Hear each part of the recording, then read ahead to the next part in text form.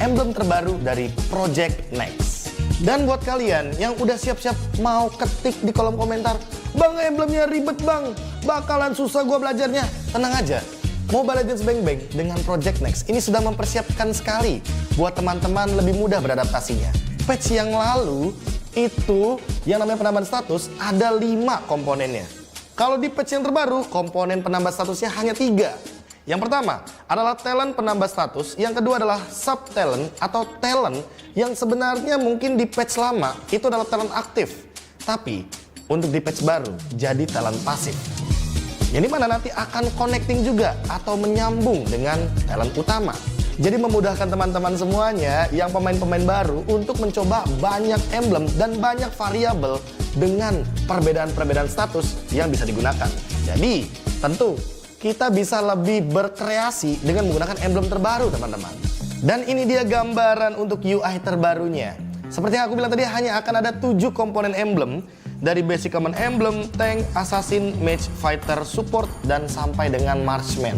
Dan yang paling aku suka adalah ini dia, banyaknya variabel pemilihan status di emblem terbaru. Contohnya, kita ambil dari talent yang paling pertama yang tadi aku bilang. Ini penambah status rata-rata. Kayak di sini ada yang namanya nambahin adaptive attack, terus ada yang nambahin attack speed, terus ada juga untuk penambah darah kayak vitality. Dan yang paling aku suka, ini dia Rapture atau penambah adaptive penetration. Terus ada juga yang namanya Inspire, dia akan menambahkan 5% cooldown reduction. Terus ada juga di sini Firmness, dia tuh bakal nambahin adaptive untuk physical dan magic defense. Ada penambah movement speed juga dan penambah untuk fatal atau status kritikal. Terus ini yang namanya sub talent nih teman-teman. Contohnya aja ya, ini Season Hunter. Buat para jungler-jungler tank, jungler-jungler damage, ini bisa kalian gunakan tanpa harus menjadi talent utama. Karena ini bakal jadi talent pasif. Jadi setidaknya kalau kalian ngejungle itu bakal lebih cepat. Karena setiap kali turtle dan juga lord, kalian akan ada tambahan 15% damage kepada objektif-objektif tersebut. Terus dari emblem tank ada juga Tenacity. Tenacity juga jadi pasif. Dan ini akan aktif ketika kalian itu darahnya di bawah 50%. Terus ada juga Master Assassin. Siapa penggemar-penggemar Assassin? Ini salah satu emblem yang kalau di emblem patch lama ya, emblem-emblem yang udah dulu-dulu, itu tuh cuma aktif ketika memang 1v1 dan akan menambahkan damage ketika musuh kalian sendirian. Tapi untuk sekarang dia jadi pasif sistemnya. Sehingga wah, ini banyak banget nih yang bisa dikombinasikan. Bargain Hunter, dapetin diskon untuk item, terus Festival of Blood, kalian dari awal udah punya pasif spell vamp. Bayangin tuh. Terus yang paling aku suka juga nih, pull yourself together. Karena ini akan mempermudah atau mempersingkat battle spell kalian dari cooldown umumnya. Dari misalkan kita ambil contoh flicker ya, 120 detik itu bisa cuma jadi 100 detik saja. Dan juga aktif skill item. Jadi buat teman-teman yang mungkin para pengguna Winter Truncheon atau mungkin Conceal, jadi lebih dipermudah nih, dipersingkat juga untuk durasi dari cooldownnya. Terus Weapon Master, ini yang paling adaptif banget nih menurut aku teman-teman. Karena Weapon Master itu bisa digunakan kepada user mage atau user marksman juga. Nah terus ini dia nih yang paling utamanya, talent-talent utamanya ada Impure Rage, ada Quantum Charge, terus juga ada Conclusive Blast, terus ada Killing Spree. Dan Killing Spree sekarang tidak terbatas untuk assassin physical damage, tapi juga bisa digunakan untuk para magical damage. Nah, terus Lethal Ignition ini juga tidak melulu soal damage magic. Sekarang physical damage dealer bisa mengeluarkan efek burn ketika dia itu adalah physical damage dealer tipe burst. Terus ada juga Brave Smith nih teman-teman, yang dimana aku dengar kabar nih, katanya di patch terbaru kebetulan tanggal 27 Juni ini fix, Brave Smith ini bakal muncul dan statusnya diubah. Dari yang 8% penambah darah jadi 5% penambah darah saja. Cuma bedanya untuk sekarang nggak perlu kalian ngeluarin efek CC atau crowd control. Jadi kalian cuma perlu mengeluarkan skill dan itu akan menambahkan darah kalian 5%. Terus ini juga bagus nih, focusing mark. Biasanya para ganker-ganker pasti bakal suka sama emblem atau talent utama yang satu ini. Serta biasanya buat para marksman, weakness finder itu bisa jadi pilihan utama. Kalau misalkan kalian nggak pede sama attack speed kalian, ya kalian bisa pakai quantum charge yang tadi aku sebutkan. Anyway, kita bakal coba hal itu semua di custom room langsung. Let's go! Yang pertama adalah efek dari Master Assassin. Yang kalau misalkan ini kan ada 2 hero berdempetan, artinya Master Assassin ini nggak bakal aktif. Kalau aku basic attack, damage-nya 143. Tapi kalau ke hero yang sendirian, dia akan menimbulkan damage yang lebih tinggi, 148. Dari situ teman-teman udah bisa ada gambaran ya, kalau sebenarnya Master Assassin ini sebenarnya jadi emblem pasif. Dan ini talentnya menjadi sub talent atau talent cadangan. Dan yang mau aku tunjukkan adalah efek dari bakarannya Lethal Ignition. Aku harus burst dulu ya, Dan nanti yang akan keluar efek bakarannya dalam warna biru di Layla ini adalah dalam bentuk damage fisikal. Tuh, ada biru-biru, ada efek bakaran, dan itu hanya keluar kalau kita secepat mungkin dalam 5 detik menimbulkan damage dalam kurun waktu dan juga efek dalam persenan darah tersebut lah. Intinya secepat mungkin kalau kamu bisa kasih burst damage yang tinggi, itu efek burn-nya bakal muncul lebih gampang. Gimana Sobat Land of Dawn? Asik banget kan untuk emblem terbaru yang nanti akan diluncurkan oleh Project Next di tanggal 27 Juni 2023. Tentunya dengan emblem terbaru ini membuat kalian itu bisa menggunakan variasi emblem talent yang lebih banyak. Jadi kalian gak bosen juga ketika menggunakan satu hero dengan emblem yang bisa bermacam-macam. Anyway, kayaknya kita sudah sampai di akhir video. Aku KB, mohon pamit undur diri. Sampai jumpa lagi di episode selanjutnya. Dan sampai jumpa lagi di Land of Dawn.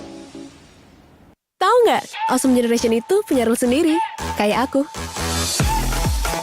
Nge-game, I am the game. Pokoknya harus win streak terus. See, that's my rules with Galaxy A Series 5G. Kalau kamu? Di dunia game, stock up jadi lebih mudah. Pilih game, masukkan game ID. Pilih Diamond. Masukkan kode promo, dan pilih metode pembayaran. Masukkan kode OTP dan konfirmasi pembelian. Selamat, kamu dapat tambahan kuota. Kumpulkan DG Point setiap top up. Tukar dengan merchandise dan voucher game menarik. Nikmati juga promo setiap harinya. Upgrade gameplaymu sekarang.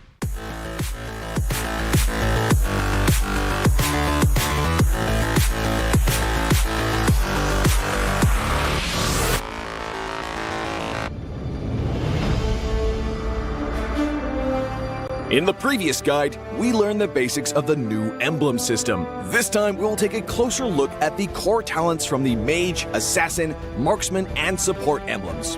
Core talent unlocked with the Mage emblem. By upgrading the Mage emblem, you can unlock Lethal Ignition. The new Lethal Ignition now deals adaptive damage, making it a great option for any hero with heavy-hitting combos. With the change to adaptive damage, heroes with high physical damage can now use this talent to enhance their damage, such as Saber and Natalia. Saber's first skill and ultimate combo can easily trigger the effect from Lethal Ignition, dealing much more damage to enemy heroes. Core talent unlocked with the Assassin emblem. By upgrading the Assassin emblem, you can unlock Killing Spree. Now that the talent is no longer reserved for the Assassin emblem, it becomes a good choice for any hero who can perform chain kills. Heroes with magic damage like Karina and Julian can now take this talent as well. Karina's ultimate resets after she kills an enemy hero. When equipped with Killing Spree, she will recover HP from each kill, allowing her to stay healthy and go after more kills. Core talent unlocked with the Marksman emblem. By upgrading the Marksman emblem, you can unlock Weakness Finder. The new Weakness Finder talent is no longer reserved for ranged heroes. It works well for heroes with high attack speed, as it can improve their laning and slowing abilities. A hero like Minzathar can take Weakness Finder because his second skill increases the attack speed of his basic attacks. When combined with equipment that can provide more attack speed, he can reliably trigger the slow effect to prevent enemies from escaping. Core talent unlocked with the Support emblem. By upgrading the Support emblem, you can unlock Focusing Mark. The Focusing Mark talent works the same as before. It allows support heroes to increase the damage their teammates can deal to the target enemy. Taj's ultimate can be used to drag key enemies to his team. When equipped with Focusing Mark, the ultimate will also increase the damage the target takes, allowing Taj's team to quickly burst down the helpless target. Choose the core talent based on the strengths of each hero to maximize their effectiveness.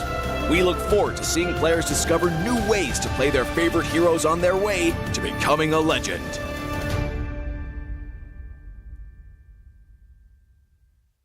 Tahu nggak, Awesome Generation itu punya rule sendiri, kayak aku. Dalam kondisi apapun, nggak ada lagi halangan. Malah ngebuktiin potensiku. See, that's my rules with Galaxy A Series 5G. Kalau kamu? Hanya perlu melihat ke dalam dirimu. Dan kamu akan mengerti betapa berharganya nilaimu. Percaya pada dirimu. Bukan dengan tergesa-gesa, namun dengan caramu yang beda. Tunjukkan kilau kisahmu sendiri. Dan ciptakan emas dalam setiap karyamu. Trust in gold.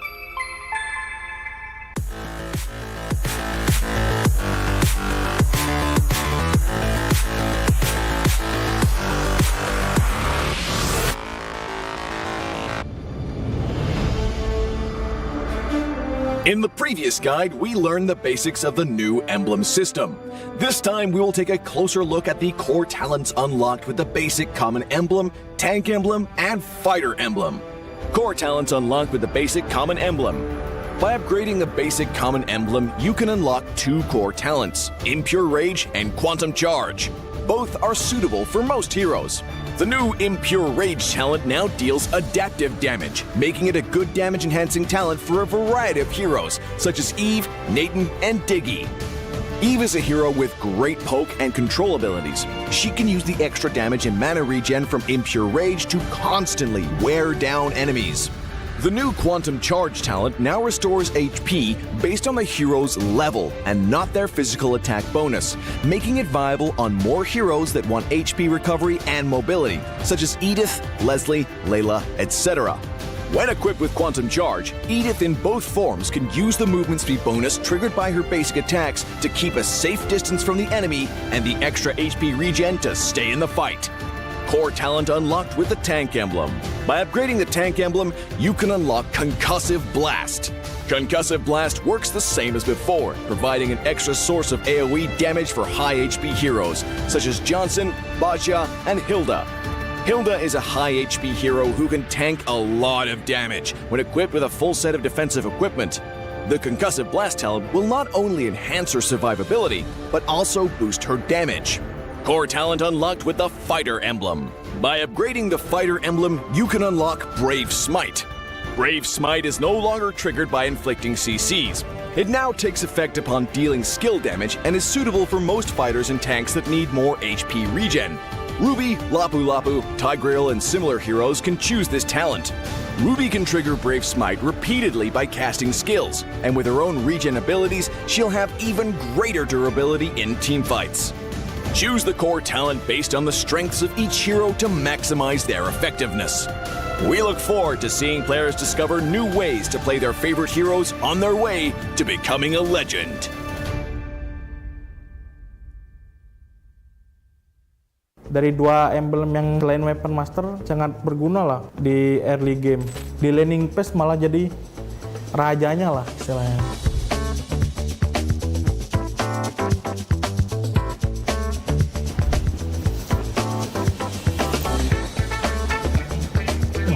Kok kedapet di lampu? Oke. Halo, gua Kadera. Selamat datang di Project Next. Butuh tutor main Godland setelah update patch emblem. Nggak akan ada yang lebih bagus dari episode ini, karena gue akan bahas 2 hal penting dari patch ini untuk para Godlaner. Yang pertama, kombinasi-kombinasi terbaik talent utama untuk Godlaner. Dan hero Godlaner apa yang akan meta di patch kali ini. Nah, sekarang kita coba ke kombinasi pertama ya. Di sini gue pakai hero Beatrix. Rekomendasi dari gue yaitu yang pertama pakai Rapture, terus yang kedua Weapon Master, dan yang terakhir Weakness Finder. Oke, itu jadi kita langsung coba di in-game-nya. Kan tadi kan pilihan emblem kita ada Rapture sama Weakness Finder. Nah, kalian nggak usah takut buat apa ya, ngepok gitu, karena kalau kita ngehit musuh nih, mereka dapat slow sama mereka nggak bisa ngepok balik gitu. Jadi kayak kalian di lane nggak bakal sering kepok. Terus yang Weapon Master itu kan nunggu dari item kan. Jadi dari 2 emblem yang selain weapon master sangat berguna lah di early game buat survive. Nah, gitu guys. Kita coba ke kombinasi talent yang berikutnya ya. Di sini gue pakai hero 11. Rekomendasi dari gue yang pertama Swift, terus yang kedua Bergen Hunter, terus yang ketiga Weakness Finder. Oke, jadi emblem yang pertama kita kan ambil Swift kan tadi. Nah, di awal kita kayak udah berasa ada item tambahan satu, kayak knife nih, kan nambah 10% attack speed kan. Tapi tanpa kita harus beli knife-nya langsung, kita udah berasa kayak attack speed kita lumayan berasa lah gitu. Terus lagi buat 11 ya, dengan adanya Weakness Finder, kalian malah jadi lebih gampang kebuka. Nah, setiap kalian ngelempar skill 1, terus di combo sama pasif Weakness Finder, musuhnya kayak nggak bisa lari, kena slow, terus kena 3 kali stuck skill satunya, dia bisa nge-stun. Jadi kemungkinan otomatis terbukanya lebih besar gitu. Bergen Hunter karena kita bisa jadi lebih cepet jadiin item kita. Swift Crossbow di wave 2 mungkin udah bisa kebeli ya, karena ada emblem yang ini. Jadi kayak kalian di landing page malah jadi rajanya lah istilahnya. Oke, next kita coba ke kombinasi talent yang terakhir ya. Di sini kita pakai God Land bertipe Magic, yaitu Harit. Kalian bisa ngambil yang Inspire. Terus yang selanjutnya Bergen Hunter. Terus yang terakhir Impurage. Kita udah di in-game nih. Yang pertama kan Inspire yang ngebantu kalian nambah cooldown reduction. Jadi kalau sudah semisal kalian max emblem, terus kalian nambahin Inspire itu, kalian nggak perlu butuh yang namanya cooldown reduction lagi di item kalian. Jadi kayak beliin aja item yang paling mahal, Blood Wings contohnya, kayak gitu. Kita jelasin lagi di Impurage. Semisal nih kalian pakai Magic side lane, itu pasti kemungkinan jungler kalian assassin. Masa kalian mau egois, blue buff-nya diambil, nggak mau dikasih ke jungler assassin kan? Nggak mungkin kan? Nah, di Impurage ini kalian ngeakalin mana kalian. Di Impurage kalian bakal nerima balik 2% mana max kalian. Kayak contoh, gue pakai skill nih, terus ngehit atau nggak ngehit, pokoknya pakai skill bisa ngebalikin 2% max mana kalian. Tapi ada cooldown 5 detik. Ayo coba update Project Next hari ini ya. Tapi kalau menurut lo tips dari gua kurang relevan karena lo pemain role lain, tenang aja. Karena di next episode-nya akan dibahas mengenai kombinasi talent dan hero-hero meta di role lain. Dan jangan lupa share videonya ya. Gua Kadera, sampai jumpa di Land of Dawn.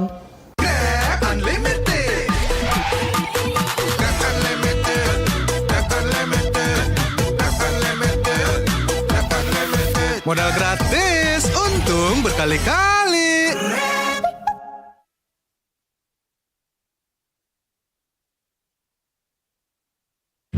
12-nya kemana? 12-nya ada di Blibli 12 tahun anniversary.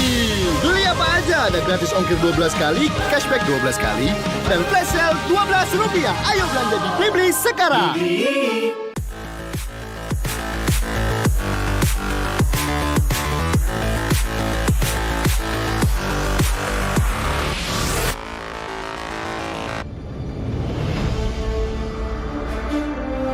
When upgrading your emblems, you will unlock talents at specific levels. Different emblems will unlock different talents. You can choose an emblem by role and use the talents it unlocks directly as your default setup, or you can freely mix and match different emblems and talents to create a custom emblem setup. We're going to show you how to create your emblem setup for your heroes. Emblems. First, let's take a look at the revamped emblem system. There are now 7 emblems in the game, 1 basic common emblem and 6 role emblems. Different emblems can provide different attribute bonuses. It is recommended to use the emblem that matches a hero's role. Standard talents, Tier 1. After selecting an emblem, you can then choose from 8 standard talents at Tier 1. These talents provide mostly straightforward bonuses to heroes. Of the 8 talents, Thrill and Swift are good on almost any hero, while other talents are more catered to certain roles. Standard talents, Tier 2. At Tier 2, you will also have 8 standard talents to choose from. The Tier 2 talents trigger or work under different circumstances. We still recommend choosing one that matches the role of your hero. But if you're an advanced player, you are free to choose any of the talents to fit your playstyle. For example, if you're playing the core hero on your team and want to focus on gearing up fast, you can choose the Bargain Hunter talent regardless of how your hero deals damage. And heroes who rely on their skills for sustained damage, whether it be a mage or fighter, can use the Festival of Blood talent for more spell vamp. Core talents, Tier 3. Finally, let's talk about the most important talents, the core talents. There are 8 core talents available in the game, and each provides a unique and powerful effect. We recommend choosing the core talent to match your hero's role and only use core talents from other emblems for advanced or unconventional tactics. The revamped Weakness Finder talent is no longer reserved for ranged heroes. This talent is now a viable option for any hero that relies on basic attacks and wants better laning and the ability to slow enemies. The Lethal Ignition talent now deals adaptive damage, making it a prime choice for any hero that has heavy-hitting combos. While the revamped emblem system still uses the existing talents, we have removed the restrictions between emblems and talents, opening up new possibilities for many heroes. We look forward to seeing players discover new ways to play their favorite heroes on their way to becoming a legend.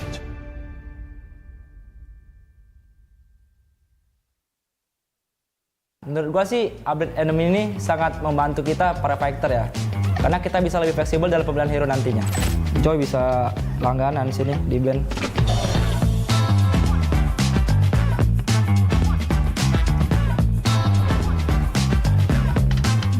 Hai, gua Sorizo. Selamat datang di Project Next.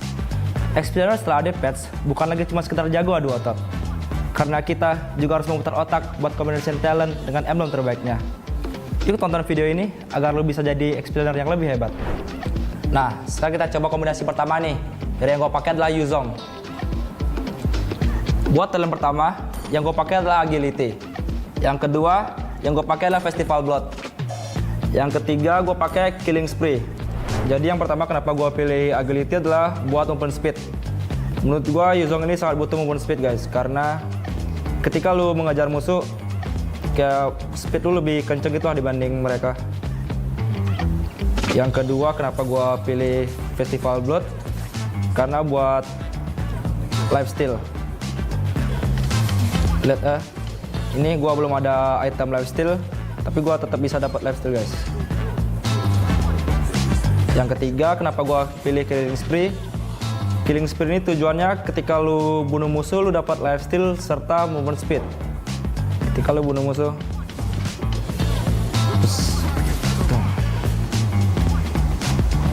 dapetnya keras banget guys. Dan kenapa gue seneng banget, karena yang dulunya gue di Factor cuma bisa Festival Blood, sekarang udah bisa pakai Killing Spree juga guys yang di Assassin. Jadi kayak lo bisa combine gitu. Nah gitu guys. Sekarang kita coba kombinasi talent berikutnya ya. Hero yang gue pakai adalah Joy. Buat talent pertama, yang gue pakai adalah Rupture. Yang kedua, gua pakai Bargain Hunter. Yang ketiga adalah Killing Spree. Nah, sekarang kita bakal coba langsung ke in-game-nya ya guys. Buat talent pertama, kenapa gua pakai Rupture? Ini sangat bagus banget guys, karena damage lu 5%, penetration lu bakal sakit buat ke musuh. Contohnya, lebih sakit guys, dibanding lu nggak pakai, ini lebih sakit. Dan yang kedua, gua pakai Bargain Hunter. Fungsi dari Bargain Hunter ini adalah ketika lu harga item lu bakal jadi lebih murah guys. Dari yang harga 100% lu beli di harga 95%. Contohnya ini ya, Genius One. Ini harga aslinya adalah 2000 jadi 1900 guys. Yang ketiga gue pakai adalah Killing Spree. Fungsi dari Killing Spree ini ketika lu bunuh musuh, lu mendapatkan 8% max HP dari musuh dan 15% movement speed selama 3 detik. Ini bagus banget guys, ketika lu dalam team fight yang gede lu bisa survive. Ini sih OP banget sih guys. Ketika lu yang biasa cuma bisa pakai bargain hunter, sekarang lu bisa pakai bareng killing spree. Joy bisa langganan sini di band. Oke, next kita coba ke kombinasi talent yang berikutnya ya. Hero yang gue pakai nanti adalah hero Esmeralda. Itulah hero favorit gue juga. Yang pertama, talent yang gue pakai adalah agility. Yang kedua, bargain hunter. Yang ketiga adalah constructive blast. Oke, kita langsung coba ke in game ya guys. Yang pertama, talent agility. Kenapa gue pakai agility? Fungsinya tuh menambahkan 5% movement speed guys. Jadi ketika lu ngezoning atau nge-cover teman lu itu sangat bagus guys. Lebih kenceng lah jalan lu. Dan dikomboin dengan skill 1 Esmeralda, lu lebih cepet lah buat lu kemana-mana gitu move lu. Yang kedua, kenapa gua pakai bargain hunter? Esmeralda ini early-nya membutuhkan item yang lebih cepat guys. Jadi gua pakai bargain hunter biar lu bisa beli item lebih murah lah di awal. Yang ketiga, kenapa gua pakai Quarter 11? Ini ketika lu basic attack ada kayak efek ledakan gitu yang mengandung magic damage. Jadi ketika lu clear wave jauh lebih cepat dibanding yang lain guys. Contohnya kayak gini. Nih, tuh. Lebih cepat guys jadinya. Dengan ada stats baru ini gue makin suka sih main Esmeralda. Nah, dari 3 kombinasi itu, kalau yang paling cocok ke gameplay gue sih Esmeralda ya, dengan talent agility, bargain hunter, dan constructive blast. Nah, menurut gue sih update enemy ini sangat membantu kita para fighter ya, karena kita bisa lebih fleksibel dalam pemilihan hero nantinya. Gimana nih para SPLaner? Udah siap main meta terbaru belum? Yuk langsung update ke Project Next dan cobain ya. Nah, buat kalian yang main roles and XP, tenang aja, karena di next episodenya akan dibahas mengenai kombinasi talent dan hero meta di role lainnya. Jangan lupa share videonya ya. Gua Sorizo, sampai jumpa di Land of Dawn.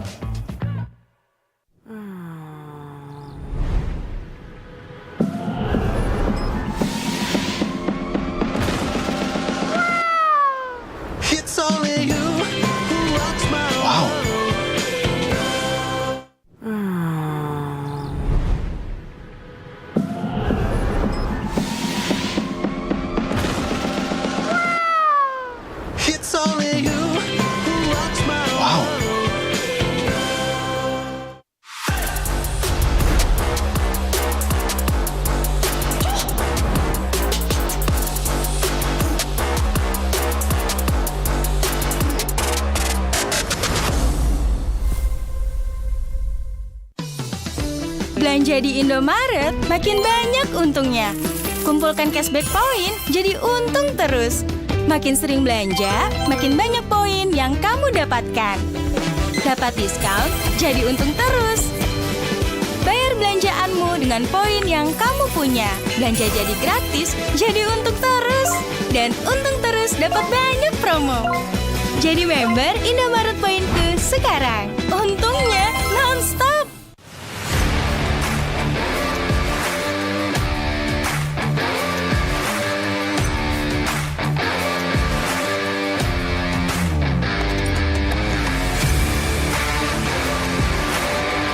Karena Lancelot itu tipe jungler yang harus fleksibel keluar masuk team fight, dan gua rasa killing spree ini cocok banget di gameplay Lancelot gua. Kalau yang paling masuk ke gameplay gua itu yang kombinasi talent pertama, karena cocok banget sama Fanny gua.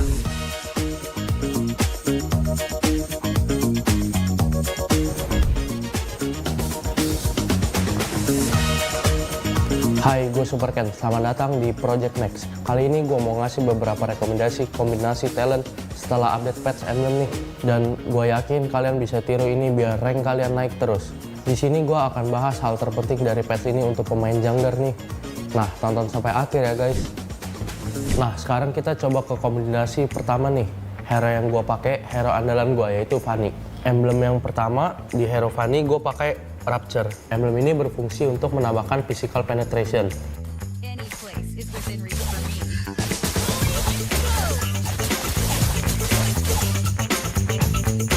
Emblem yang kedua, gue pakai Master Assassin. Emblem ini berfungsi untuk menambahkan damage di sekitar hero-nya untuk mendapatkan snowballing di early game.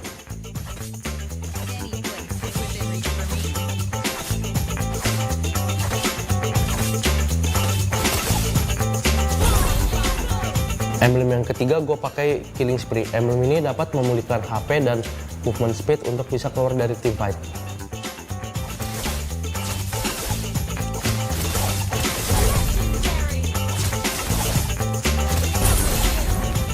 Nah gitu guys, kita coba ke kombinasi talent yang berikutnya ya. Kali ini gue mau pakai Lancelot. Kembali menggunakan Rapture sebagai talent pertama. Hal ini dimaksudkan untuk jungler typical damage dealer agar bisa dapat 5% damage penetration. Terus yang kedua gue pakai Season Hunter karena dengan talent ini bisa nambah 15% damage ke Lord atau Turtle. Dan untuk kill monster jungle juga lebih cepat. Dia dapat tambahan kira-kira 7%-an damage. Jadi untuk kejar objektif dalam game cocok banget. Karena Lancelot itu tipe jungler yang harus fleksibel keluar masuk team fight, dan gue rasa Killing Spree ini cocok banget di gameplay Lancelot gue.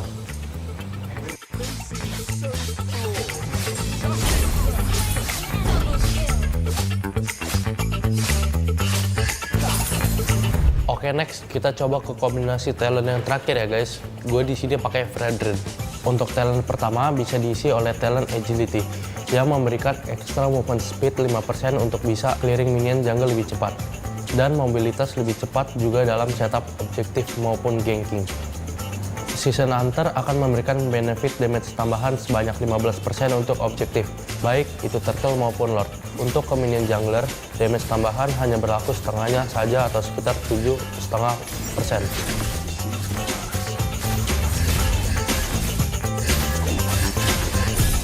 Conclusive Blast sendiri sebagai output damage tambahan yang mengambil keuntungan dari banyaknya HP hero yang kita gunakan sebanyak plus 7% dari total HP. Jadi dari 3 kombinasi itu, kalau yang paling masuk ke gameplay gue itu yang kombinasi talent pertama. Karena cocok banget sama Fanny gue. Langsung praktekin aja ya guys. Dan jelas patch baru ini bikin kita makin seru mainnya. Karena kita lebih bisa fleksibel dalam menyesuaikan ke hero yang kita pakai nantinya. Yuk langsung update Project Next dan cobain. Dan jangan lupa tonton juga episode tentang role lainnya guys.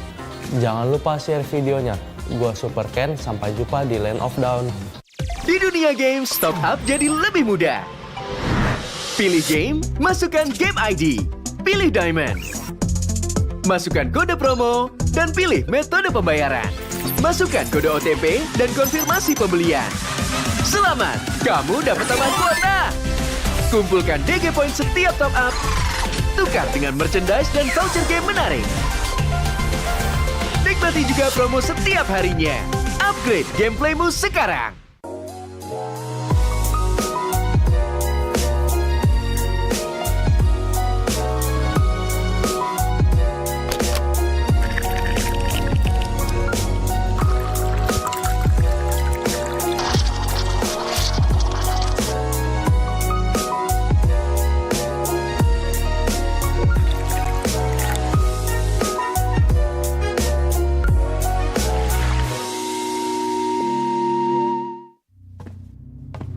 Look who finally showed up. Unload your weapon and return the goods. And if you ask nicely, I just might let it go.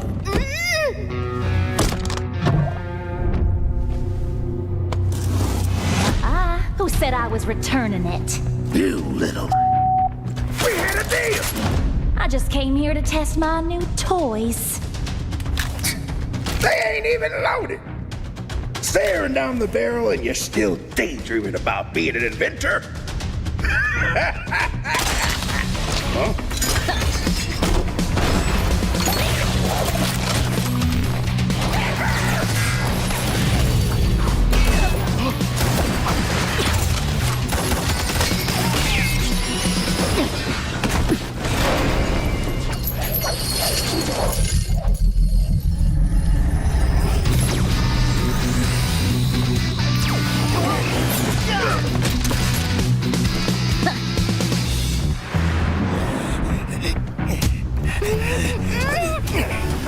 Stop, or she gets it!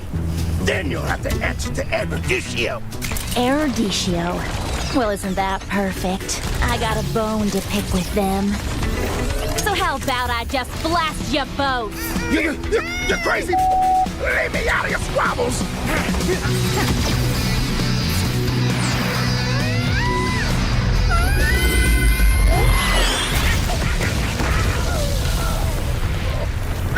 was dirty. Haven't you heard? I do things my way. I really don't like being used as bait, you know. Anyway, let's return that to Erudicio. Oh, I have something special in store for them down the road. So I'll take this as payment.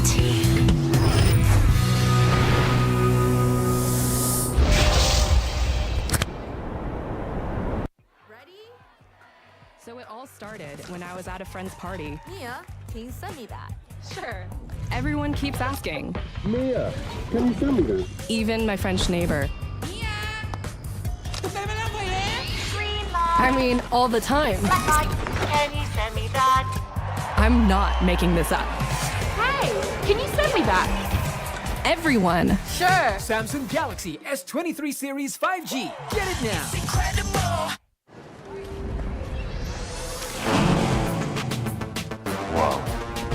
Attention passengers. Final call for flight. Wait, is that a phone? Look at the performance, the graphics. That thing's a gaming machine. Hang on. A new challenger. Is that Faker? That man's a gaming legend. Everyone, fasten your seatbelts. And here we go! Samsung Galaxy S23 Series 5G. Get it now.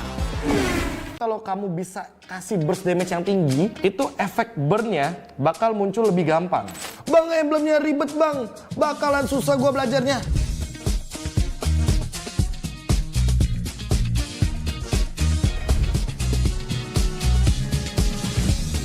Halo sobat Land of Dawn, gua KB. Di sini gua akan memperkenalkan emblem terbaru dari Project Next. Dan buat kalian yang udah siap-siap mau ketik di kolom komentar, bang, emblemnya ribet bang, bakalan susah gua belajarnya. Tenang aja, Mobile Legends Bang Bang dengan Project Next ini sudah mempersiapkan sekali buat teman-teman lebih mudah beradaptasinya. Patch yang lalu itu yang namanya penambahan status ada 5 komponennya. Kalau di patch yang terbaru, komponen penambah statusnya hanya 3. Yang pertama adalah talent penambah status, yang kedua adalah sub talent atau talent yang sebenarnya mungkin di patch lama itu adalah talent aktif. Tapi untuk di patch baru jadi talent pasif. Yang dimana nanti akan connecting juga atau menyambung dengan talent utama. Jadi memudahkan teman-teman semuanya yang pemain-pemain baru untuk mencoba banyak emblem dan banyak variabel dengan perbedaan-perbedaan status yang bisa digunakan. Jadi tentu kita bisa lebih berkreasi dengan menggunakan emblem terbaru teman-teman. Dan ini dia gambaran untuk UI terbarunya. Seperti yang aku bilang tadi, hanya akan ada 7 komponen emblem. Dari basic common emblem, tank, assassin, mage, fighter, support, dan sampai dengan marksman. Dan yang paling aku suka adalah ini dia, banyaknya variabel pemilihan status di emblem terbaru. Contohnya, kita ambil dari talent yang paling pertama yang tadi aku bilang. Ini penambah status rata-rata. Kayak di sini ada yang namanya nambahin adaptive attack, terus ada yang nambahin attack speed, terus ada juga untuk penambah darah kayak vitality, dan yang paling aku suka ini dia rapture atau penambah adaptive penetration. Terus ada juga yang namanya inspire, dia akan menambahkan 5% cooldown reduction. Terus ada juga di sini firmness, dia tuh bakal nambahin adaptive untuk physical dan magic defense.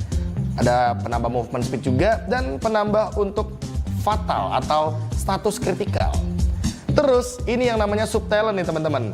Contohnya aja ya, ini season hunter buat para jungler tank, jungler damage. Ini bisa kalian gunakan tanpa harus menjadi talent utama, karena ini bakal jadi talent pasif. Jadi setidaknya kalau kalian ngejungle itu bakal lebih cepat, karena setiap kali turtle dan juga lord kalian akan ada tambahan 15% damage kepada objektif-objektif tersebut. Terus dari emblem tank ada juga tenacity. Tenacity juga jadi pasif dan ini akan aktif ketika kalian itu darahnya di bawah 50%. Terus ada juga Master Assassin. Siapa penggemar-penggemar Assassin? Ini salah satu emblem yang kalau di emblem patch lama ya, emblem-emblem yang udah dulu-dulu, itu tuh cuma aktif ketika memang 1v1 dan akan menambahkan damage ketika musuh kalian sendirian. Tapi untuk sekarang dia jadi pasif sistemnya. Sehingga wah, ini banyak banget nih yang bisa dikombinasikan. Bargain Hunter, dapetin diskon untuk item, terus Festival of Blood, kalian dari awal udah punya pasif spell vamp, bayangin tuh. Terus yang paling aku suka juga nih, pull yourself together.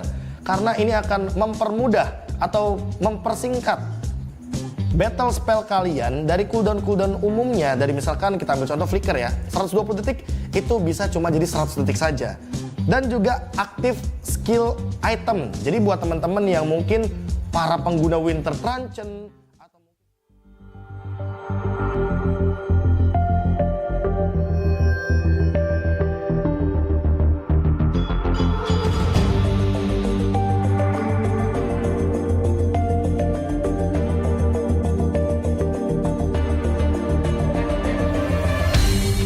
Aku kan berdiri dan terus berlari, terus ke arah puncak tertinggi. Ku takkan berhenti, hanya sampai di sini. Kemenangan abadi menanti. You know we won't miss if we unite our focus. And if you haven't noticed, we all live. Nyalakan apimu, hadapi semua tantangan, hadang semua serangan, jatuh bukan halangan. Bakar semangatmu, janganlah engkau menyerah. Kita akan buat sejarah. We all this, we won't miss. We all this, we won't miss. Saatnya beraksi, jalani ambisi. Aku kan menyawakan hari ini. You know we won't miss if we unite our focus. And if you haven't noticed, we all live. Nyalakan apimu, hadapi semua tantangan, hadang semua serangan, jatuh bukan halangan. Bakar semangatmu, janganlah engkau menyerah. Kita akan buat sejarah. We all this, we won't miss. We all this, we won't miss. We all this.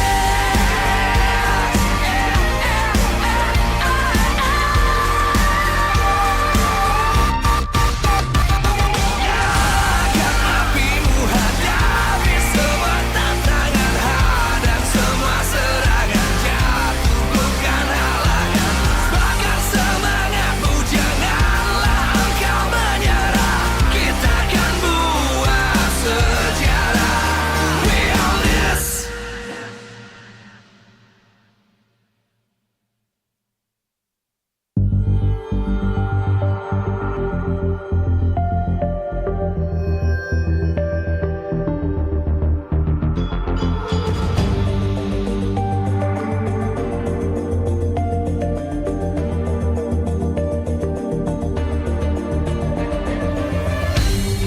Aku kan berdiri dan terus berlari, terus ke arah puncak tertinggi.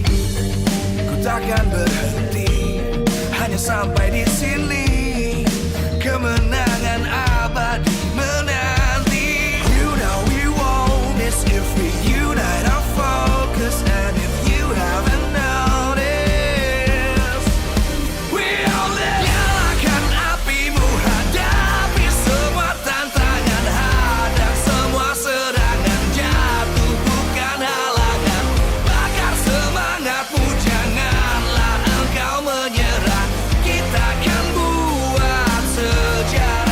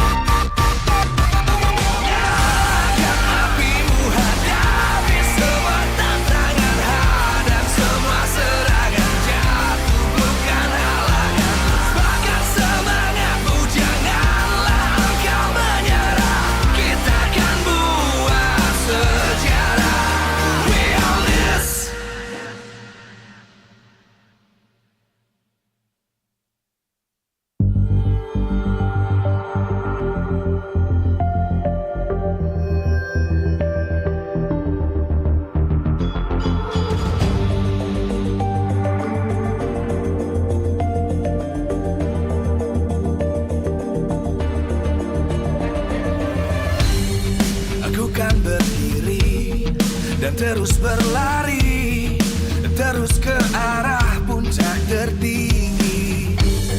Ku takkan berhenti, hanya sampai di sini.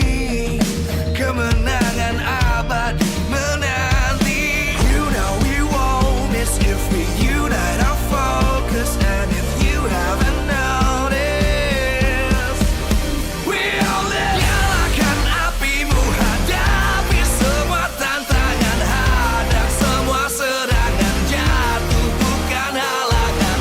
Bakar semangatmu, janganlah engkau menyerah. Kita akan buat sejarah. We all this, we won't miss. We all this, we won't miss. Saatnya beraksi, jalani ambisi. Aku kan menyawakan hari ini. You know we won't miss if we unite our focus. And if you haven't noticed, we all live. Nyalakan apimu, hadapi semua tantangan, hadang semua serangan, jatuh bukan halangan. Bakar semangatmu, janganlah engkau menyerah. Kita akan buat sejarah. We all this, we won't miss. We all this, we won't miss. We all this.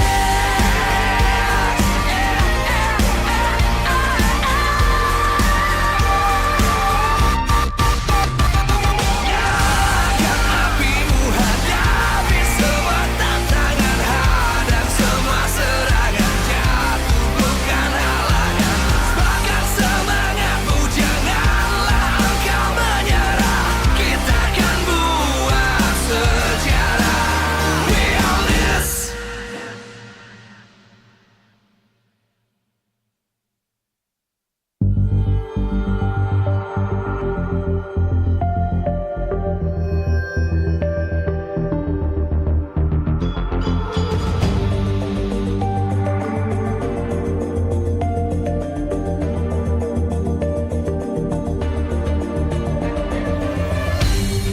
Aku kan berdiri dan terus berlari, terus ke arah puncak tertinggi. Ku takkan berhenti, hanya sampai di sini. Kemenangan abadi menanti. You know we won't miss if we unite our focus. And if you haven't noticed, we all live. Nyalakan apimu, hadapi semua tantangan, hadang semua serangan, jatuh bukan halangan. Bakar semangatmu, janganlah engkau menyerah. Kita akan buat sejarah. We all this, we won't miss. We all this, we won't miss. Saatnya beraksi, jalani ambisi. Aku kan menyawakan hari ini. You know we won't miss if we unite our focus. And if you haven't noticed, we all live. Nyalakan apimu, hadapi semua tantangan, hadang semua serangan, jatuh bukan halangan. Bakar semangatmu, janganlah engkau menyerah. Kita akan buat sejarah.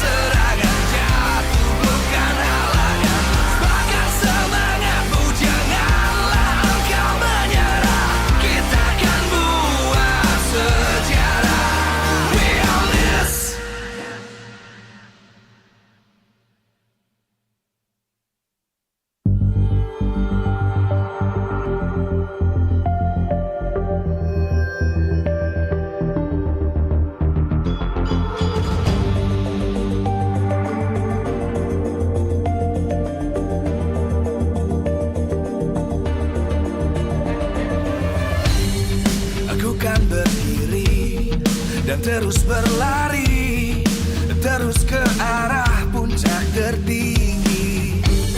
Ku takkan berhenti, hanya sampai di sini. Kemenangan abadi menanti. You know we won't miss if we unite our focus. And if you haven't noticed.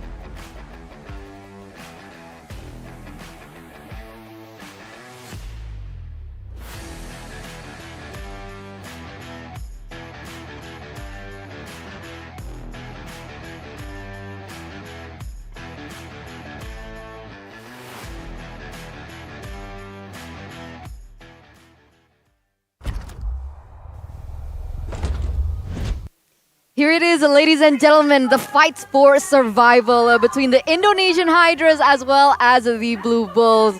Ladies and gentlemen, welcome back to MPL ID Season 12 here live in Jakarta, Indonesia. On the caster desk, it's me, Eterna, alongside with Mirko as well as Arashi. Now on this beautiful, fine day, we do have 3 matches ahead of us here, Mirko.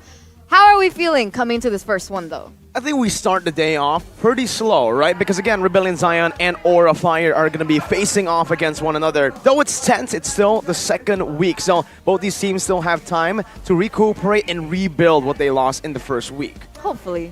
Well, Aura and Rebellion, unexpectedly, they might just start the day off with fireworks, man, because they have a lot to prove right now. A lot of the fans, a lot of the talents even, are considering them a team that's struggling, even though the initial predictions were quite hopeful for both these teams. And that actually brings us to the topic that we would like to highlight today. The competition between both of these roamers, transition versus adaptation. Now, what does this mean for this team? Well, looking at the way that they've been playing, we have been seeing a different variety of compositions. For Rebellion Zion, I think it's a roster swap between Renbu and Sway Low. But for Aura Fire, it's a swap within the roles. The roles, huh? Well, I mean, Hai was initially a jungler, and the pattern we've been highlighting so far is the fact that when junglers move roles, generally they do really, really well. But for Hai, so far, not quite there yet, and we're hearing rumors that he's just a bit too passive. He doesn't really take control. He doesn't really get into the driver's seat, and that might be a big factor in how Aura has been looking a bit more reactive. Whereas for Rebellion, ODTZ, he's been able to bring out so much potential out of the rest of Rebellion, and he's been always a lot more proactive in his maneuvers, especially when he is able to get a comfortable hero that he is used to. But even then, it doesn't feel like Audi TZ has actually accessed his full potential either, right? Because the rumors from him, from MDL coming into the MPL stage, there were a lot of like, Audi TZ is super great as a roamer, he's really good at initiating and so on and so forth. But up until this point, we really haven't seen that be shown nor highlighted. Similarly to Hai himself. So what does Aura need to do here to be able to win this match against Rebellion Zion? Well, let's take a look at the keys to victory by the Samsung Galaxy S series. Optimize the objective control with Van's power. He's been a solid jungler with very good retributions, so they can use that to try and get an advantage in the early game and play more calculatively, and more importantly, play more proactively to control the flow of the game. At this level of Mobile Legends, if you just react to what your opponents are doing, it's going to be very difficult for you to actually get ahead, especially against these teams who are now so calculative in where they go, when they go to each area of the map. So for Aura, now that they have potentially, right, a stronger initiator as well as a strong jungler that has shown again and again a tried and true retribution, they have to try and do something to get one step ahead of their opponents. I think looking the way Aura Fire has been playing, we've seen a big shift in their style. It was the controlled chaos that we once knew back in Season 9, Season 10, and even 11. But in 11, it really did feel like they lost that touch. Finally, now they found a new identity, but it's just not there. Because right now, the point is, it's very similar to what Rebellion Zion are facing. The struggles within the team, looking for that new identity. But here's the victory for Rebellion Zion, the team in question right here. By the Samsung Galaxy S series, is to prioritize the heroes for Audi TZ and cars in the first phase of drafting. We've mentioned it already, but Audi TZ, on uncomfortable heroes and on his main heroes, there's a huge difference in performance. And for cars, if he can actually get ahead in that laning phase, right, secure a good matchup, that could be a basis for Rebellion just having a bit more of a lead and a bit more of a solid game plan going into the mid to late game. But on the other hand, in the other side of the map, in the gold lane, Heiss has always been very, very aggressive. And something they could do right here is to try and capitalize on how aggressively Heiss likes to play, and then maybe get him ahead and bring him into these mid-game teamfights where, depending on the heroes, he might just swing and tip the balance in favor of Rebellion. Hopefully in a good way, right? Because I think from the past performances that we saw from Rebellion Zion, Heiss likes to overcommit a lot. I don't know if it's misjudgment or maybe he's not using the right device. Because ladies and gentlemen, if you guys want to up your gaming performance, don't forget to utilize the Samsung S series. Get ready to auto-win when playing games with the Samsung Galaxy S23 Series 5G. Its epic specifications will allow you guys to flex when playing together with your friends. Equipped with the fastest processor technology, 4nm Snapdragon 8 Gen 2 for Galaxy, large RAM of up to 12 gigabytes, and of course a 5G connectivity that guarantees a lag-free gaming experience.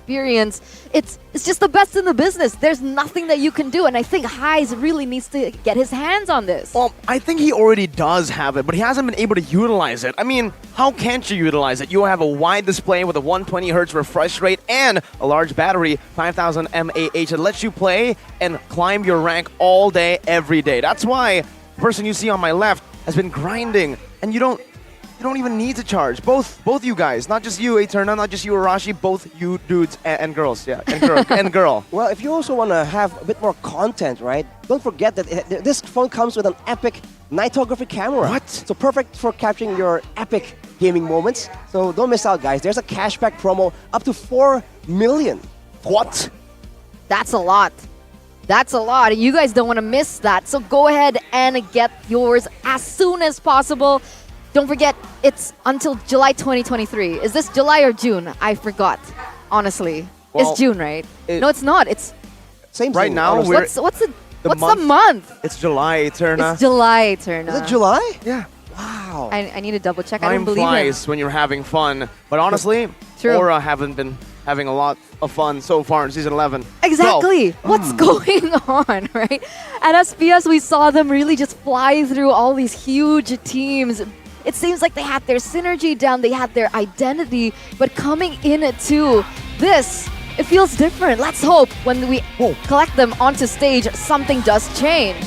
The old leader is now back in the pack. The Dragons make their return with Facehugger leading the pack. Ladies and gentlemen, Aura Fire! Aura Fire, man. We talked about a lack of direction, but now, with the old head, the old honcho coming back, Facehugger making an appearance right here. Now Rebellion are the ones who have a bit of an issue right here, but wait a minute. Let's see who's walking up on stage. No sway low, it's gonna be Renbu, the rookie from the MDL, the young bull, now walking up on the stage with style and class. Welcome the Blue Bulls! The Blue Rebellion Bulls. Zion!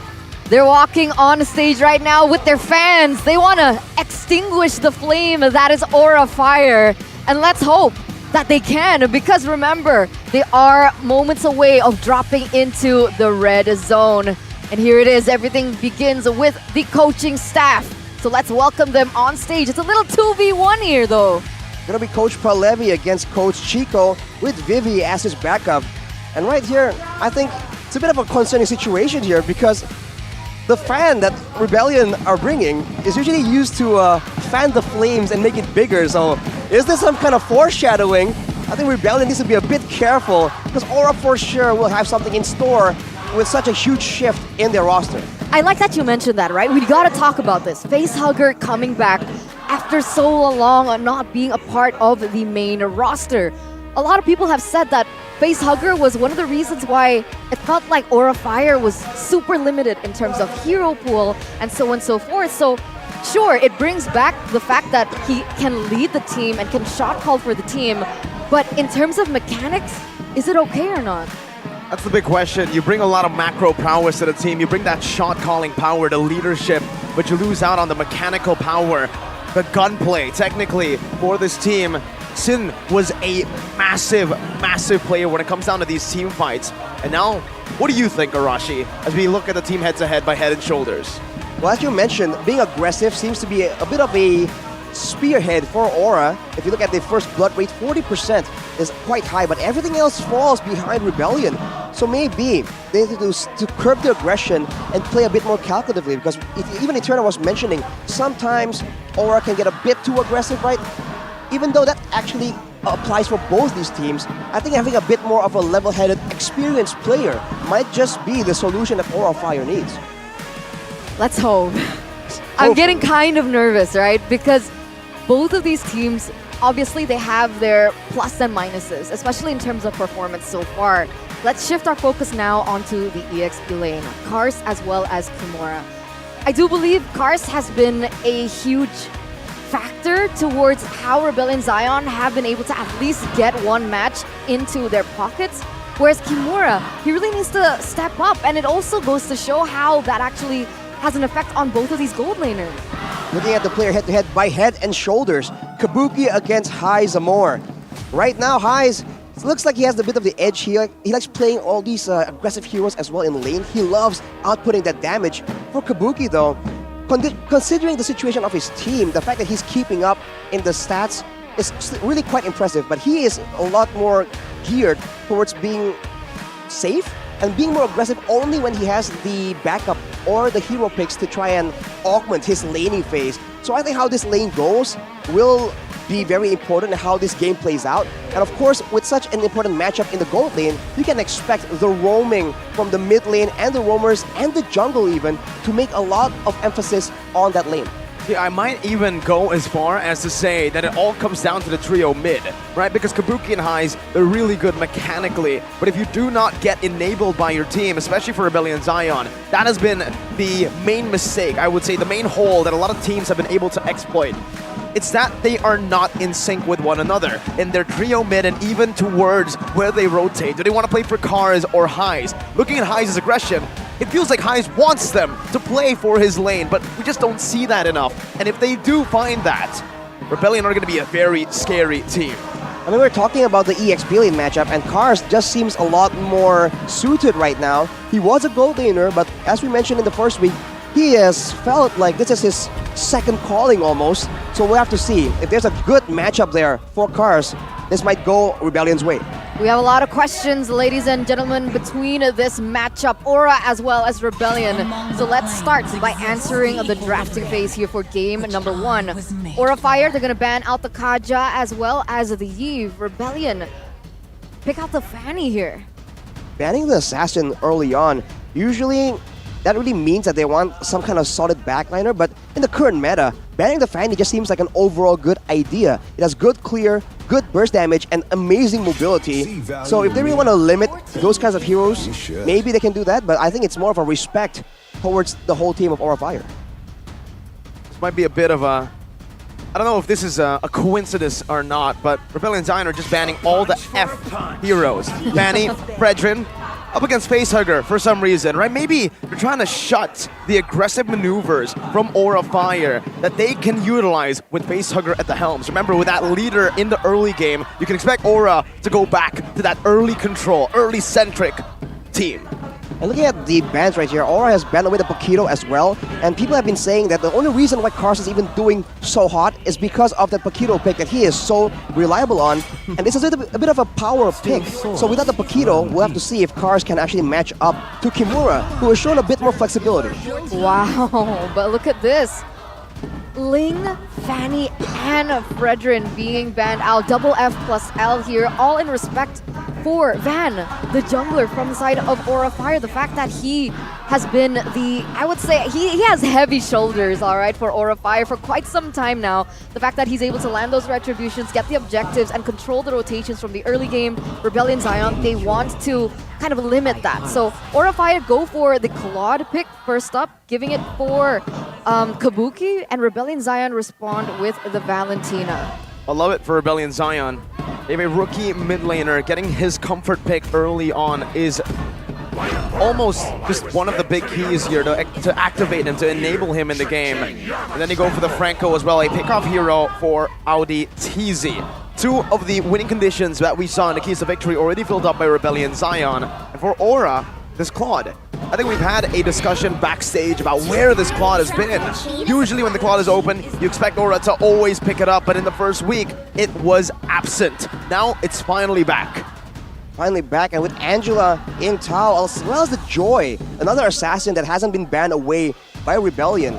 Fortunately for them though, Coach Chico has selected a roamer that has the suppression that has been so critical in limiting the outplay potential, the mobility of these heroes, like the Joy, like the Ling, like the Fanny, but now they round up their draft with the Beatrix as well. So in the gold lane, it seems like a bit of a skill matchup, but so far with the new emblems, Claude has just been so obnoxiously sustainable in the lane. You can almost never bully him out unless intervention from the other lanes, from the roamer and the jungler, can swing the balance. And honestly, from the mid laner as well, right? The way that they're able to rotate, it's different now. I think Valentina's going to play a huge factor in to be able to put Claude in his place as well. So there's a lot of center focus on that. And let's drop into the second phase. Charizla being bound out here by Rebellion Zion, ensuring that Kimura gets a hero that he might not just be comfortable with.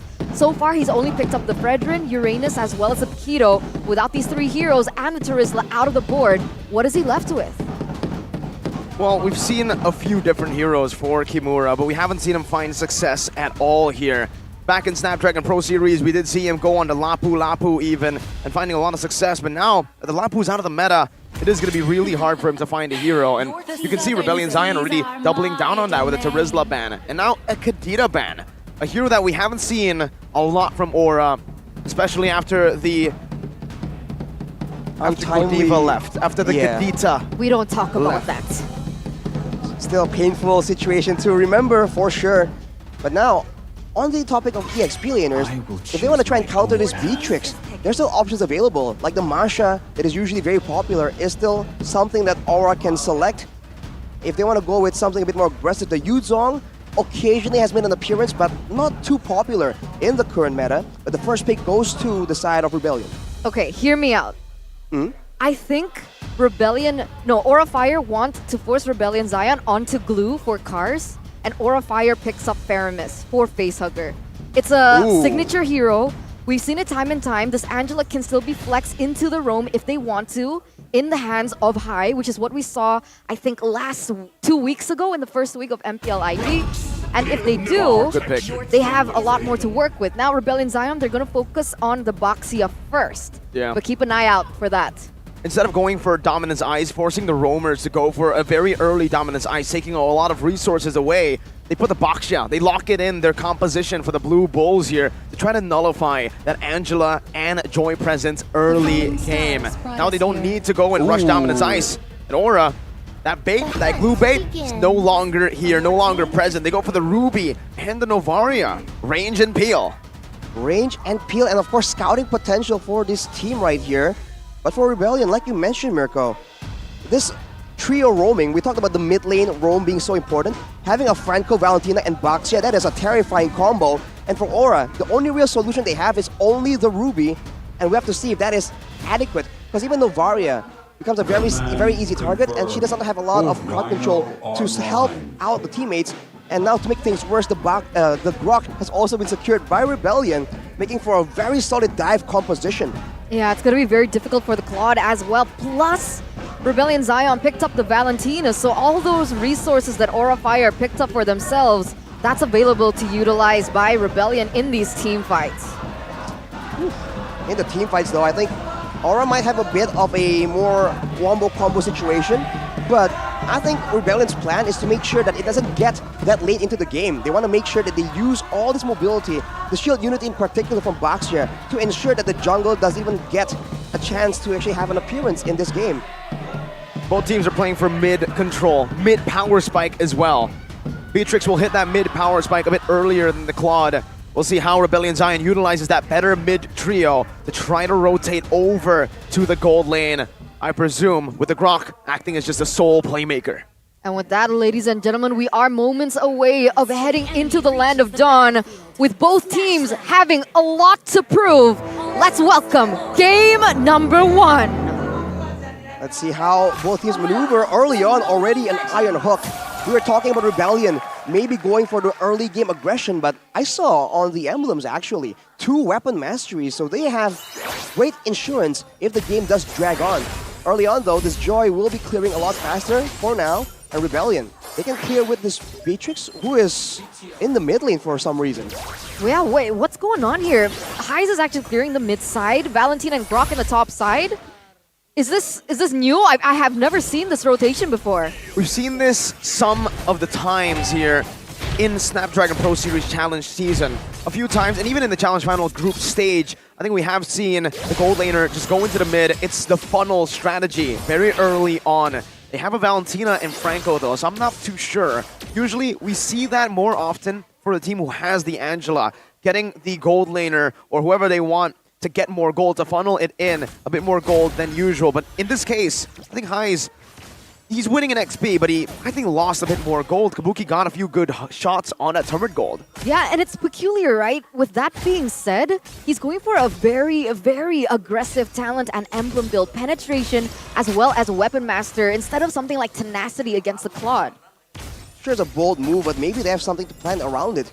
On the other hand, in the mid lane, Face Circus on the Angela, but not running the basic emblem, so you can see his mana is running dry quite easily. But you can see that Renbu, even on the Valentina, is struggling to deal with that wave clear, the early spam coming in from the Angela. But as level 4 rolls around, especially in this turtle fight, you're gonna see the Valentina, I think, become a bit more impactful. With this rotation, like you guys mentioned earlier on, is there a significant lead for Heise? I guess there is in EXP. I wonder for gold. And it's interesting, right? Because the fact that Heise can get... Oh, wait a minute, Cars! Wall charge coming down. Vincent, good retrieve. Now it's giving Bloody Hunt, locking Van down. First blood over to Cars with a big smack to the face. Kimura flickering out, getting the stun down, disengaging. But Rebellion starting off strong. Even now trying to punish even more into the purple buff. They're going for more here, looks like. Look at that damage coming in. Audi TZ gets zoned away, but Vincent, it seems like he's going to be able to get this buff. Oh no, Van still manages to get it. Good steal back from Van right there, salvaging the situation. But from Rebellion, that was such a great play.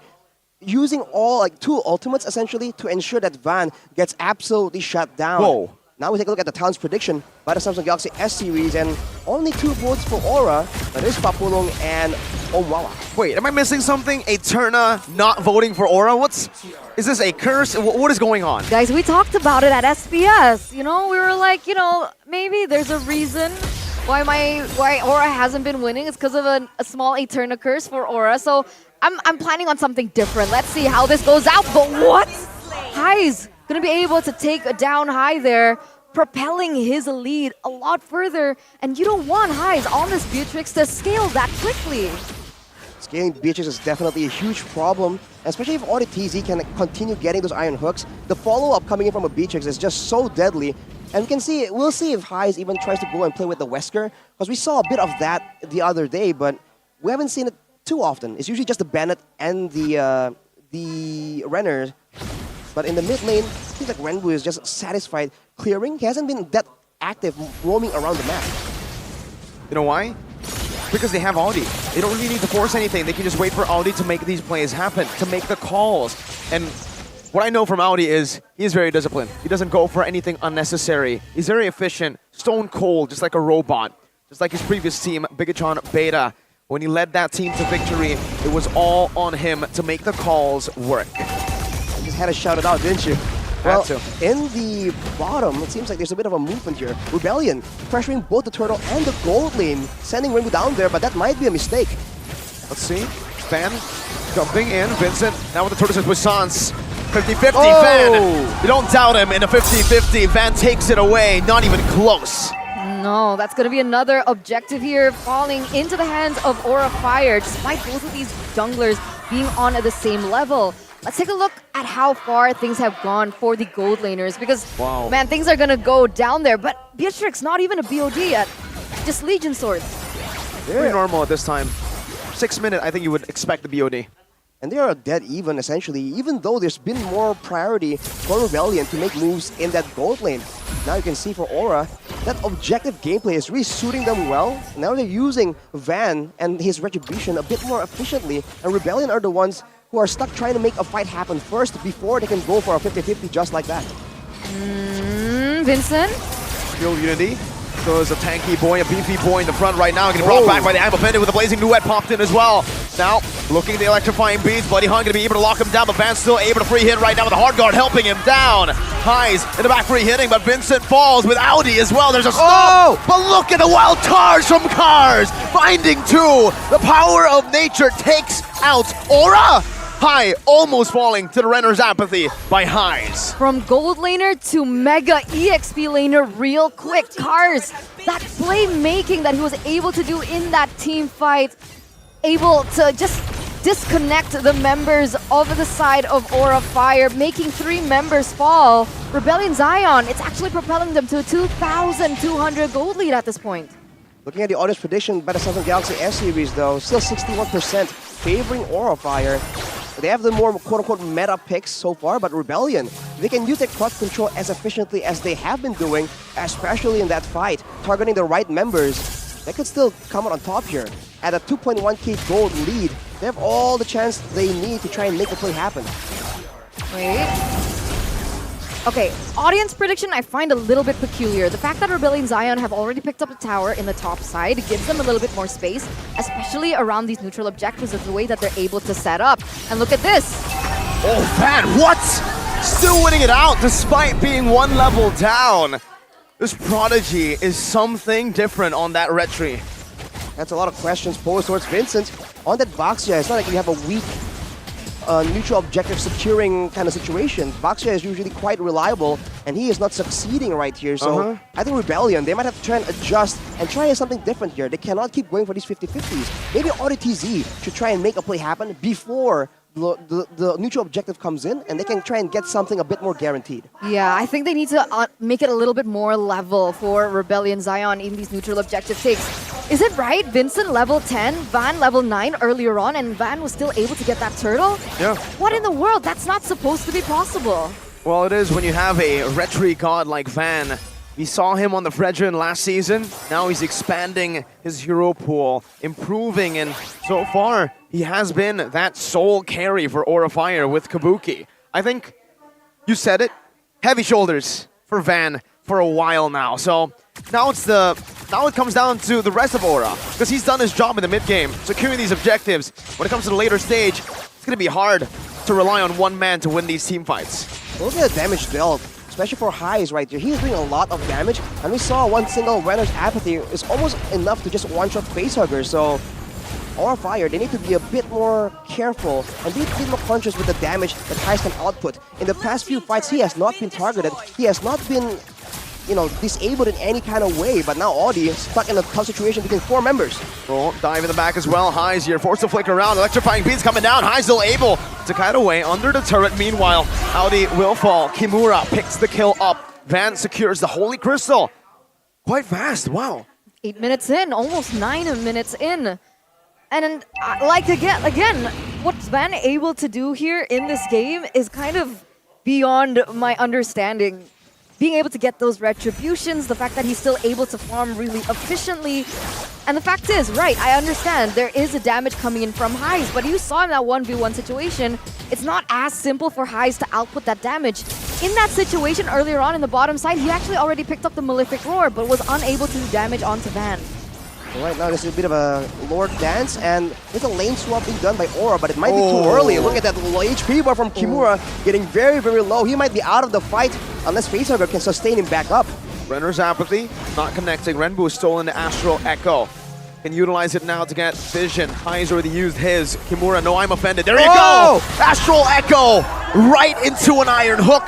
That's the double hitbox, the bigger one. Now Van is looking for an opening, but this time, you made your point, Arashi, and they have listened. Rebellion are not letting it go to a 50-50. Wild charge at the iron hook with a bloody hunt and the shield unity onto Van. Now it's the gun down from High Zamor to pick up a kill. High threading the needle to find the rookie.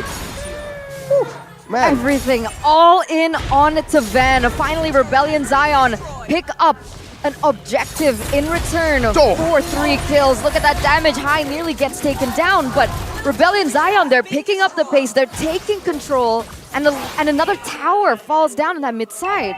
The impact of the iron hook gets shown here yet again. And for Rebellion, everything is going so well because Hayes is completely untouched, man. Unless he's alone and Van goes for a 1v1, Aura in all these fights are forced to try and deal with Renbu, with Cars, with Vincent. All this dive towards the back line, and that allows Heist to do so much damage. He doesn't feel that threatened at all. Goes for the Has Claws right now, so even more sustained unless Aura really tries and focuses him down. And the defense and crowd control is really showing, because earlier, both members that are picked up by a Rebellion are literally stun-locked, unable to move at all. Yeah, and it gets even worse because Renbu has the option of being that engaged potential as well if he wants to. So now Rebellion Zion, they have actually a lot of things to work with, but oh, that was so close. The Joyce Kid sure is quite annoying, especially if you have, you know, crowd control you want to land, but look at that damage. Highs is a monster right now, and the turret is going to be the next target. Iron hook out, goodbye Kimura. Good night. Highs now gutting Kabuki down. Blazing Wind coming down with the wind in nature. Flicker out. Kabuki gets all the BMI. Van in the back. Now with the electrifying beast, even the wild charge isn't enough to take him out to save Highs. But it is enough for Rebellion Zion to go full ham on the back. Facehugger 1 HP. Still able to run. Still able to escape. Audi Teasy! Flashing the Bigatron emote as he finds another iron hook. Aura Fire went for a 50-50, and this is the result that they're going to receive. 3 members taken down. Will Facehugger be able to defend this alone? High comes back, Kimura as well. Audi TZ tries to get that hook on, but doesn't and will not be able to do this for now. Aura Fire still surviving here in the 12th minute of the game. The longer the game goes, though, the more damage Aura will have. Remember, they have essentially 2 mid laners, and High is starting to do a lot of damage. No Lightning Truncheon here, but the Clock of Destiny and the Divine Glaive allows him to do about 1,000 damage, and that was onto Vincent, I believe. That's a lot of damage, especially if it lands onto Highs. Earlier in that fight, Aura was able to pick up 2 shutdowns on both Cars and Highs, and that could be a huge swing in goal that Aura might need if they want to drag this game even longer. That's being optimistic, though. Because the fact is, Rebellion Zion, they're still holding on to the economy. And even if, let's say, things get a lot more even, Aura Fire gets those items that they really need, so on and so forth, how are they supposed to play these team fights, right? Because if you rely on Kabuki, like we saw earlier on, Rebellion Zion, they have so many answers to Kabuki. If Van goes in, like we saw before as well, they also have the resources to do so. Time everything right at the same time, but Van right now gets taken out! What? Wow! In a blink of an eye! This comes in, he has the Sea Halberd as well. Maybe that was a factor, but Van completely caught off guard there. He really needed to be a bit more careful, especially against the composition of Rebellion. Oh man, that burst damage from Valentina. You don't respect it until you feel it, until you experience it firsthand. And Van had to experience that right as the Lord was being contested. My goodness, the follow-up as well. Arashi, the main concern for Rebellion, not in sync. Now they are one unit moving as one. Now they're making a play for the base. Towers are gonna fall, but it seems like they might just go for the whole thing. Lord is almost cleared right now. And if they want to, they go for pickoff. I'm offended coming down with blazing a weapon, but it's Rage melts him down. A bloody hunt from Audi Teasy locks Kabuki and Van in the back now. Look at that for the kills. Now it's gonna be Highs with a flicker and a triple kill. Looking for a maniac, but he goes for the base. That's a maniac for Highs Amor as he wipes it out. Savage! It's a Savage for Highs before he ends the game. The first Savage that we've seen this season in the hands of Highs. Before this matchup, a lot of people have been saying that Highs has been the #1 reason why Rebellion Zion haven't been performing, especially in Season 12. And here he is, being able to pick up a Savage. Wow! He played that so well, man. The spacing, dodging away from all that damage, and even the itemization, allowing him to stay in the fight. In that final engagement, he even flickered to ensure that he gets the joy before it becomes a nuisance. And with that kind of damage, without any damage traded back or a fire, they're just forced to watch and even give up the Savage as Rebellion takes the first game. Play with his aggression. In the keys to victory, you saw it. And in the game, you saw the execution of it. Rebellion Zion, 1 week. Wow. Just in a week, man, they're able to improve so much. And that aggression, like you were saying, Mirko, we knew it was a factor, but we didn't think that they would adapt up to this, like, you know, to this scale, to this level. That is crazy. That, and I felt like Aura Fire, they're still working things out. I say this a lot about Aura Fire, and I won't get bored of saying it, but Aura Fire, they need to work on what they want to achieve in the game. Are they looking for team fights? Are they looking for pickoffs? What's their strategy? Are they trying to bring up Kimura as a winning lane? Kabuki? Which one? Because it felt like they were up and down, back and forth throughout that entire game, and not really with a certain direction. They were able to get a lot of objectives, but what were they able to do with that additional support from the objectives? Nothing. I think I can agree with that opinion, Eterna, because honestly, it seems like they are just going for strong heroes, but they don't really have like a roadmap on what they're trying to achieve all the way until the end of the game.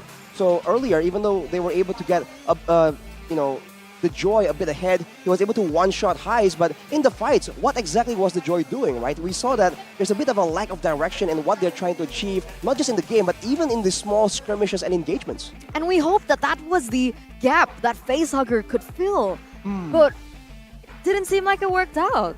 Facehugger thrives in slow tempo games where he is in control. Not when he's placed on an Angela, unfortunately, where he doesn't have a proper say as to how they rotate, because it all comes down to the early game. We mentioned this even in the draft, when he showed up on stage. Early game presence is what makes Facehugger strong. You put him on an Angela, a hero that is kind of already pinned down, nailed down into that mid lane, hoping or waiting for that hard guard to be up to finally be able to have that global presence. I think by that time it was a bit too late. Audi had too much to say and how he dictated the pace of the game. And it's funny because in the game we saw a fun fact by Grab, but we were talking about a completely different topic, Season so 9. we couldn't bring it up. But the last time that Facehugger utilized it was against Bigatron Season 9, where they lost. So Facehugger and Angela, not exactly the best pairing, but Audi TZ and Franco is. He's going to be the player of the game here by the Samsung Galaxy S23 Series 5G. Well, Audi was definitely a core component in how Rebellion were able to get so ahead right there. It all began when he started landing those iron hooks. In the early game, it seems like Aura were able to just avoid and evade from the majority of these hooks. But in that mid-game, especially when Rebellion got a read on how Aura was going to move around the neutral objectives, that is where that iron hook just became so deadly. Looking at his items, he also recognized that he is going to be dealing with predominantly burst damage. There's no way that the whole team of Aura will expend all that time to try and take him out. So going for the Athena is definitely a smart move. And afterwards, the Dominance Ice for good measure, just to ensure that the healing will not be an issue for his pick-off gameplay. That's the player of the game by the Samsung Galaxy S Series, man. What a performance. Finally, he gets a spotlight as well. That was even in the hot topic of the day, right? The two roamers. We wanted to see both of these roamers step up, and Audi TZ was able to step up there in game number 1. Let's hope he stays consistent. But what exactly was he able to achieve in the first 10 minutes of the game? From 5 minutes to 10 minutes, you can see he put a lot of time in that gold lane. So maybe that's because they have a particular plan. I mean, there's a combo there between a Franco and a Beatrix. But even then, we talked about making use of Heist and his aggression. I think that this heat map really shows what that was. That was exactly a plan that they had as well. This fight though, right here, the hard guard was not enough to save the Van on that Joy when he just gets iron hook and suppressed completely. Not much that Aura Fire could do when they're already up against that Bloody Hunt. But when the Bloody Hunt is used, to a different target. This is where Van gets to say exactly whatever he wants, but this beautiful mechanical play from Cars. Wild charge, different angle. It looks like it's going to hit anyways, and then the flicker to get 2. That's the little curveball that Rebellion Zion have been able to utilize, I think, in a lot of these positions in the game, even here. I feel like in the composition, Aura also lacks staying power. Every time they're moving up, if anyone gets hooked by the Iron Hook, it's game over. And they have no way to try and contest that. They can get vision with high on the Novaria, but after they get vision, what can they do with it? And look at this play here by Kabuki. It was absolutely respectable, and it's followed up by Van as well. But afterwards, what can they do when they've used so many things to try and secure that kill? I think that's the problem here with Aura. They have damage, but it's only sufficient to deal with one person, and once there's a mistake like this, oh man, Van just gets completely obliterated. Yeah, which is why I feel like the drafts is so important. You can see that, look, Aura Fire, they went in for dive.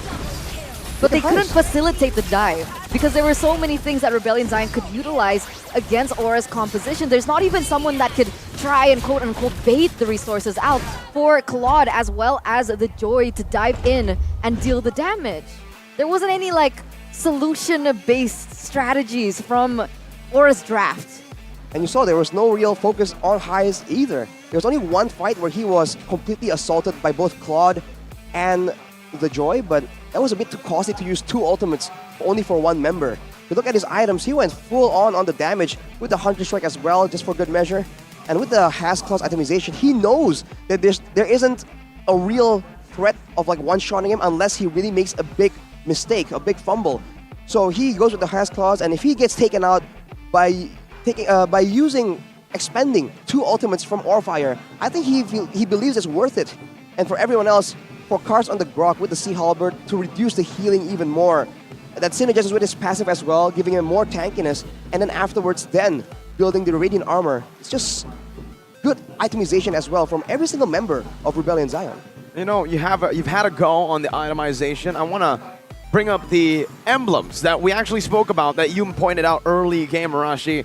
The Weapon Master and the Rupture was the option, well, the decision that Highs had to go for here. And I think it worked out in the end. Not going for the Tenacity helped him, benefited him much more than the Tenacity. Why? Because usually if you're up against an XP Joy, I would understand the Tenacity. You need a little bit more defense because you cannot dish damage to a person with Vengeance. Here, there's no Vengeance. You can try to just out-damage the Joy, and that's what we saw towards the later stage as well. The fact that if the Joy even just jumps in, there is a Terrify, there is a Wild Charge, and there is most probably a Bloody Hunt there to lock him down. You just need more damage to one-shot him, to take him out.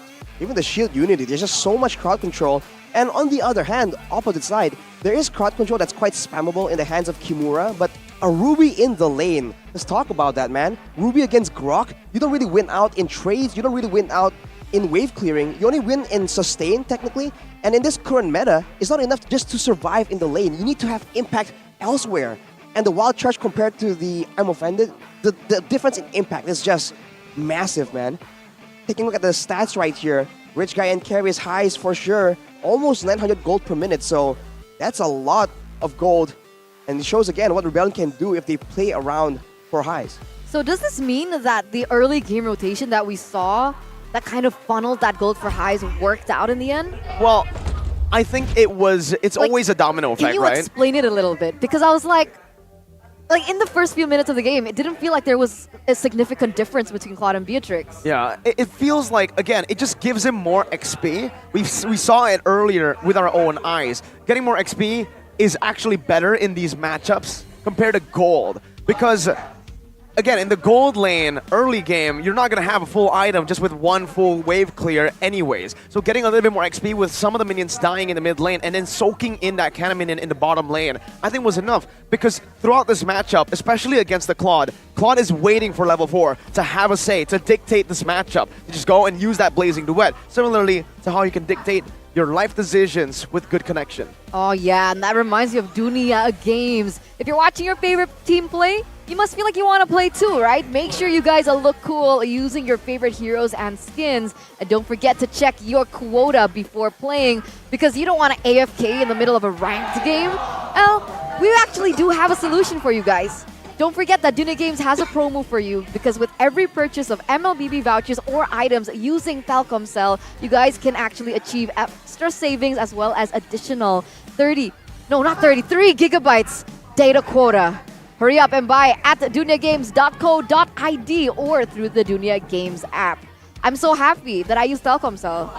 Well, 3 gigs per purchase? Dude, like, come on, man. That's easy value. Exactly.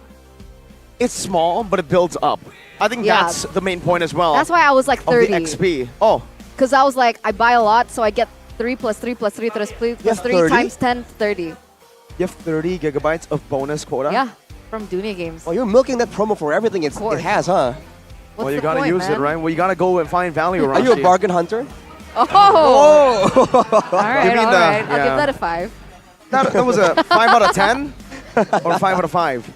5 out of 5. 5 out of 5. Yeah. Wow. Let's go. Feeling generous today. My goodness. I think the minions were also feeling generous because, again, back to the point, right? Heist. Claude. Getting just that level 4 before Claude is so valuable. Getting the clear, to clear faster, to oppress Claude early game. That's what really kind of nailed Claude down. The fact that Claude only had a 60 gold lead when we saw the item builds in the, 5th minute, remember? That's not how a Claude Beatrix lane should go. Claude should usually have 300, 500 gold compared to the Beatrix in the 5th minute. Okay, that answers my question. Well, I mean, the So it early was game. worth it. Because naturally, Beatrix and Claude, I would say Claude has a little bit of an edge, especially at level 4. So in order to balance out that matchup, you go for that funnel. Yeah. Interesting. Well, in the early game, even a single level of difference makes a huge... Exactly. In the mid game, right? From level 14 to 15, maybe if you're the jungler, that's a big problem, but if you're in the lane, that's a whole different story, especially in the early game, but look at that. Yeah, look at that, Arashi. Look at her hair. It's so pristine. It's so beautiful. Silky smooth. Wow. She must be using Head and Shoulders, man. Really? Don't forget, guys, if you want hair as glorious as that, get your hands on Head and Shoulders and be 100% confident. Because, of course, wet and itchy dandruff will all be wiped out. Get Through the line, promo through the bottle, line. the one with Gatot Kacha. Through the line, Gatot through the Kacha. line. I think, no, wait. Through the line. What line? B? Oh, but that's not for Head and Shoulders. Oh, man. We'll wait. Give it some time. I remember the Tigreal and the Eudora one. I think you remember that. Yeah, Here I you think go. you remember the Gatot Kacha one very fondly. After you use Head and Shoulders on the caster desk. Arashi's so lucky that it didn't go to our camp. You're right. Arashi would have had to experience Head and Shoulders to get that amazing, pristine hair. Did I not experience it once as well? No, you, you're talking you something said else? no. Did you not say no? I don't remember. You rejected me last time. Unfortunate, man. Yeah. Sometimes I it just just think I happens. recall that Super refreshing unfortunate. feeling on my palm, but I might be wrong, man. There's so much happening in in the previous seasons of MPL ID, but now we are back to game number 2. Yes, let's welcome the drafting phase here, ladies and gentlemen, for Aura Fire and Rebellion Zion. Both of these teams have opted to stay on the same side, as well as the same bans. Kaja Yi for the side of Aura Fire, Rebellion Zion going for the Ling as well. It wouldn't be surprising if they went in for the Fanny and the Fredrin, because being placed on a Joy, there's a lot more room for lockdown. And it was very difficult for Van in the later stage of the game to have that prowess that he usually has in these objectives. I think it's a bit weird going up against Aura, because with such a reliable retribution, it's almost as if the prio picks for Van are these fighters that can stay in the fight, they can just shrug off the damage, especially in the early game. So I think it's a great move from Coach Chico to try and respect some of these picks, just in case, right? But the Paquito now banned away still by the side of Aura, not a lot of difference. Maybe we'll see in the picks and in the second phase. Same exact bans from both these teams. But there you go, the change. The Valentina pickup for the side of Aura Fire. For Facehugger, a very creative mid laner. But will we see the Claude then now picked up by Rebellion Zion? We know Heis is a pretty good Claude himself. And securing the Claude with the Franco could work. Although, actually the synergy isn't too good there. Claude Franco.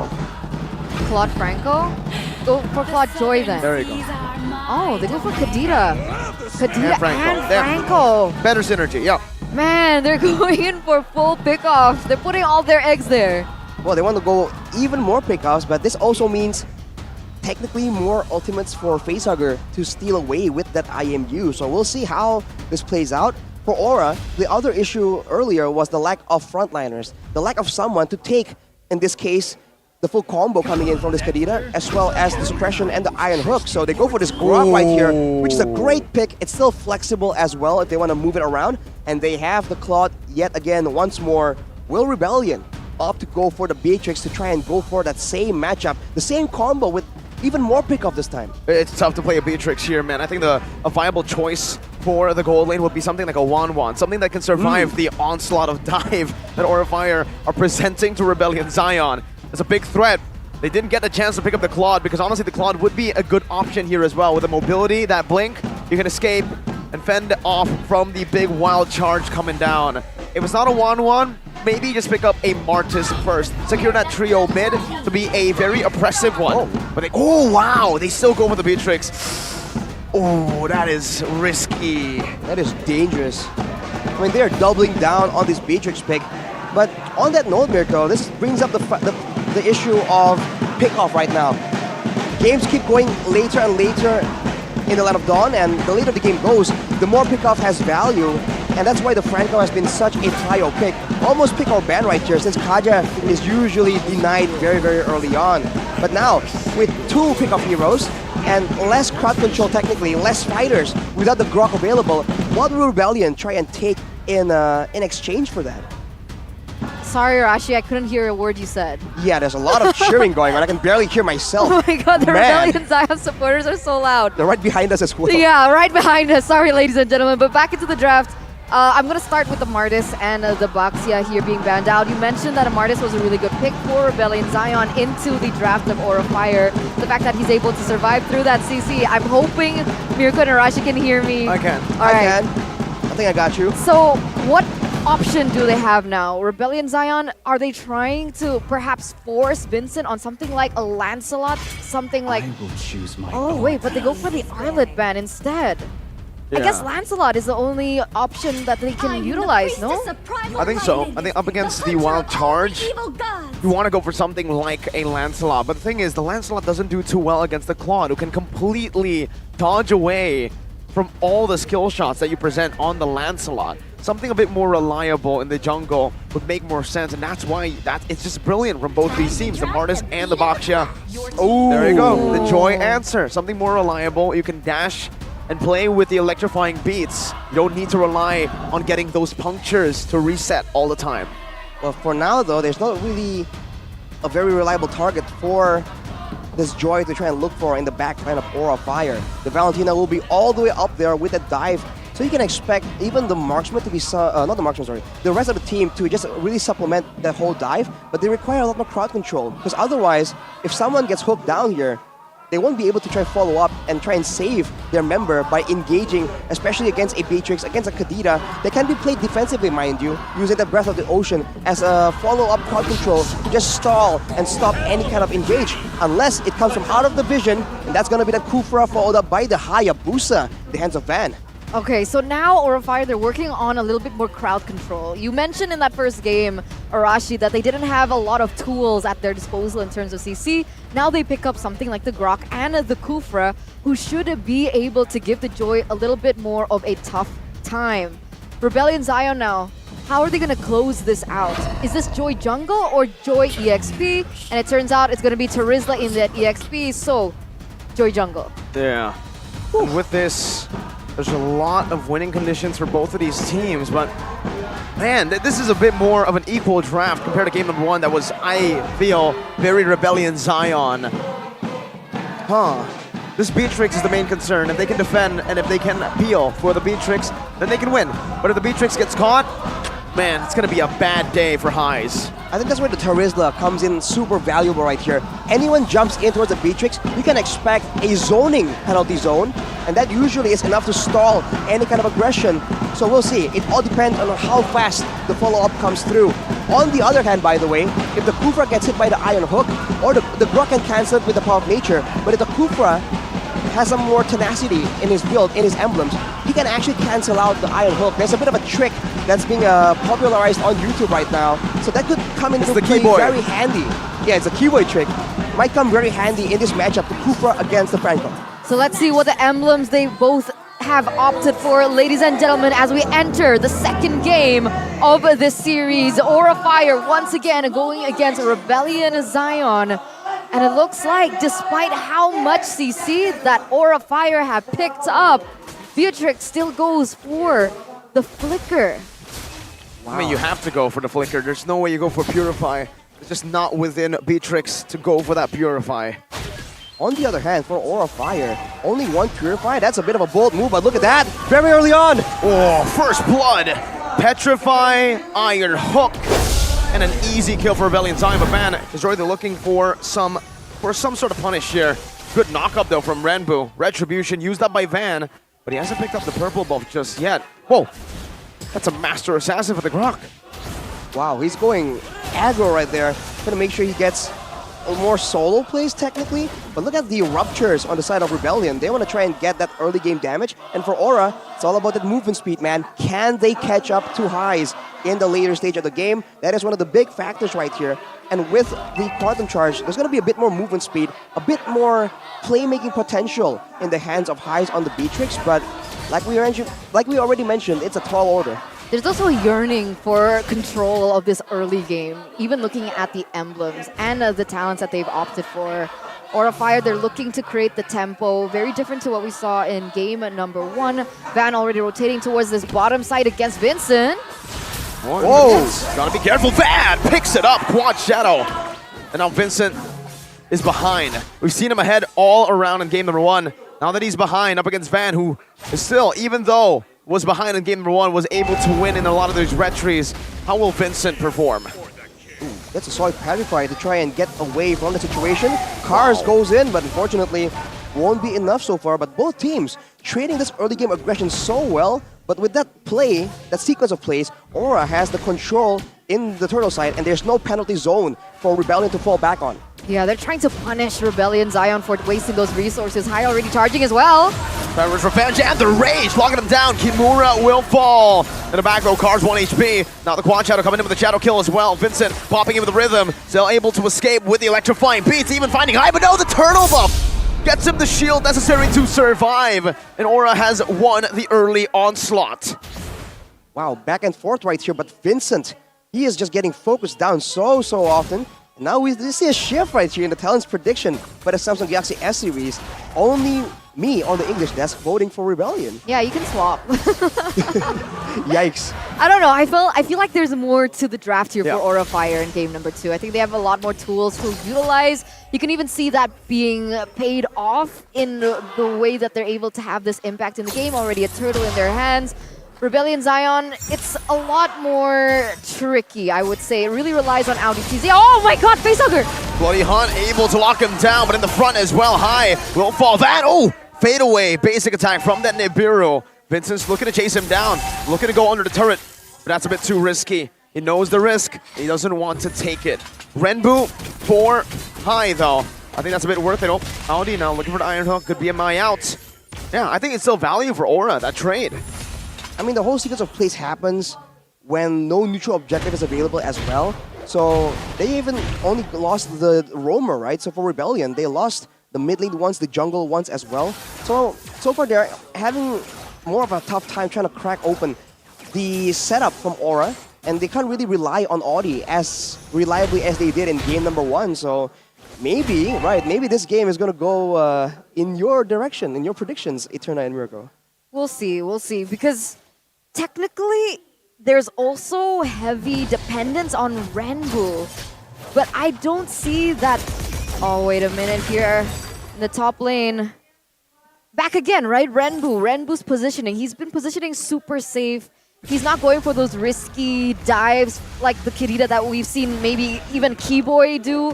It's similar to Hijume on the Kadira, and then I don't feel that there's too much of an impact. Yeah, I have to agree with that. Charge Revenge up top though, Audi still able to flicker out. Goes for an Iron Hook, looking for an initiation. But Aura Fire are taking it slow, taking their time here. Breath of the Ocean, only onto Kimura. Good targeting for Aura, just baiting that out. Kimura, they want all the resources to be spent on their frontliners, and that's exactly what they got in return of that dive early on. And now it's Aura Fire controlling the early game. Good punish by the Terizla down below, but Aura Fire will respond with a Charge Revenge up top. And an engage, good flicker, good reactions from Highs. Oh, Vincent, he wants to clear it though. He doesn't want to let this tower go in the top side, but look at this Kimura. Wild charge, that's a wall. Bloody Hunt coming down with the Breath of the Ocean, knocking Kimura up, but that's it. 1 kill over to Aura Fire. And they are in the lead comfortably now. No roamer, that means Audi will not have a say as to what happens next.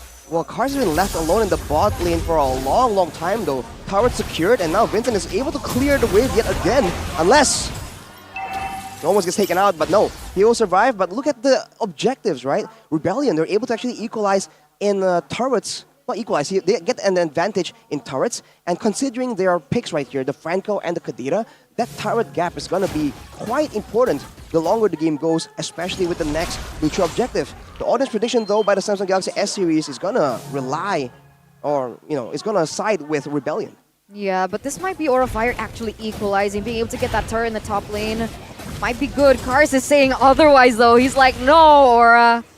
Calm your horses. You're not going to get another objective. Stop in your tracks right there. Already at 1,700 gold lead here in the first 6 minutes of the game.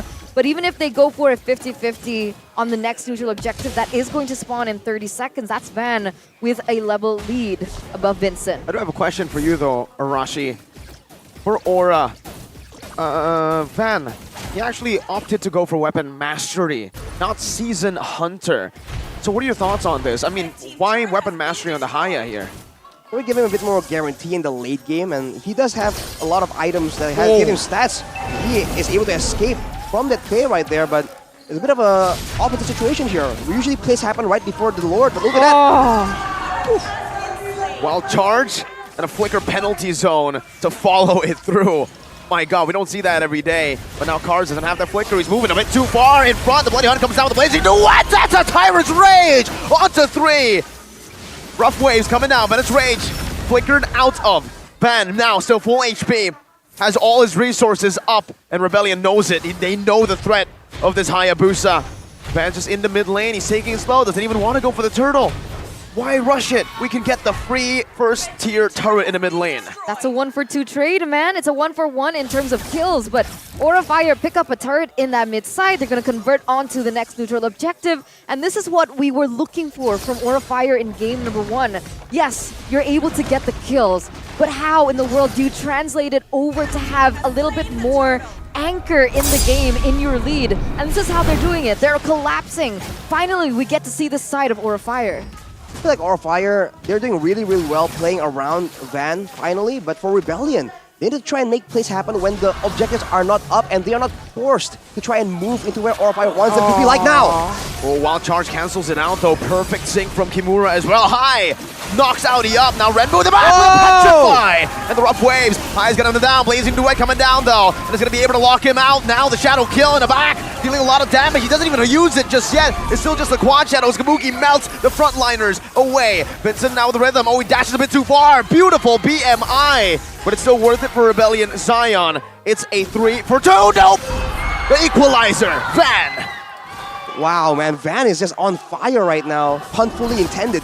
5-1, and Kabuki tries to pressure aggressively. And Vincent gets 1v1! Oh my goodness, Van the man! What was that solo kill onto Vincent? Man, Vincent thought that he had the space to get another off the board from Aura, but Van was like, no, again! What is this? I feel like maybe Rebellion needs to start itemizing with more respect. Maybe a couple of Winter Truncheons would be very useful right here. Just denying the pressure of this Hayabusa completely. Oh, look at this. Wow. Van, dude. He is just obnoxious with his pressure. And look at High, really waiting to set something up. Aura are the ones pressuring Rebellion right now. And this is what we're talking about. Unless Aura can pressure Rebellion into a particular situation, a particular objective, they can't really get that advantage.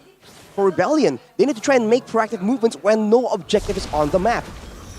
Free turret down below. Tier 2 taken out.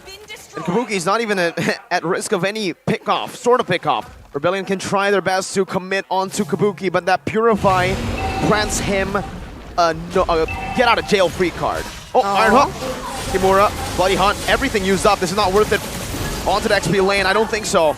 Aura now have a lot more openings into this team fight, but if Rebellion Zion can pace it down, then it is definitely valuable for them. It's a little bit more balanced for Rebellion Zion, right? Sure, they wasted all their resources onto Kimura, but they needed a little bit of... They needed something, right? With Van, level 14, Vincent only 15. Oh! Like that, there you go! That's definitely value. They pull in high, but with no Bloody Hunt, with 2 ultimates down, 3, they can't force the issue. And Kimura's back up. That's why I said earlier, that trade, 3 ultimates for 1 wild charge, technically. Now, oh my god, Shadow kill. Quad Shadow back. Oh, Renbu with rough waves. Petrify as well. Vance able to survive. Van!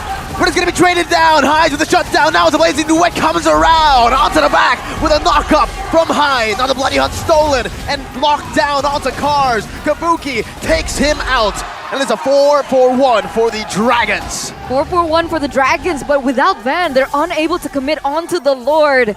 It was a magnificent engage of symphonies and resources by Aura Fire, but they were only able to level it out. Vincent still standing strong, trying to get the wave control there in the mid side. They want to get their own buff as well. Will Kimura get it? Oh no, he won't. Vincent's going to be able to get that purple buff still, but that's, again, back to 0 between both of these teams in the term of the Lord Dance. Well, that's very intense because Hayes was able to get the shutdown onto Van, which is massive. But afterwards, they need to stop crowding like this. They got caught in the Blazing Duet Wild Charge combo, and Cars is just nowhere available to try and stave off the aggression. ODTZ though goes for another pick off. But it's Rage again. Kimura getting picked off on the croc by Franco again. How many times has this happened in this game? I mean, it's Audie's fault. He's landing these insane iron hooks out of nowhere. And look at the wave control though. Another iron hook. It's always the same. It's on to Kimura, and then, oh, penalty zone. Flicker, actually. Kabuki was able to dodge away from it. Face hugger, though, in the back. Gets melted down. Petrify on the back, Van. So able to escape with the quad channel. Renner's apathy. Charged in. Kabuki. So able to hit. Now High getting locked down. Shadow kill onto Renbu. Takes him out. Now it's a retreat battle, but Vincent takes it. High still looking for the fight. Van disengages Rebellion Zion with a clean neutral objective take. That's the pick-off strength from Rebellion, man. Before you know it, you lose 1 member. When the Lord is up, Aura cannot spread out. Then they might as well stick together and risk getting comboed by what? A penalty zone and a Beatrix combo? That's a lot more beneficial than just losing one of your members 1 by 1, and now they go for it again. High gets picked off. Another iron hook now. Oh, it's a Flicker wild charge in the back right now. Knocking him off. Blazing Duet, unable to take him down. Vincent running him down. Kabuki versus Vincent, and Kabuki falls. It's a solo kill, basically, out with iron hook once again. Aura losing another team fight while the Lord is up. Rebellion will definitely punish. Oh my god! What is Audi made of? Audi's fishing for dragons today. Look at that accuracy onto him and what he's able to do with it. Rebellion Zion from a 2,000 gold deficit. They've picked up the gold lead. They have a Lord marching down the bottom side. Kabuki hasn't even spawned yet. And it's just a disaster for Rebellion, for Aura. Renbo going deep, rough waves. It's all this distraction to zone them away from the Lord. Phase turn number 1 taken down. Now Vince going to be engaged on Shadow kill all the way. Vincent overextending. Shut down for Aura. And now it's back for Aura. Conceal. Rebellion need to respect this, and they do.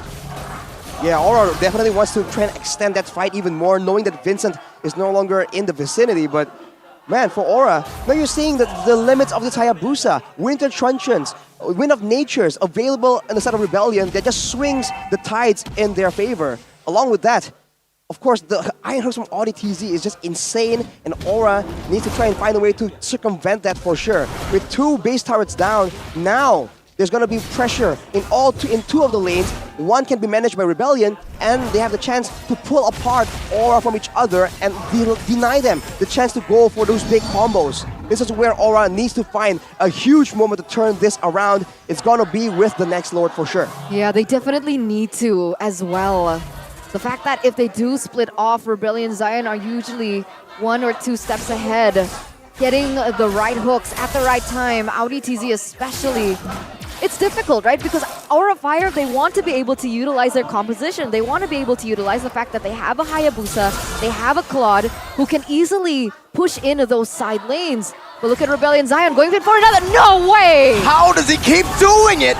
Another one for Audi TZ. Rebellion Zion's trump card reveals itself in the late game. Aura, man, they need to respect the preemptive hooks. Because again and again, there is no vision. He just keeps hooking at common spots, and Aura is always in the right spot. Unless they're grouped up together, they cannot be staying in these situations. They have to control the waves and move as 5. Now without the Kufra, there's no chance they go for this. Or maybe they do. Kimura's opening up, Power of Nature, now wild charge on the 2 fan. Watch it win! It's gonna be Vincent who wins it though. Blazing Duet to the back right now, knocked up in the penalty zone. Still able to use that Purify. And escape, Render's Apathy! Blocked by Facehugger. Rebellion wins the neutral objective, and they disengage. You're saying now, again, the limits of Aura's composition, because in that fight, Highs was targeted by both Kabuki and Van, a similar situation we saw in game number 1. But what's the difference? Both are doing physical damage. With the Wind of Nature, he just completely outplayed all of that.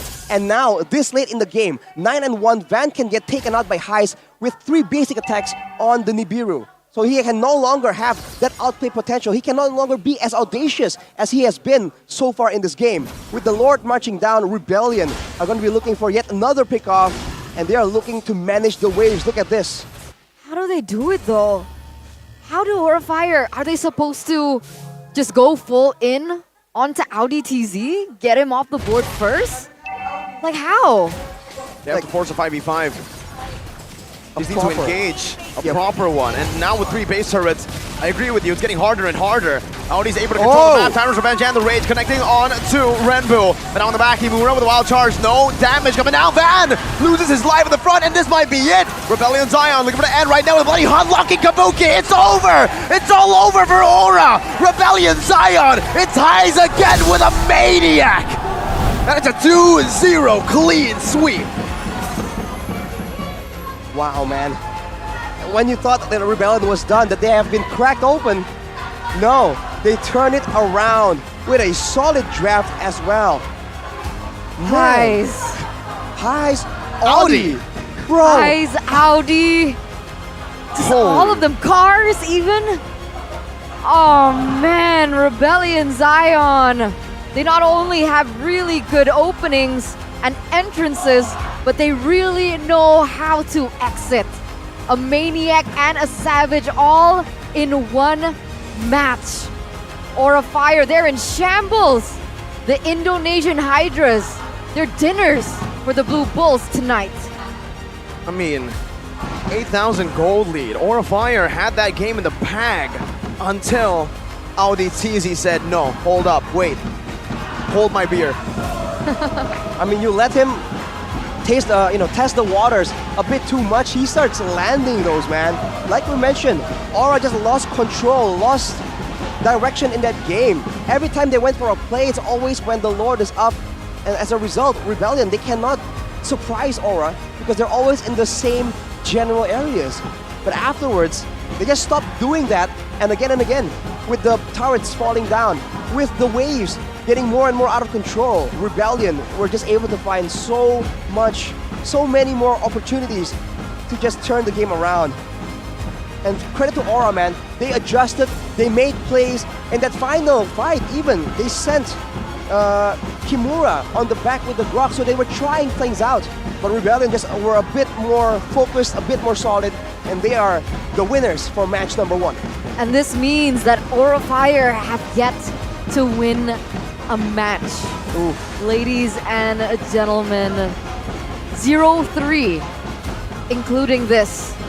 And Rebellion Zion, they push themselves in a good position, a little bit farther away from that red zone. Stay strong, Eterna. Stay strong, Eterna Fire. Hashtag stay strong, Eterna in the chat.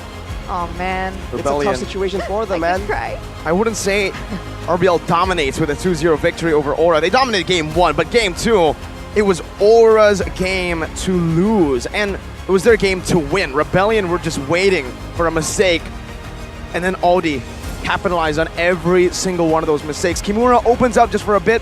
You know what? There's no way he hooks me. I have a power of weight. Did he just get hooked? And then it happened again.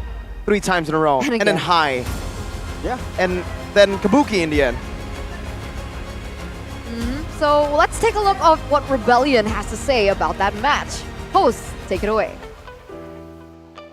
Dan inilah dia 2-0 Rebellion Zion. Dan ditambah lagi bukan hanya kemenangan yang bersih, tapi kita melihat Savage pertama, Maniac pula di satu match yang mereka lakukan. Hais, balik Hais. Hais balik gak? Tadi gak balik ya? Hais, kamu ngedapetin dari Savage dan juga Maniac. Menjadi satu player pertama yang menorehkan Savage di MPL Indonesia Season 12. Hais, apakah ini sebuah mungkin deklarasi dari Hais? Aku juga serem nih. Aku sih biasa aja. Biasa aja. Betul banget ya, kemenangan ini tuh bersih banget loh di minggu yang kedua ini untuk Rebellion. Dari Hais sendiri, ngeliat timnya gimana sih Hais? Lihat timnya. Yes. Tim aku. Keadaan timmu? Aku jago sih soalnya tadi menang.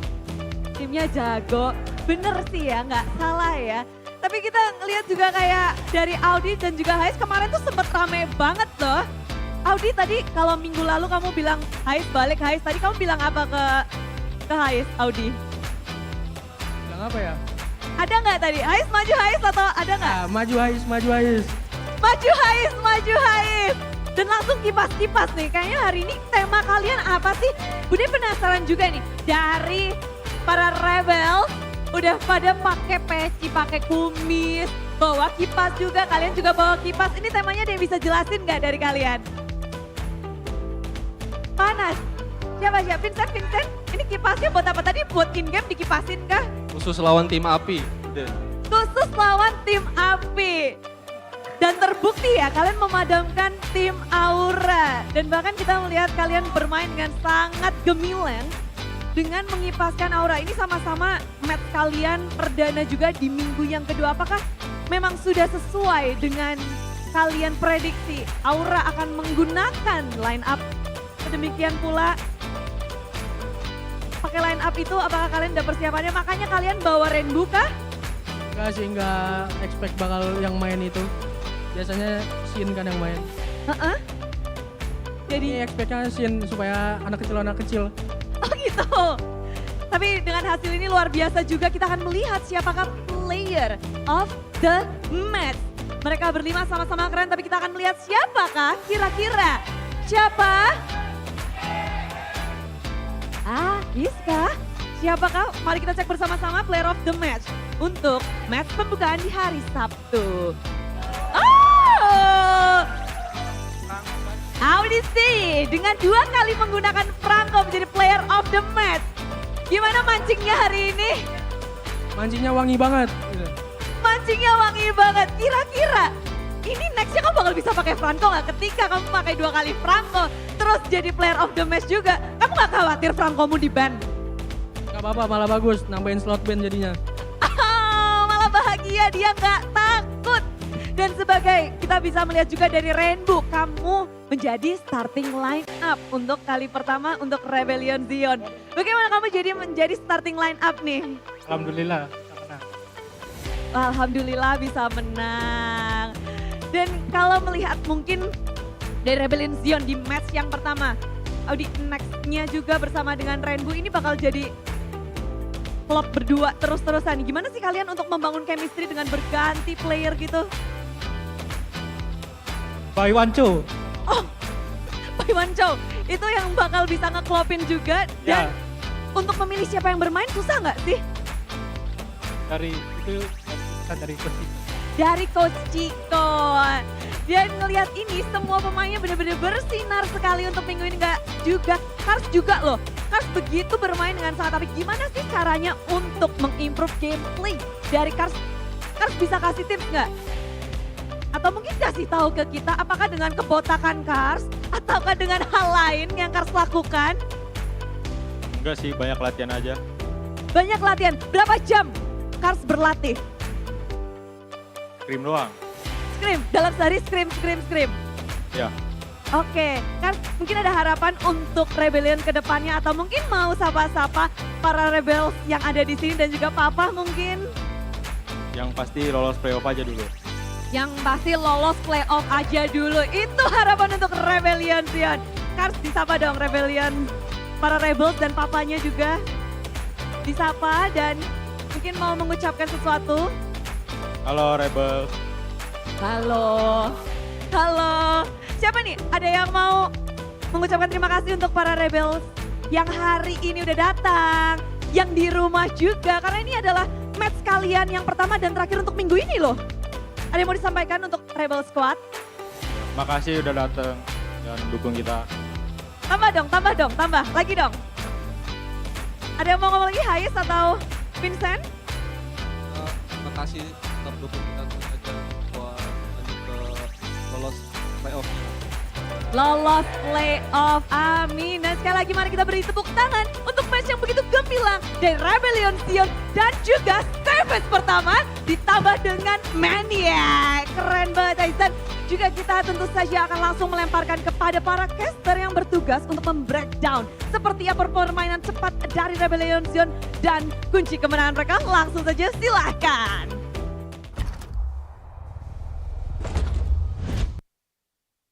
Earlier on before the match begun, which roamer would be able to outshine the other, and Rebellion Zion were able to answer it. Audi TZ finally stepping up, getting the performance that he deserves and the recognition, just really turning things around as the player of the match as well. I think he got player of the game 2 times in a row. I think it's safe to say game 1 was his. Game 2 with all those hooks, he was actually the trump card. I think he deserves it completely, Arashi. For sure. Without those hooks, it would never have happened, man. No hook, no win. If he was on a different hero, it also would be so difficult to get that kind of lead. And we already mentioned it earlier, but shows again why that Franco is just so crazy. Right now, with the late game being so dynamic, that Iron Hook is just such a pesky resource, man. Player of the match by Samsung Galaxy S series, Audi, on the support emblem actually, with the focusing mark and with the tenacity. That just gives him so much more movement speed. That's why he went for the anti-crowd control boots, technically the magic defense boots, because he has a lot of movement speed already built in on the emblem, and this is also part of why he was just so dangerous all the way from the early game. But in this game, man, I mean, we've been talking about it. It's a great performance from Rebellion, but from Aura, man, it's such an unfortunate situation for them as well, because they had good things going, man. They had gold advantage, they had the control of the game overall, but I guess Audi just got the better of them. Yeah, it was crazy, right? Because early to mid game, we saw that percentage coming in from his hook rate, and it was 50%. And then I felt like that even already is huge. 50% on a Franco, that's 1 every 2 hooks he gets. And mid to late game, he went Super Saiyan mode, nearly landing every single hook onto these members. And it's crazy because you would think that, okay, hooking something like a Grok wouldn't be worth it. But the fact that the Grok went in full damage as well in his build, he was so easily bursted down with the lockdown and the damage that the team already built up, and it gave Rebellion Zion an advantage over and over and over again until, for a fire, they had nothing left in their tank. I have a fun mini game. Count how many times he's hooked Kimura. Right now it's only 1, all right? But count it because it's going to happen again. Who was that? I can't see, there's so many things happening on in the game. Boom, 2. This is the second time. Okay, 2. And by the way, just on a quick note, the fact that they are willing to use all their spells to try and make sure they get that pickoff is a great call, I think. It really swings the things in balance, and it makes Kimura and Hai a bit more reluctant to go in. Here, he did not get hooked, and as you can see, when the pickoff doesn't happen, it's so hard for Rebellion to get any kind of edge. But in this fight, I believe, Van got shut down. This is where a bit of that gold swing starts moving in favor of Rebellion. Afterwards, though, it's just the Audi show, man. So that doesn't count because it wasn't Kimura. No, that was Hai. It was Hai. It was Hai getting hooked. Wait a minute. Wait for it. Wait for it. Oh, wait is this for the? it. Oh, okay, 3. There's gonna be another one right before the end, I believe. What is this game? Audi has a personal vendetta against all. This is Hai. This is Hai. Dude, this guy Audi, what the heck? And the Franco Beatrix combo, man, that is so disgusting. It did so much damage to supposedly the frontliners. It's also part of the reason why they can actually go for the pick-off strategy, even onto the Grok and the Kufra. Yeah, there's so much follow-up. You can go in for highs, you can go in with the Kadita as well. And you know what? The reason why you asked earlier on, what was the question? Why always Kimura? Because people say a team is only as strong as their weakest link. Oh, man. So let's take a look at the post-game statistics. 17 minutes. Rebellion Zion 20-14. Like, these stats don't really show how Aura Fire let that go. It does. 1-7 and 5. 1, 7, and 5? Wait, which stat are you talking about? There's so many numbers. Arash, you're being too nice. Okay. Well, also, I mean, let's center on the 9-2 and 6 and the 5-3 and 6, man. I mean, part of the reason why we talked about how Rebellion Zion, the backline is in danger from Van and from Kabuki, but with only one item, with a Winter Truncheon, with a Wind of Nature, they're able to nullify the bulk of the backline damage. And in the late game, we saw that there was a bit more emphasis in taking out the Valentina, because without the Valentina, essentially, Highs and Vincent, they're pretty free to make whatever move they want. And with the Rupture, they were doing a ton of damage. And if you remember, Kimura, I guess, was feeling quite confident. He went for that very aggressive emblem as well. It didn't really pay out because Kars was able to actually survive in the lane, stall out long enough, and this is why the Terizla is such a problem. We saw that whenever there's a fight where Rebellion Zion got dove on, without the Terizla available to disrupt the movements of Aura Fire, they just get completely ran over. Also, Festival of Blood, Valentina. Very interesting. It helps with your regen, I would say. So your sustain coming in from your skills, but honestly, personally, I would go for either cooldown or mana. But I guess he did have mana with Impure Age, so that makes sense. But yeah, very interesting build. Highs more here didn't pop off as greatly as he did in game number 1. You can see from his stats as well, his gold per minute as well as his damage dealt. But he was facilitated so well by, I would say, Kars.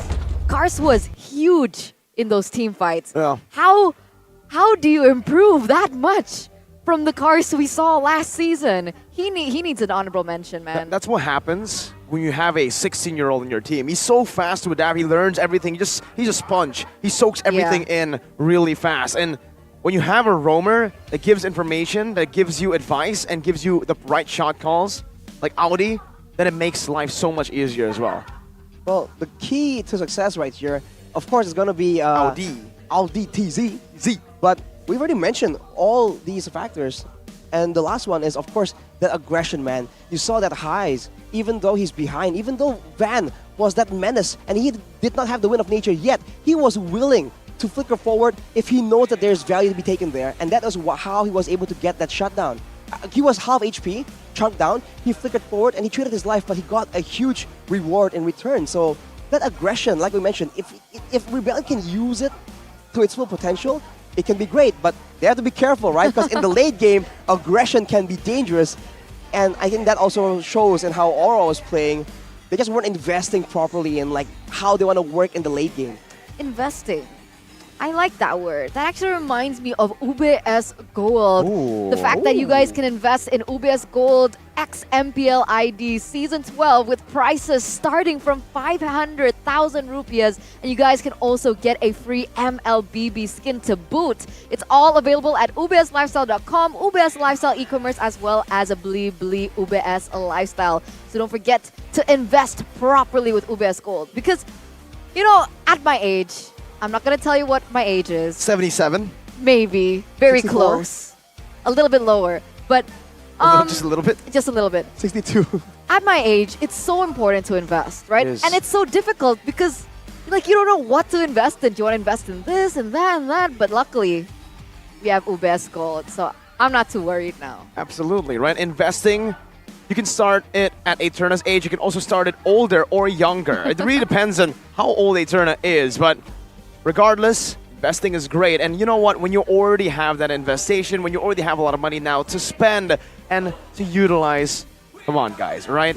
We know that skills don't actually get you wins in-game, but still, that's a massive morale boost. When I play with my skin, I get a confidence boost.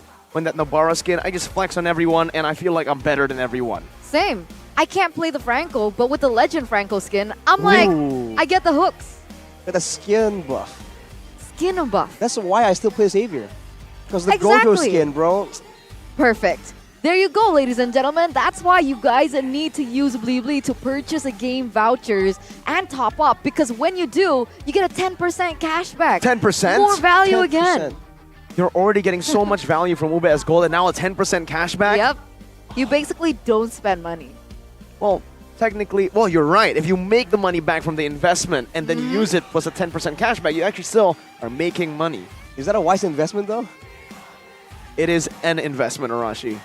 All right. Wise is in Philippines, so I don't know if we can use his name. Yeah, me neither. I was Trademark, like, yeah. Oh, Wise TM? I don't think Wise is here. Maybe Don't talk V about- is here, but I don't know about Wise. I don't think V's here either. This is Earth. Venus is in a different planet. You're right. Different. I can't continue this. I'm like thinking really hard. I'm like, How about your boy, the Padap? Mr. Papadop. No, we're not here to talk about Blacklist. This is MPL Indonesia, okay? We're here to talk about Rebellion Zion and Aura Fire. That's such a weird segue. Unfortunately, it's over, right? Rebellion were able to 2-0 Aura Fire. yeah, they just still have a chance later on. Later. But we have to give a chance to a different team now. Dewa, will they be able? No, it's not Dewa. Big Fam Alter Ego. Wait, I swapped the wrong page, ladies and gentlemen. Alter Ego versus Geek. That's the teams that we want to give a chance to. And with that, ladies and gentlemen, let's head to a short break before we get into it. Stay tuned. Don't go anywhere.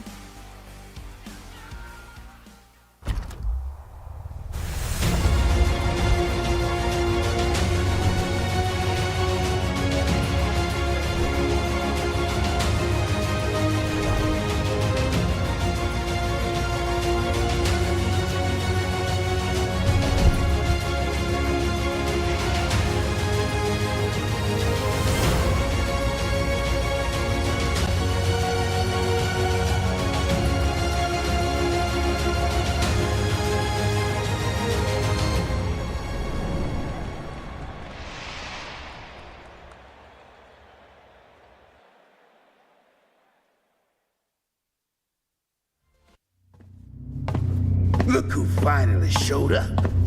Unload your weapon and return the goods. And if you ask nicely, I just might let it go.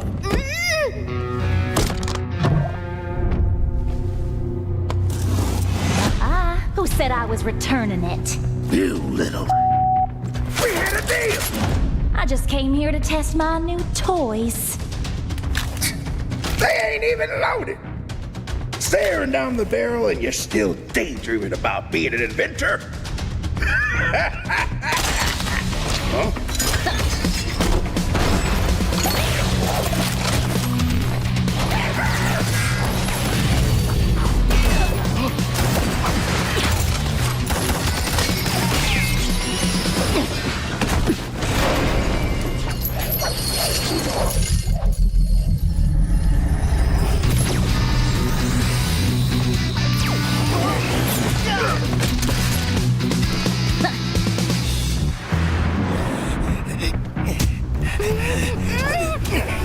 Stop, or she gets it!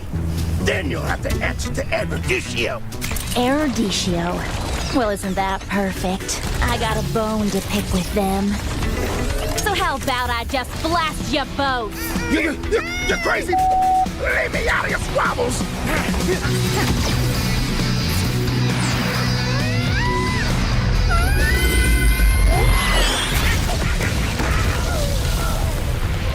That was dirty! Haven't you heard?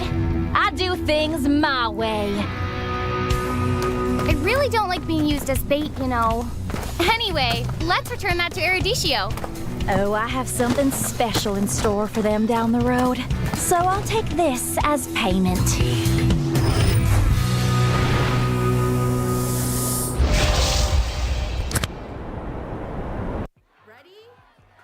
So it all started when I was at a friend's party. Mia, can you send me that? Sure. Everyone keeps asking. Mia, can you send me this? Even my French neighbor. I mean, all the time. Can you send me that? I'm not making this up. Hey, can you send me that?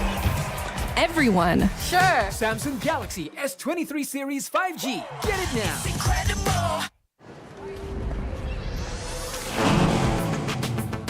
Wow. Attention passengers. Final call for flight. Wait, is that a phone? Look at the performance, the graphics. That thing's a gaming machine. A new challenger. Is that Faker? That man's a gaming legend. Everyone, fasten your seatbelts. And here we go! Samsung Galaxy S23 Series 5G. Get it now. Kalau kamu bisa kasih burst damage yang tinggi, itu efek burn-nya bakal muncul lebih gampang. Bang, emblemnya ribet bang, bakalan susah gua belajarnya.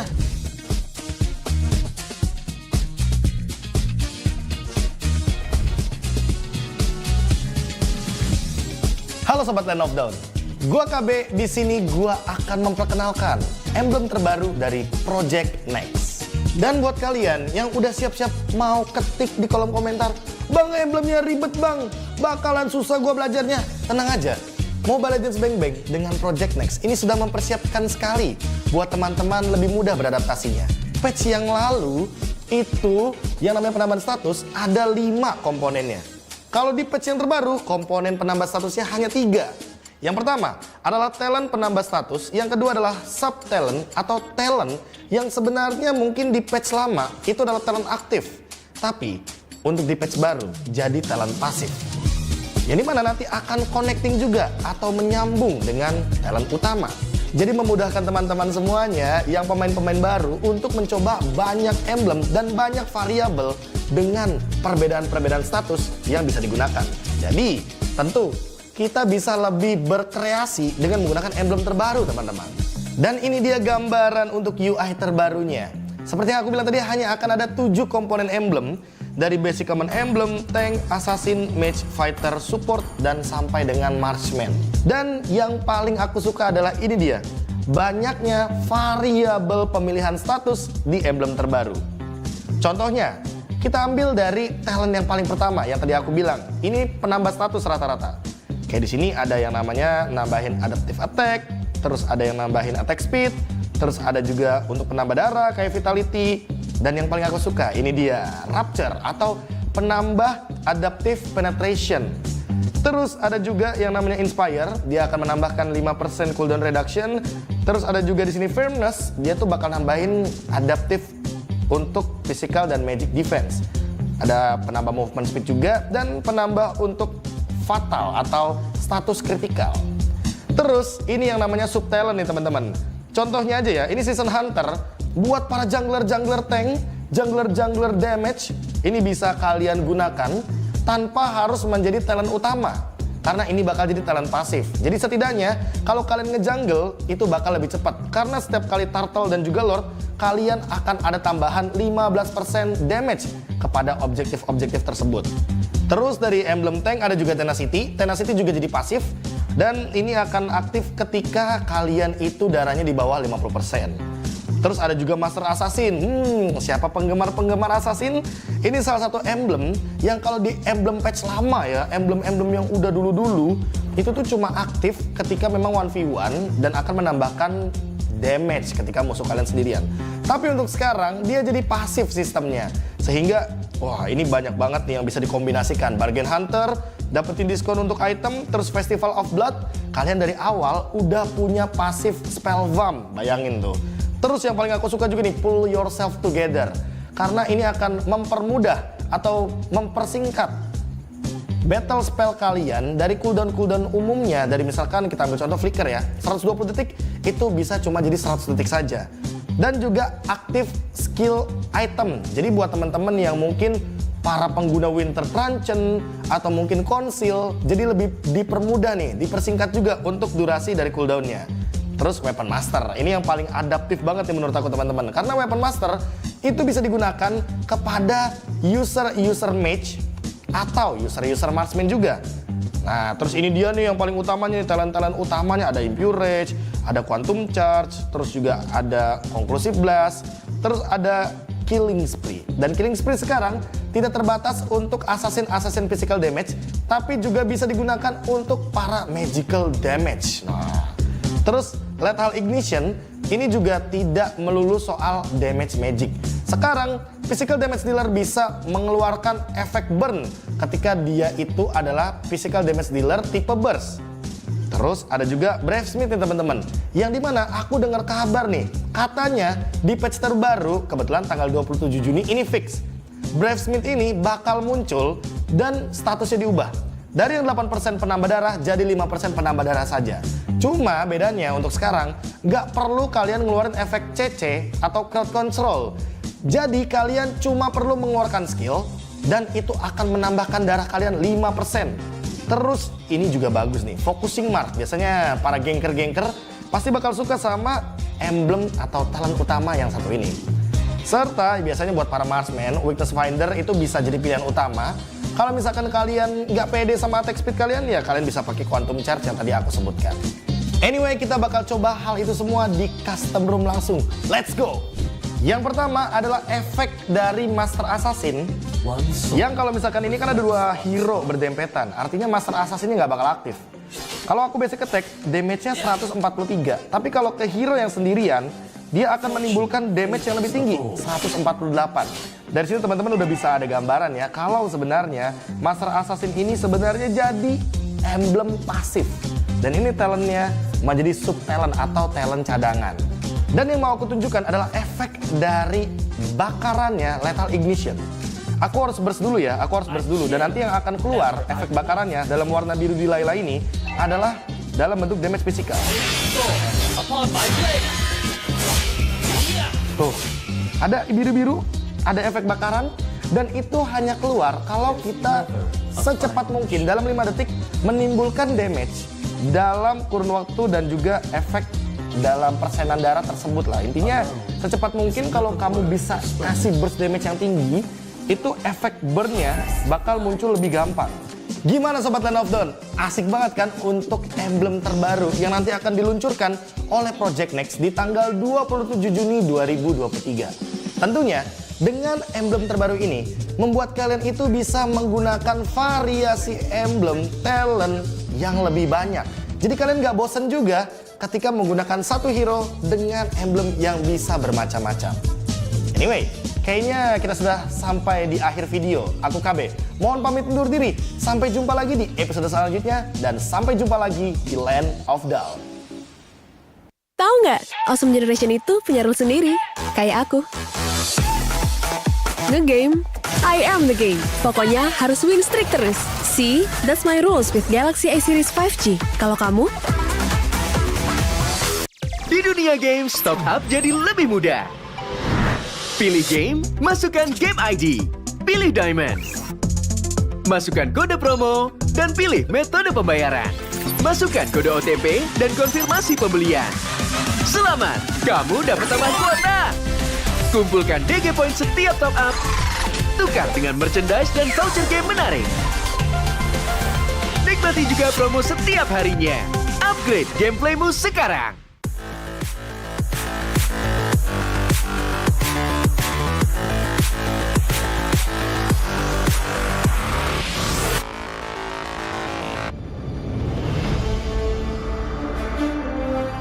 In the previous guide, we learned the basics of the new emblem system. This time, we will take a closer look at the core talents from the Mage, Assassin, Marksman, and Support emblems. Core talent unlocked with the Mage emblem. By upgrading the Mage emblem, you can unlock Lethal Ignition. The new Lethal Ignition now deals adaptive damage, making it a great option for any hero with heavy-hitting combos. With the change to adaptive damage, heroes with high physical damage can now use this talent to enhance their damage, such as Saber and Natalia. Saber's first skill and ultimate combo can easily trigger the effect from Lethal Ignition, dealing much more damage to enemy heroes. Core talent unlocked with the Assassin emblem. By upgrading the Assassin emblem, you can unlock Killing Spree. Now that the talent is no longer reserved for the Assassin emblem, it becomes a good choice for any hero who can perform chain kills. Heroes with magic damage like Karina and Julian can now take this talent as well. Karina's ultimate resets after she kills an enemy hero. When equipped with Killing Spree, she will recover HP from each kill, allowing her to stay healthy and go after more kills. Core talent unlocked with the Marksman emblem. By upgrading the Marksman emblem, you can unlock Weakness Finder. The new Weakness Finder talent is no longer reserved for ranged heroes. It works well for heroes with high attack speed, as it can improve their laning and slowing abilities. A hero like Minzathar can take Weakness Finder because his second skill increases the attack speed of his basic attacks. When combined with equipment that can provide more attack speed, he can reliably trigger the slow effect to prevent enemies from escaping. Core talent unlocked with the Support emblem. By upgrading the Support emblem, you can unlock Focusing Mark. The Focusing Mark talent works the same as before. It allows support heroes to increase the damage their teammates can deal to the target enemy. Taj's ultimate can be used to drag key enemies to his team. When equipped with Focusing Mark, the ultimate will also increase the damage the target takes, allowing Taj's team to quickly burst down the helpless target. Choose the core talent based on the strengths of each hero to maximize their effectiveness. We look forward to seeing players discover new ways to play their favorite heroes on their way to becoming a legend.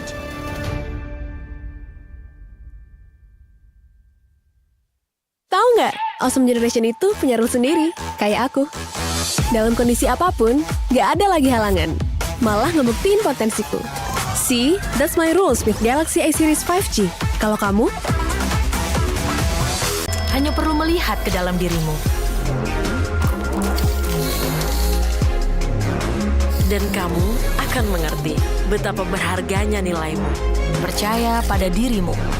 Bukan dengan tergesa-gesa, namun dengan caramu yang beda. Tunjukkan kilau kisahmu sendiri. Dan ciptakan emas dalam setiap karyamu. Trust in gold.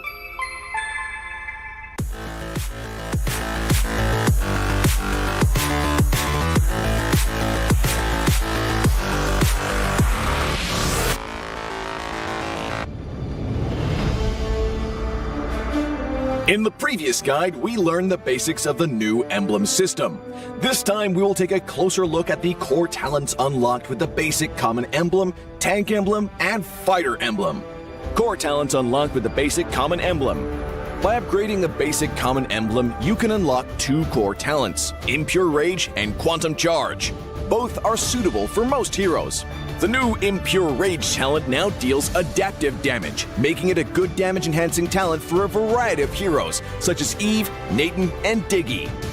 Eve is a hero with great poke and control abilities. She can use the extra damage and mana regen from Impure Rage to constantly wear down enemies.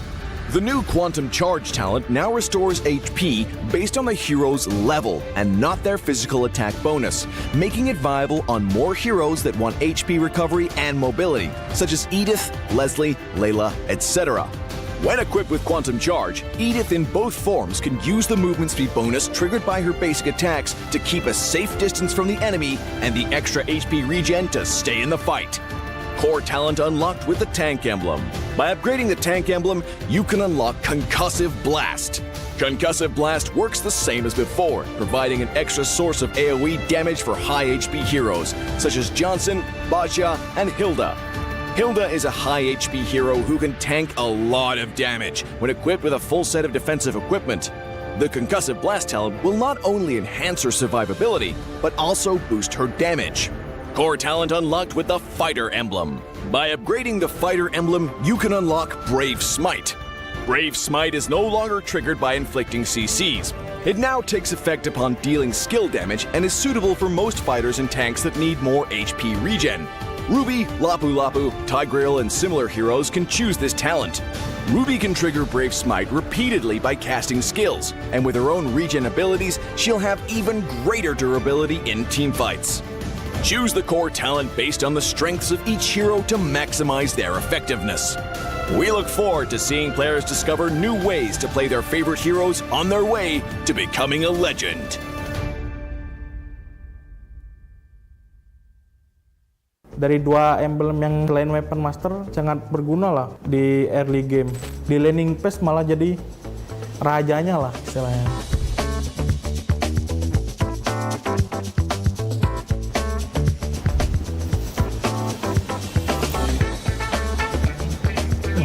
Kok kedap di lampu? Oke. Halo, gua Kadera. Selamat datang di Project Next. Butuh tutor main God Lane setelah update patch emblem. Nggak akan ada yang lebih bagus dari episode ini, karena gua akan bahas dua hal penting dari patch ini untuk para God Laner. Yang pertama, kombinasi-kombinasi terbaik talent utama untuk God Laner. Dan hero God Laner apa yang akan meta di patch kali ini. Nah, sekarang kita coba ke kombinasi pertama ya. Di sini gua pakai hero Beatrix. Rekomendasi dari gua yaitu yang pertama pakai Rapture, terus yang kedua Weapon Master, dan yang terakhir Weakness Finder. Oke, itu jadi kita langsung coba di in game ya. Kan tadi kan pilihan emblem kita ada Rapture sama Weakness Finder. Nah, kalian nggak usah takut buat apa ya, ngepok gitu, karena kalau kita ngehit musuh nih, mereka dapat slow sama mereka nggak bisa ngepok balik gitu. Jadi kayak kalian di lane nggak bakal sering kepok. Terus yang Weapon Master itu kan nunggu dari item kan. Jadi dari dua emblem yang selain Weapon Master sangat berguna lah di early game buat survive. Nah gitu guys. Kita coba ke kombinasi talent yang berikutnya ya. Di sini gue pakai hero 1-1. Rekomendasi dari gue yang pertama Swift, terus yang kedua Bergen Hunter, terus yang ketiga Weakness Finder. Oke, jadi emblem yang pertama kita kan ambil Swift kan tadi.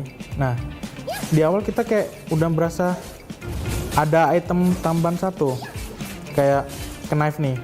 Kan nambah 10% attack speed kan. Tapi tanpa kita harus beli knife-nya langsung, kita udah berasa kayak attack speed kita lumayan berasa lah gitu. Terus lagi buat 1-1 ya, dengan adanya Weakness Finder, kalian malah jadi lebih gampang kebuka. Nah, setiap kalian ngelempar skill 1, terus di combo sama pasif Weakness Finder, musuhnya kayak nggak bisa lari. Kena slow, terus kena 3 kali stuck skill satunya, dia bisa nge-stun. Jadi kemungkinan otomatis terbukanya lebih besar gitu. Bergen Hunter karena kita bisa jadi lebih cepet jadiin item kita. Swift Crossbow di wave 2 mungkin udah bisa kebeli ya, karena ada emblem yang ini. Jadi kayak kalian di laning phase malah jadi rajanya lah istilahnya. Oke, next kita coba ke kombinasi talent yang terakhir ya. Di sini kita pakai God Lane bertipe Magic, yaitu Harit. Kalian bisa ngambil yang Inspire. Terus yang selanjutnya Bergen Hunter. Terus yang terakhir Impurage. Kita udah di in game nih. Yang pertama kan Inspire yang ngebantu kalian nambah cooldown reduction. Jadi kalau sudah semisal kalian max emblem, terus kalian nambahin Inspire itu, kalian nggak perlu butuh yang namanya cooldown reduction lagi di item kalian. Jadi kayak beliin aja item yang paling mahal, Blood Wings contohnya, kayak gitu. Kita jelasin lagi di Impurage. Semisal nih kalian pakai Magic side lane, itu pasti kemungkinan jungler kalian assassin. Masa kalian mau egois, blue buff-nya diambil, nggak mau dikasih ke jungler assassin kan? Nggak mungkin kan? Nah, di Impurage ini kalian ngeakalin mana kalian. Di Impurage kalian bakal nerima balik 2% mana ya max kalian. Kayak contoh, gue pakai skill nih, terus ngehit atau nggak ngehit, pokoknya pakai skill bisa ngebalikin 2% max mana kalian. Tapi ada cooldown 5 detik. Ayo coba update Project Next hari ini ya. Tapi kalau menurut lo tips dari gua kurang relevan karena lo pemain role lain, tenang aja. Karena di next episode-nya akan dibahas mengenai kombinasi talent dan hero-hero meta di role lain. Dan jangan lupa share videonya ya. Gua Kadera, sampai jumpa di Land of Dawn.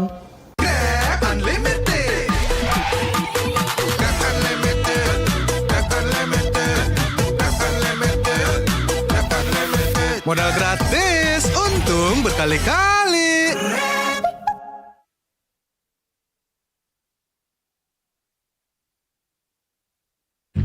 12-nya kemana? 12-nya ada di Blibli 12 tahun anniversary. Beli apa aja ada gratis ongkir 12 kali, cashback 12 kali, dan flash sale Rp12. Ayo belanja di Blibli sekarang.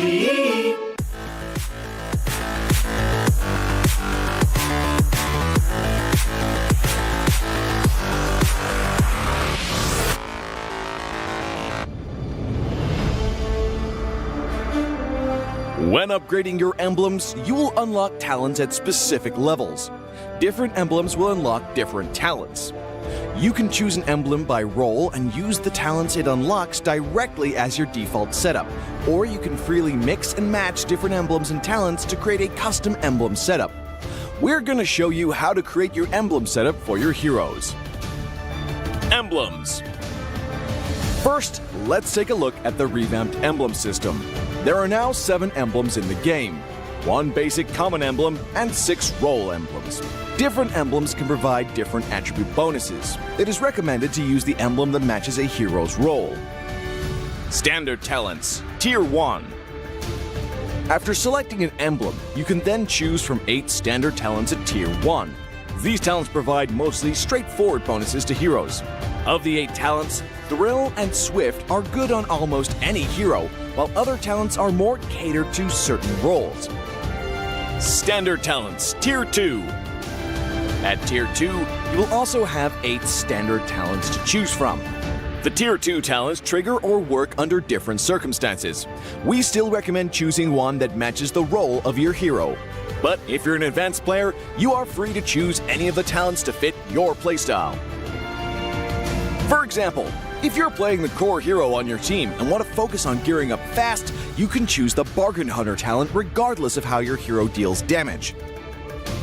And heroes who rely on their skills for sustained damage, whether it be a mage or fighter, can use the Festival of Blood talent for more spell vamp. Core talents, Tier 3. Finally, let's talk about the most important talents, the core talents. There are 8 core talents available in the game, and each provides a unique and powerful effect. We recommend choosing the core talent to match your hero's role and only use core talents from other emblems for advanced or unconventional tactics. The revamped Weakness Finder talent is no longer reserved for ranged heroes. This talent is now a viable option for any hero that relies on basic attacks and wants better laning and the ability to slow enemies. The Lethal Ignition talent now deals adaptive damage, making it a prime choice for any hero that has heavy-hitting combos. While the revamped emblem system still uses the existing talents, we have removed the restrictions between emblems and talents, opening up new possibilities for many heroes. We look forward to seeing players discover new ways to play their favorite heroes on their way to becoming a legend.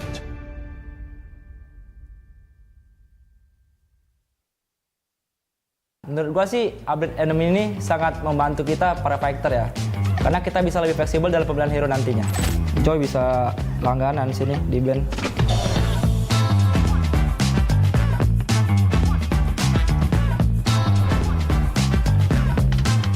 Hai, gua Sorizo. Selamat datang di Project Next. Experience setelah ada patch bukan lagi cuma sekedar jago adu otot. Karena kita juga harus memutar otak buat combination talent dengan emblem terbaiknya. Yuk tonton video ini agar lo bisa jadi explainer yang lebih hebat. Nah, sekarang kita coba kombinasi pertama nih. Dari yang gue pakai adalah Yuzong. Buat talent pertama, yang gue pakai adalah Agility. Yang kedua, yang gue pakai adalah Festival Blood. Yang ketiga, gue pakai Killing Spree. Jadi yang pertama kenapa gue pilih Agility adalah buat movement speed. Menurut gue Yuzong ini sangat butuh movement speed guys. Karena ketika lo mengejar musuh, kayak speed lu lebih kenceng gitu lah dibanding mereka. Yang kedua kenapa gua pilih Festival Blood, karena buat lifesteal. Lihat ini gua belum ada item lifesteal, tapi gua tetap bisa dapat lifesteal guys. Yang ketiga kenapa gua pilih Killing Spree. Killing Spree ini tujuannya ketika lu bunuh musuh lu dapat lifesteal serta movement speed. Ketika lu bunuh musuh,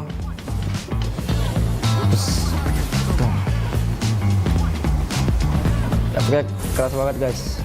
Dan kenapa gua seneng banget? Karena yang dulunya gua di Factor cuma bisa Festival Blood, sekarang udah bisa pakai Killing Spree juga guys yang di Assassin. Jadi kayak lu bisa combine gitu. Nah gitu guys. Sekarang kita coba kombinasi talent berikutnya ya. Hero yang gue pakai adalah Joy. Buat talent pertama, yang gue pakai adalah Rupture. Yang kedua, gue pakai Bargain Hunter. Yang ketiga adalah Killing Spree. Nah, sekarang kita bakal coba langsung ke in-game-nya ya guys. Buat talent pertama, kenapa gue pakai Rupture? Ini sangat bagus banget guys, karena damage lu 5%, penetration lu bakal sakit buat ke musuh. Contohnya, lebih sakit guys, dibanding lu nggak pakai, ini lebih sakit. Dan yang kedua, gua pakai Bargain Hunter. Fungsi dari Bargain Hunter ini adalah ketika lu harga item lu bakal jadi lebih murah guys. Dari yang harga 100% lu beli di harga 95%. Contohnya ini ya, Genius One. Ini harga aslinya adalah 2000 jadi 1900 guys. Yang ketiga gue pakai adalah Killing Spree. Fungsi dari Killing Spree ini ketika lu bunuh musuh, lu mendapatkan 8% max HP dari musuh dan 15% movement speed selama 3 detik. Ini bagus banget guys, ketika lu dalam team fight yang gede lu bisa survive. Ini sih OP banget sih guys. Ketika lu yang biasa cuma bisa pakai Bargain Hunter, sekarang lu bisa pakai bareng Killing Spree. Joy bisa langganan sini di band. Oke, next kita coba ke kombinasi talent yang berikutnya ya. Hero yang gue pakai nanti adalah hero Esmeralda. Itulah hero favorit gue juga. Yang pertama, talent yang gue pakai adalah Agility. Yang kedua, Bargain Hunter. Yang ketiga adalah Constructive Blast. Oke, kita langsung coba ke in-game ya guys. Yang pertama, talent Agility. Kenapa gue pakai Agility? Fungsinya tuh menambahkan 5% movement speed guys. Jadi ketika lu ngezoning atau nge-cover temen lu, itu sangat bagus guys. Lebih kenceng lah jalan lu. Dan dikomboin dengan skill 1 Esmeralda, lu lebih cepet lah buat lu kemana-mana gitu, move lu. Yang kedua, kenapa gua pakai Bargain Hunter? Esmeralda ini early-nya membutuhkan item yang lebih cepat guys. Jadi gua pakai Bargain Hunter biar lu bisa beli item lebih murah lah di awal. Yang ketiga, kenapa gua pakai Constructive Blast? Ini ketika lu basic attack ada kayak efek ledakan gitu yang mengandung magic damage. Jadi ketika lu clear wave jauh lebih cepat dibanding yang lain guys. Contohnya kayak gini. Nih, tuh. Lebih cepat guys jadinya. Dengan ada stats baru nih gue makin suka sih main Esmeralda. Nah, dari 3 kombinasi itu, kalau yang paling cocok ke gameplay gue sih Esmeralda ya, dengan talent Agility, Bargain Hunter, dan Constructive Blast. Nah, menurut gua sih update enemy ini sangat membantu kita para fighter ya. Karena kita bisa lebih fleksibel dalam pemilihan hero nantinya. Gimana nih para SPLaner? Udah siap main meta terbaru belum? Yuk langsung update ke Project Next dan cobain ya. Nah, buat kalian yang main Roles and XP, tenang aja. Karena di next episodenya akan dibahas mengenai kombinasi talent dan hero meta di role lainnya. Jangan lupa share videonya ya. Gua Sorizo, sampai jumpa di Land of Dawn.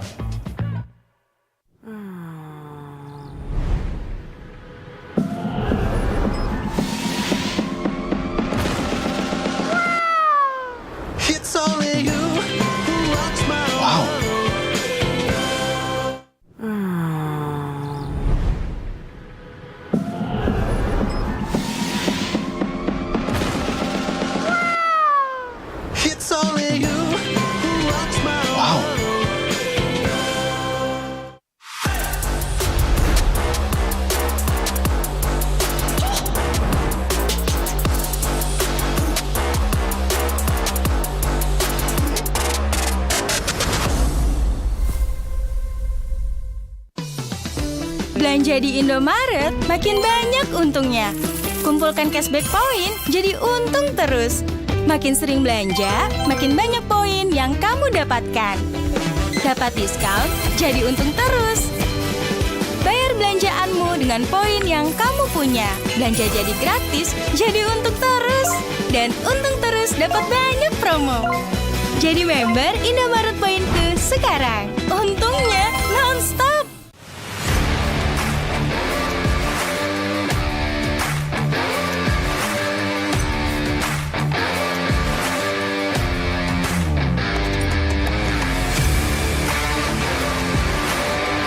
Karena Karena Lancelot itu tipe jungler yang harus fleksibel keluar masuk team fight, dan gua rasa Killing Spree ini cocok banget di gameplay Lancelot gua. Kalau yang paling masuk ke gameplay gua itu yang kombinasi talent pertama, karena cocok banget sama Fanny gua.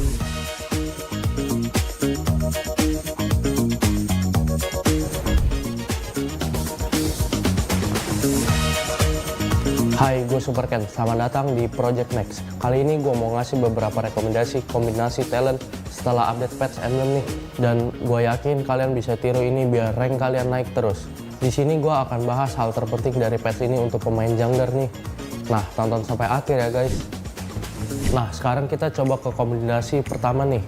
Hero yang gue pakai, hero andalan gue yaitu Fanny. Emblem yang pertama di hero Fanny gue pakai Rapture. Emblem ini berfungsi untuk menambahkan physical penetration.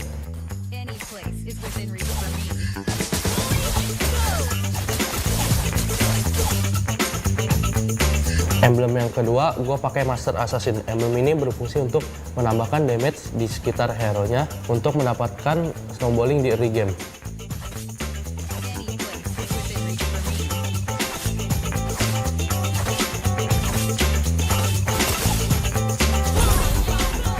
Emblem yang ketiga gue pakai Killing Spree. Emblem ini dapat memulihkan HP dan movement speed untuk bisa keluar dari team fight.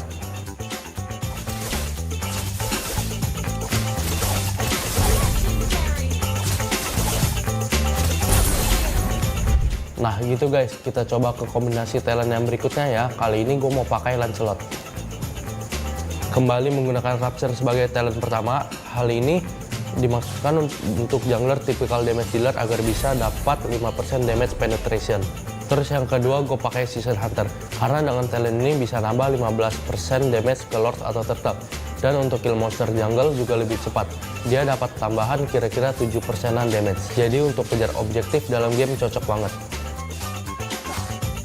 Karena Lancelot itu tipe jungler yang harus fleksibel keluar masuk team fight, dan gue rasa Killing Spree ini cocok banget di gameplay Lancelot gue.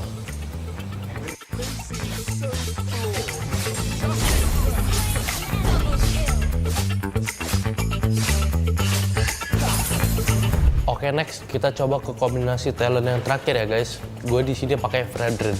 Untuk talent pertama bisa diisi oleh talent Agility yang memberikan extra movement speed 5% untuk bisa clearing minion jungle lebih cepat, dan mobilitas lebih cepat juga dalam setup objektif maupun ganking.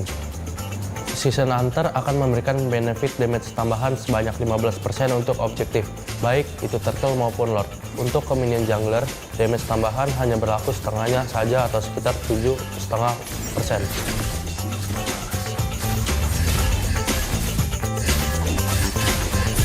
Conclusive Blast sendiri sebagai output damage tambahan yang mengambil keuntungan dari banyaknya HP hero yang kita gunakan sebanyak plus 7% dari total HP.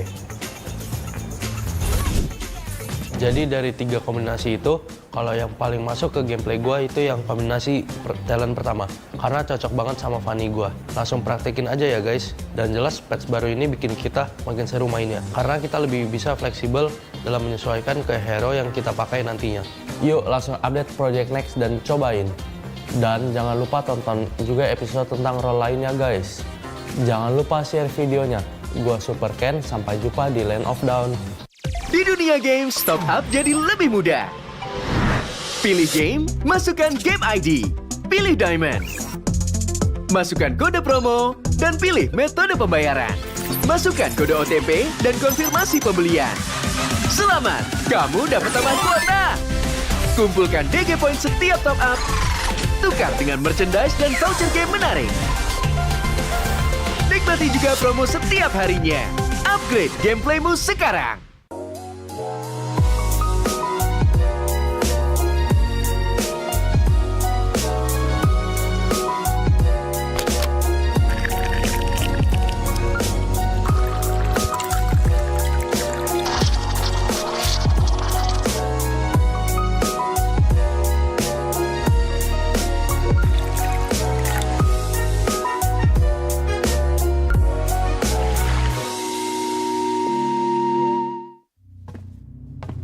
Look who finally showed up. Unload your weapon and return the goods. And if you ask nicely, I just might let it go.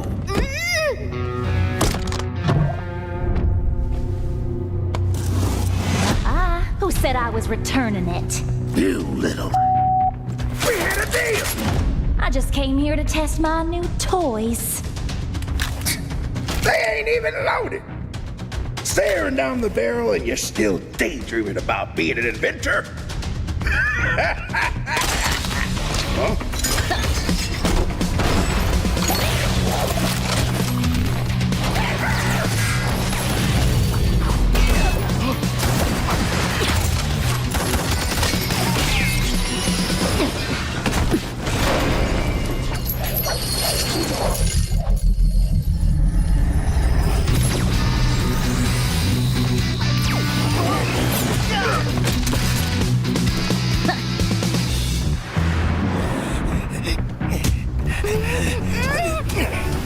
Stop, or she gets it!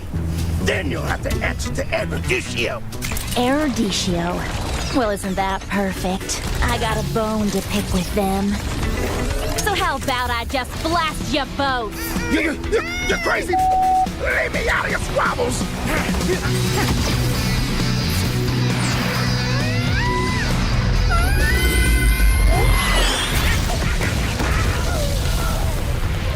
That was dirty! Haven't you heard? I do things my way. I really don't like being used as bait, you know. Anyway, let's return that to Eruditio. Oh, I have something special in store for them down the road. So I'll take this as payment.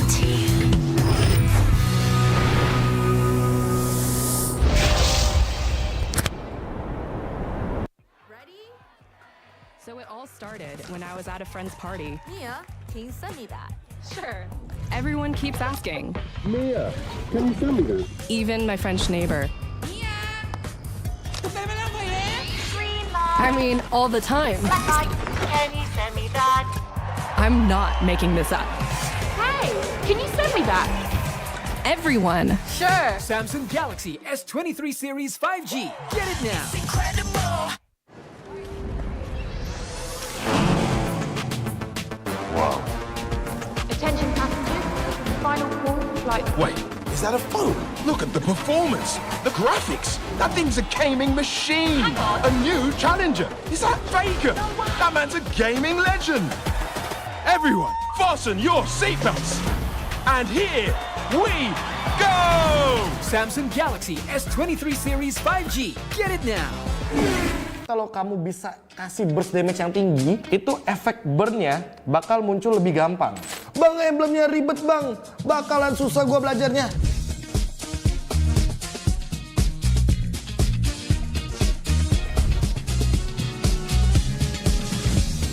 Halo sobat Land of Dawn, gua KB. Di sini gua akan memperkenalkan emblem terbaru dari Project Next. Dan buat kalian yang udah siap-siap mau ketik di kolom komentar, bang, emblemnya ribet bang, bakalan susah gua belajarnya. Tenang aja, Mobile Legends Bang Bang dengan Project Next ini sudah mempersiapkan sekali buat teman-teman lebih mudah beradaptasinya. Patch yang lalu itu yang namanya penambahan status ada 5 komponennya. Kalau di patch yang terbaru, komponen penambah statusnya hanya 3. Yang pertama adalah talent penambah status, yang kedua adalah sub talent atau talent yang sebenarnya mungkin di patch lama itu adalah talent aktif. Tapi untuk di patch baru jadi talent pasif. Yang dimana nanti akan connecting juga atau menyambung dengan talent utama. Jadi memudahkan teman-teman semuanya yang pemain-pemain baru untuk mencoba banyak emblem dan banyak variabel dengan perbedaan-perbedaan status yang bisa digunakan. Jadi tentu kita bisa lebih berkreasi dengan menggunakan emblem terbaru teman-teman. Dan ini dia gambaran untuk UI terbarunya. Seperti yang aku bilang tadi, hanya akan ada 7 komponen emblem. Dari basic common emblem, tank, assassin, mage, fighter, support, dan sampai dengan marksman. Dan yang paling aku suka adalah ini dia, banyaknya variabel pemilihan status di emblem terbaru. Contohnya, kita ambil dari talent yang paling pertama yang tadi aku bilang. Ini penambah status rata-rata. Kayak di sini ada yang namanya nambahin adaptive attack, terus ada yang nambahin attack speed, terus ada juga untuk penambah darah kayak vitality, dan yang paling aku suka ini dia rapture atau penambah adaptive penetration. Terus ada juga yang namanya inspire, dia akan menambahkan 5% cooldown reduction. Terus ada juga di sini firmness, dia tuh bakal nambahin adaptive untuk physical dan magic defense. Ada penambah movement speed juga dan penambah untuk fatal atau status kritikal. Terus ini yang namanya sub talent nih teman-teman. Contohnya aja ya, ini season hunter buat para jungler tank, jungler damage. Ini bisa kalian gunakan tanpa harus menjadi talent utama, karena ini bakal jadi talent pasif. Jadi setidaknya kalau kalian ngejungle itu bakal lebih cepat, karena setiap kali turtle dan juga lord kalian akan ada tambahan 15% damage kepada objektif-objektif tersebut. Terus dari emblem tank ada juga tenacity juga. Tahu nggak, Awesome Generation itu punya rule sendiri, kayak aku. Nge-game, I am the game. Pokoknya harus win streak terus. See, that's my rules with Galaxy A Series 5G. Kalau kamu? Di dunia games, top up jadi lebih mudah. Pilih game, masukkan game ID. Pilih Diamond. Masukkan kode promo, dan pilih metode pembayaran. Masukkan kode OTP dan konfirmasi pembelian. Selamat, kamu dapat tambahan kuota. Kumpulkan DG Point setiap top up. Tukar dengan merchandise dan voucher game menarik. Nikmati juga promo setiap harinya. Upgrade gameplaymu sekarang.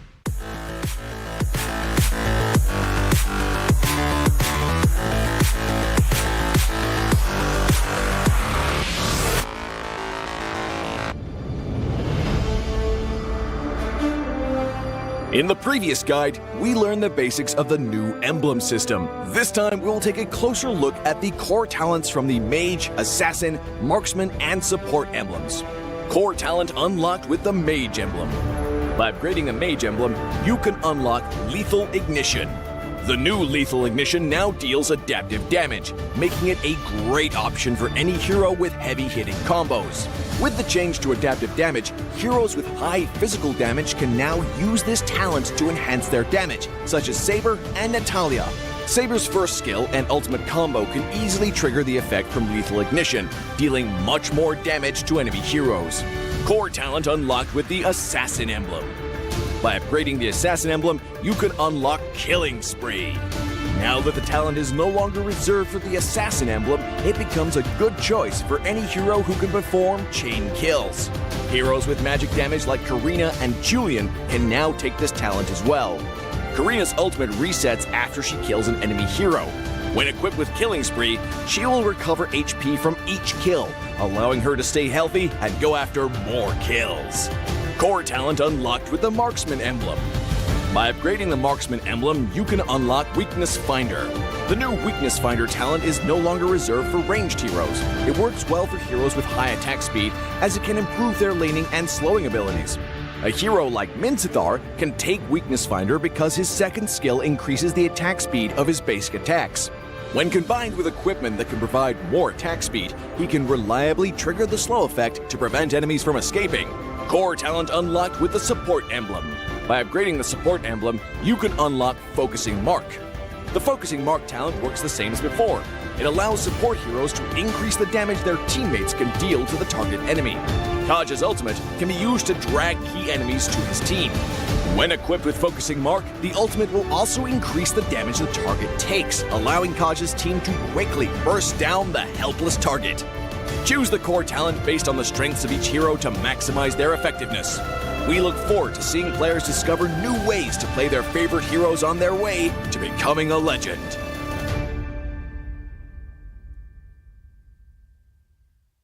Tahu nggak, Awesome Generation itu punya rule sendiri, kayak aku. Dalam kondisi apapun, nggak ada lagi halangan. Malah ngebuktiin potensiku. See, that's my rules with Galaxy A Series 5G. Kalau kamu? Hanya perlu melihat ke dalam dirimu. Dan kamu akan mengerti betapa berharganya nilaimu. Percaya pada dirimu. Bukan dengan tergesa-gesa, namun dengan caramu yang beda. Tunjukkan kilau kisahmu sendiri. Dan ciptakan emas dalam setiap karyamu. Trust in gold.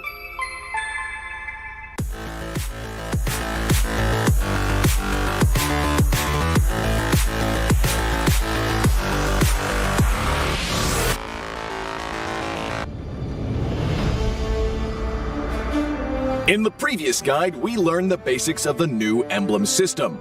This time, we will take a closer look at the core talents unlocked with the basic common emblem, tank emblem, and fighter emblem.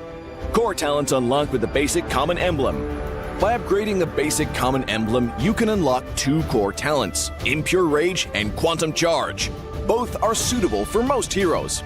The new Impure Rage talent now deals adaptive damage, making it a good damage-enhancing talent for a variety of heroes, such as Eve, Nathan, and Diggy.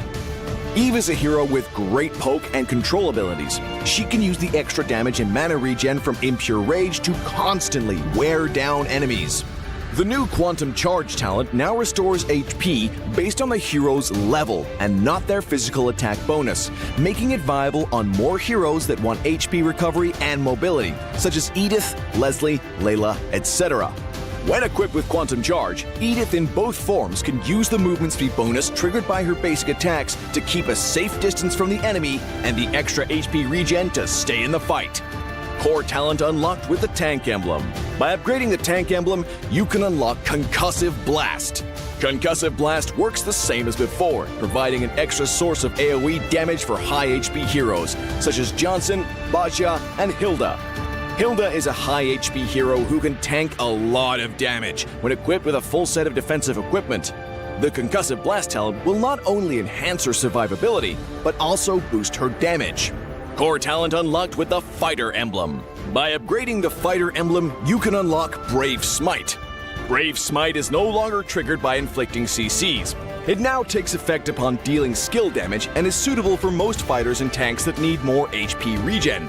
Ruby, Lapu Lapu, Tigreal, and similar heroes can choose this talent. Ruby can trigger Brave Smite repeatedly by casting skills, and with her own regen abilities, she'll have even greater durability in teamfights. Choose the core talent based on the strengths of each hero to maximize their effectiveness. We look forward to seeing players discover new ways to play their favorite heroes on their way to becoming a legend. Dari 2 emblem yang selain Weapon Master sangat berguna lah di early game. Di laning phase malah jadi rajanya lah istilahnya.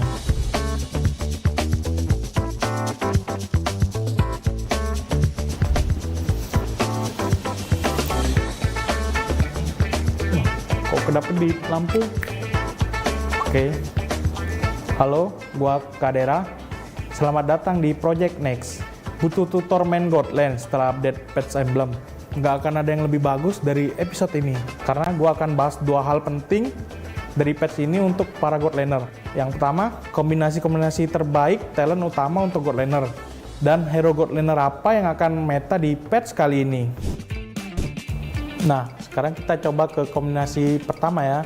Di sini gue pakai hero Beatrix. Rekomendasi dari gue yaitu yang pertama pakai Rapture, terus yang kedua Weapon Master, dan yang terakhir Weakness Finder. Oke, itu jadi kita langsung coba di in game nya. Kan tadi kan pilihan emblem kita ada Rapture sama Weakness Finder. Nah, kalian nggak usah takut buat apa ya, ngepok gitu, karena kalau kita ngehit musuh nih, mereka dapat slow sama mereka nggak bisa ngepok balik gitu. Jadi kayak kalian di lane nggak bakal sering kepok. Terus yang Weapon Master itu kan nunggu dari item kan. Jadi dari 2 emblem yang selain Weapon Master sangat berguna lah di early game buat survive.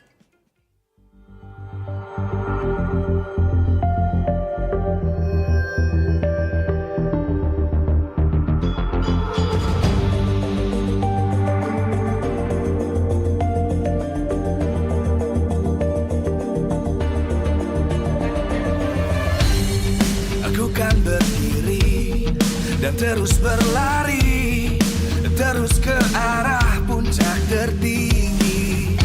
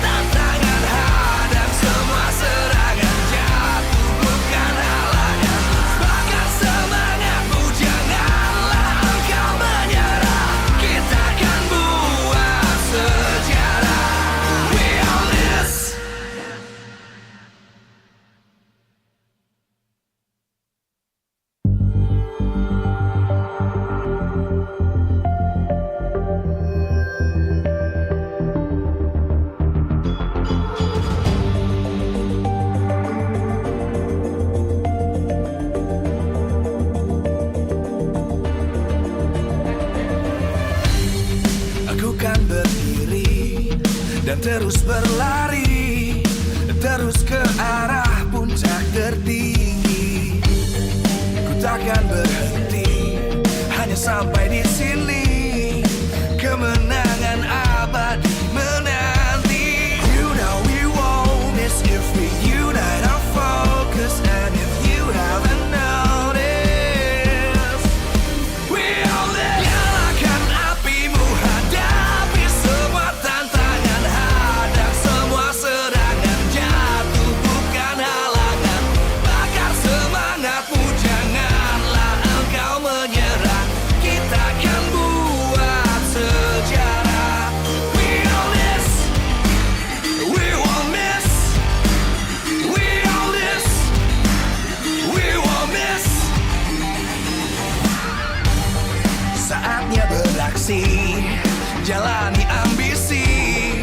Aku kan menyawakan hari ini. You know we won't miss if we unite our focus. And if you haven't noticed, we all live. Nyalakan apimu, hadapi semua tantangan, hadang semua serangan, jatuh bukan halangan. Bakar semangatmu, janganlah engkau menyerah. Kita akan buat sejarah. We all this, we won't miss. We all this, we won't miss. We all this.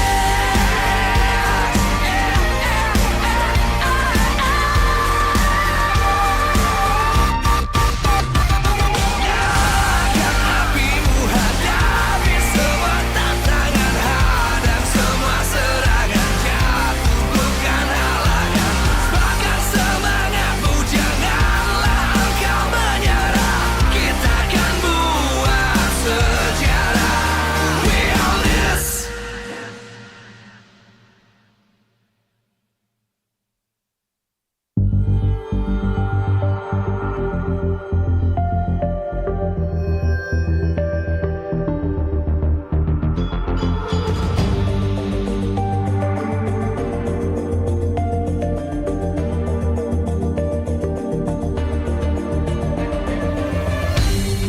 Aku kan berdiri dan terus berlari, terus ke arah puncak tertinggi. Ku takkan berhenti, hanya sampai di sini. Kemenangan abadi menanti. You know we won't miss if we unite our focus. And if you haven't noticed, we all live. Nyalakan apimu, hadapi semua tantangan, hadang semua serangan, jatuh bukan halangan. Bakar semangatmu, janganlah engkau menyerah. Kita akan buat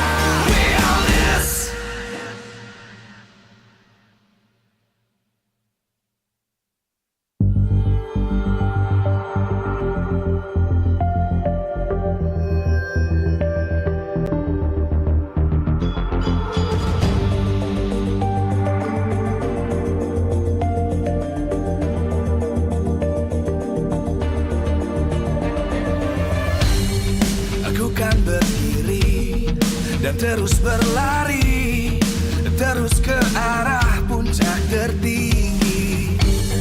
Ku takkan berhenti, hanya sampai di sini. Kemenangan abadi menanti. You know we won't miss if we unite our focus. And if you haven't noticed, we all live. Nyalakan apimu, hadapi semua tantangan, hadang semua serangan, jatuh bukan halangan.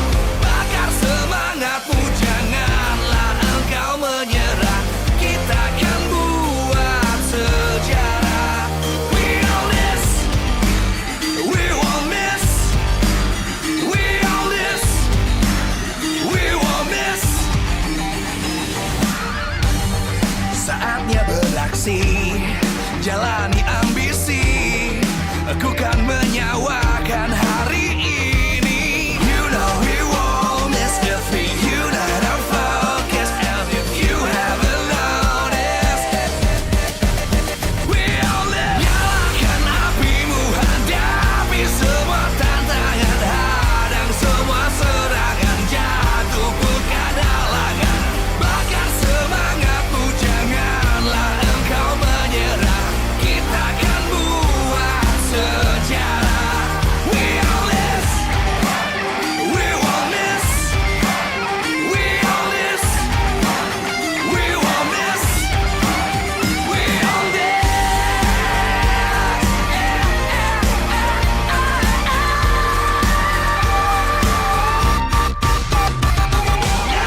Nyalakan apimu, hadapi semua tantangan, hadang semua serangan, jatuh bukan halangan.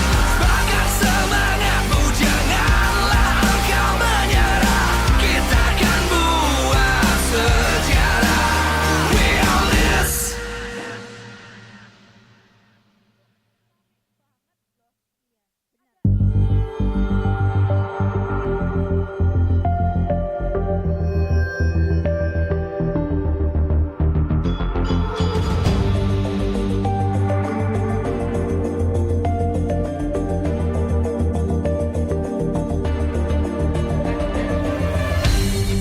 Aku kan berdiri dan terus berlari, terus ke arah puncak tertinggi.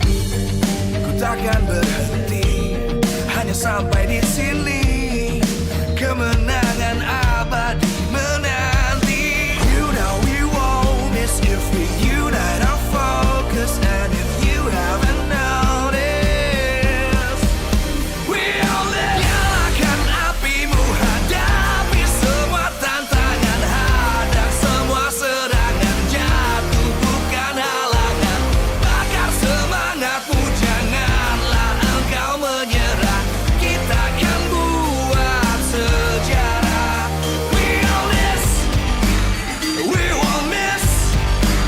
We all this, we won't miss. Saatnya beraksi, jalani ambisi. Aku kan menyawakan hari ini. You know we won't miss if we unite our focus. And if you haven't noticed, we all live. Nyalakan apimu, hadapi semua tantangan, hadang semua serangan, jatuh bukan halangan. Bakar semangatmu, janganlah engkau menyerah. Kita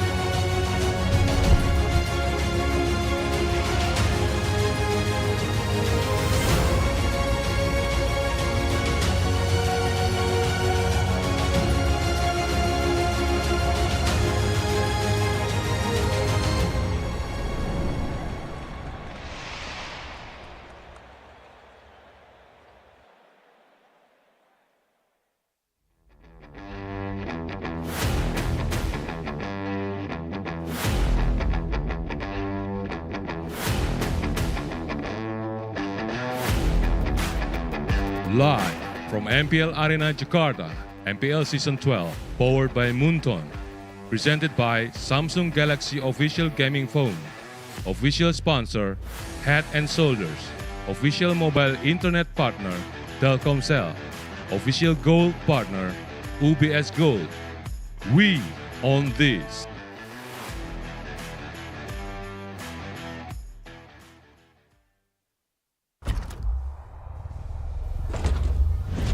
The road to recovery, Alter Ego versus Geek Fam. Both of these teams have yet to win their first match as they are sitting at a 3-match lose streak.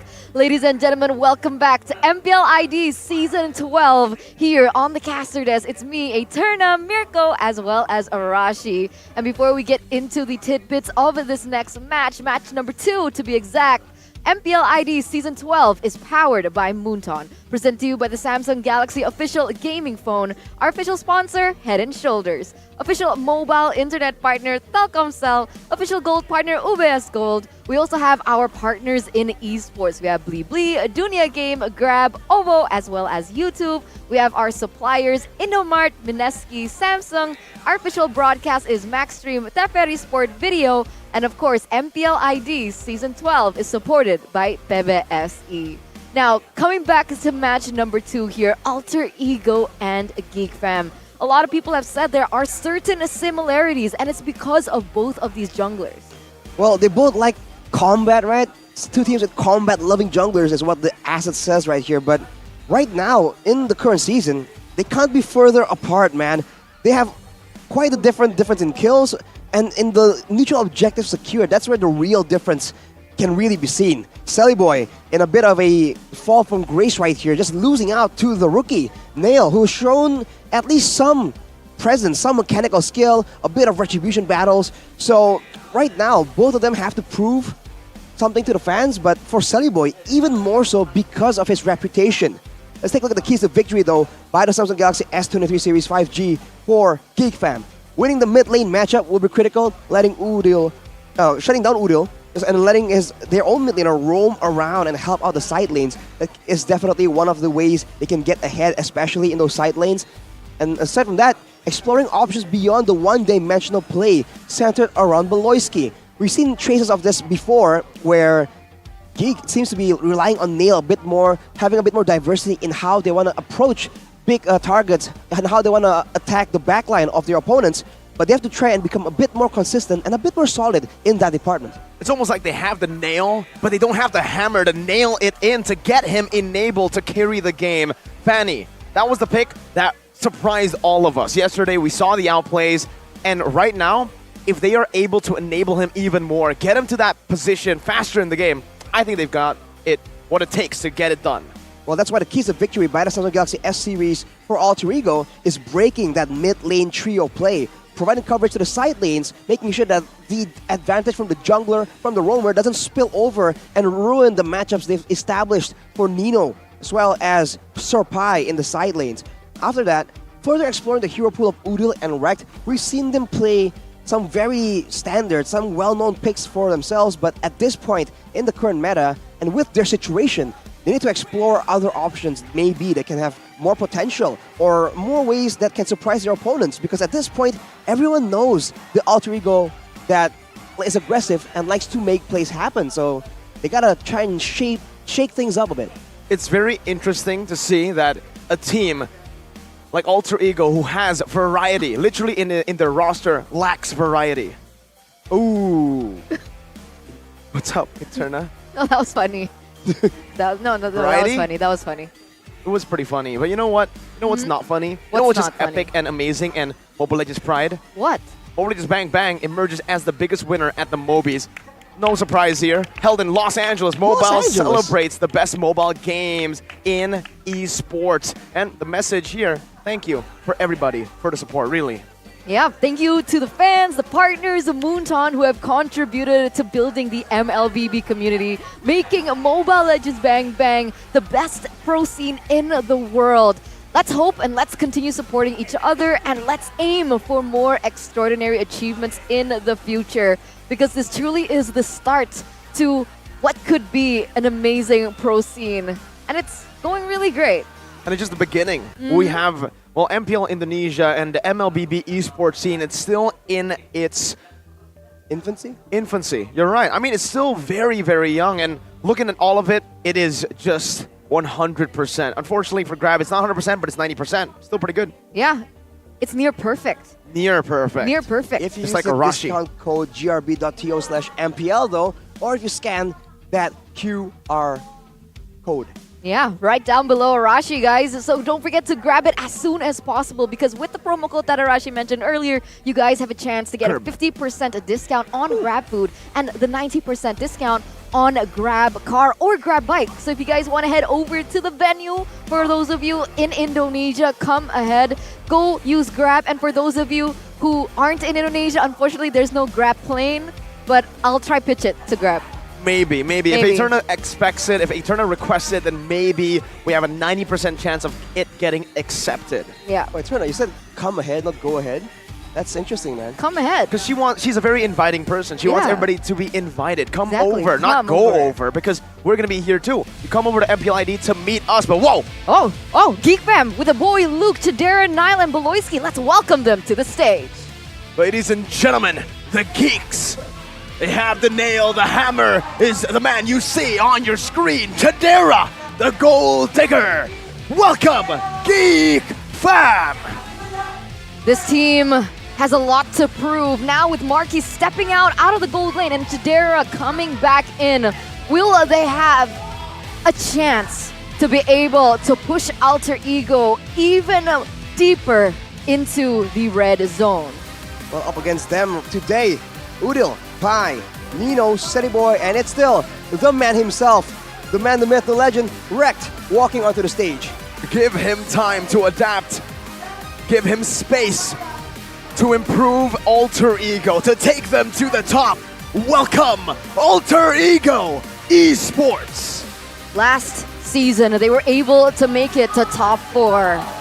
This season is no different. They had an early, shaky season earlier on as well at MPL ID Season 11, and they were able to pop off. Let's hope with the coaches that are arriving on stage as well, they are going to be able to go for a miracle run. Yet again, it's going to be a 2v1 for Coach Renzi against KCS and Nafari. In match number 1, we saw that Aura in a 1v2. The coaching staff, quote-unquote, didn't really come out on top, but now we'll see if Geek Fam can fare any better against Alter Ego. For both these teams, they all have potential, but I think the draft is where everything gets outlined in the beginning and will set the course of the path all the way till the end of the game. Yeah, drafts. That's where it all starts. They need to be able to facilitate both of their EXP laners. Honestly, mid trio is important, EXP laner is important as well, but honestly, gold lane too. So if we take a look at a team head-to-head by Head and Shoulders, what exactly stands out between both of these teams? 57 first blood rate for Alter Ego shows that they are still that aggressive, exciting team that the fans just expect them to be. But against Geek Fam right here with more solid performances and more calculative, more experience playing out the late game that is becoming more and more important, Alter Ego needs to find something surprising to ensure that Geek Fam cannot stall long enough for the rest of the team to just synergize and find the mistakes that usually come out the longer the game goes on for Alter Ego. They need to make sure that everything is calculated and everyone stays on the same page all the way until the game is won. Yeah, it's funny that you mentioned the first blood rate here, Arashi. Alter Ego have the higher stat, and going against Geek Fam, Beloyski is known in Indonesia as Duta First Blood. And not in the way that he gets the first blood, but he is the first blood for the enemy team. It just seems like for Beloy, dying is part of the game plan. If he actually gets space on the map with his death, if he relieves pressure off the map from the rest of his team, then it's a win for Beloy. He is a very selfless roamer, and that's what we've been seeing for Geek Fam. But unfortunately, he's a bit too selfless, and maybe the team is following in his footsteps a bit too well. Because Luke, I think the biggest problem that we've seen from Geek Fam is Luke and Nile going and overextending so much as we take a look at the player head-to-head by Head and Shoulders for Luke and for Serpai. Both standout XP laners for sure. Luke with his signature pick, the glue, does so well with being disruptive in the fight, whereas for Sir Pai, if you give him aggressive heroes that can solo kill, that can roam around, that can just intrude into the jungle of his opponents, he is a lot more terrifying if he's left unchecked. Whereas for Luke, he really stands out in those team fights. So maybe that is something that Alter Ego can try and play around, right? Maybe stop Luke in his tracks and prevent him from even participating in those 5v5 team fights. Which is why the lane matchup in that EXP lane is so important. And then the domination effect occurs as well. I think Miracle mentioned that Alter Ego and Geek, it's going to come back to that mid lane pressure from both of the roamers, Rekt as well as Beloyski. But on the other hand, we saw yesterday when Alter Ego played, when Pai was on the Uranus. Sure, it isn't exactly the most playmaking type of hero, but it's a hero that is allowing space for that mid trio to rotate around the map and give space for Sally Boy as well to get in those kills. And looking at this, the top 3 EXP lanes, 69% for Pai in terms of team fight participation. Nice. That's higher than Super Cerezo. That is. And, we can take this with a grain of salt, though, right? Because he took the most damage taken per minute, but that can also show that maybe he's dying a bit too much. And so far, from week 2, in day number 1, we did see that. We saw that Pai was targeted heavily by a lot of different teams, and his team fight participation has dropped down by a lot, significantly. It was at 58% or 52% earlier, 53.8%. So it has dropped down from that 69.3. I think we're talking a lot about the deaths here and the statistics, but I think it just shows again that in this current meta, sometimes when you're playing so heavily on the macro game, sometimes deaths are unavoidable. It's all about making sure that your deaths absolutely count. I mean, if your death is traded for a Lord, for example, or for the main carry of your opponent's team, then it's absolutely worth it, and there's no issue giving up that death. But that's why it's so important to try and calculate all these things in the middle of the battle to ensure that you know exactly what you're trading for. Now that's why, that's kind of a challenge that Alter Ego are facing right now, right? The fact that how do they make these things count, whether it be deaths, whether it be kills. Because we saw, right, Sally Boy, #1, most kills, but they haven't won a single match so far. So then you can kind of assume from that, it's like, okay, they get the kills, then what? How do they just channel it onto something else? How do they convert it onto the objectives, into map pressure? I think that is going to be the main focus here for Alter Ego, the main challenge, the main obstacle that they have to go for. Discipline and strategy and what they want to achieve with those kills. Well, the kills are definitely important, but unfortunately, when we take a look at the stats, Arashi, we've been saying that Sunny Boy has been a very kill for fun, kills over objectives player, but even in the kill department, he is not first. He's 15th in MPL Indonesia Season 12, only having a total of 18 kills. Meanwhile, Niall, now this guy is actually kills over objectives. 40 kills, but bad neutral objective taken. So, you can't even say kill for fun for Sully Boy. Not at all. Top 4, I think. Nailed. Aggressive for fun. Well, not bad. Yeah, he's just aggressing, but I think timing is where it's important, right? Knowing exactly when the aggression needs to be ramped up, and right off the bat already, Alter Ego picking up that Fanny in the hands of Sally Boy. We've seen he can actually do a lot of damage. He has still the mechanical skills to make some plays happen, but he has messed up on those cables before, and he needs to keep in mind this time not to overextend, not to go too deep into enemy territory, especially if he has secured a lead. Yeah, agree. And they really don't want it to fall into the hands of Niall. We saw yesterday what Niall's Fanny could do. 2 games in a row, they were able to control that early game. It was a kind of a misdecision making from Niall that actually lost them that game number 3, but his prowess on the Fanny, his mechanics is definitely something to respect. So Alter Ego, they take it away. Geek, they're gonna respond with the Fredrin and the Grok. So huge flex for Geek here in the first phase. I'm not really sure who's going where just yet, keeping Alter Ego on their toes. And Yeef is the next pickup for Alter Ego. For Geek, securing a fighter jungler makes a bit of sense, especially against an assassin like Fanny. And to top it off, going with the Grok right here, they really know how to counter this Fanny pick, because that barrier is definitely a big factor in how Nail was shut down in the previous time we saw him just zooming around on this Fanny. We have a comment here from R7 though. It seems like the main problem for Alter Ego is in the late game. That is a quote that has a lot of weight. Yeah. I think I have to agree here with Mr. R7 Rivaldi Fata. R7 Tatsumaki. Whatever name he goes by, he's still a legend for RRQ and for Indonesia.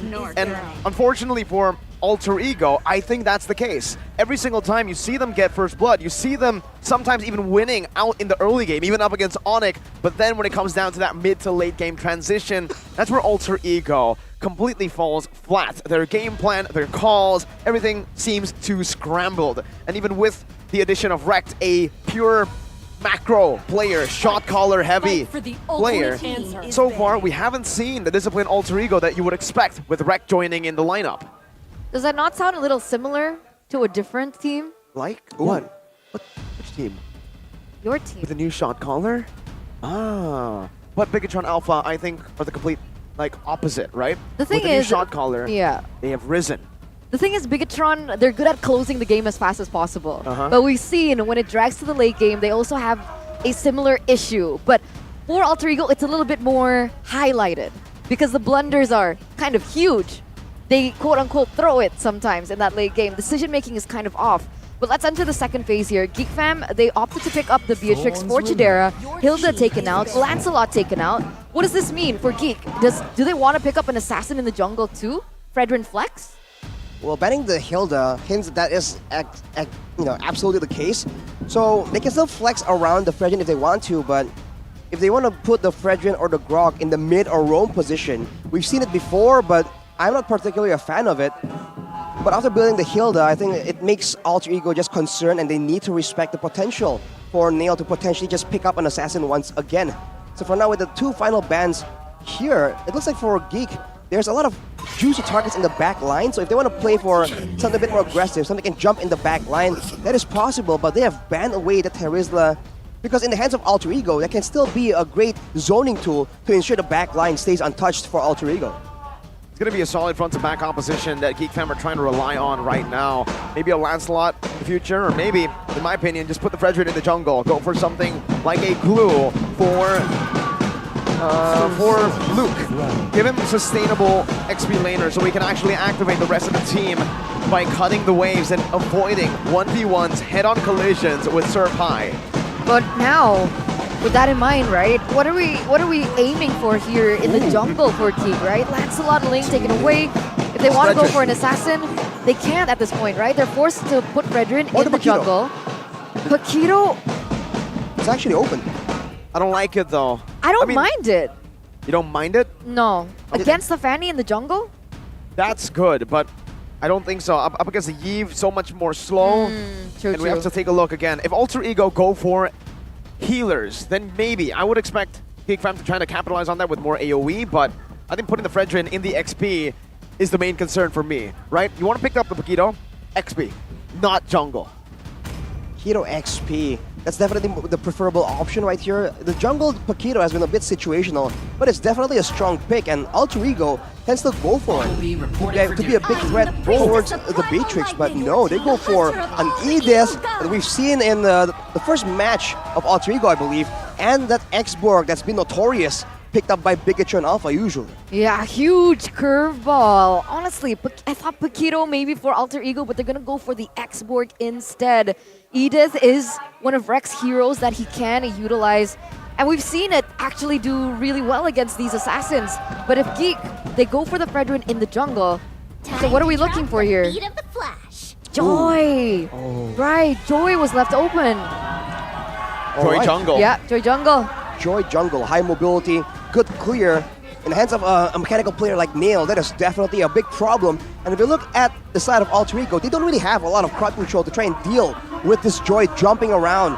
So this is going to be a bit of a tough one. They have to adjust their whole playstyle to compensate for the lack of lockdown for Nail. Might be the final nail in the coffin for them. I don't think it's a lack of. I don't really think it's a lack of lockdown though. They have the Edith, very good hero. They're trying to lock people down with Onward, and that survivability in the back. Remember, when you pop in the Primal Wrath, you still have that immobility effect from your basic, from your skills, and that can really stop Joy. I guess the issue is that the Earth Shatter is slow. Very. So there is still a chance for these heroes to kind of, just duke it out. So it really depends on their skills, how they execute it in-game. And with this, ladies and gentlemen, both compositions have been set in stone. Put your predictions in the live chat and your support, because both of these teams, they dearly need it. And with that, let's welcome you to game number 1, Alter Ego and Geek Fam. Right now, it's going to be the early game for the side of Geek. And knowing that, Alter Ego, they are picking up all the purifiers they require for the main backline. That backline is what they're trying to rely on. But in order for them to have any success, the early game needs to be managed properly as well. On the topic of the crowd control though, yes, the Edith can stun, knock up the Joy, but it's not a suppression. Even though only the Franco was available in that game, but without a suppression, the Joy is a lot more dynamic, a lot more dangerous than usual, I must say. Yeah, definitely the Joy can run rampant, especially for that early game snowball. It really depends on how this team is going to play it out. You can already see a lot of pressure there in the mid lane. Yep. Oh, Onward. Onward and the Flicker.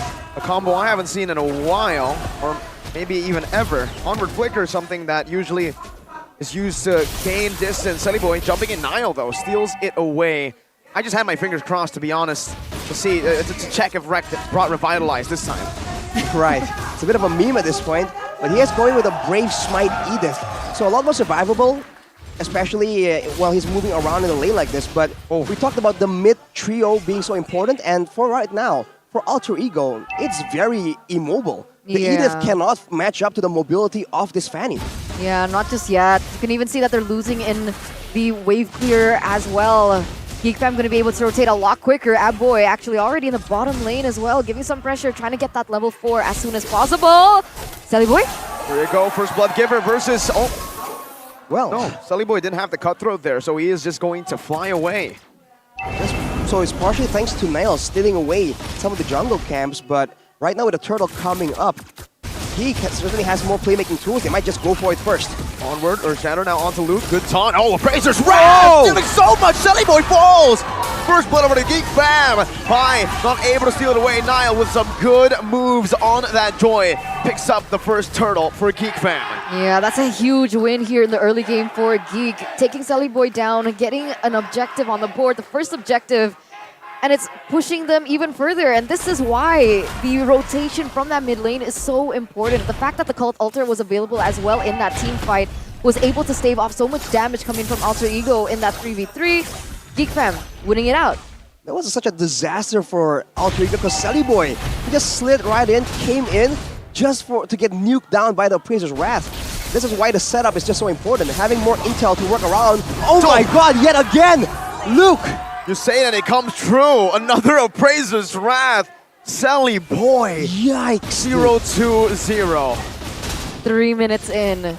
Almost a death a minute in the hands of Luke. Oh man, that's not a good look for the Fanny. The only reason you pick up the Fanny is so you can win out in these fights. The fact that you can put pressure on those side lanes, and we don't see that at all. 0-2-0. It's not a good start for Alter Ego at all here.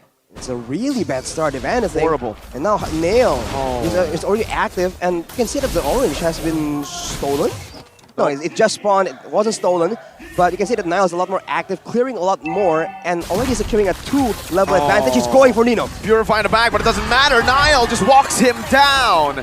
3-0. Geek Fam are doing everything, forcing Alter Ego to play for Plan D. They're already grouping up top, and it doesn't even matter. Sully Boy is not going to be able to kill Chadera here, but the Primal Wrath comes down. Chadera! Sully Boy is 0-3 now. 0-3 in the 4th minute again.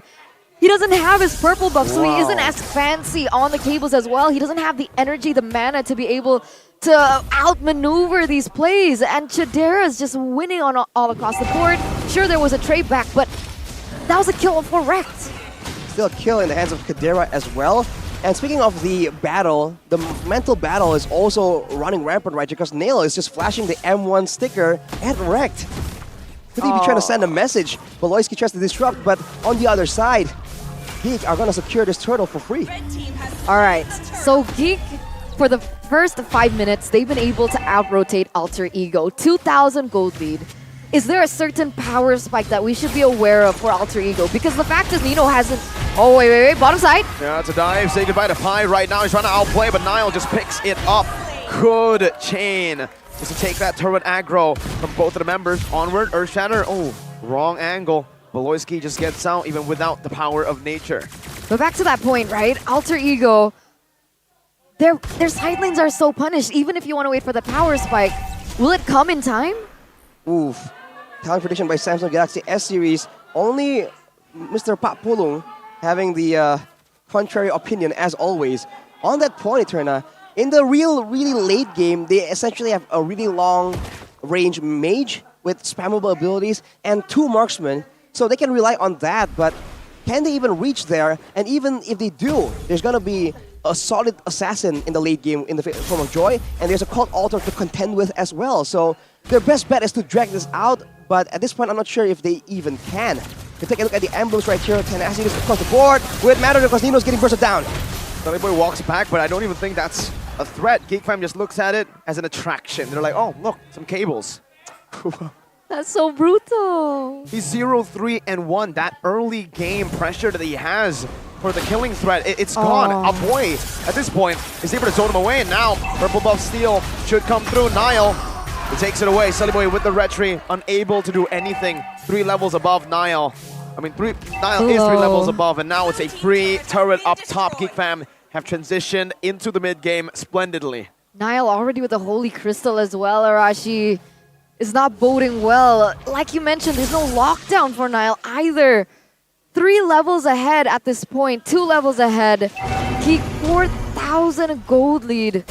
More damage as well. Sullyboy, he doesn't even get his buffs, and Geek, they're looking for more damage. Rekt can't even find an opening. He can't find that pickoff either.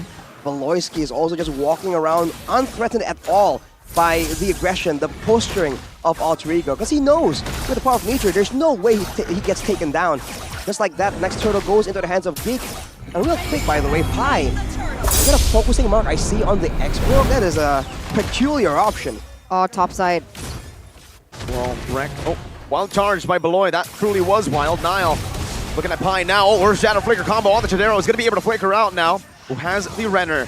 Still chilling. Beloy getting burnt down, but Chidera now on the Nibiru is able to zone Alter Ego away, creating some space for his roamer to escape. Both teams just trying to go at it, but at this point, Alter Ego, if they keep matching the movements of GeekFam like this, they're going to be forced to keep fighting. And at this point, it's at a 4K gold disadvantage. They either need to get a really good pickoff, a really good fight, a really good combo, or they should just go for trades at this point, because the best they can do is minimize or equalize the difference in turrets at least, because the bigger the difference, the more dangerous it gets, and Nino gets taken out once again. Onward, Earthshatter coming down. Luke all alone, still able to flicker out. The cut-through comes through. There you go. The last Insanity gets it done. Alter Ego on the board again. But still, GeekFam were able to find the better trade there. It was Nino. Wait, Beloy on the back with a wild charge. Now Udo going to be taken out. My lord, that damage from Niall and a boy. That was like no care in the world at all. Going under turret, tanking all that damage, still being able to escape. What in the world? I mean, there's just so much damage, so much shielding as well. Oh! That's so brutal. That's it. That's gotta be, oh my god. As a Fanny player, getting outplayed like that by Chidera over and over again, getting outplayed in a 1v1 against a Luke, that's got to do something to your mentality and your confidence. Sullyboy is tilting at this point. It's not just emotional damage, folks. It's spiritual damage as well, all the way to his soul. GeekFam are trying to take Sullyboy's soul away. The Lord up, Alter Ego, they really can't do much as Joy makes a play in the top side. Nino survives. Shut down. Sullyboy's on the board. Nino is able to help Sullyboy to finally get that kill down, and now, oh no. No cables. One cable. No energy, and he gets out. Luke, no killing threat there. Alright, so small victories for Alter Ego for sure, but at this point, Geek, they might want to be a bit more careful, because Alter Ego, they are a team that is known to make comebacks. And some people even say, when they win the early game, they lose the late game, but when they lose the early game, sometimes the late game is where they thrive. So right now, without the jungler, they go for Edith. Wild charge, everything used onto Rekt. And it's Chidera who guns him down, picking up a free kill. Melfic Roar now built up high. Needs to respect the gun. Avoids looking for a re-engage, just goes in for a little bit of poke.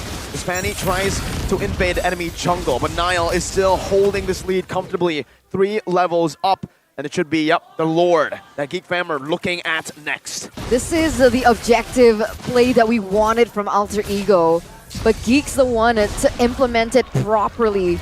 As we do head into a little pause, but what's going on?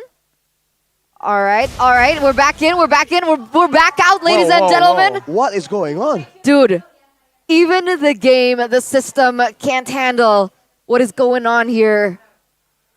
Geek as well as Alter Ego here. We've entered the 10th minute of the game, ladies and gentlemen. We want to give the audience, you guys at home, as well as the players, the best possible quality in order for everyone's entertainment. And with that, we do have a little bit of time to talk about this. Yeah, please be patient with us. It was an interesting decision that they had to force 3 members, almost 4 members from Alter Ego to defend Fanny's buff, and then Nino gets taken out in the process. Like, those small decisions, is it worth it? Like, wouldn't you just go all in, help Nino out? I mean, at this point, they're just looking for scraps on the map. They were just trying to look for whatever is first in their line of vision, and they're trying to help. They're just trying to get back in the game. They're desperate. They're very desperate, but now, you see from the change in their setup, right?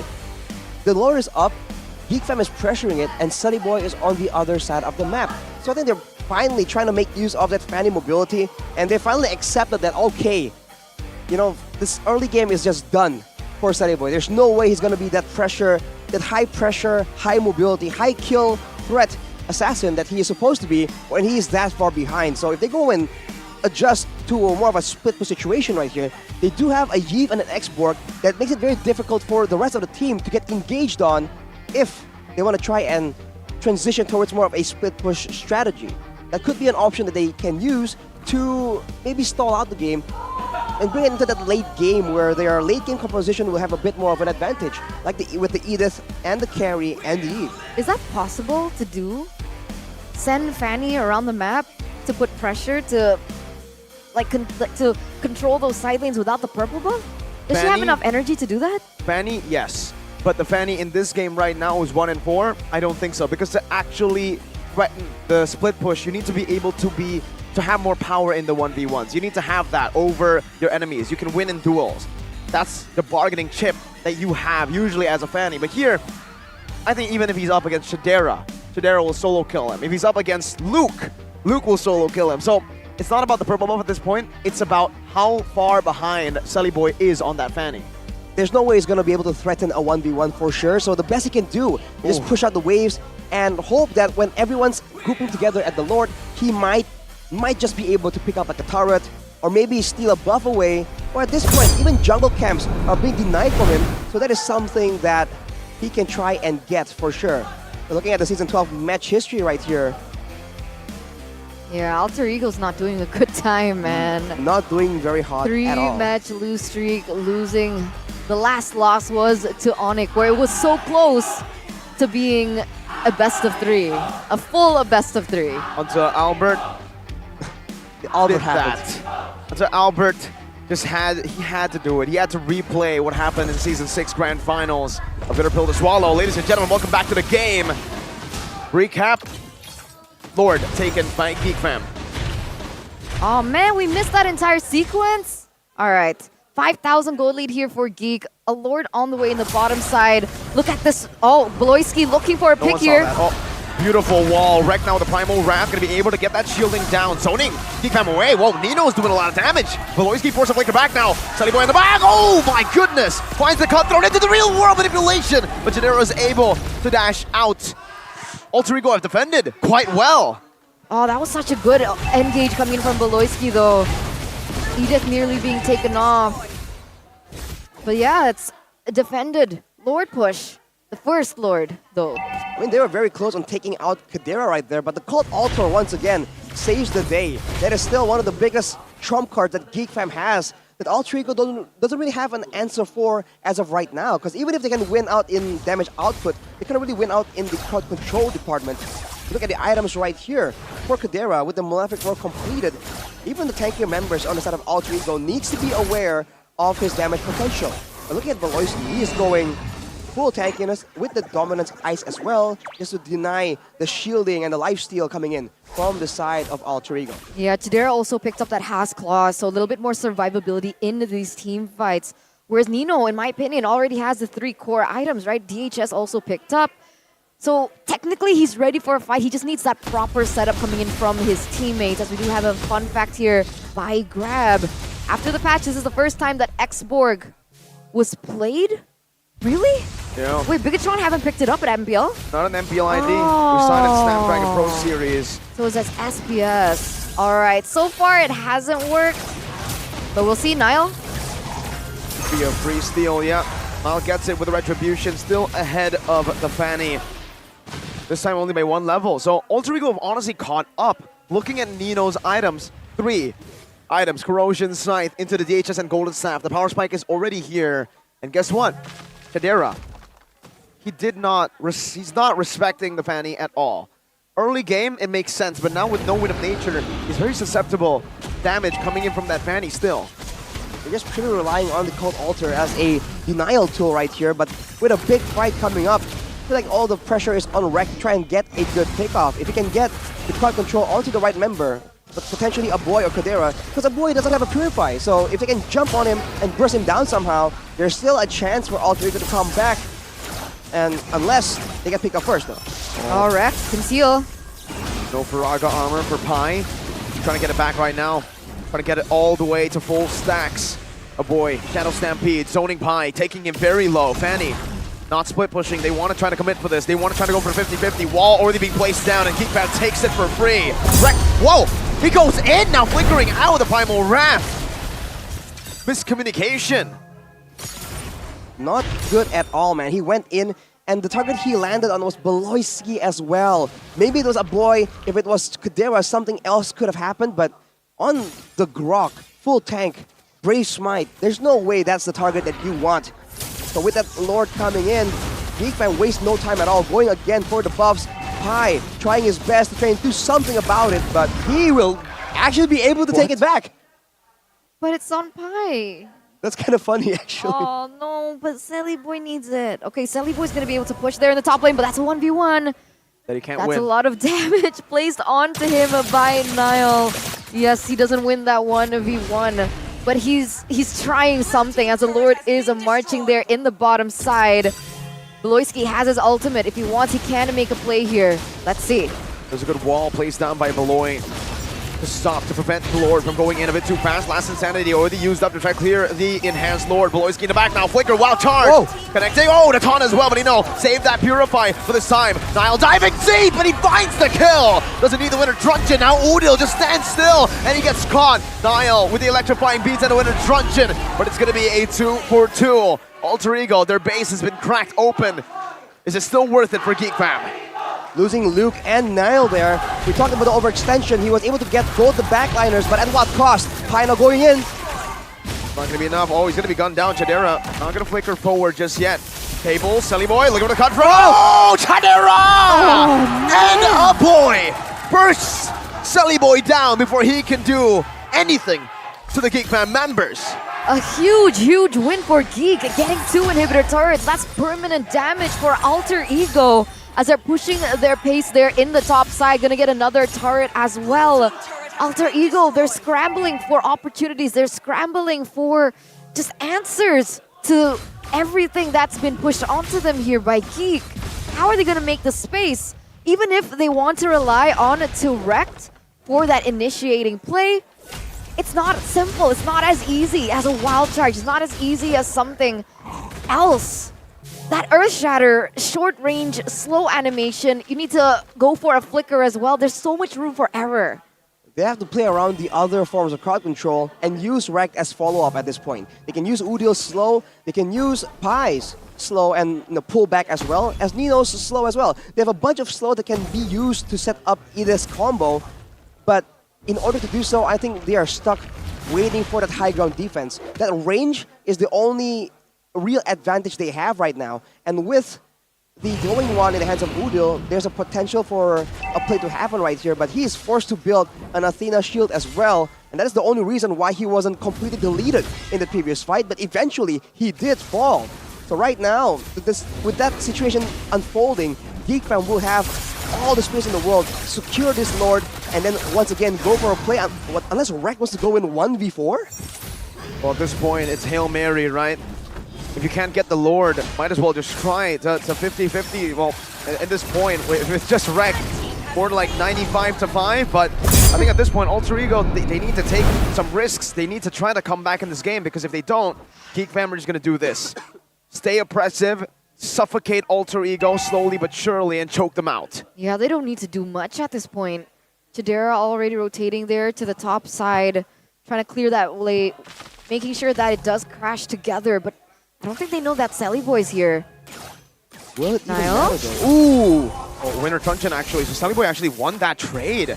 No, Winter Truncheon has the immortality now, swaps it out, and Niall's nowhere close, nowhere near for this fight. Earth Shatter knocking 2 up right now. Sally Boy finally recalling and going back in, now clearing out the bottom lane as Rek gets chunked low, but it's able to flicker out with the Primal Wrath. Dealing a lot of damage in the back. Nino as well with the real world ablation. Udil is able to zone them back, and Alter Ego have defended. That long-range teamfight is what they were waiting for, man. A proper front-to-back where not a single member of Geek Fam were able to dive towards that back line. Udil, as well as Nino, outputting all that damage. Rek as well in the mix.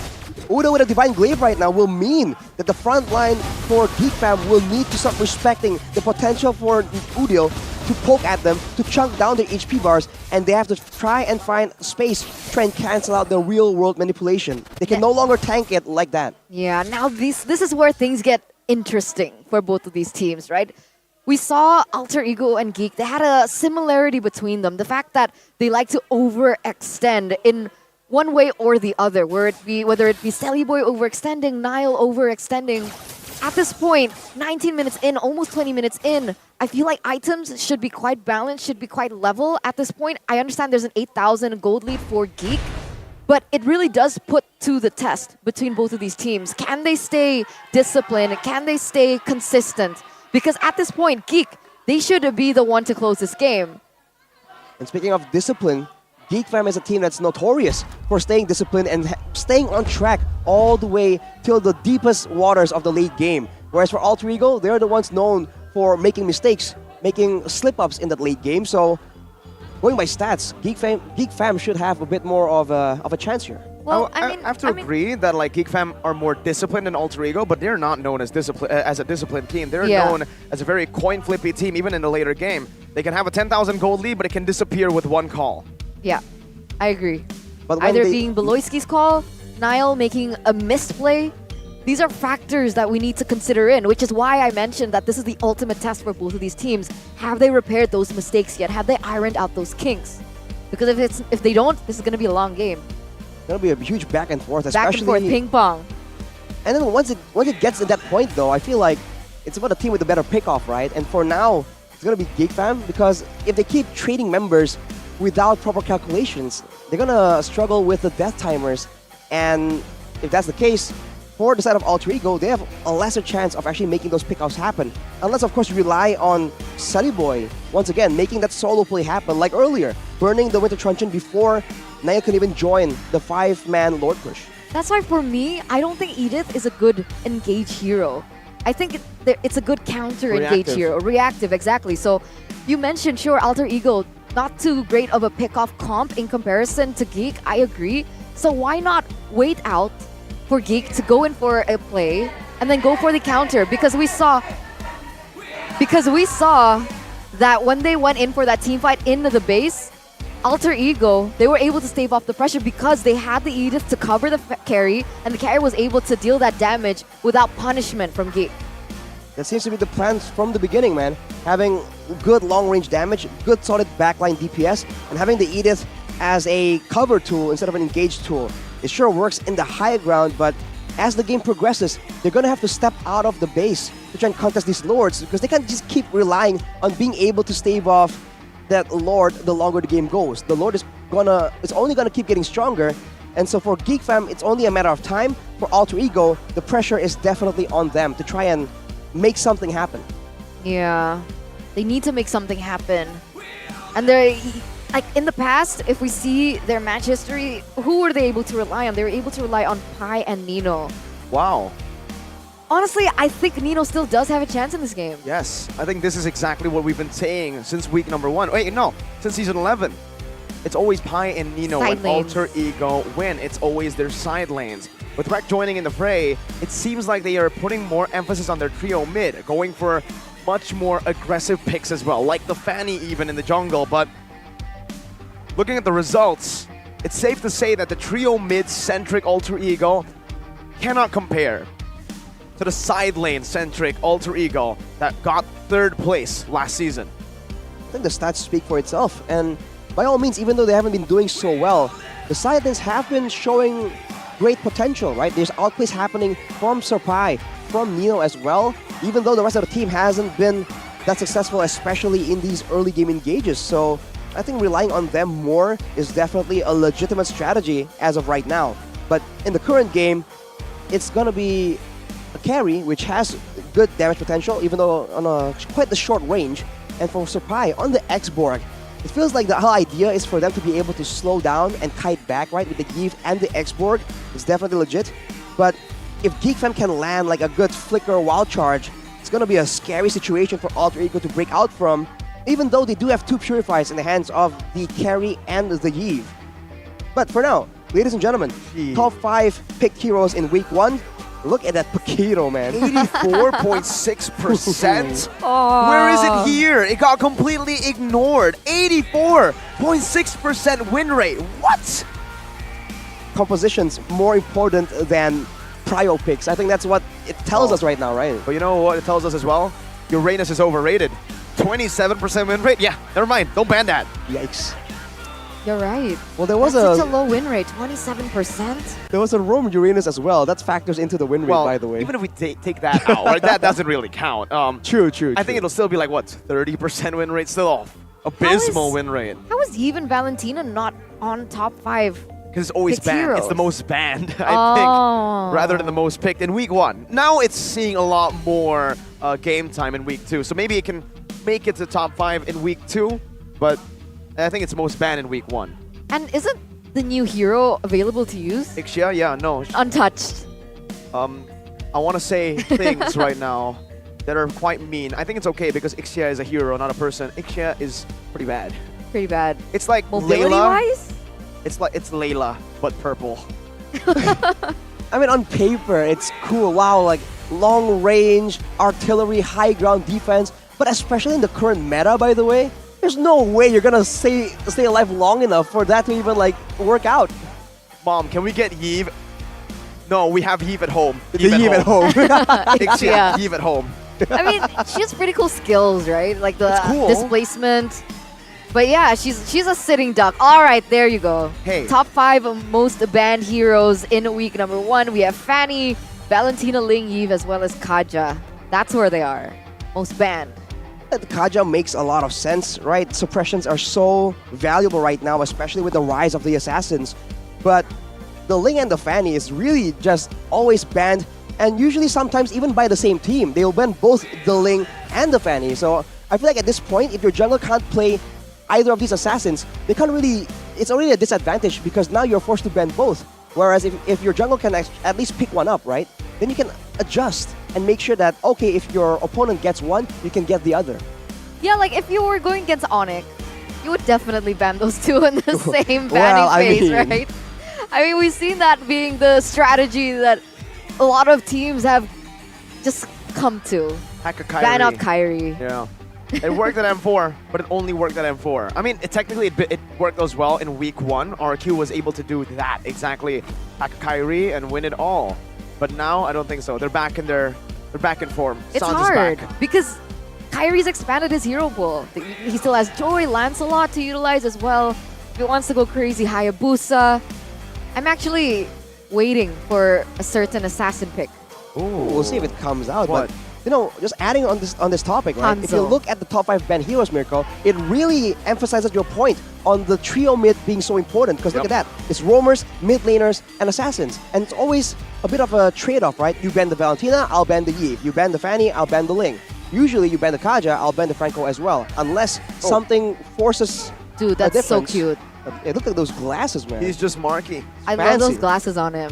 Yeah, Marky, the lover boy. He's so chill. The lover No, boy. that's not his title. That is his new title. No, after that's that. Yaoi's title. He's got a fresh cut. He's you got can't, that. You can't take a title away from someone. You boy got the title of best roamer, and he took it from someone.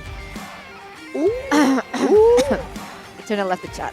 Eternal left the chat. Marky has joined. I'm lover boy. And I want to join the game. Ladies and gentlemen, let's get back into the action, straight into it as it appears. What's going on? Whoa! Wild charge! Purify instantly though. Now, oh, Sully Boy gets melted down. He tried to go for the purple buff, but instead he loses his life. Pi, Ice Queen 1 is helping him now, but the conceal comes through. 3-man Earth Shatter, but Alter Ego are still able to disengage. Oof. With that pickoff though, the wave on the top side got cleared out, so there's still a chance for Alter Ego to defend that.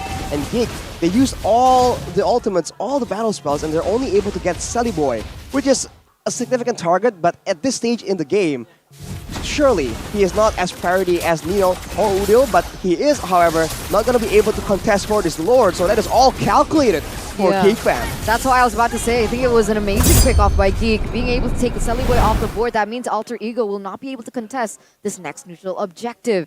Geek Fam winning it all out once again. They have the map pressure as well. It seems like they want to go for more. Look at the invades coming in. Just Beloyski and Nile is enough to be like, you know what, Alter Ego, no buffs for you either. No, 0 buffs for you. We're taking everything. And Nino says, well, I'll take the Wind Talker. I'll get a little bit more damage in because now I don't even need the boots. I just need a Hail Mary play. Give me space. Nino is asking from his teammates, and we'll see if they are able to grant him that wish. Well, back when Faramis was meta, a strat you see often is for teams to just go straight for the base, not even fight at all, and use a Cult Altar to sustain through the counter damage. So right now, this is something that Geek Fam can definitely do as the towers fall, but look at Kadera. Oh, good damage, but Chidera is just able to sustain back up. He has the Haas Claws. Now Nile in the midst of it all with the electrifying beats. It's gonna be the wall charge on the Doom in the back line. Real world manipulation still there, but the race is wide open, and Geek Fam, once they see a chance, they take it. 1-0. And they secure and lead this best of 3 series. Geek Fam. Wow. Very fam. Very fam. That was a great What's a play geek, with the always a Lord, fam? man. I mean, that's a Lord gap if you've seen one. That Lord just allows them to be so much more aggressive. It opens the door for the direct end. It doesn't matter if you have such a great teamfight composition. If you don't even get to actually output that damage when the base just gets taken out from below you. So that was definitely the way to go for Geek Fam. Showing again, great decision making, decisive calls, but we'll see if Alter Ego can make adjustments and come back stronger in game number 2. Yeah, it all comes back down to that discipline that we were looking for both of these teams. Alter Ego, it wasn't that much of a discipline issue, I would say, but in hindsight, that Fanny pick, it's just not a thing for Alter Ego. They tried to deny It's not worth a it, pick just ban from it out. Nile, but instead they denied a win for themselves. Man, Facts. that is painful. Words, bars. Especially because, like, you know, all hopes were on Sully Boy, right? Whoa, remember, in the beginning of the season, Assassin meta is back. Sully Boy is going to wreak havoc. Well, apparently not for the opposing team, so game number 1 might just set the tone, might just, you know, prevent Alter Ego from going for those Assassins. And if Geek Fam sense that that is the case, they can definitely take advantage of that in the next game's drafting phase. Just being sure that Sully Boy will not be given Assassin. Yeah, I think even before this match begun, we were supposed to highlight what Alter Ego and what Geek Fam did right before we went into the fact that they overextended. One of the things for Alter Ego that they improved on was they put Sully Boy on non-assassin heroes. They put him on heroes that can also be aggressive but isn't as risky. Things like the Martis, I think, would have been better for someone like Sully Boy. The Martis, huh? Well, I agree. Being a bit more aggressive, but still having a bit more of a safety net, right? Being a bit more tanky, having the crowd control immunity as well. that certainly seems to be the way that Alter Ego has been able to utilize Sully Boy and his killer instinct, but still be safe from the counter engages. So that might be exactly why they picked Fredgun up first, to deny that pick from Sully Boy. Yeah, but they couldn't deny this, right? Player of the game, Beloyski on the Grok. POTG by the Samsung Galaxy S23 Series 5G. There were a lot of moments where he kind of missed his skills, but when he landed it, that was the groundbreaking play for Geek Fam. It's Beloy. It's just typical Beloy. It's the Beloy Grok that we've all come to love, I would say, right? I mean, the calls that he made throughout the game, sometimes you do see him wild charge miss, but we can ignore that because of the shot calling just being crisp and clean. When the game is slow tempo, Beloy's mind, one of the best minds of Mobile Legends when it comes down to shot calling in the world. One of the best tacticians for sure, and the earth-shattering plays, man, from Beloy. He was going with the common emblem as well to ensure that he has a lot of sustain, and that allows him to just be so annoying moving around. And even when he gets jumped on, well, first of all, he has 0 deaths. That's already impressive. Who's this guy? But with the Sky Guardian helmet, he is also just constantly on the map, and there's nothing he can do about it. Interesting. Brave Smite Grok. Yeah, but who is this guy? Who is it? This is not Beloy. Beloy at least always has 4 deaths. That's true. The Brave Smite. I think that took his identity away. Now he's just sustaining a bit too much in these team fights. You like the Brave Smite pick? I mean, it sure works in this context, especially as a active roamer that wants to stay on the map, look for intel, set up for plays. I think it's really, really good. And I don't know, maybe it's a birth of a new mythical creature, 0 Death Beloy. In the early game though, Geek Fam, man, they just found all the right moments, and unfortunately for Alter Ego, you can't help but highlight the fact that Sully Boy was doing so bad. And even here, I believe, is where that Wesker play, man, that is deadly. Boom. We haven't seen it in such a long time, but Wesker Beatrix, that is nasty damage. Here as well, this was one of the glimpses of brilliance from Alter Ego, able to outsmart Niall. But when Geek Fam are obviously just this far ahead, 9,000 gold, it's really hard to go for a big team fight until they got in the base right here with crisp, clean positioning. Udil just standing his ground. He knows he'll die as long as he does enough damage, gets it all out, and he stands still. It should still give Alter Ego a better time, but then again, Sully Boy getting caught twice in a row. Wasn't worth it, man.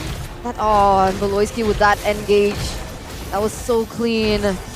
Even Sully Boy couldn't do anything about it at that point. At that point, they all just went with the Cult Alter and went straight for the base, so no team fight necessary. So unfortunately for Alter Ego in that last fight, they couldn't get it all out, and that's very important, especially in the late game, man. Looking at the items right here, you can see for Udil on the Eve, respect was given, man. Athena shield, plus the Necklace of Durance to ensure that he can stave off the healing, the shielding, the second HP bar from the Cult Alter, but it really wasn't enough. And it almost like denied a lot of damage from Udil himself. Imagine if he went full damage, if he is allowed to just itemize more aggressively. Maybe he can deny Kadera in a more reliable manner. But in this game, with the Rose Gold Meteor in the end there, Kadera was just so dominant. Maybe a lot of people have been saying that they prefer him over Marky even. That seems to be a question still up for debate. Can you answer that, Eterna? Who's better? Chidera is a lot more consistent, honestly, with the laning phase, even in the team fights. Especially in the team fights. I think mainly because he's had experience with this lineup. He's been here since Season 10. Now this is his 3rd season, and he's really showing the synergy that he has, the sync that he has with Beloy and the rest of the team. Even though there was a bit of miscommunication last season, remember, when Beloy tried to tell him to end, but he didn't get it. The language is still a problem, but I think now, with more experience, with more time, with more bonding, they're able to finally click. And I think this might just be the best lineup that Geek Fam has to offer in Season 12. Well, looking at the stats right here, only 2 turrets for the side of Alter Ego. They were definitely held down completely. Sandbag's going to be Beloyski on the Grok, when the Forgotten One is always a boy on his Faramis, man. He had some really solid Cult Alters, and he is very willing, I don't know if this is a positive or negative, he is very willing to let one of his teammates die if he knows that the Cult Alter is better saved for something of higher importance. And I think being able to discern when is the right moment to use that Cult Alter is definitely one of his huge selling points as one of the best Faramis players in MPL ID. Sorry, did you just say a man? Yeah. What? Because he's a man now. I honestly want to draw the comparison to Silly Boy. Or I just want to talk about Silly Boy, honestly. Looking at Season 11 and 10, I think the main story arc that he went through was he matured as a player. He was placed on utility junglers, and he was completely fine. He was actually doing better on utility than he was doing on assassins. Like the Barats even. Yeah, that's why we were just calling him Silly Man. Silly Boy is finally matured, but you can't turn back the clock. Now it's back to Silly Boy, and they're trying to make him play the assassins again, to be the hard carry in the team. I think that time has passed, but they're still living in the past. Do you think it's over for him? Not over. Because like I remember coming into it, like I think it was my first season, and then Silly Boy was like really good on the assassins. His mechanics was so close, on par with first, like very close to Albert as well. Is that over? Is that age over? I don't think it's over. sad. You can always adapt, but you can't change the fact that, no one can beat Father Time. So what you can do is adapt, adjust. We've seen it from world champions before. Heck, Wise, Carl Teasy. They were assassin players back in the day. That's a good point, Mirko. That is a good point. Thank you, Rashi. Just You're like point. Indomart Point Coup. Ladies and gentlemen, become a member at Indomart Point Coup in order for you guys to get the best of the best. You guys, as a member, can get discounts, special member-only gifts, and as well as free products. All you need to do is download the app and just use it every time you shop. And ladies and gentlemen, Indomart, it's everywhere. It's also here in the venue. Yeah. For your studio audiences, you gotta visit the Poinku booth outside, man, because there's just a lot of good products here, just in case you feel the nibbles, Yeah, exactly. And you guys can also not just get the nibbles, but maybe if you're thirsty, you guys can get a 30% discount as well using this promo code Kopi Enak PC. Point Coffee stands for Point Coffee. Oh, you guys haven't Not even personal started computer. drinking it yet. Well, Wait, what? How did this get in my hand? How did they Magic. know? magic. It's the Point Coffee magic. It's the 100% Indonesian coffee. When you drink Point Coffee, there's only one thing you can become. But what is that? Do it. Do it, Eterna. Do it. Now? Do it. Do it. Right here, right now. Legendary. You can be legendary, ladies and gentlemen. Go ahead and check it out. 30% off your coffee. I'm going to drink. I've been waiting for this. How good is it? It's super good, right? Oh, he's enjoying it. Need you ask Eterna? Yeah, of we'll course it just is. let him enjoy it real quick. It's made to He's order. chugging it. Oh god, guys, he's chugging it. You can't see it anymore, but he finished it. I see. Wow. That was some good That's coffee. insane suction from Mirko. Mirko needs it. He needs a boost. He needs a mental boost, just like Alter Ego needs this mental boost as well. Man, 1-0 already with Geek. It only takes one more point for Alter Ego to continue their lose streak here. Whoa. Something you do not want to continue, for sure. Something you want to Exactly. stop. It's like a subscription plan that takes too much from you, so you cancel it. But they're forced to at this point. Alter Ego, Geek Fam are not giving it to them. There's definitely a lot of pressure, even though there's a lot of experience in the roster of Alter Ego. They're all relatively old players. Not age, I mean, I was like, playtime. whoa, Well, Rashi. old. I meant What's playtime. wrong with being old? They're mature players There you go. with a lot of playtime already. But in this context, in this condition, on the lose streak, and having a performance like that, you really have to worry about Sally Boy and his mental state, man. It's gotta be so rough on him, knowing that he was a huge factor in that game. He's been here before. He's been here many times before. He's been here, since Season 3, Season 4? He's a veteran, like you said. But maybe he just doesn't have the tools necessary because he doesn't have what you see on your screen right now. Head and Shoulders. You want to know how to get a cool head in mind? Ice Cool Menthol coming in from Head and Shoulder. I thought you were about to say he doesn't have a head and shoulders. I'm like, wait a minute. Whoa! He does have a head. He doesn't have the tools like you see on screen right now. Head and shoulders. I'm like, really? He has no head and shoulders? No, I mean Head and Shoulder, the shampoo. The shampoo. Not actually literally head and shoulder. Then My how would mistake. you live without a head and a shoulder? Eterna is holding the Head and Shoulders right now. So is the girl you see on screen. And Eterna, give them A review. A review. Mine smells like lemon. Lemon's not here. Exactly. Might be here for I'm the El getting Clasico. confused. I mean, Oh. the Classic Derby. Are you trying to say Classic to Alter Derby? Ego, like, when life gives you lemons? Ah, when life gives know, you use it to wash your hair. lemon-flavored Head and Shoulders, you wash Wait, your lemon hair. flavored? Yeah, it's lemon. It's lemon. It's not flavored though, it's lemon scented or something. I mean, flavored. have you ever tasted yeah, it, exactly. Arashi? You want to taste it? Don't assume, Arashi, Yeah, what- because if what's you that? assume, you I think I you have, and me. but unintentionally. Oh, so Yeah, it that doesn't makes taste like sense. lemon. No, it tastes like Okay. shampoo, bro. Well, at least now we know Kinda for tastes like sure lemon. that it does not taste like lemon. Kind of does, just a little. Public service announcement, guys. Head and Shoulders Don't try that lemon at home, doesn't by the way. taste Do not like taste lemon. shampoo. Yep, it's a bad idea. It's only something that Arashi can get away with. Who and- does that, bro? Who does that? Arashi. Wait, speaking of losing streaks, No, Fam is also on a lost streak. Yeah, but they're close to not being in their lose streak. Hey, remember, they win games. They win one game and then they can lose. That's something that I think that might be the Geek Fam curse, right? Even against Evo's Legends in playoffs last season. First day, 2-0 start, reverse swept by Evos, and yesterday it happened again. Might be, yeah, the kryptonite of some sorts. No, I think that's Evos' passive, rather. Ah. Maybe, right? The comeback kings. They're just trying to match their passive against each other and seeing who comes out on top. It's a trading card game, bro. It is. It really I comes to activate the special point. passive of Evos. Yeah, What whose is it like? passive is stronger today? What was the passive called? Like match point Evos? Like Yeah. whenever they're on match, whenever the opponents are on match point, they just out of nowhere get a huge boost in performance, in strategy, in drafting, everything, man. And there's another passive that Alter Ego holds. Oh, what is that? They have two. One now is the fact that they always kind of lose the games that they lead. And there's also one back last season where their passive is they go really, really hard when they deem the opponent worthy. Oh, So maybe the stronger the challenge, the better the performance. exactly. So maybe they don't deem Geek worthy just yet, but with 1 point already in the pockets of Geek, this might just be the turnaround that we have been waiting for. Ladies and gentlemen, a match point. Game number 2, Geek as well as Alter Ego.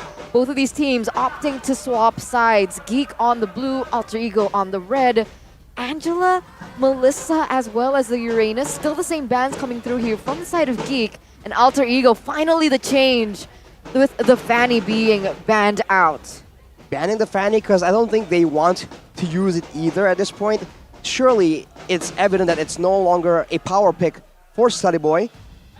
But on that note, I mean, we have to see what they want to go for here because being first pick, a lot of things have changed technically.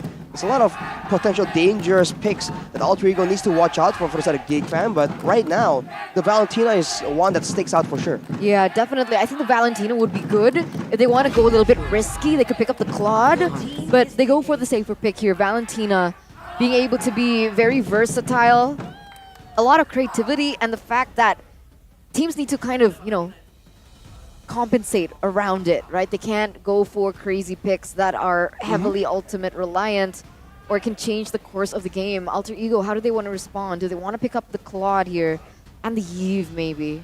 Now there's extra pressure in the hands of Alter Ego, knowing that if they pick game-changing ultimates, Geek Fam has the chance to have it for themselves as well. With their patterns, they might as well just go for the Fredrin, right? Have that flex potential, have it worst case scenario in the hands of Steady Boy as well. And with that, maybe a roamer. If they want to go for the Franco, this might be the time to go for it. Having a pickup advantage could be something that they want to go for, but no, they want to try and fight fire with fire. They go for the Faramis, but they will go for the Arlet, which is a bit of a...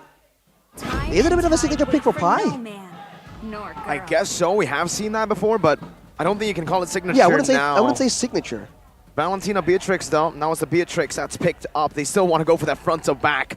Geek Fam just love their front to backs, don't they? They've kind of steered away from that pick-off-centric gameplay that they used to show off, but you can't blame them. With Kaja and Natalia always banned away from them, they kind of are forced to adapt and change. And now for their final pick, do they just want to secure a roamer or perhaps a pick for the jungle? Oh, no, it's Glukin time! Glue into the Faramis? Wow, that is a bold move. We have to see how it plays out, but it is Glukin time, as Mirko so eloquently put it. There's gonna be a lot of slamming in the Land of Dawn. And passing and splitting. And all the above, all the below as well.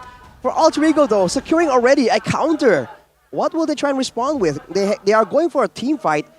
Maybe what they require now is a bit more crowd control to ensure that Geek Fam will stay and commit to the fight. Because otherwise, they're prone to getting kited away from. So what do you want to use for Rex, right? They can go for a Yeef here, by the way. Crowd control? All right. So you prioritize Yeef first. But Oh, no, they go what? for the lane for Sally Boy. Oh, risky. Sully Boy, you didn't do well on the Fanny in game number 1. Now prove the haters wrong is what Coach Casius is trying to tell every single person doubting Sully Boy. But now it's all going to fall on Sully Boy's shoulders. The pressure. Can you to perform. imagine? After that performance on the Fanny. Yeah. And the performance he had yesterday as well. Oh, man. All right. Ling going to be the last pick here for Alter Ego. Let's head into the second phase because now I'm kind of worried. If Geek Fam pick up something like the Joy. All right, so the Joy is already taken away here by Alter Ego just as I say it. Geek Fam now, they have the choice to ban away from Alter Ego. They could go for the Claw to ban. That's still a possibility for them to utilize with the Melissa being off the board already. What else can they go for? Ooh, I don't know, man. I mean, first of all, before we even go there, the fact that it's a Ling against a Valentina and a Beatrix, these two heroes, they don't really counter assassins. They don't stop assassins from moving around, but they do a surprising amount of damage and a very instant amount of crowd control with the Terrify coming in from the Valentina. So this is already a tough assignment. And for Geek Fam, they are trying to protect the backline here, denying the Kadira pick for Alter Ego, but they can also ban some more gold laners if they want to, assert the dominance, get the gold lane rolling. As we take a look at this comment from Keyboy.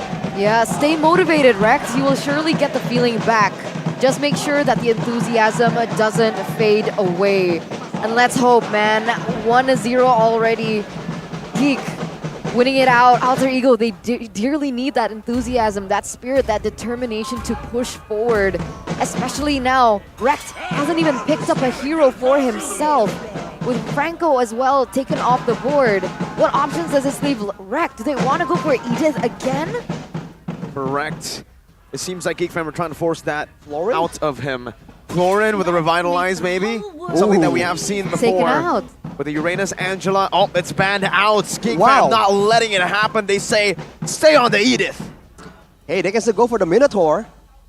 They I could think go for Minotaur would be good, yeah. other healing methods if they really wanted to try and play around that.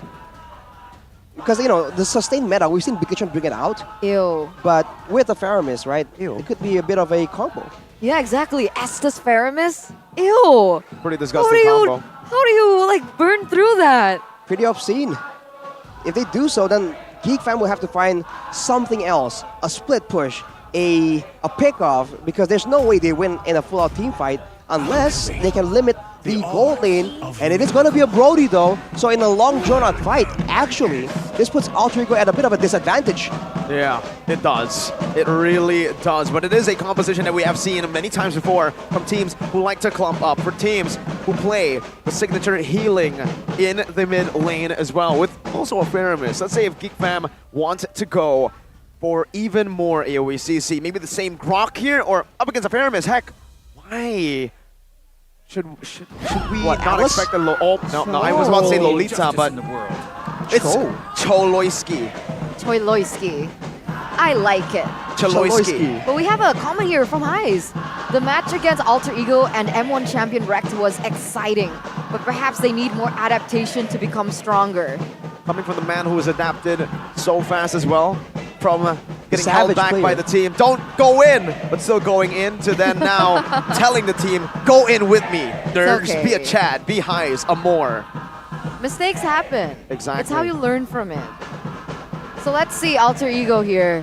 With Faramis being picked up, is this going to be a Faramis roam? Are they going to pick up something different? Atlas? In the mid lane? Or are they going to go for, all right, Diggy.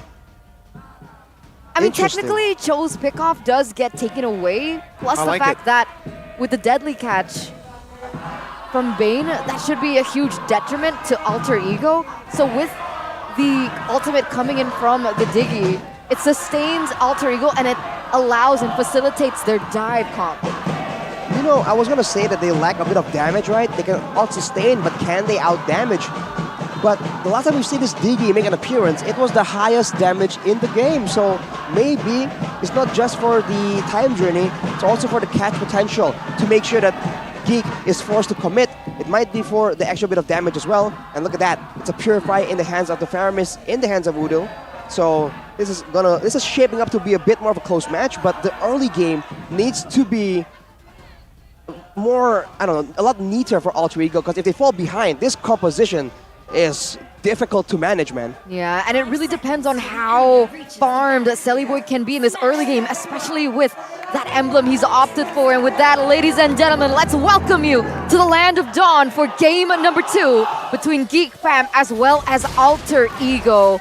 And you can see here in the early game, there's not much pressure actually onto Sellyboy, so he is going to have a little bit of a better time than he did in game number 1. Whoa. Whoa. Whoa. Whoa, whoa. Go back to MSC as we get a pause here. That was a good song, man. See the world. And speaking of seeing the world, I think that might be the name of the game for Alter Ego here. They need to see the Land of Dawn properly. The vision is going to be important. That's why picking up the Diggy is a good choice here as well. The alarm bombs, sure, I mean, aside from the time journey, the alarm bombs gives you so much more utility than you would expect. It's not just damage, not just slow, but also intelligence.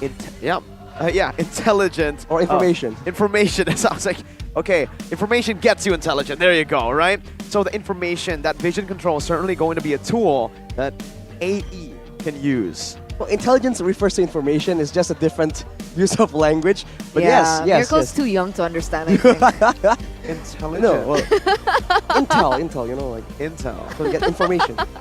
Anyhow, all that aside, my concern right now is, yes, the alarm bombs will be able to scout safely for Alter Ego, but once they've done that, how can they contest ground if Geek Fam is set and entrenched around the mutual objectives like the Lord, like the Turtle? How are Alter Ego supposed to push them back and wrestle control away when their main engage tool, I think at this game, is just the Arlet? Yeah. And he needs to jump in and get an insane like Final Slash in order for that to even happen.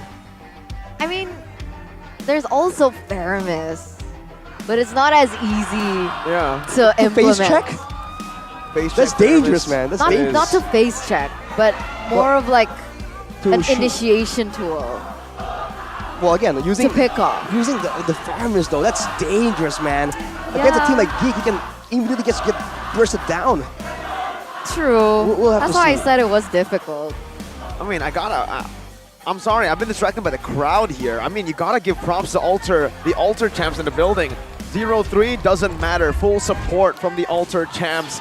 And they still think it's gonna be a 1-1, so let's see if that will come true. Beloyski, 2v1 on the Cho, brought back. Reverse time 2 times, bringing him back, but Beloy, he's tenacious. Oh, okay. So we can actually see that Beloyski is trying to attempt to be aggressive onto the lane in that jungle, but Alter Ego, they picked that up really quick, going in for the pick onto him instead, actually forcing him to recall here in the first few minutes of the game.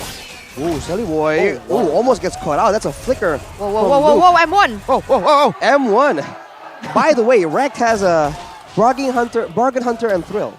Yeah. That's a interesting combination. We'll see if it works out. Luke, though, has the Quantum Charge, so this is a very speedy glue that can stick on you. Wait, interesting. Rekt goes for Bargain Hunter. Wants to get the fleeting time ASAP, I believe. Just the items as fast as possible. Fleeting time? Yeah.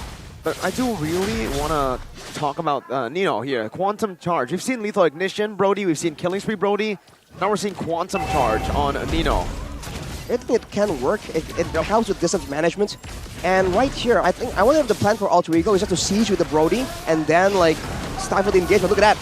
Spy now jumping in. No follow-up though. Sellyboy unable to finish it off. And it's going to be first blood. Oh, Beloyski on the Cho.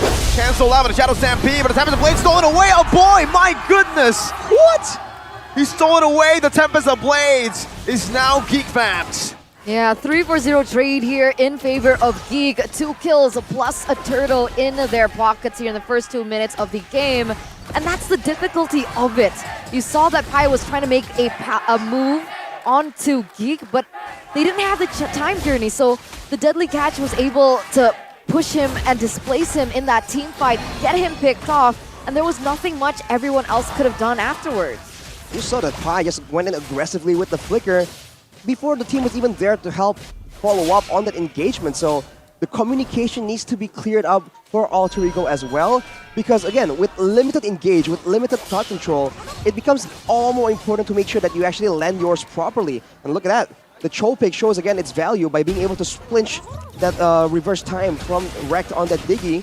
With that, the lethal will be secured. And the taunts are coming through. Oh, Nile gets it as well. And if you take a look at the items of both of these gold laners, they're quite similar. Fury Hammer and then Pants. Why both of them Pants and Pants. Fury Hammer? Well, Pants are important in Eterna. Don't leave home without them. Apparently. But for Kadera, he has more tools to play around with right here. Nino can set up for more ganks, but who is supposed to actually come in here and support him with that gank? Because Beloyski is zoning everyone away.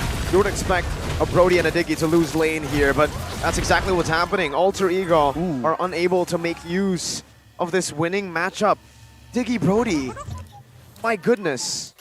How is Nino behind? You're seeing Chidera completely just outlaning him now, and this is a big problem. The reason you go for the Brody here and then the Diggy later is to bully, is to get him ahead. So if he falls behind, Alter Ego's winning condition might just be gone in the 4th minute of the game.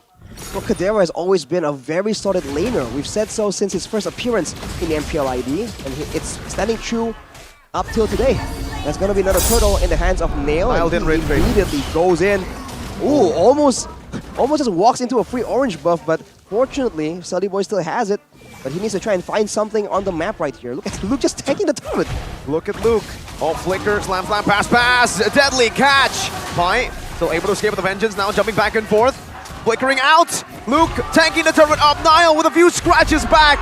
And Luke picks up the kill. Burnt flicker for that. He still dies. Meanwhile, Beloy being a nuisance here on the Joe, jumping in with the Jikundo. Flickers out.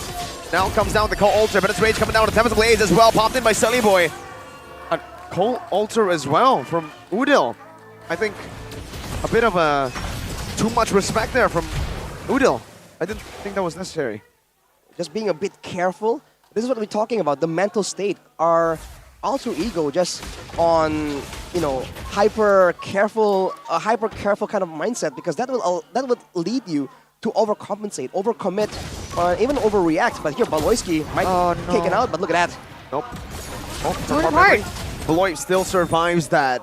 Man, Beloy is a tanky man. He went for the Dreadnought armor, first item, and it's helping him out real good, getting out of the ability-based physical damage. Yeah, because that would have been such a good kill for Nino, just to propel him a little bit in this early game, especially in that laning phase against the Beatrix.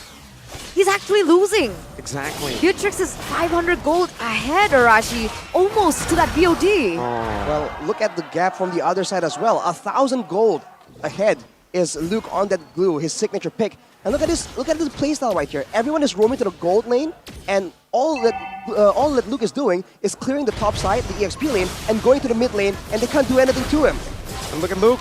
Look at him. Split now. And Alter Ego. Whoa! Oh, there you go. That's the fair miss. That's what it was picked for. And that's why we were all so shocked for the glue pick when it got picked against the Fermis. But still, Geek Fam are able to steal away the orange buff. Sully Boy will still be able to secure that purple buff. And now, Geek Fam need to respect this. Glue and Luke, definitely. I think he forgot about the Fermis. He forgot? I mean, that's kind of critical, but so far, though, he's been able to actually pressure his lane more, and he has a lot more impact because he's always clearing the mid lane, allowing 4 people to always be present around Kadera. That's part of the reason why Nino on the Brody really can't be as aggressive. And look at the switch up. Once Luke is no longer in the area, Nile takes that spot, but Sully Boy gets chugged. Yeah, this is the problem, right? When they're rotating as 4, that one lane is so free to take. Nile has been rotating out of his mind, getting creeps, getting buffs away. And even if they want to go here, look at Geek already did the bottom side. Time Journey, Call, Alter, everything used up to disengage, but they don't have any damage. Everyone's still at full HP for Geek Fam. Sort of our memory coming down, and Luke is still able to survive now. Picks up the kill, and look at Niall in the back, just taking them down. 4-4-0 under the turret. Wow. What an engagement, full aggression coming in from Geek. Flanking all the way from behind, and shows again that with the Cult Altar, do you have enough damage to trade back? In that fight, you can see that Geek Fam has a huge advantage when it comes to output. And Alter Ego, for now, has no answer. They're losing in the macro game. They're losing in the skirmishes. They can't go for pickouts. What can they do? I don't know. What was the plan with putting Celiboy on the Ling? He went for the killing spree, so I was assuming that maybe he'd go for a little bit more pressure on the side lanes, pickoffs maybe? But even that he hasn't been able to achieve. 0-1-0. Level 11, still a level behind of Niall, and we don't really see his impact in these team fights either. So, what was the plan? Well, whatever the plan was, purple buff has been denied from Celiboy as well. It's in the hands of Rekt, actually. So Celiboy has some damage right now, but who exactly is he going to be targeting? And can he avoid the way of the dragon from Choloyski? I think the better question is, can Alter Ego prolong the game to the later stage, right? Because right now, Geek Fam are steamrolling, or just running them through. And with Niall having this much more pressure and the damage coming down right there, Final Slash, Time Journey, instant response. That's why the Time Journey and the Diggy was left open. A boy can just simply steal it away. Whoa. My goodness. The Cult Ultra was still there, but luckily Rekt was able to just stop before that Renner's Apathy connected. 7,000 gold lead here for Geek.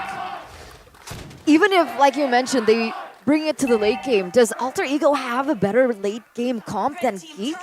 I personally don't think so, which is why I was questioning it. If they bring it to the late game, there is a Bane, a Valentina, and a Beatrix. And if you're gonna throw it into the mix, Glue technically scales really well because he only builds HP, he still does HP-based damage.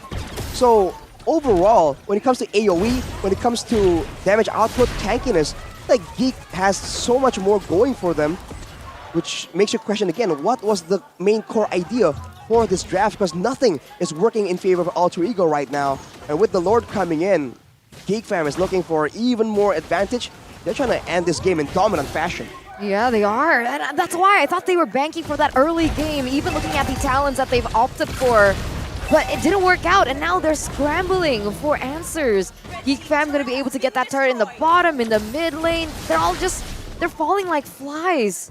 Alter Ego, they don't even have the engage tool as well to go for something. Nope. And now Deadly Catch comes down. Federa's still able to just chunk that turret with the Renner's Apathy. Now shooting it. Oh my god! Would have been able to take Rekt down, but he is able to just walk out of that one. 8,000 gold lead now held by Geek. 7-1. The 2-0, the clean sweep is looking to be Alter Ego's fate. Looking quite inevitable as of right now, but you have to give Alter Ego a chance here. They might be able to pull something off, but at this point, who are they even supposed to target? Because every single one of the heroes of Geek Fam, they are a problem. Even Beloyski here, if he's left unattended, will find the target eventually. So Alter Ego are just thrown an array of questions they have no answer for completely. And right now, as we were mentioning earlier, without anyone to actually face check into these bushes, they are stuck just rotating around their base. Look at this. They are just stuck. Yeah, they can't go for it. The only thing they can do is utilize Celiboy, the fact that he's able to mobilize around the map quickly, try to push that top lane as well, but even that is scary. If he continues to do so, Geek can just rotate there, get a pick off onto him, and then try go for the neutral objective take, which is a Lord, and that's super dangerous. Look at all the positioning already. 3 members just to help Celiboy get that orange buff. And now, Geek, they know where Celiboy is. Well, you can see where they move once they have the information. The purple buff immediately gets investigated by Beloyski. It won't be denied just yet. I think they're just waiting for it to be taken later, maybe. With Luke pushing on top side, they're going to go for the Lord right here, uncontested.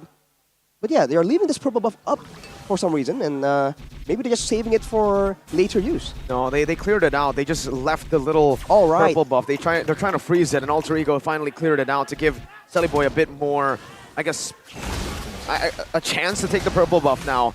But with their own purple buff spawning in, Geek Fam are very, very happy to trade the purple buff for a free Enhanced Lord in the 12th minute of the game, and they might not even need to trade it. 2 seconds in, Sullyboy's not there. Sullyboy's recalling. Wow. Man. Sullyboy just wanted to cut that lane, give a little bit of pressure, but even then, what were they able to achieve with it? Alter Ego. What do they do now? Do they have a chance to come back? Is there a chance, Arashi? If Geek Fam gets overzealous, 1%. overextends in the base, right, with a Cult Altar, with maybe a Time Journey, baiting out some spells, making Geek Fam think that the fight is a done deal and they move forward maybe, that's possible, but Geek Fam is showing to be very, very disciplined right here. The best thing Alter Ego can do, again, is play around this Diggy and Faramis. There's a lot of sustainability options. Look at Beloy, he's just tanking these alarm bombs like it's nothing. No damage. Takes it all, even Nile here. Now Udo stunned up. Still able to walk back in. Look at Sullyboy, he's cutting the waves. He's acting like a Uranus in this game, and honestly, that might be the best usage of this Ling in this game. Bennett's Rage coming down. Beloy able to go for the kick, and that baits out the Time Journey. Massive pickoff. Final slash, we can Nile back, but the call Alter saves him. Steps the blades by Sullyboy. Alter Ego able to defend, able to clear out the Enhanced Lord, but a mini wave in the mid lane is still there, and Chidera will take that turret down easily. Geek Fam, pull back. Alter Ego, great defense. Sullyboy, again, that cut was fantastic. Yeah, great defense, good cut, but they still lose 2 inhibitor turrets in the process.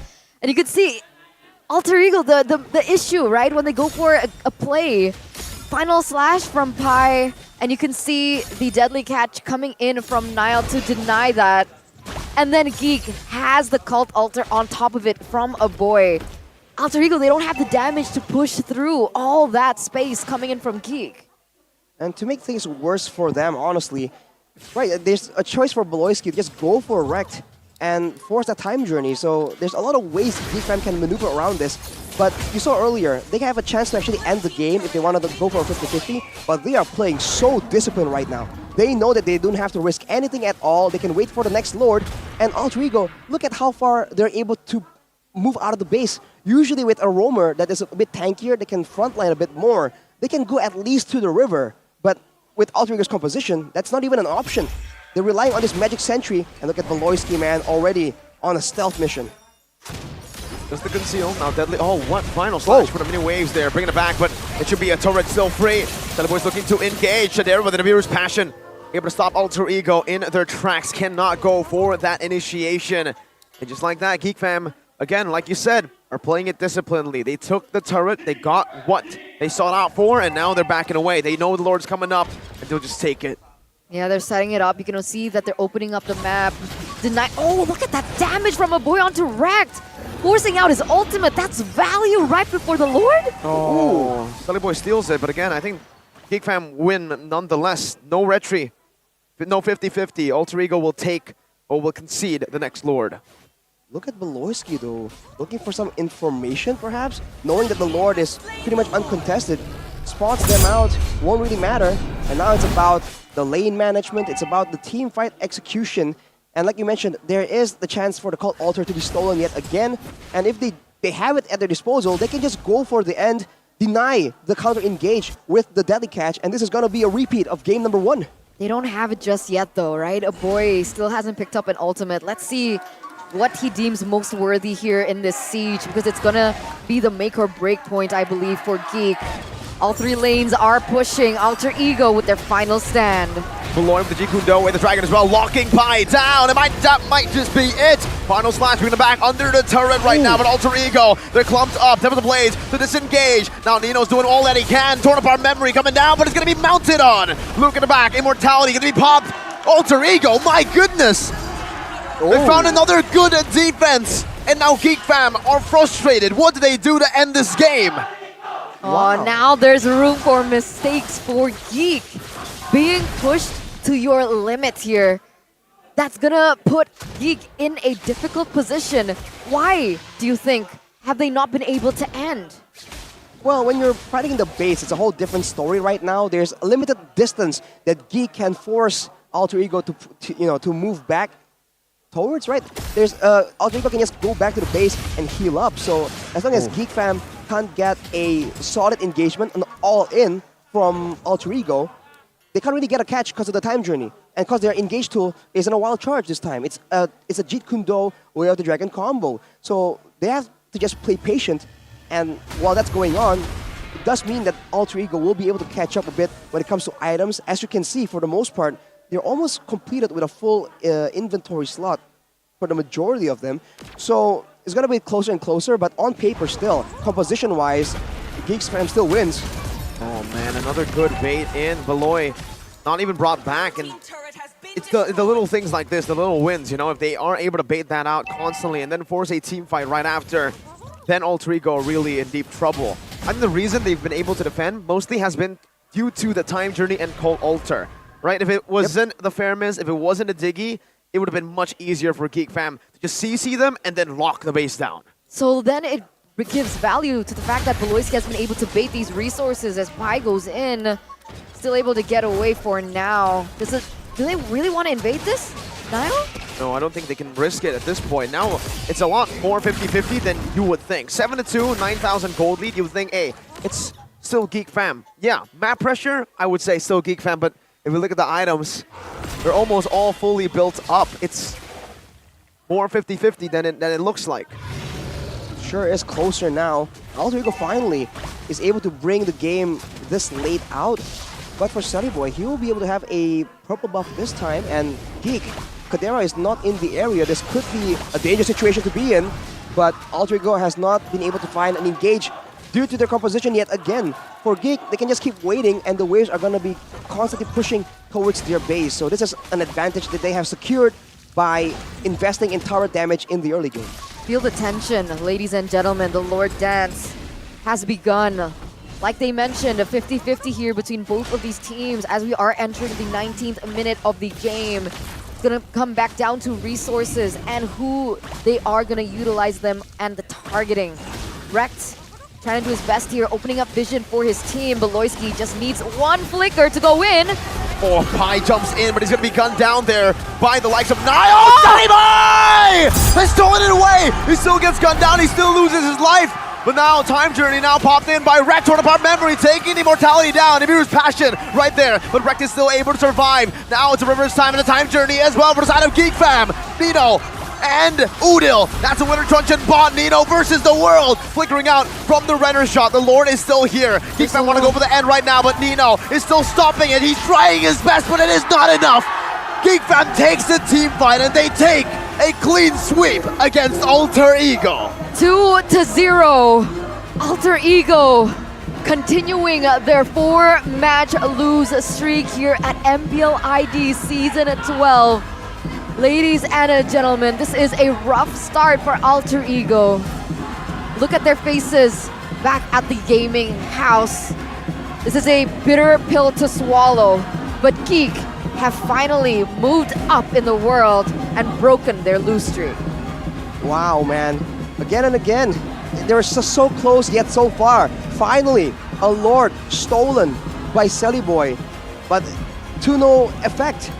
Geek Fam were able to just play around it, went for the fight right after, and that's just the end of it. What a great performance. A great moment for Geek Fam breaking the lose streak, but for Alter Ego, man, they have not found a solution. Not yet, not yet. And I swear that Lord steal was crazy because Selly Boy went in. He was actually knocked up by the deadly catch coming out from Nile, and he was still able to steal it, which made that all the more impressive. But the fact was, with so many members falling down like flies, Alter Ego, they weren't able to defend the Lord, the base take, even though the Lord was marching in favor for them. Well played to Geek Fam. An amazing performance with their best lineup in MPL Indonesia Season 12. The Geeks are back. They finally destroyed their loss streak. Now maybe mounting up to a new win streak for them. But on the other side, Alter Ego. When you do the same thing and you expect different results, that's something they need to work on. I recall that's the definition of crazy. Madness. Or Crazy. madness. Whatever you want to call it, they have to try and find something else, man. Wow. Yeah, it's super tough. I really want to know what Geek have to say about that match. And with that, let's throw it over to the stage. Pecah telur dari Geek Fam. Geek Fam Unity langsung ramai semua dan inilah dia kemenangan yang akhirnya dinantikan. oleh Geek Fam. Finally, first win guys. How does it feels like to break the X? Happy. Happy? Itu aja. Relief? Yeah, because I tell them if this is very important. We really need to win. That's why I'm so happy that we win. Why is it so important for this match? Because I don't want to win last second. Like we want to go playoffs. Like I don't want that feeling. I want the feeling that let's go upper bracket. Oh, strong from the start. Oke, jadi kalau kata Baloy, ini dia bilang sama anak-anak juga semuanya kalau ini adalah match yang sangat penting karena Geek Fam ingin memulai start dengan yang sangat kuat, bukan hanya menang di akhir-akhir, bahkan mereka ingin ke upper bracket. Oh, ini menarik ya. And we saw that you have lots of things going on in this first week, and then you changed the player as well. Is it hard to maybe because new player, new roles, and then everything? Actually, because I think this team has a lot of potential, but the problem is we don't have a lot of time to practice for me. Because of some things that we fix first, and then I think we need time. Oh, jadi Geek Fam memang mereka hanya membutuhkan waktu. Tim sekarang ini potensinya sangat besar di mata Baloy dan hanya butuh waktu saja karena mereka belum prepare dengan cukup. Tapi is this enough? Is this the start for Geek Fam? I think no, but let's see. That's it. Oh, mungkin masih bisa tapi lihat saja Geek Fam. Dan now, welcome to MPL. Nail, rasanya gimana main di MPL, Nail? Dingin banget. Oh, dingin ya? Berasa dingin ya? Iya. Oh, mereka merasa kedinginan di sini. Apakah membuat Nail kaku? Lumayan sih. Kepengen ngegas terus? Enggak, first pick jadi kayak kepencet gitu saya. Oh gitu, jadi masih beradaptasi dengan suhu ya di panggung ini yang cukup dingin. Tapi ngomong-ngomong kita akan melihat dulu player of the match. Dimana ini adalah 2-0. Permainannya sangat manis dari Geek Fam. Siapakah player of the match? Mari kita lihat bersama-sama siapakah? Aha! Baloy! Kadera, gimana kamu ngeliat Baloy di match ini? OP banget. OP banget. Walaupun nggak pakai Natali, OP banget ya? Baloy nggak cuman bisa Natalia. Baloy! You become the player of the match in this match. And then how do you feel about that? I think I don't expect because I just do my job. And I got nothing, no highlight ya. Tapi ini hebat banget Baloy. Baloy itu dia ngerasa ya dia bisa memberikan yang ya pekerjaan dia.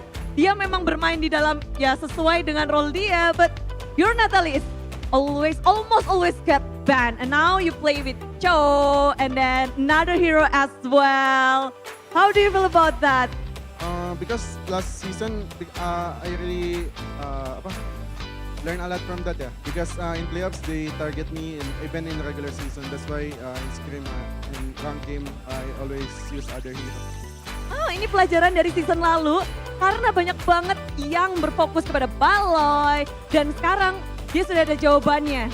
Belajar dari season lalu, season ini dia punya banyak hero untuk dipersiapkan. Oke. Dan kalau dari Aboy sendiri, dia juga Aboy satu player yang cukup konsisten dalam permainannya. Aboy, feelingmu gimana sih untuk season 12 ini? Masih butuh improve lagi sih harusnya. Butuh improve lagi. Ini belum full potensial dari Aboy dan Geek Fam. Belum, masih bisa lebih-lebih. Bisa lebih-lebih. Dan ini kan ada satu player muda.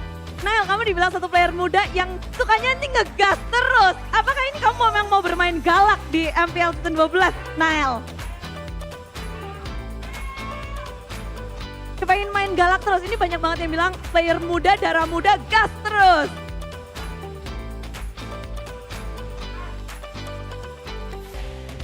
Memang, gimana? Emang permainan Nile tuh agresif dan ingin menunjukkan kegalakan Nile nih di sini?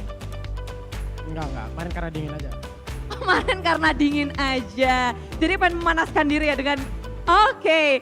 Tapi terakhir, look. Yang paling cool nih. Look. Apa?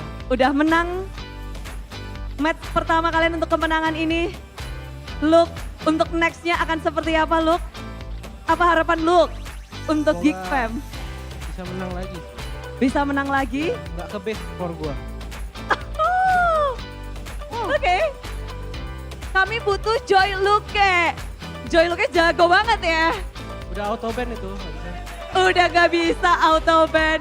Ini Oke, ini ramai banget. Mungkin ada yang mau kamu sampaikan juga untuk community dan juga semua yang lagi ngedukung kalian di sini, Luke. Makasih banyak sih udah dukung kita.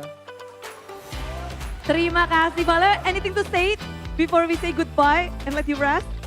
Shout out to my family and to my girlfriend, Choleng. Alhamdulillah 2-0.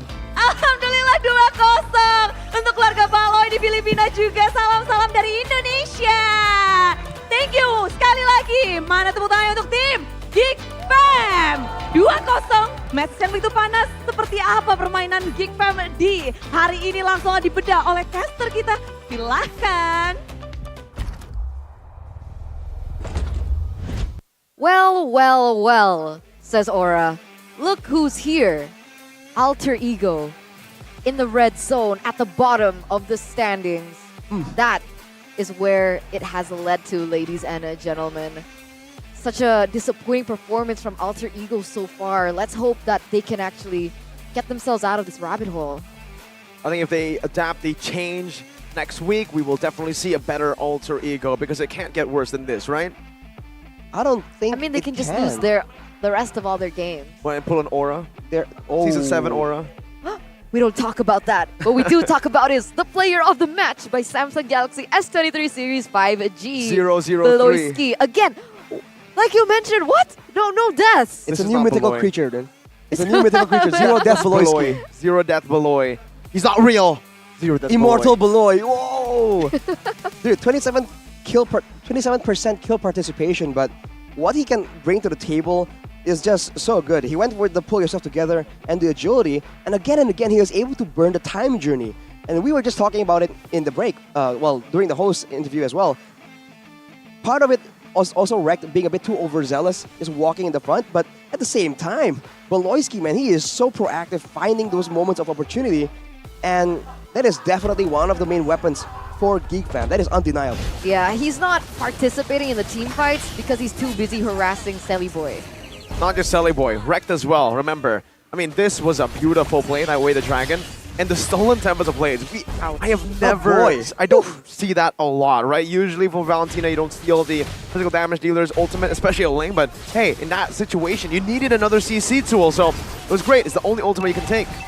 And man, the glue won against Afaramis. Who would have thought? There's only one moment in this whole game where the glue just got completely nuked, and we're like, oh, there you go. That's why we don't pick the glue into the Afaramis.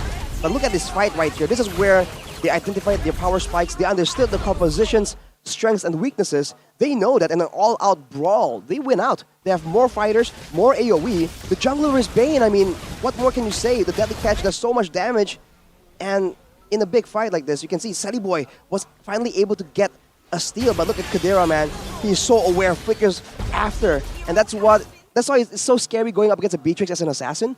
You never know. One attack in its own can just nuke you down so far. I don't know if you guys saw that, but in the Lord Pit, what killed Pi was Niall's bounce from that first kill. He was just using it on the Lord. I don't think he even wanted to go for Pi at that moment. So again, a lot of things just happening that did not go well for Alter Ego, but it all went perfectly to plan, except for the Lord Steal, obviously. Killing two birds with one stone. That's why I love Bane.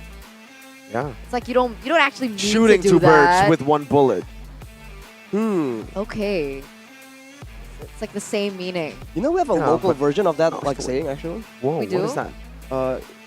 Passing two islands with one row, with a single row. It's translated, but that's the local version. Anyhow, let's move on to the items, my friends. For Alter Ego. Confused. Udil on the Faramis has the Winter Truncheon. He bought it in that last fight there. Allows him to buy a bit more time. And he came back earlier because of the passive, but it just wasn't enough. And Pai, we talked about Sir Pai needing to be Mr. aggressive, Pai. make plays happen. He went with a Brave Smite, Vitality, Tenacity, Arlet, building full tank. This is not what you wanted, man. This is not what we thought was going to happen. Hey, it's what the coach wanted, right? I mean, I guess. Because look at it. Look at Alter Ego's composition. Who's the front line if it is an Arlet? Has to be the Arlet. Pai.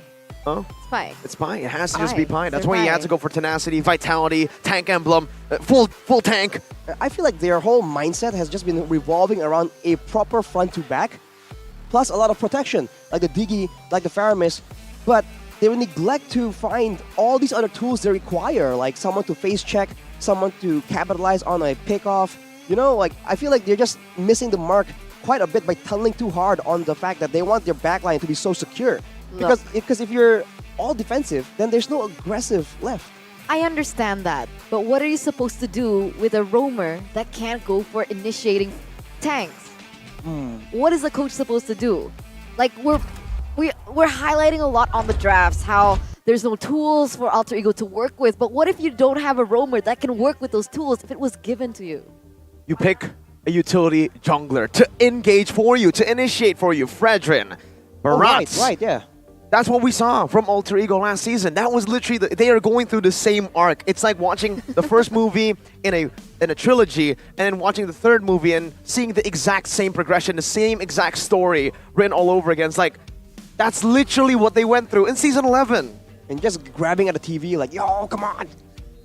When is it gonna happen? How many times do I have to teach you this lesson, old man? Well, the key to success, though, is of course Beloyski. And the factors are pretty simple. You have to be able to punish Sunny Boy, and then Beloyski just staying consistent. Immortal Zero Death Beloyski, man, that is scary. Not just giving any first bloods in the early game. Seems to be working out for them so far. This might be a trend that will continue. Maybe the way you win the game is to not die. Wow. Is it? Not for Beloy usually, but no one has Beloy ever now. done that. No one ever thought about that in the history of Mobile Legends. I mean, he's been given different heroes. I feel like heroes that are a little bit more mobile. Gronk is a... Well, yeah, okay. He's crowd control immune. Crowd control immune. Yeah, there still you go. counts. Still Thank counts. you, Arashi. Well, it depends, right? The Grog is crowd control immune. You know where I'm getting at. What are you getting at? Yeah, I don't understand. The Gronk is crowd control immune unless... Oh. I don't get it. Well, don't worry, Eternal will get it tomorrow. If you get it, put it in the comments. Maybe Eternal will read it and get it as well. But moving on. World? Moving on. What's going on? It's not our fault you don't get it. We gotta move on here to the next one. Of Guess course. what the next match is, Eternal. What is the next match? What is the next match? You're asking me what the next match is? Ladies and gentlemen, this is going to be the Classical Derby Leg #1. Finally, the match to behold. EVO's Legends going against RRQ. Let's see who wins after the break. With that, stay tuned, ladies and gentlemen. Me, Mirko, as well as Arashi will see you in 5.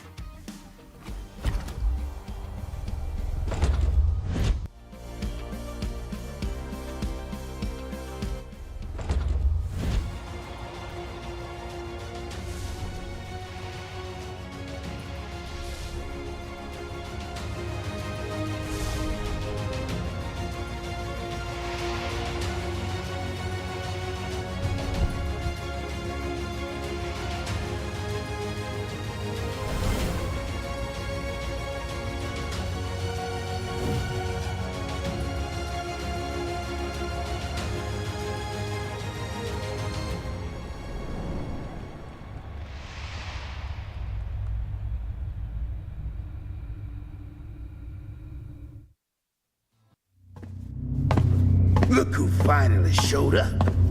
Unload your weapon and return the goods. And if you ask nicely, I just might let it go.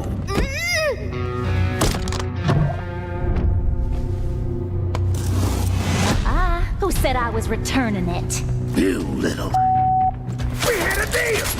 I just came here to test my new toys. They ain't even loaded. Staring down the barrel and you're still daydreaming about being an inventor?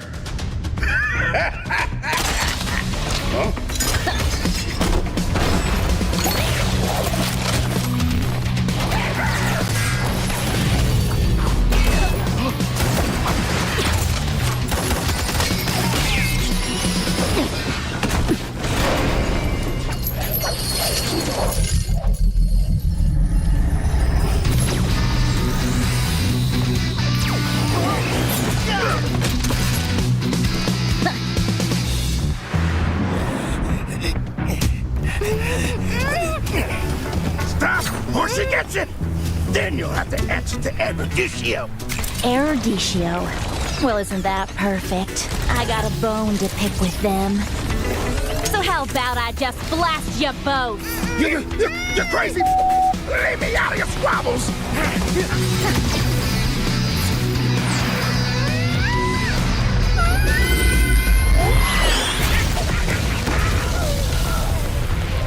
That was dirty. Haven't you heard? I do things my way. I really don't like being used as bait, you know. Anyway, let's return that to Eruditio. Oh, I have something special in store for them down the road. So I'll take this as payment.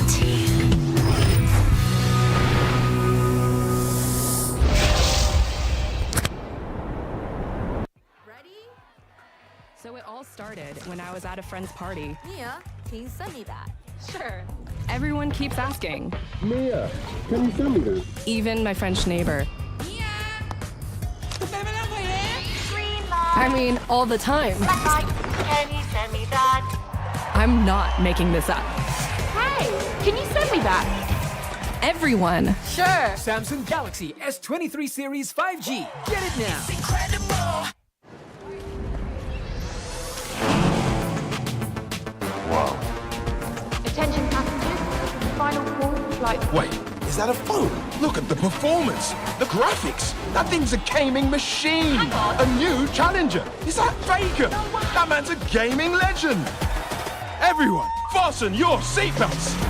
And here we go! Samsung Galaxy S23 Series 5G. Get it now. Tahu nggak, Awesome Generation itu punya rule sendiri, kayak aku. Nge-game, I am the game. Pokoknya harus win streak terus. See, that's my rules with Galaxy A Series 5G. Kalau kamu? Di dunia games, top up jadi lebih mudah. Pilih game, masukkan game ID. Pilih Diamond. Masukkan kode promo, dan pilih metode pembayaran. Masukkan kode OTP dan konfirmasi pembelian. Selamat, kamu dapat tambahan kuota. Kumpulkan DG Point setiap top up. Tukar dengan merchandise dan voucher game menarik. Nikmati juga promo setiap harinya. Upgrade gameplaymu sekarang.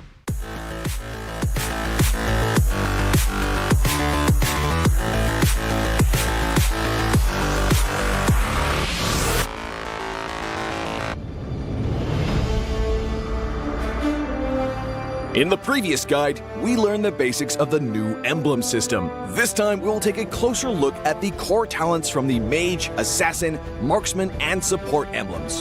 Core talent unlocked with the Mage emblem. By upgrading the Mage emblem, you can unlock Lethal Ignition. The new Lethal Ignition now deals adaptive damage, making it a great option for any hero with heavy-hitting combos. With the change to adaptive damage, heroes with high physical damage can now use this talent to enhance their damage, such as Saber and Natalia. Saber's first skill and ultimate combo can easily trigger the effect from Lethal Ignition, dealing much more damage to enemy heroes. Core talent unlocked with the Assassin emblem. By upgrading the Assassin emblem, you can unlock Killing Spree. Now that the talent is no longer reserved for the Assassin emblem, it becomes a good choice for any hero who can perform chain kills. Heroes with magic damage like Karina and Julian can now take this talent as well. Karina's ultimate resets after she kills an enemy hero. When equipped with Killing Spree, she will recover HP from each kill, allowing her to stay healthy and go after more kills. Core talent unlocked with the Marksman emblem. By upgrading the Marksman emblem, you can unlock Weakness Finder.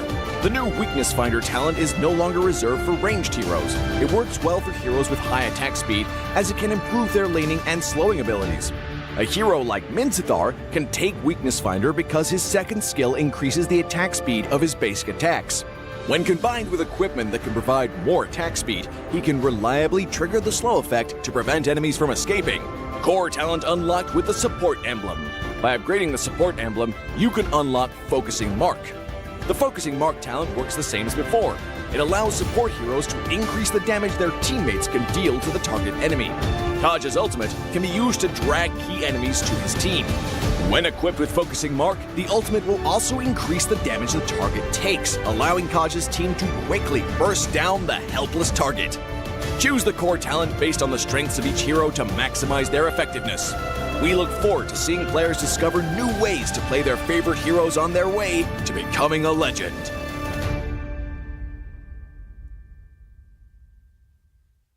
Tahu nggak, Awesome Generation itu punya rule sendiri, kayak aku. Dalam kondisi apapun, nggak ada lagi halangan. Malah ngebuktiin potensiku. See, that's my rules with Galaxy A Series 5G. Kalau kamu? Hanya perlu melihat ke dalam dirimu. Dan kamu akan mengerti betapa berharganya nilaimu. Percaya pada dirimu. Bukan dengan tergesa-gesa, namun dengan caramu yang beda. Tunjukkan kilau kisahmu sendiri. Dan ciptakan emas dalam setiap karyamu. Trust in gold.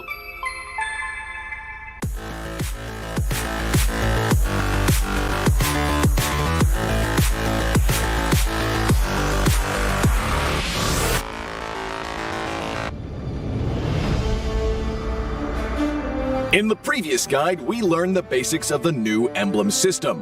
This time, we will take a closer look at the core talents unlocked with the basic common emblem, tank emblem, and fighter emblem. Core talents unlocked with the basic common emblem. By upgrading the basic common emblem, you can unlock two core talents, Impure Rage and Quantum Charge. Both are suitable for most heroes. The new Impure Rage talent now deals adaptive damage, making it a good damage-enhancing talent for a variety of heroes, such as Eve, Nathan, and Diggy. Eve is a hero with great poke and control abilities. She can use the extra damage and mana regen from Impure Rage to constantly wear down enemies. The new Quantum Charge talent now restores HP based on the hero's level and not their physical attack bonus, making it viable on more heroes that want HP recovery and mobility, such as Edith, Leslie, Layla, etc. When equipped with Quantum Charge, Edith in both forms can use the movement speed bonus triggered by her basic attacks to keep a safe distance from the enemy and the extra HP regen to stay in the fight. Core talent unlocked with the Tank Emblem. By upgrading the Tank Emblem, you can unlock Concussive Blast. Concussive Blast works the same as before, providing an extra source of AoE damage for high HP heroes, such as Johnson, Baja, and Hilda. Hilda is a high HP hero who can tank a lot of damage when equipped with a full set of defensive equipment. The Concussive Blast talent will not only enhance her survivability, but also boost her damage. Core talent unlocked with the Fighter Emblem. By upgrading the Fighter Emblem, you can unlock Brave Smite. Brave Smite is no longer triggered by inflicting CCs. It now takes effect upon dealing skill damage and is suitable for most fighters and tanks that need more HP regen. Ruby, Lapu Lapu, Tigreal, and similar heroes can choose this talent. Ruby can trigger Brave Smite repeatedly by casting skills, and with her own regen abilities, she'll have even greater durability in teamfights. Choose the core talent based on the strengths of each hero to maximize their effectiveness. We look forward to seeing players discover new ways to play their favorite heroes on their way to becoming a legend. Dari dua emblem yang selain Weapon Master sangat berguna lah di early game. Di laning phase malah jadi rajanya lah istilahnya.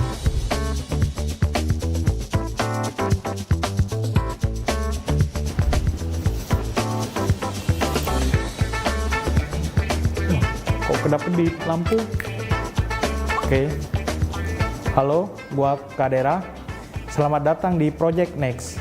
Butuh tutor main God Lane setelah update patch emblem.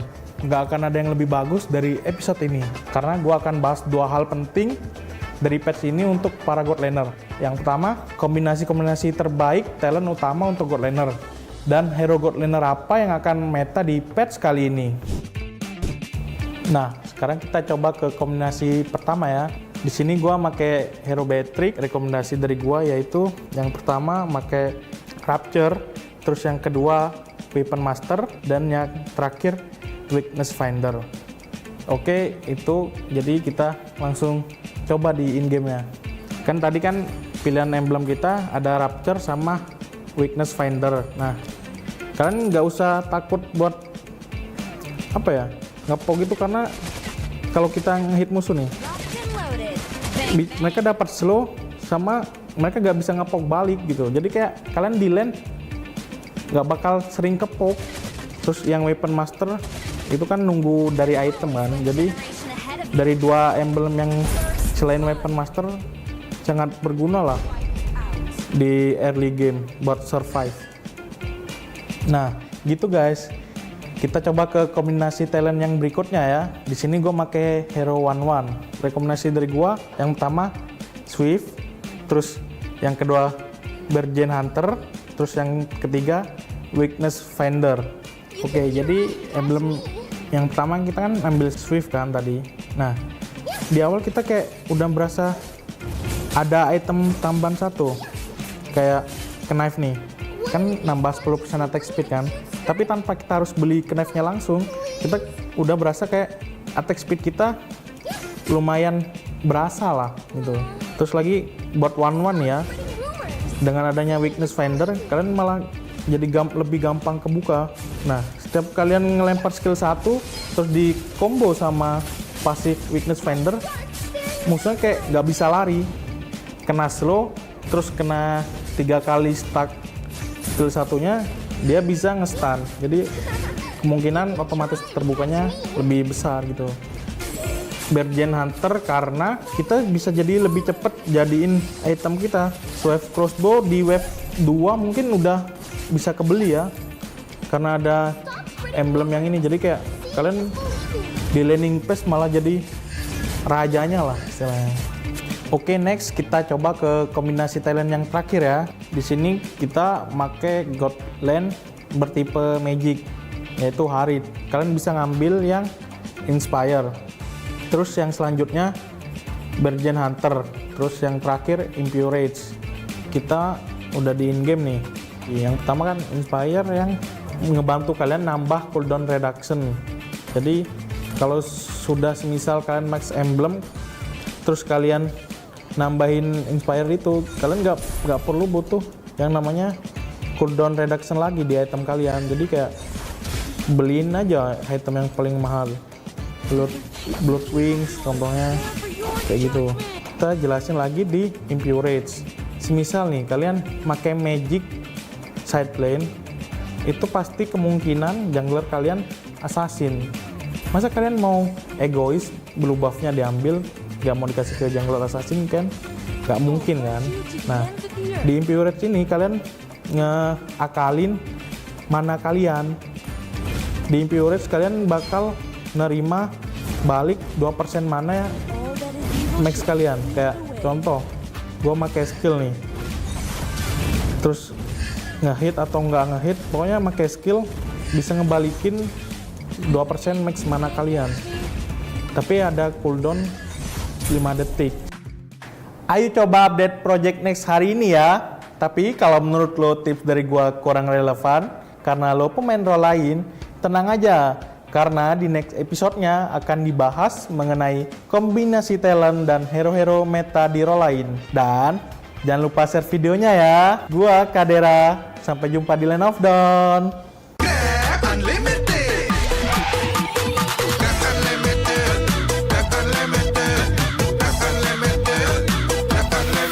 Modal gratis, untung berkali-kali.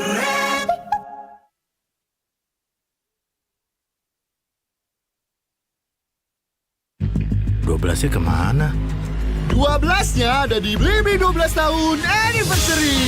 Beli apa aja ada gratis ongkir 12 kali, cashback 12 kali, dan flash sale Rp12. Ayo belanja di Blibli sekarang.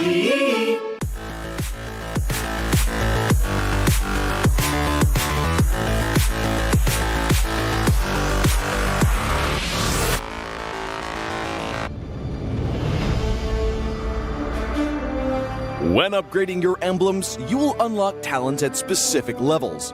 Different emblems will unlock different talents. You can choose an emblem by role and use the talents it unlocks directly as your default setup, or you can freely mix and match different emblems and talents to create a custom emblem setup.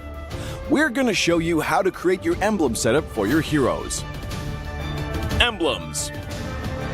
First, let's take a look at the revamped emblem system. There are now 7 emblems in the game, 1 basic common emblem and 6 role emblems. Different emblems can provide different attribute bonuses. It is recommended to use the emblem that matches a hero's role. Standard talents, Tier 1. After selecting an emblem, you can then choose from 8 standard talents at Tier 1. These talents provide mostly straightforward bonuses to heroes.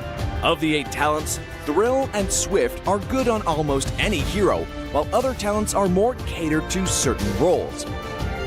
Standard talents, Tier 2. At Tier 2, you will also have 8 standard talents to choose from. The Tier 2 talents trigger or work under different circumstances. We still recommend choosing one that matches the role of your hero. But if you're an advanced player, you are free to choose any of the talents to fit your playstyle. For example, if you're playing the core hero on your team and want to focus on gearing up fast, you can choose the Bargain Hunter talent regardless of how your hero deals damage. And heroes who rely on their skills for sustained damage, whether it be a mage or fighter, can use the Festival of Blood talent for more spell vamp. Core talents, Tier 3. Finally, let's talk about the most important talents, the core talents. There are 8 core talents available in the game, and each provides a unique and powerful effect. We recommend choosing the core talent to match your hero's role and only use core talents from other emblems for advanced or unconventional tactics. The revamped Weakness Finder talent is no longer reserved for ranged heroes. This talent is now a viable option for any hero that relies on basic attacks and wants better laning and the ability to slow enemies. The Lethal Ignition talent now deals adaptive damage, making it a prime choice for any hero that has heavy-hitting combos. While the revamped emblem system still uses the existing talents, we have removed the restrictions between emblems and talents, opening up new possibilities for many heroes. We look forward to seeing players discover new ways to play their favorite heroes on their way to becoming a legend.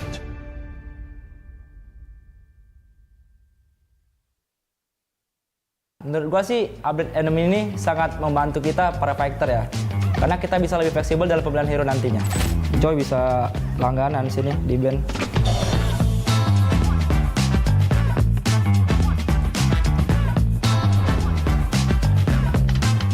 Hai, gua Sorizo. Selamat datang di Project Next. Explorer setelah ada patch bukan lagi cuma sekedar jago adu otak, karena kita juga harus memutar otak buat combination talent dengan emblem terbaiknya. Yuk tonton video ini agar lo bisa jadi explainer yang lebih hebat. Nah, sekarang kita coba kombinasi pertama nih. Dari yang gue pakai adalah Yuzong. Buat talent pertama, yang gue pakai adalah Agility. Yang kedua, yang gue pakai adalah Festival Blood. Yang ketiga, gue pakai Killing Spree. Jadi yang pertama kenapa gue pilih Agility adalah buat movement speed. Menurut gue Yuzong ini sangat butuh movement speed guys, karena ketika lo mengejar musuh, kayak speed lu lebih kenceng gitu lah dibanding mereka. Yang kedua kenapa gua pilih Festival Blood, karena buat lifesteal. Lihat ini gua belum ada item lifesteal, tapi gua tetap bisa dapat lifesteal guys. Yang ketiga kenapa gua pilih Killing Spree. Killing Spree ini tujuannya ketika lu bunuh musuh lu dapat lifesteal serta movement speed. Ketika lo bunuh musuh,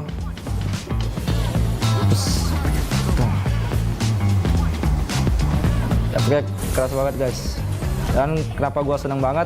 Karena yang dulunya gue di Factor cuma bisa Festival Blood, sekarang udah bisa pakai Killing Spree juga guys yang di Assassin. Jadi kayak lo bisa combine gitu. Nah gitu guys. Sekarang kita coba kombinasi talent berikutnya ya. Hero yang gue pakai adalah Joy. Buat talent pertama, yang gue pakai adalah Rupture.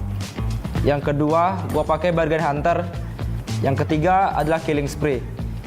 Nah, sekarang kita bakal coba langsung ke in game-nya ya guys. buat talent pertama, kenapa gua pakai Rupture?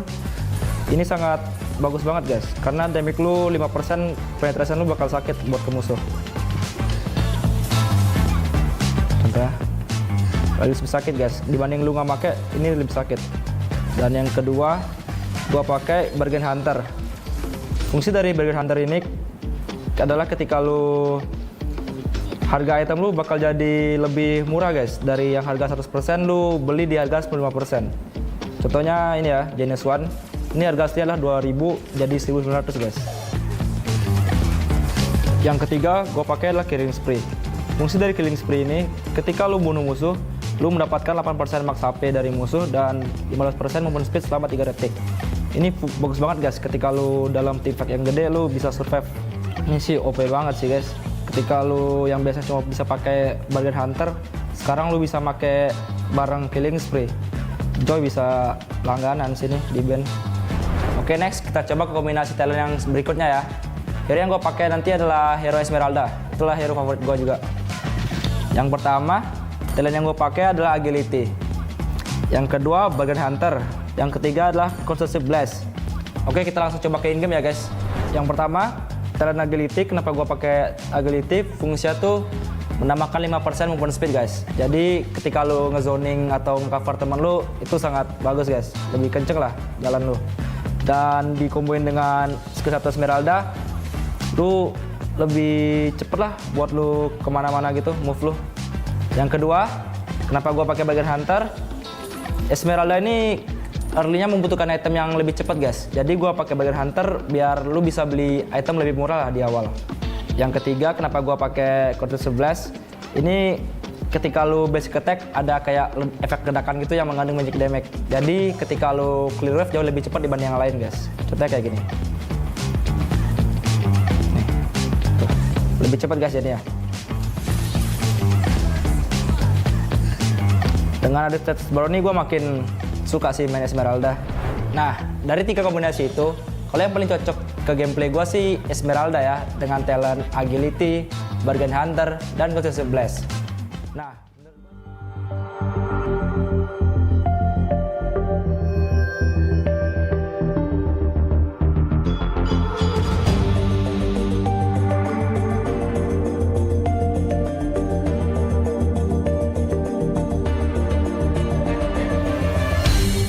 aku kan berdiri dan terus berlari, terus ke arah puncak tertinggi.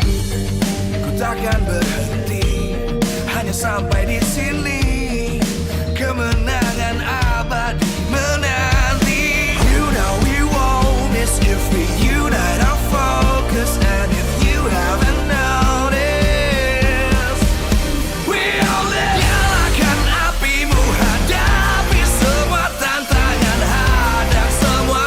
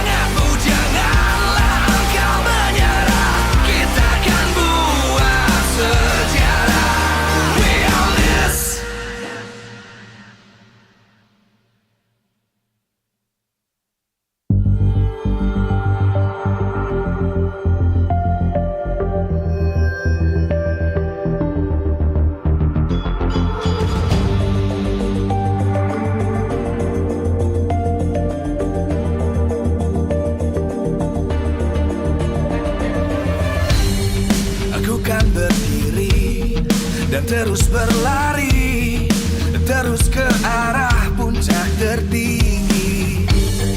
Ku takkan berhenti, hanya sampai di sini.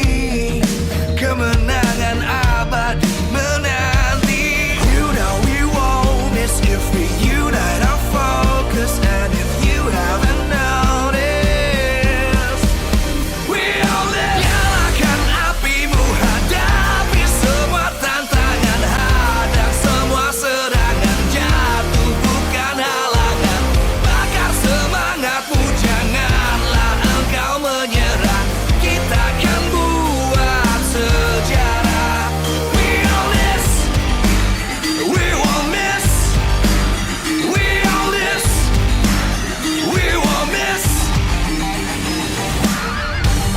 Saatnya beraksi, jalani ambisi. Aku kan menyawakan hari ini. You know we won't miss if we unite our focus. And if you haven't noticed, we all live. Nyalakan apimu, hadapi semua tantangan, hadang semua serangan, jatuh bukan halangan. Bakar semangatmu, janganlah engkau menyerah. Kita akan buat sejarah. We all this, we won't miss. We all this, we won't miss. We all this.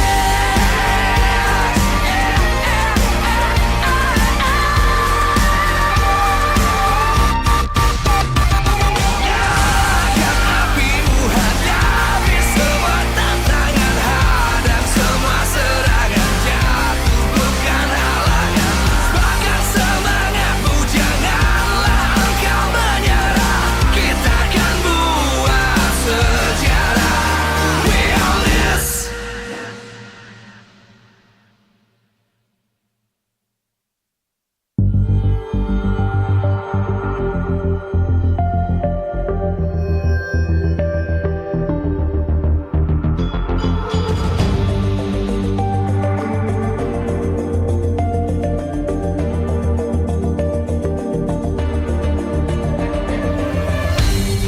Aku kan berdiri dan terus berlari, terus ke arah puncak tertinggi.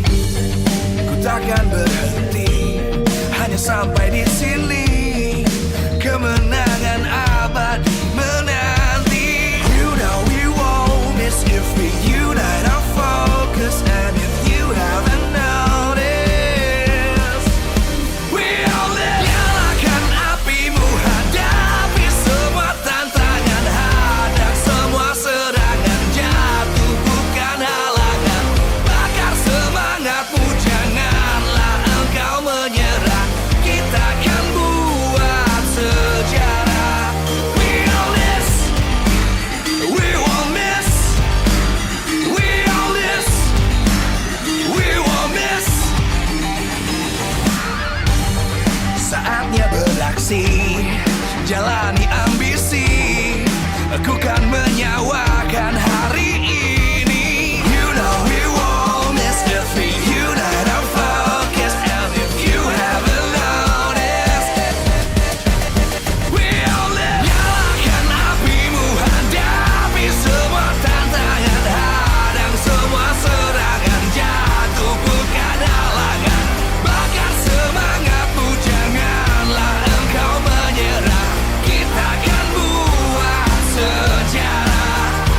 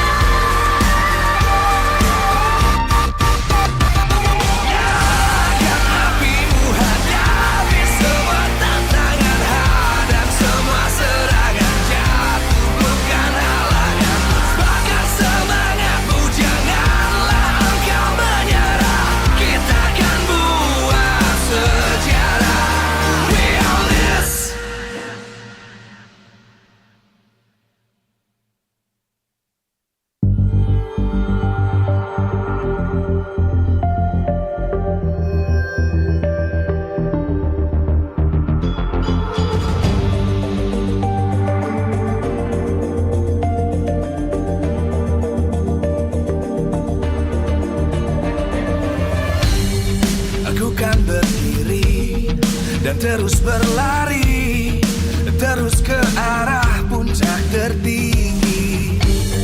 Ku takkan berhenti, hanya sampai di sini.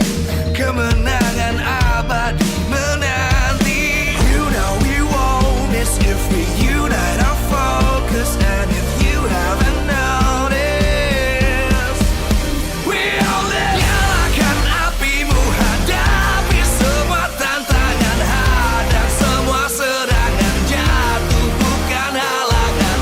Bakar semangatmu, janganlah engkau menyerah. Kita akan buat sejarah.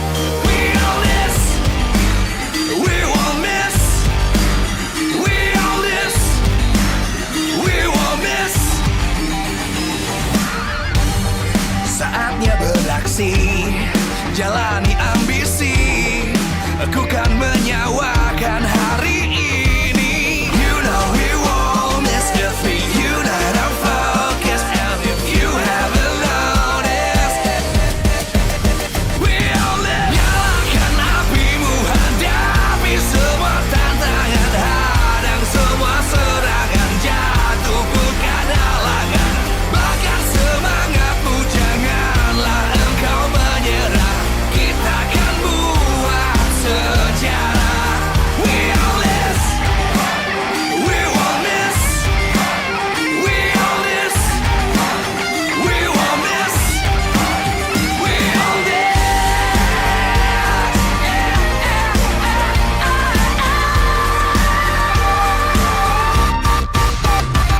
Nyalakan apimu, hadapi semua tantangan, hadang semua serangan, jatuh bukan halangan. Bakar semangatmu, janganlah engkau menyerah. Kita akan buat sejarah.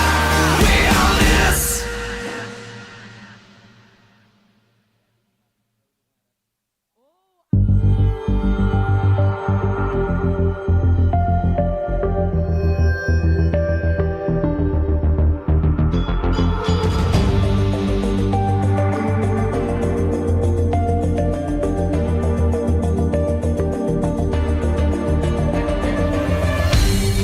Aku kan berdiri dan terus berlari, terus ke arah puncak tertinggi.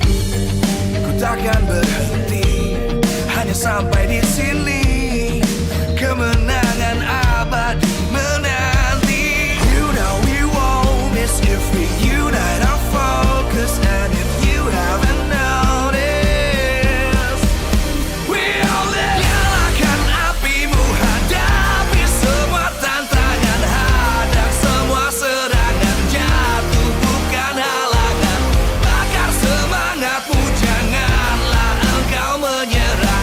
Kita akan buat sejarah. We all this, we won't miss. We all this, we won't miss. Saatnya beraksi, jalani ambisi. Aku kan menyawa.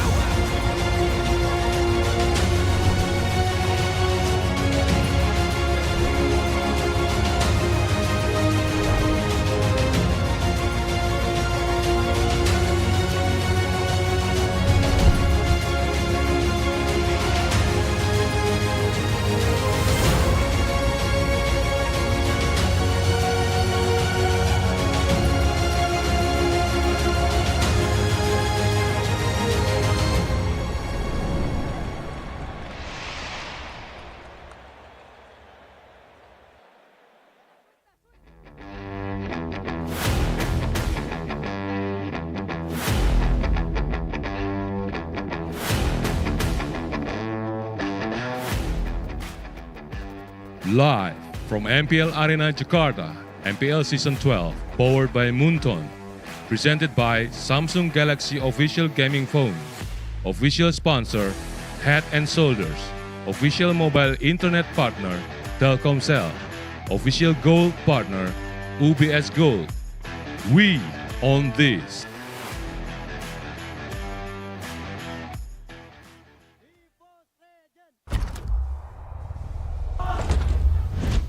Let's close this day out with a bang. Our final match of the day, it's gonna be the Classical Derby Leg 1 between RRQ as well as EVO's Legends. And of course, today on the Caster Desk, once again, it's me, Eterna, alongside with Mirko as well as Arashi. And before we get into the discussions of this match, which is plentiful, we would like to thank our sponsors. MPL ID Season 12 is powered by Moonton, presented to you by the Samsung Galaxy official gaming phone. Our official sponsor is Head & Shoulders. Our official mobile internet partner, Telkomsel. Official gold partner, UBS Gold. We also have our partners in esports. We have Blibli, Dunia Games, Grab, OVO, as well as YouTube. Our official broadcast is Maxstream, as well as Stefer Esports and Video. Suppliers, Innomart, Mineski, Samsung, and of course, MPL ID Season 12 is supported by Bebe SE. Ladies and gentlemen, welcome back. This is going to be an interesting one. Why? Because this is Fursic doing the Classical Derby, but on the wrong team. He's on RQ now. The shift in players, the shift in tempo, and the different atmosphere. Every single time there's a Classical Derby, you can expect this. I think just soak it in for a moment. Both RRQ and EVO's Legends, the two most historic teams in MPL Indonesia. Every time they battle, you can expect this atmosphere. And it's great, man. We're enjoying it a lot. I mean, you can hear it through the mic most likely, but they are chanting out of their minds. Both the supporters of both these teams have so much on the line here. It's just one of those rivalries that have so much lore behind them. Exactly. And it's so weird to see Fursic's face in the RRQ's holding It really role. is. Like, he's been battling this battle for so long. 7 times in total, he's won 4 of them. But now, he's swapped sides. The baby tiger, now the baby face of RRQ. Wow. Well, his track record against RRQ on the other side, as I recall, it's quite okay. But now that he has switched teams, so to say, we'll have to see what has EVO's cooked up, because honestly, they have a bit of insider knowledge right here. And as always, whenever there's info or intel, in the discussion, we always say that it could be a double-edged sword. We can use that to outsmart our enemies, or our enemies can use it against us. We'll have to see who comes out on top in the intelligence battle between both these teams. Definitely. But once again, Arashi, Mirko, the atmosphere. I didn't expect this coming out. You did? I honestly didn't. This season, with how the performances have been so up and down, I thought maybe the supporters would waver, but that's exactly not what we're seeing. All of the supporters have come through, whether it be the Kingdom or even the EVO's fams, still showing their support for their respective teams. And now it brings us once again to the topic, the junglers here. Taz versus Fursic. They have a sustainably different playstyle. I would say a different hero pool as well. So between these two, what do you think is the better of both worlds? I think I'll leave the differences to Arashi. I'll talk about the similarities because both these junglers are still very aggressive. Fursic has now matured on utility junglers to try to provide the team with resources necessary to win the game, enabling just through neutral objective contests. Meanwhile, for Taz, that aggressive nature of his is utilized in these team fights as well. Pickoffs on the map and obviously neutral objectives, but it's very different in terms of style, right? We'll throw it over to Arashi to talk about how Fursic maneuvers in these team fights because it is very different to how Taz does it. From what we've seen, Fursic is a bit more linear, as in he picks a fighter and he does what a fighter jungler usually does. We've seen it again and again. Whereas for Taz, he's a bit more flexible in how he approaches. Sometimes he's flanking, sometimes he's diving in the backline. But generally, I would say that the retribution is also a bit more reliable for Taz as well. Fursic hasn't been tested nearly as often as Taz. And so far, the fact that we haven't seen him on the more assassin-like junglers is a big factor here in the drafting phase. But here we go. Tiger meets X. The Classic Derby becomes the test for Fursic's best. He has the #1 highest total control ratio in MPL ID Season 12, 76%, 16 out of 21 turtles, but highest average kills for Taz right now. So it's going to be, funny enough, right? You would think Taz would be the more objective-centric player here, but no. So far, at least, in MPL ID Season 12, Taz is the more aggressive one, and Fersik just really helping out his team with utility, and it's been working out wonders. And that's the journey that Fersik has actually gone through over the course of the seasons, being from EVO's Legends, the playstyle that he opted for there, and the way that he's changed and really shaped into RRQ and how that all unfolded. Because back in the day, Fersik and Celiboy, in my opinion, were kind of similar. They were very aggressive in that role, assassin of players. Sometimes they make mistakes that eventually leads to their team's demise. But Fersik's taking on a different role here, being #1 highest turtle ratio rate in that retribution. It's different, it's cool, and it's working out well for RRQ. So the question is, how will EVO's Legends be able to overcome it? Well, their keys to victory here by the Samsung Galaxy S23 series 5G. Don't lose out in the rotations with the trio mid from RRQ, because as we've seen, right, RRQ plays that high tempo gameplay as well. The combination of Fersik on usually a fighter aggressive hero like the Baxia, like the Fredrin, in combination with Naomi, has been so effective in shutting down the trio. And they need to contest that Franco pick as well, because on the other side, the keys to victory by the Samsung Galaxy S23 series 5G for RRQ prioritize the gold lane heroes in the first phase of the banning phase. And of course, make sure that Clay has space to rotate around the map. He is now serving as the main shot caller. If he can be around to actually impact the situations he's shot calling, that could be such a huge benefit for the whole game, the whole playstyle of RRQ, which is why the trio mid contest between these two teams need to be very calculated in the drafting phase to ensure that someone at least gets the lead. It's all about enabling CC, because the most important factor for RRQ is CC. No, I'm not talking about crowd control. I'm talking about Captain Clay, the man who makes the shot calls in the game. If he's given space, you've seen exactly what they were able to achieve in week #1. Absolutely demolishing everyone, even the defending Southeast Asian champions, the defending MPL Indonesia champions, Onyx. It also starts with Zaya, how he lays out the fundamentals, how he lays out the blueprint to beat every single one of the teams that he's put up against. But I'm worried, because you're talking about the drafts here, and Fersik has only shown it 2 heroes, and he's only found success on these 2 heroes. Right. And what if that gets banned out from him? What if his phone gets taken away? No, you can't do that. I'm scared, right? Because listen to the specs, right? He's on the Samsung Galaxy S23 series 5G, which is equipped with the fastest processor technology, 4nm Snapdragon, 8 Gen 2 for Galaxy, a large RAM of up to 12 gigabytes, and a 5G connectivity that guarantees a lag-free gaming experience. Why wouldn't you steal that phone? I mean, now you have a good point. You have a good point. But you know, if I were the guy who was tempted to steal away Fersik's phone, I'd just be like, you know what, there's a 4 million cashback right now to buy the Samsung S series phone. Why don't I just buy it? Because why not take it? I don't know. That's Maybe we should just ask illegal, Arashi. Oh, yeah, I guess so. It's not allowed. Yeah, true. I'm not condoning stealing, by the way, ladies and gentlemen. But you have to check out the display as well. It's super wide, 120 hertz refresh rate, a large battery capacity, 5,000 mAh, and it's also ready to support you in pushing rank all day long. You're right. Maybe it's not worth stealing, but it definitely is worth commending this team onto the stage. Ladies and gentlemen, welcome the Tigers as they make their way up on the stage. Once again, ISF champions, EVO's Legends! A team with challenges of their own coming into the season with their changes.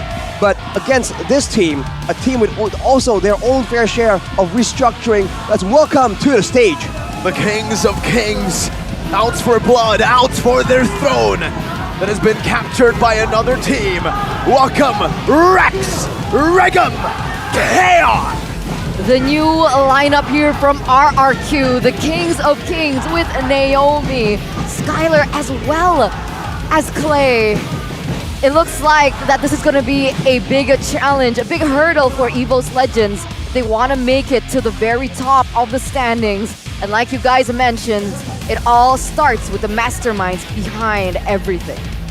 The architects behind, well, I say architect, but these people are the ones responsible, essentially, for the performance. Zaya and Age, which coach Tech Stump, as well as Rave. And Rave from the side of RRQ. Man, they have a lot to do right here, but for RRQ, the fact that they are able to do so well despite so many different changes, I mean, a lot of people, full disclaimer, including myself, were quite concerned with their performance, but we have been very pleasantly surprised. So I think Coach Zaya has the right idea in mind, and now given even more time to develop this team, you have to wonder what does RRQ have in store for EVO's Legends? Yeah, we'll see from their history even, right? Taking a look at the 1, 2, 3, 4, 5, 6, 7, 8 times that they have met in the past, EVOs have only won 3 of them. Yeah, 5 out of 8 for RRQ from Season 9 to Season 11. And I think even up to Season 12, it does seem like RRQ have been the more consistent team. Unfortunately, though, EVOs always have that trump card. Whenever you bring up stats, they will always just say, who won M1? Yeah, well... I mean, they also have the comeback. Their legendary comeback strategy, or I don't know, passive. Match point EVOs. And their Match second point shield. EVOs. Don't remember, don't forget their second shield, ISF. Yeah. All right. Well. Okay.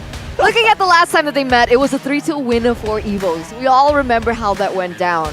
Yeah, I certainly do. And but this is the thing right here. It's not the same roster for both these teams, so we're looking forward to a new look from both these teams, right? It could be completely different, or maybe, considering the stakes and how familiar this atmosphere feels, they might just end up defaulting to the usual RRQ and EVOs we've come to know in these big matches. But here's a player head-to-head by head and shoulders between Dreams and Naomi. Average damage taken is higher for Dreams, as well as the kill participation, which means that they do a lot more team fighting. Whereas for RRQ, the fact that the average KDA is higher for Naomi just speaks for itself. A much more aggressive style that's really in line with the kind of tempo, the kind of pace that RRQ really likes to push onto their opponents. Very active as well, right? A lot of plays were created on the back of Naomi, especially when he's given his comfort heroes like the Franco, like the Kaja, which is why in the Keys to Victory it was so important to shut it down, make sure Naomi doesn't get his hands on these play-making heroes. And it's just focused back onto Dreams. There's been a shift, I would say, towards the play style of EVO's Legends. Before, we were so used to more dynamic initiation coming in from EVOs, looking for flanks, Hijume and Dreams a little bit more active around the map. But now, yesterday especially in their match, I saw that Hijume on the Kadira was very passive. Why? I think it's more so just the fact that Geek were very chaotic.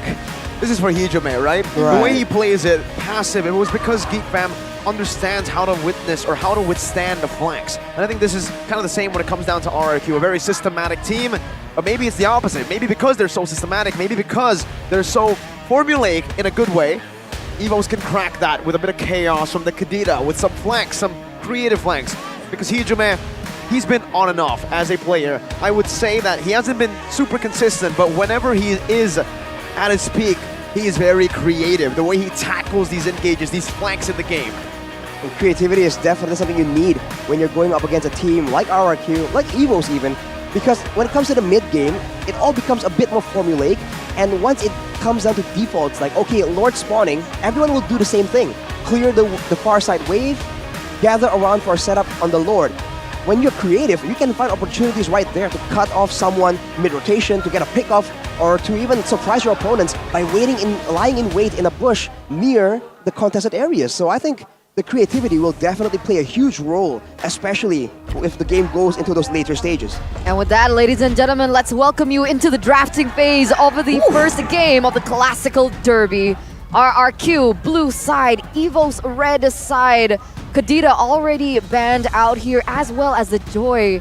And talking about the bans, I want to know what happens if Versik is not given Baxia and the Fredrin. What if it gets taken away from him? What if they respect ban it out here in the first phase?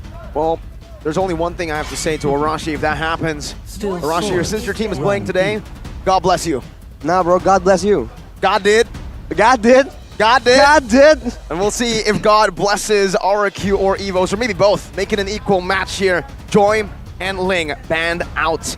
They're trying to target Taz, that killing pressure that he has. Meanwhile, for EVOs, though, they're banning away the Kadira, so it's a good flex pick And knowing that now Clay has been more comfortable playing on these aggressive heroes, these pick-off heroes as well, him on the Kadira is surprisingly, considering how he's been playing these artillery heroes, has been surprisingly dangerous. So I think it's a great move from Coach Age to respect Clay and his pick-off potential. I agree, and in conjunction to the kill pressure that Naomi has and his pick-off, the way that it just goes in hand, that's something to be feared. And here it is, finally, Baxia being taken out. We saw RRQ just steamroll over their enemies in the early game with Baxia in the hands of Fursic. Without it, will he pick up something like the Fredrin here in the first phase to be able to flex? Or does he have something else in store? That's the main question here. Well, in a way, right, his situation is quite similar to Celiboy, I must say. They used to be very high mechanical assassin players, but they're prone to overextending, prone to getting caught. So, in a way, they have the same exact solution. Put that player on a tanky, aggressive fighter. Baxia and Fredrin is usually the options that Fursic goes for, but without those, I think it puts Martis in the question, but Martis is definitely not as safe or as not as safe or as foolproof as the Baxia or Fredrin. Most definitely. I think if you tell Omawa that, he will disagree. He thinks Bak or Martis is the best, the strongest in the early game. Well, I can't really deny that. We have seen even Taz pull that off and absolutely made it work, even at MSC. Now, we'll see Final Ban is the Claude. Yeah, I think both of these teams have done their homework. This is a battle of the two teams' pride. Zaya taking Taz's heroes out. Meanwhile, Age going for a little bit of a more multi-dimensional route. 3 prio picks, 3 taken out. Now, Skylar, there's a comment from him. There's still many heroes I can play besides Claude. I'm not worried about respect bans because I'm ready with other marksmen besides Claude. Yes, Beatrix. Ooh. All right, just getting called out just like that by Mirko. But we've been talking about how the win condition involves RRQ prio picking one of the really meta marksmen. But now it turns out the first pick is going to be that Paquito. Very high in the pick rate, very high in the win rate as well. In the hands of Banana, it's definitely a huge problem. And unfortunately, Fluffy, who likes the Paquito, he won't be allowed to get his hands on this boxing prodigy. Definitely, and it's also a high flex coming in from RRQ. It could be placed in several different lanes. EVOS Legends, how are they going to respond to this? Do you think they're going to go for a Valentina, perhaps, taking away from Clay, giving Hijime a comfort hero as well? And Kaja. Kaja. So Kaja, Valentina. Yeah.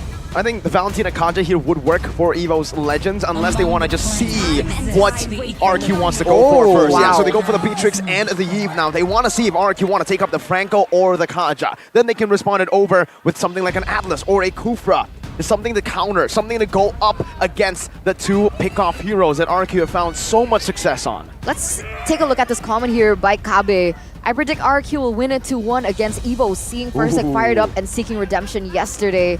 I want to see his expression facing his former team Evos. And we saw on the poster, right? Fursic facing his ex.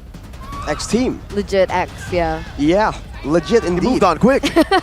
Real quick, buddy, but for EVOS right now, securing the backline, that's a great move, but it also opens up the potential for RRQ to counter it. Get all these dive heroes, maybe a Terizla, maybe Yuzong, or even an assassin to help with the backline. Turns out they want to match EVOS in that artillery department, and they're going for an equally solid front to back, but the carry is less flexible, less reliable than the Beatrix, I must say. Yeah, no suppress for them here for RRQ to counter the Yve.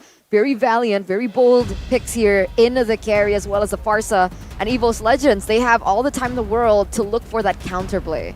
They can always just pick up the Kaja now, right? Secure a hero, deny it away from Naomi. Another weapon in RQ's arsenal that has been utilized very well by Zaya. But with this carry pick, this is also one of the doubts that has been lingering for RRQ this season. What will happen if Skylar doesn't get Claude or Beatrix? Denied away and banned out. No Beatrix, no Claude. You see this carry, and as predicted, the Kaja comes in. Now, it's in Age's, the ball is in Age's court. He can now ban out the Kufra, and maybe even the Franco from Naomi. If it goes down to that, it means that EVOS will have the huge, overwhelming advantage when it comes to pickoffs, right? They can slow someone down with the Eve, use the real-world manipulation, and then secure it with the Divine Judgment as well. For RRQ, this means that they require some kind of crowd control immunity or tankiness to sustain through all the burst attempts from Evos in order to turn it around. The pick that comes to mind is a Grok, but at this point, I don't think Coach Age will let it slide, but no, initially it's gonna be this Kufra first. What about Atlas? For Naomi? Yeah, It's definitely a pick that would work against a Beatrix. I think it's an option. It is an option, but it's, I don't know, up against a Kaja, this matchup, right? I think it's very skill dependent. It's a skill diff. It's a skill matchup. If the Kaja goes for the engage first and the Atlas gets bursted down by the Beatrix, it's done. I don't doubt Naomi though. That's a problem, right? What about the Natalia this game? I think it's a bit too risky. Against the Divine Judgment, it's definitely a risky maneuver.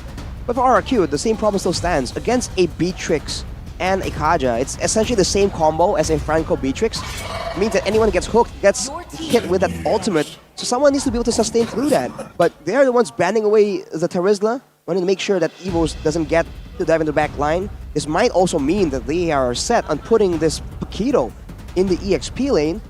So knowing that, Evos, they can still ban out this Fredrin to ensure that Fairsec is being put in a very uncomfortable situation. I like that. I like that you pointed out the Fredrin because I was about to say that as well. Right now, going for a roamer ban would work, but I think the Fredrin just gives them so much more room to play with. You've already said it, RRQ, they play through the trio mid, and they need an independent jungler who can clear fast and have CC to set up. But it is still the Franco. The first prediction from me, they are still respecting Naomi a bit more, and they think without that mobility, it's all good. Fredrin has lockdown, but it's not a Baxia. Not a Baxia, but without any suppression, this also means that Evos potentially might be using an assassin, right? There's nothing wrong with Taz being on an assassin, with the Fanny and Ling being banned out, as well as the Joy. A lot of focus here on denying assassins with the vulnerable backline.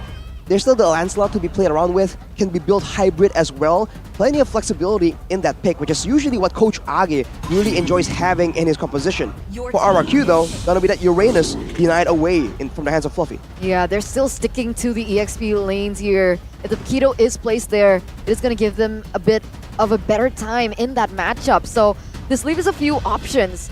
Since Joy was taken away, Martis, Bane, and Fredrin, these are the three heroes that I feel could be contested, as well as the Lancelot that you mentioned earlier. Do they want to leave it to flex later on, or do they want to pick it up now, is the question. And the answer is Akai. Oh, wow. Really forgot. This is beautiful, and this is, well, it's not a flex pick anymore with the Kanja picked up. It's going to Fluffy's hands. Arrival Akai. Wow. I can't believe I'm seeing it yet again, but hey, in a weird way, it does work. And with if this is gonna be an Akai in the EXP lane, there's still the Hayabusa, which in the right hands is definitely a huge problem, especially with both teams having such vulnerable backliners. For RRQ right now, it's the moment of truth. They need a front line, they need some crowd control, a lot of issues here that they haven't solved in the drafting phase. What do they go for? What would they choose for Naomi here? What's left? The Grok is available, funny Grok, enough. Atlas, Martis. You should. Okay, Grok, Fredrin. All right. Is their choice here.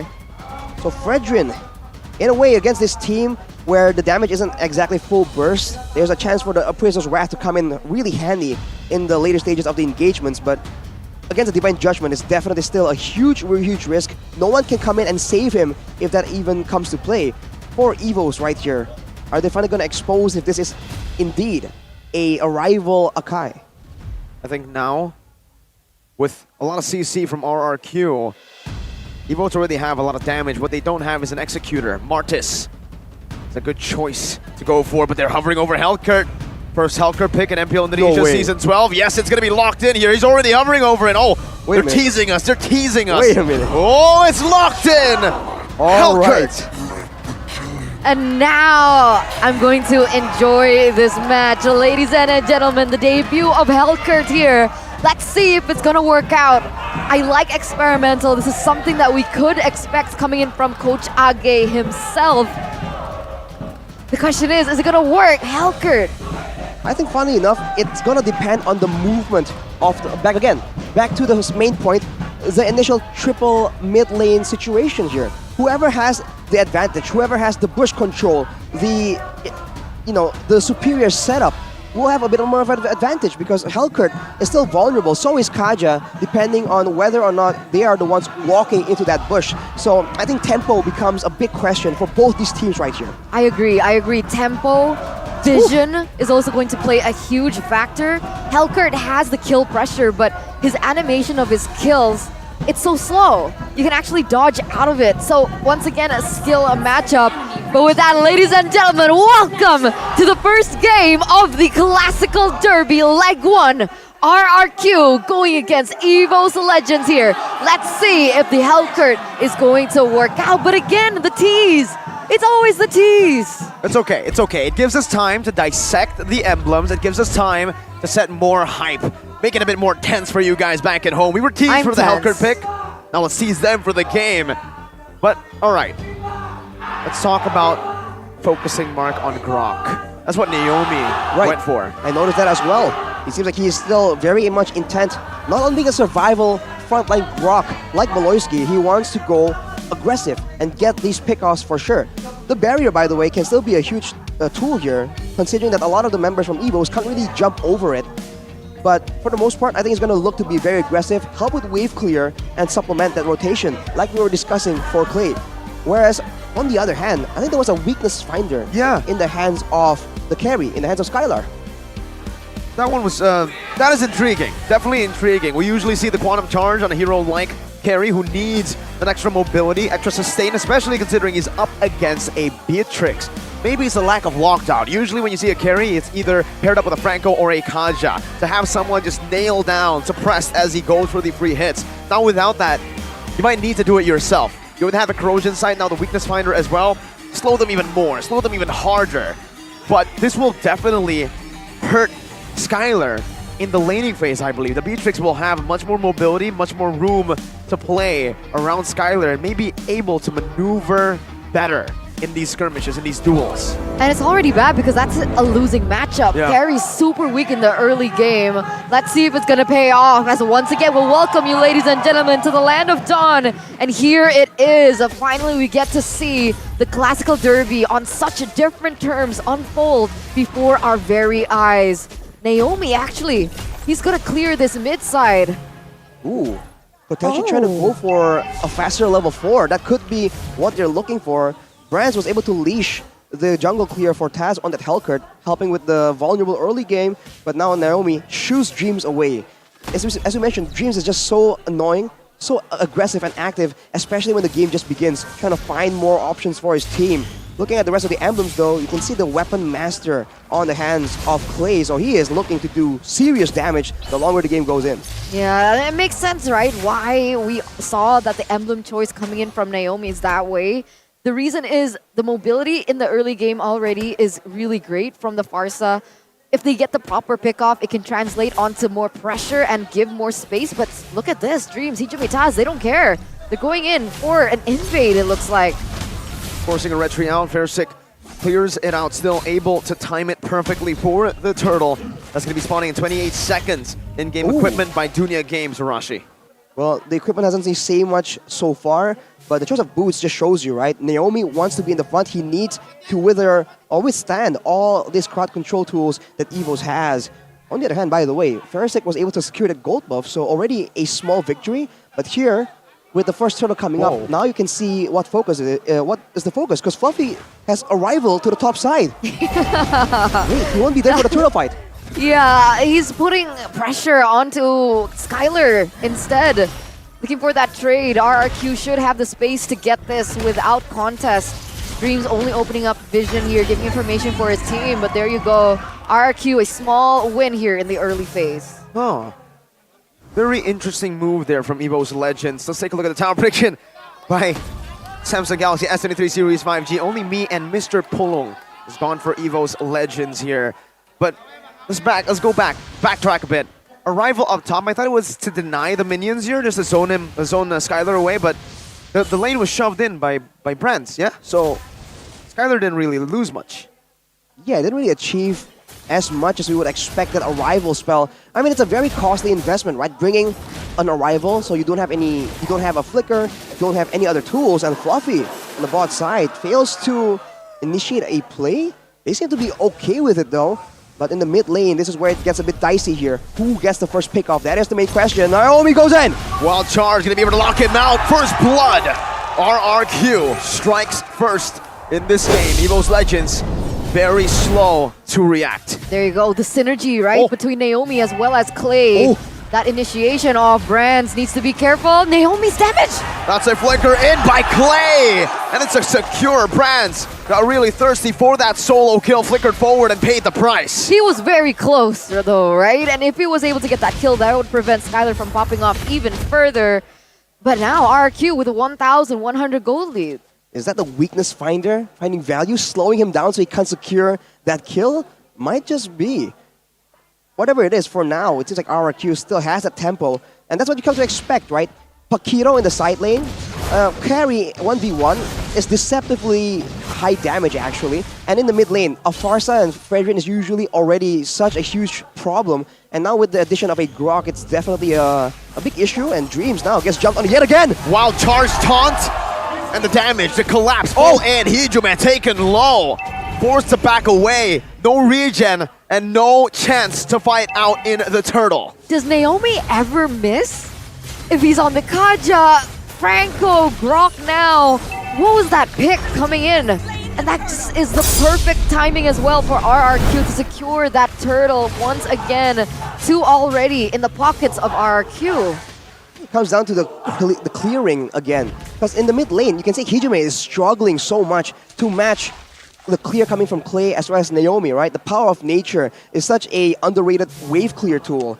Looking at the items right now, Demon Hunter Sword finished for Taz, so bit of a spike in damage. But Skylar also has the corrosion side, so he is going to be a lot harder to chase. And if you're getting all in, it's going to be a lot harder for you to escape. So 1v1, if Brents falls even further behind, this could be a very easy solo kill lane for Skylar. Wait, for a minute I forgot Taz existed. He's on the Hellcurt. Not too active on the map just yet. No pickoffs just yet. What's the game plan here for Taz? One big fight is the game plan right now. Good silence. Wow. Takes Naomi out instantaneously right with the Divine Judgment to lock him down. See, Evo's Legends, they are specialists at pickoffs with this composition. RRQ do better in these team fights. So it's all about who uses, who executes better. Well, keep in mind as well, right now, there's a pickoff for Evos, but there's nothing on the map. Whereas when RRQ went for that pickoff, they were able to get turtles, towers, solo kill pickoffs, shutting down Brents as well. And now, look at that. First tower has fallen, and RRQ, with more ground, with more control around these objectives, they can look for more pickoffs. Well, Fluffy's gonna get engaged on now. Banana giving some damage. Fluffy, wow, first item immortality here. He's gonna look for some big engages later on. And that might be the reason for the immortality first item. He knows he's going to dive deep inside of RQ's front-to-back composition. Still, though, picking up that item so early on definitely raises a bit of few eyebrows for sure. Fluffy, though, has just recalled with the turtle popping up, so he has the arrival to make plays with, but he is not going to the opposite side of the map.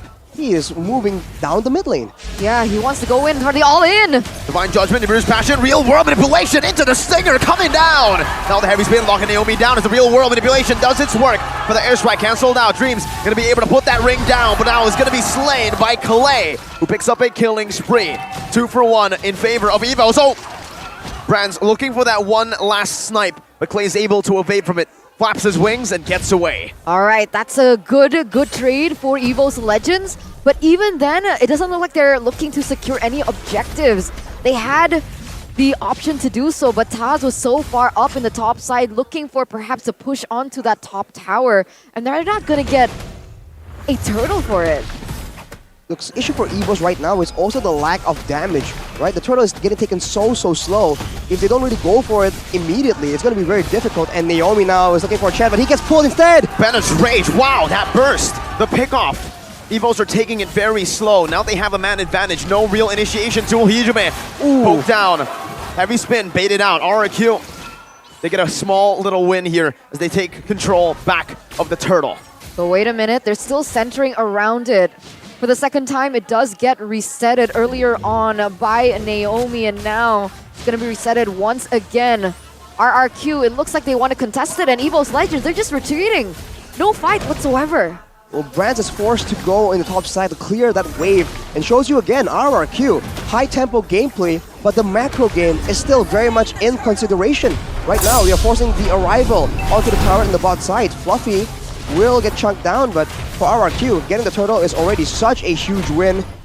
And the timing of everything just falls into play so well. And Brands didn't even get the tower in the top lane.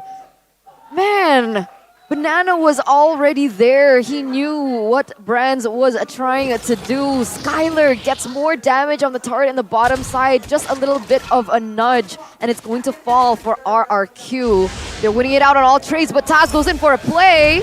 Dark Knight falls. It's only all to distract here as Brands picks the turret up. No, he doesn't. Good feather airstrike and good zone from Fiersick. Banana is lingering around that topside river, and Evo's Legends are forced back.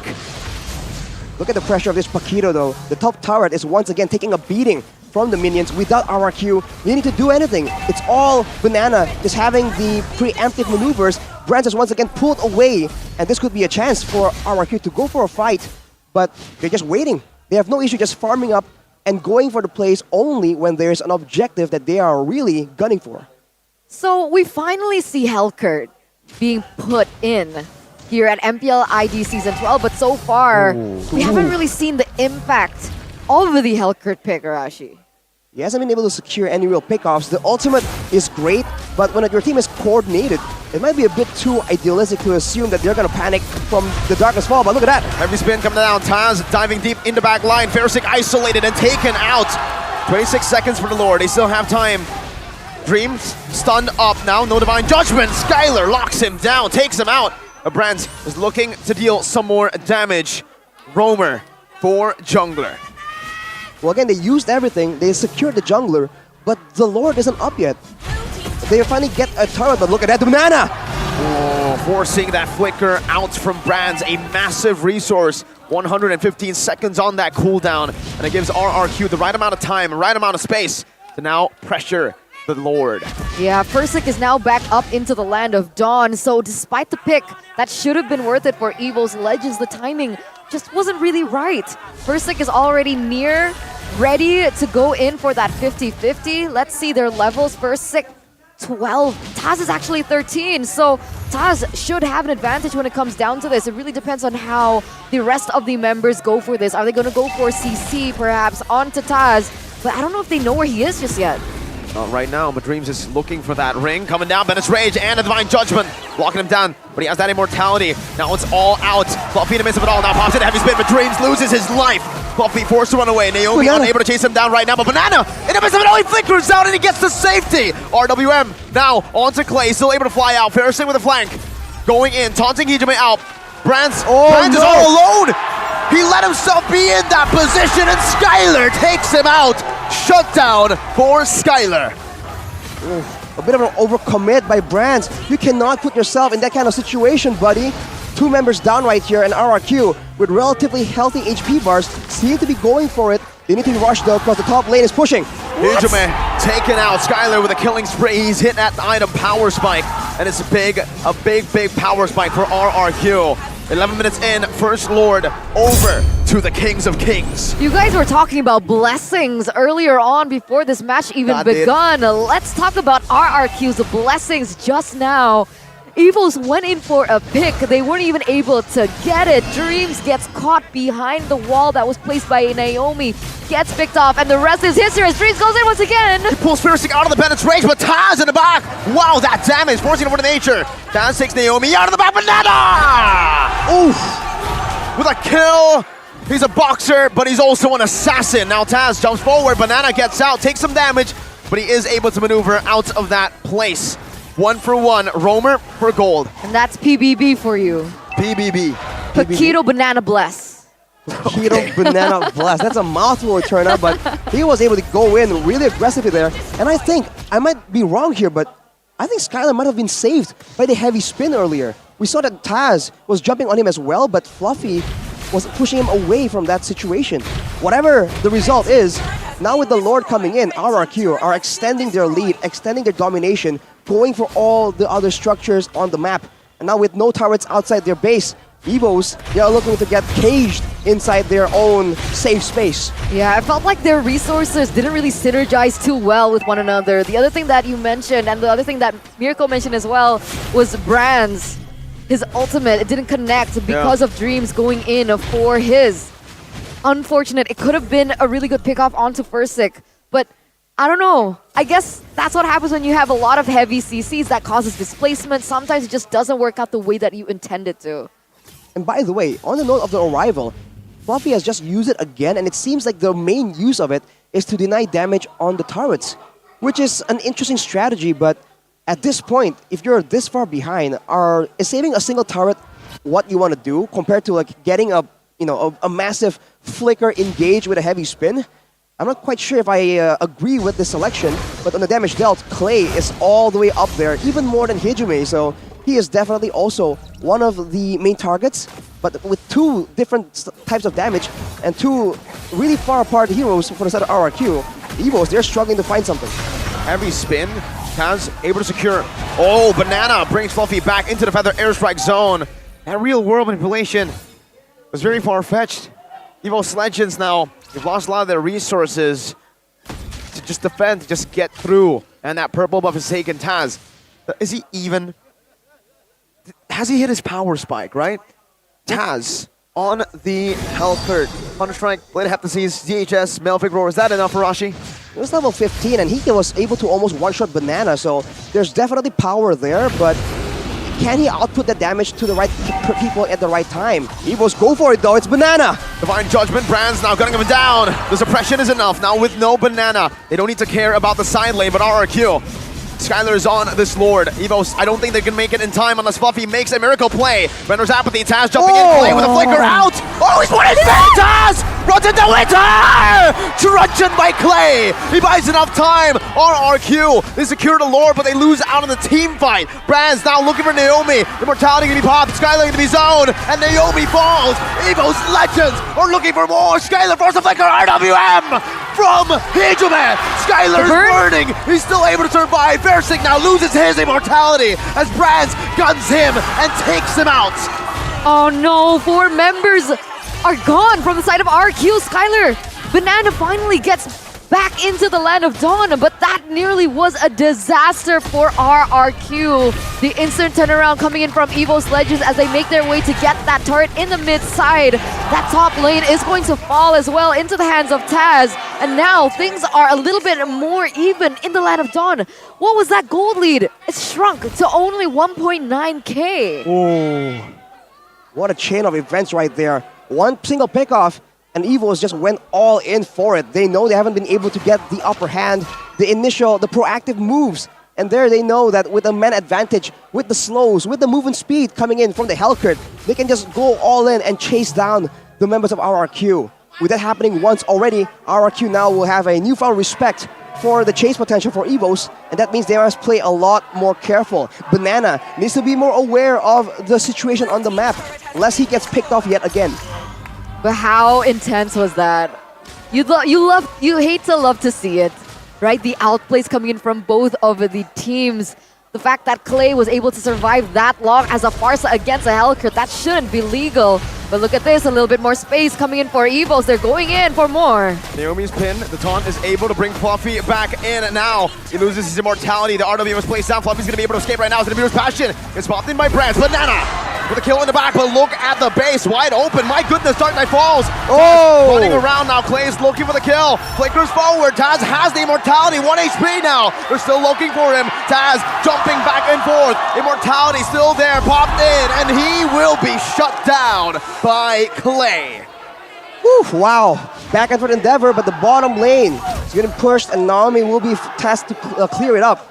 But for RRQ, this is the RRQ we are used to, man. Just back and forth, not giving up an inch wherever it's possible. With 2 members down right here, there's going to be 5 seconds available for Taz to make it to the Lord. And while doing so, it means RRQ will have a huge setup advantage. As whoa, look at that burst damage. Feather Airstrike is definitely ramping up. Banana's nasty, right? Banana's nasty. There's so much No, I love Banana. burst. Yeah, we all love Banana, but like in a nasty way. Like it's so good, and it becomes so nasty. if he's not on your team. If right. Banana's given a signature hero like the Paquito, this is what happens. Look at the pressure that he has on the backline. How is Bron supposed to deal that much damage if Banana isn't taken out first, like we saw earlier on? So there's a little bit more homework here for Dreams, for, I would say, Taz as well, to try pick up Banana before this goes out, because Brand needs a space, man. He needs a space to deal the damage. Breaks a position. Good knockout strike. Wow, great escape from RRQ. No conceal. And no heavy spin. Two big resources used up by Evos. Banana jumping back in. Dreams has a divine judgment. Not going to go for it just yet for the airstrike. Going to be able to zone Brands away. Flicker defensively by Dreams. Look at the flanks. Naomi is looking for it with Skylar. Meanwhile, down below, Helkert is waiting for his time. Fluffy moving forward. Going to lose a lot of HP. Dark Knight falls. Taz in the back finds the flank of his life. 3 members down for RRQ. Make that another one. Naomi gets chased down by Brands. He's gonna get taken down as well. Look at Banana. the timers. Banana against the world. I don't think it's possible, man. Evos, they make their move right here. Their rival even to deny the wave clear. Silence down. Solo 1v4. He buys the winner truncheon in time, but it's only to delay the inevitable. Evos Legends, the comeback legends. 1 minion as the mini waves gets cleared out. 1-0. Evo's Legends lead the series in this best of 3 against RRQ. That should have been their game to lose. RRQ played it perfectly. They collapsed kills for objectives. They controlled the early game. Turtles fell to them. Towers fell to them. Evo's members fell to them. They did everything right. And Taz comes in with his Helkert pick, and he says, it doesn't matter. Not today, RQ, not today. That is the advantage that an assassin gives you. Even in the late game, you gotta be aware, man, and you cannot stick to each other like that. The fact that Evos' composition is so pick heavy means that RRQ, the back line, is always trying to cover for each other, and as a result, Taz just finds what a tremendous moment right there. I couldn't even believe it as it unfolds. He single-handedly turned the game around, man. Didn't do my voice any favors, man. It's already on the brink. Taz, he had to do that. He had to. He had to make a moment where he was able to dictate how the fight was taken. Taz, oh my god, this guy's so good. Holy moly. I've been a fan of him ever since MSE 2023. Remember? No. What happened? No, he's just a cool guy. Oh, because like they lost, so I don't really remember. But Taz was always good. Remember, in these losses, Taz was the sole glimpse of brilliance in that MSE 2023 performance. Yeah, I agree. That lineup shouldn't have worked. I really like the draft coming in from RRQ. I was excited about the Helkert pick. I was wondering what it was for from the beginning of the game towards the mid, because in my head, pick up a Helkert and you'd go for pickoffs from that early game, try to get pressure on the side lanes in the objective takes as well. But Taz was so gone. He was so passive. He didn't show up too much. He was too busy farming. At some point, he was a level ahead, but even then, he didn't even use that level lead, that EXP lead, to get the objectives. He ignored all of that. And then in the final moment, he caught it. Luck or strategy is my question. 100% strategy, man. It hurts me to admit it, but look at how he was positioning. He knows that there's a lot of attention towards Dreams, towards Fluffy, due to all the engages. So he puts himself right behind everyone, and he waits for that exact opportune moment. I mean, it's all well thought out, and I feel like in the early game, the draft doesn't really make that much sense, right? It wasn't really working out the way Evos wanted it to, but the player of the game, by the Samsung Galaxy S-Series, it's gonna be Taz, dude. What more can you say? This man, fighter, assassin, whatever it is, he just finds a way to make it work. And that was a very difficult game to do it too. Against a Fredrin, against a Grok, a Farsa. He went full, by the way, he went full damage. Yep. So he wasn't even, considering, defensive options. No, he goes all in. He knows that he has one job in the right moment. Not a single time did he get a chance to make a play like that, but at that point in time in the game, it was just the right moment, man. Also, I see a shift in boots here. Yeah. Good eye there to spot it out. He changes boots when he bought the immortality, when he was about to backdoor. He was running away. He sold the boots for the rapid boots, getting a bit more movement speed to try to run away. But unfortunately for him, it didn't work. But still, it worked out in the end. He swapped that towards the end because he knows he's always going to be finding these flanking positions, and he needs the extra movement speed to catch up to the team. And man, that last flank, he was so far away from his team. The fact that he made it work, that deserved a full miracle shout of Taz. For sure, man. And honestly, in a different universe, right?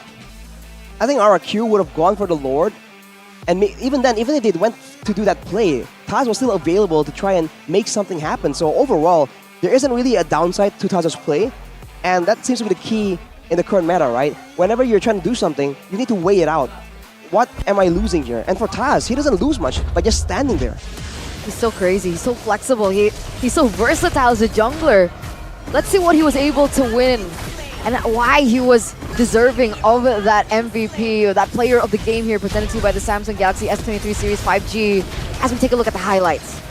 I feel like for the most part, it's just that one moment, because honestly, even in the beginning, we were talking, right? We were talking about the fact that, oh, we forgot Taz was even here, because he was just power farming again and again, not involved in the fights, not even ulting for utility for his teammates. But here we go. I mean, in the mid game, it's just RRQ all the way, and this is one of the first plays that really signaled the comeback of EVOS. The fact that they were able to take out Banana, he needs to be a bit more careful. Against a team like EVOS, there's no way they'll let that kind of aggressive split push go unpunished. We just enjoy this moment. I mean, again, this was the start of their comeback. EVOS Legends, I think a lot of people just counted them out, especially when they were behind 8,000 gold. The fact that they were able to find this team fight, I'm so sad we didn't get to see that flank. Oh, we do. All right, here it is. All right, we gotta take. This is the moment where he sold his boots. By the way, when he swapped his boots, they were trying to run away. So let's take a look at this flank again. Boom! Wow. Oh man. You know, I think Skylar had options there. He just didn't expect it. He had he had the flicker first of all, and probably had an active item available to try and counter that damage. It just happened so quick, and that's the power of a Hellcurt, right? Compared to, let's say, something like a Dairoth. You really just don't see it coming, and before you know it, it goes dark. There's got to be a little bit of bless involved. Come on, what are the chances that your gold laner and your mage is sacked together, just perfect for that engage from Taz? It's not a bless. It is by design. It's by design. It was front to back. RQ needed to stick together. RQ needed to have a solid front line and back line. Look at how the rest of the guys were just coning or spreading around, corralling them into that one funnel. Okay. Just for Taz. No. We're gonna watch that replay again during this break. So ladies and gentlemen, stay tuned. Don't go anywhere. It's only a 3-minute break before we continue on with the Classic Derby. Don't go anywhere. Bye-bye.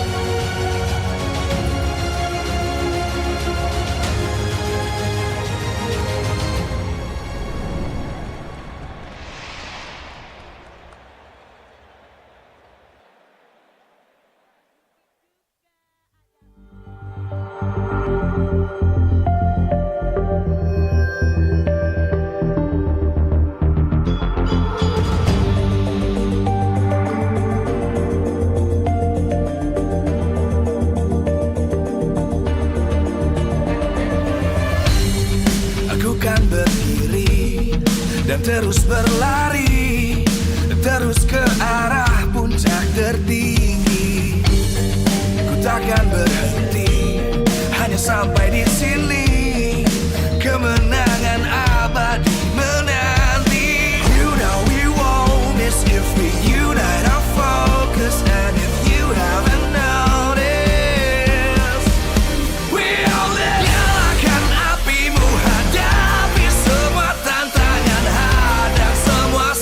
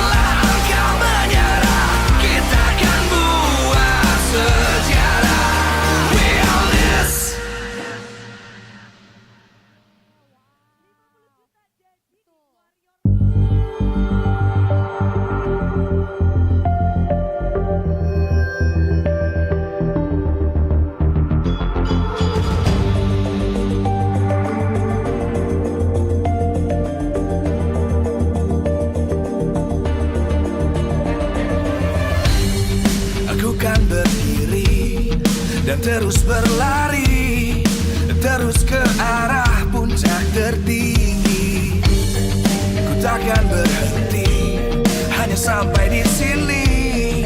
Kemenangan abadi menanti. You know we won't miss if we unite our focus. And if you haven't noticed, we all live. Nyalakan apimu, hadapi semua tantangan, hadang semua serangan, jatuh bukan halangan.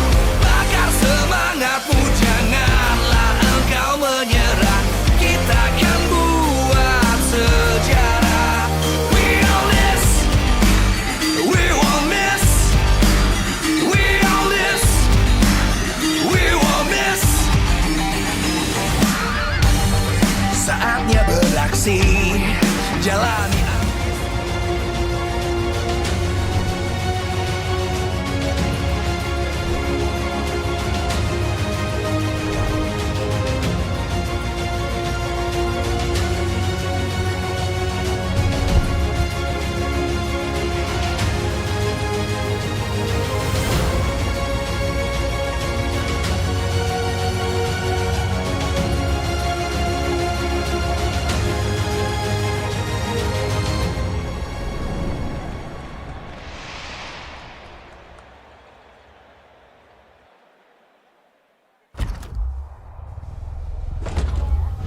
All right, so ladies and gentlemen, welcome back from the break where we had a fruitful discussion. And I agree. Okay, it wasn't blessed. It was calculated talent by Taz after looking at the replays. Did we clear out what this was though? What? Stack. It was stacked. I read stacked. Skylar and Clay stacked. Yep. There. Usually that's what Yeah? you would want to do, actually, right? I mean, usually you would want to stack up, group up together when you're up against a lot of dive so that you guys can actually like work together and deal with the onslaught of dive coming through you. But against a Hellkurt, yeah, no, that actually just benefited Taz Exactly. so much. He got one big stinger in and everyone disappeared. Well, I bet they weren't intentionally Definitely sticking together as well. They were just moving in the same direction, right? Probably trying to go towards the Lord. And that's the problem with the front-to-back composition. Realistically, right? If someone gets behind your team, even though if it's not an assassin, right? If let's say Neo, the Grok was on the other team, if a Grok was behind you like that, same idea, same problem. So intelligence becomes that much more important, and I think RQ learned that the hard way. Intelligence. Well, still pretty value though, right? They gotta learn, right? So they can win next. Do they? Hopeful thinking, wishful thinking. Okay, Value, value. Value, that actually brings me to the value that you guys can get with OVO. If you guys want a variety of heroes, you want to get more skins to show off to your friends when you're playing with them, whatever your needs are, don't forget that you can buy the MLBB diamonds using OVO. Simply connect your OVO account to Google Play, make in-game transactions in MLBB, choose OVO as your payment method, and then make the payment. It's that easy to buy diamonds with OVO. And of course, for those of you who are new, enjoy a 90% cashback of up to 10,000 IDR in the form of OVO points after a successful transaction. And with those points, you can actually utilize that for something else. So it's just so much value with OVO. So don't forget to buy your MLBB points with that. And that brings us to the top 3 gold lanes of week 1. Skylar, Super Saiyan, and Watt. And it's crazy, right? Because in my opinion, Skylar was able to be very dominant in that lane against the Beatrix on a carry with these choices of emblem, with the way that he itemized, going for the pants first to give him a little bit more versatility in the lane. And even despite all that determination from the guy you see on your screen, it wasn't enough. Just one from Hellkurt Is that the was sound all effect? it took. That's the sound effect for Hellkurt. Okay. Yeah. I can't even make that sound. Same. I'll teach you maybe later. But when the stinger hit, yeah, I agree. I think thing is, for Skylar, I wouldn't say it was a dominant laning phase for him. Did he win the laning phase? Yes. I don't think it was dominant though. I think for the most part, he was setting up for these ganks to happen, right? Because in the end, the kills came through not from a just solo kill, but through the ganks. Clay and Naomi rotated up top, killed Brands, and then Skylar was able to get to that item power spike first.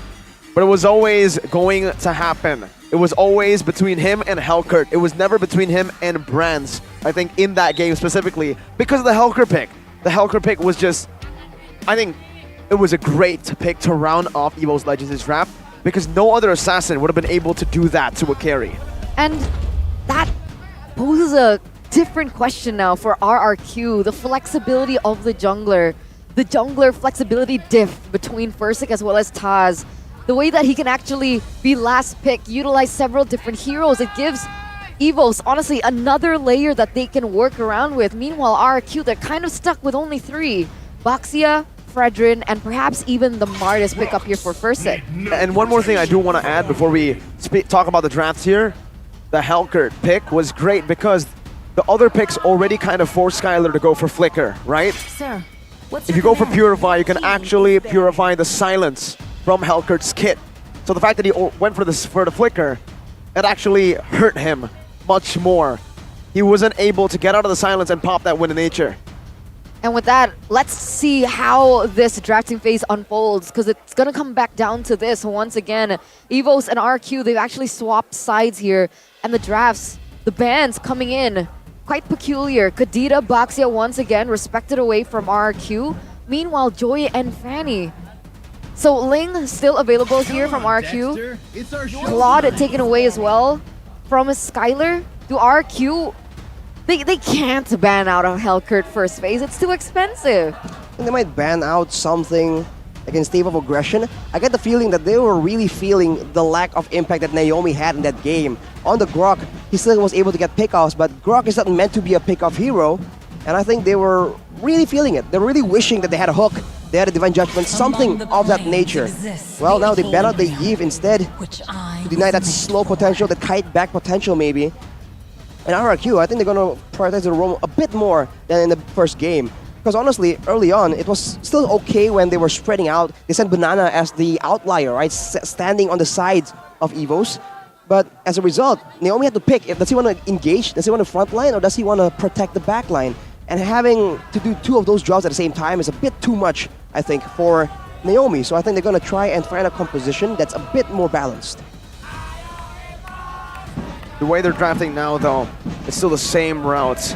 There's no changes whatsoever for the side of EVO's Legends. They lose out on the Eve pick, so they go for the Valentina first pick. But this does give RQ a chance to go for the Beatrix here. They can go for the Beatrix and maybe the Kaja this time around, securing 2 good picks for Skylar and Naomi. I also want to point out that Ling is open this time around, right? Yep. So that's definitely something that can be tossed up between both of these teams. They go for the Paquito for Banana, once again a power hero for him, and they go for the Beatrix. It's kind of funny, right? Skylar was saying, I have plenty of other marksmen. He picks the carry, doesn't succeed, goes back to the Beatrix. I mean, it is what it is. Now with a combo, essentially, a Paquito and Beatrix can be chained together, but for EVOs, they're definitely gonna pick a suppressed hero here. I don't think they really want to deal with Naomi on a suppressed hero unless they have one of their own. So I think they're gonna try and put something in the hands of Dreams. If you had to choose between Kaja and Franco, which hero would you choose? Oof, that's a tough. I would still say Kaja because I don't trust my hooks enough. Yeah, exactly. It's whether or not the hooks can prevail. But right now for EVOs, one of their win conditions is to contest that Franco pick. Along with the Terizla, this means they're solid team fight, solid disengage, essentially solid zoning from the backline. And with that hook, does Naomi want to go up against it using the Kaja, or does he want to default back to a Grok that can, block some of these hooks with the power of nature? Why Kaja in the first game, why Franco in the second? First game up against a carry. Very hard to go through that Purify. You don't know if he's going to go Purify or Flicker. Now that you're up against a Beatrix, you'll always go for Flicker. There's no way he goes Purify. And that's why you have this Franco picked up. On top of that, also, this Terizla. They go for the Farsa, and they secure Clay's comfort pick. Still staying true to what gave RRQ so much power in the first week. The mid-trio. Mid-trio right here. Early on, it was a Fredrin as well as the Grok. So for now, with the Paquito and Beatrix, they still have solid side laners, solid mid lane. It's all about the utility right now. And in a way, it's almost like they have to try and counter what EVOS is trying to do as well. We have a comment here from Zay. Best player in the first week is RRQ Naomi. He is the best. Caster from Myanmar, yeah. I wonder why he said that. No, but honestly, I will have to give it to him. Naomi was absolutely stellar, though. For me, I think the best player in week 1, the guy who stood out the most was Clay, not Naomi. What? I would agree. I think deserves honorable mention. What? What? I don't think so. I mean, like, honorable mention, sure, but Clay. Yeah, that's why honorable mention. You're right, what? you're right. Well, commenting from Jonathan Liandi as well. When Fersic plays Boxia, he somehow becomes a real monster. That real monster will not be making an appearance. Yeah. And in the second game right here, RRQ, no real solution right here for Fersic and for Naomi. Leaving both for the second phase, I find quite peculiar because you would think that it will be prioritized a bit more. Yeah, still no pick here for RRQ Naomi. The standout player for week number 1 with the Kaja being taken out. It does limit his hero. There's definitely a Kufra that can still be utilized by him. If not, if it gets banned here right now, then his only option would be the Grok once again, unless he goes for something crazy like the Natalia, which really depends on that backline, which EVOS has left out. Yeah, they wanted to be picked up. They would much rather have that compared to a Kufra. And right now, we're going to see if RRQ, what do they want to go for? No Kufra, no Kaja. For RRQ, I think they're gonna need something like a Gauge. If they really want to try and deal with this, they can go for an Atlas maybe, because at this point, there's no way to pick a Diggy and a Franco. Even if it's a Diggy mid, the Valentina is picked up. So if they really desperately want to engage, that could be an option. The Grok, though, seems just like the more efficient, the more flexible pick. So I think RRQ might default back into that. I really want an Atlas game, though. I like it. This sets up for the Atlas. They go for the X-Borg first. They hide that roamer pick to the last possible pick here, and they see what EVOS Legends go for first. So Paquito jungle. See, that's where it gets a bit more complicated. You think X-Borg jungle?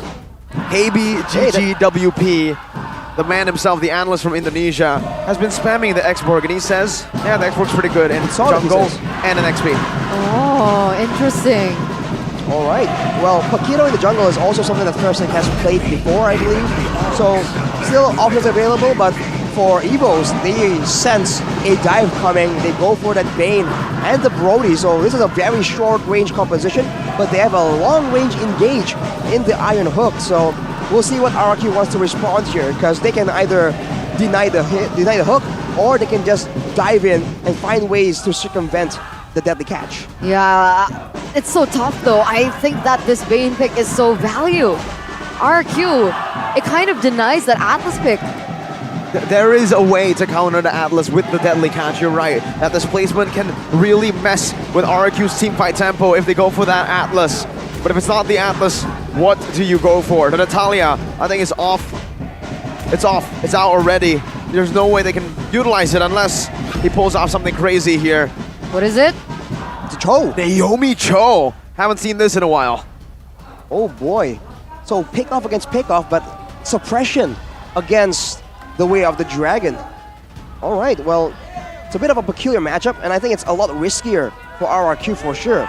For EVOS right now, it's all about just waiting for the hook and pushing your opponents away, because with a Terizla, with a Brody, with the Valentina and Franco, you have so many ways to threaten your opponent and make them move away from the areas you want to control.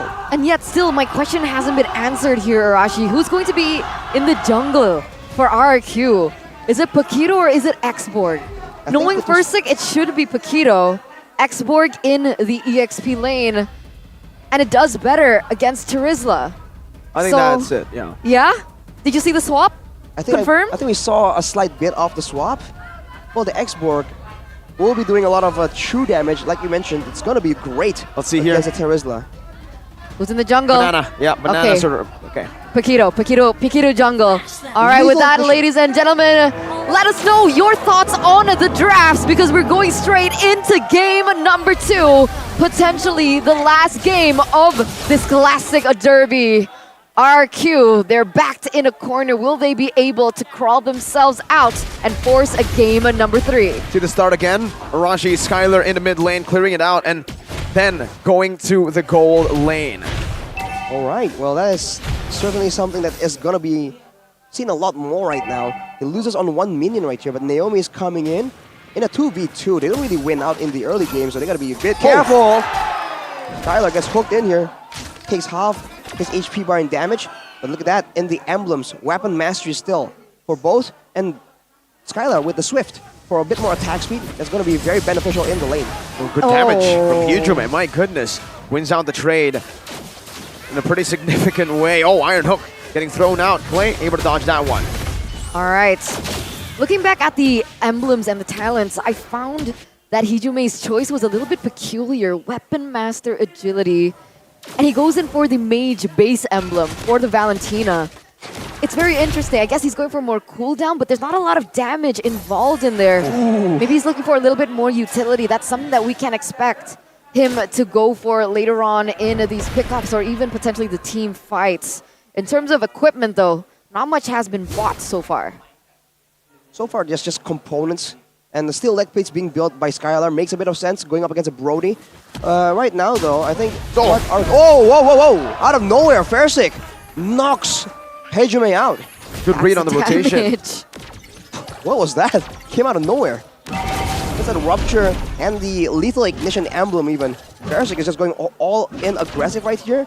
And this might be what they need, right? Because earlier Fairsick was just stuck being a bit more reactive on the Paquito. Maybe he can be doing exactly what Taz was doing in game number 1. Exactly. It's crazy because Hyujume also didn't opt for tenacity, so there's not a lot of defense in the early games that can severely be punished.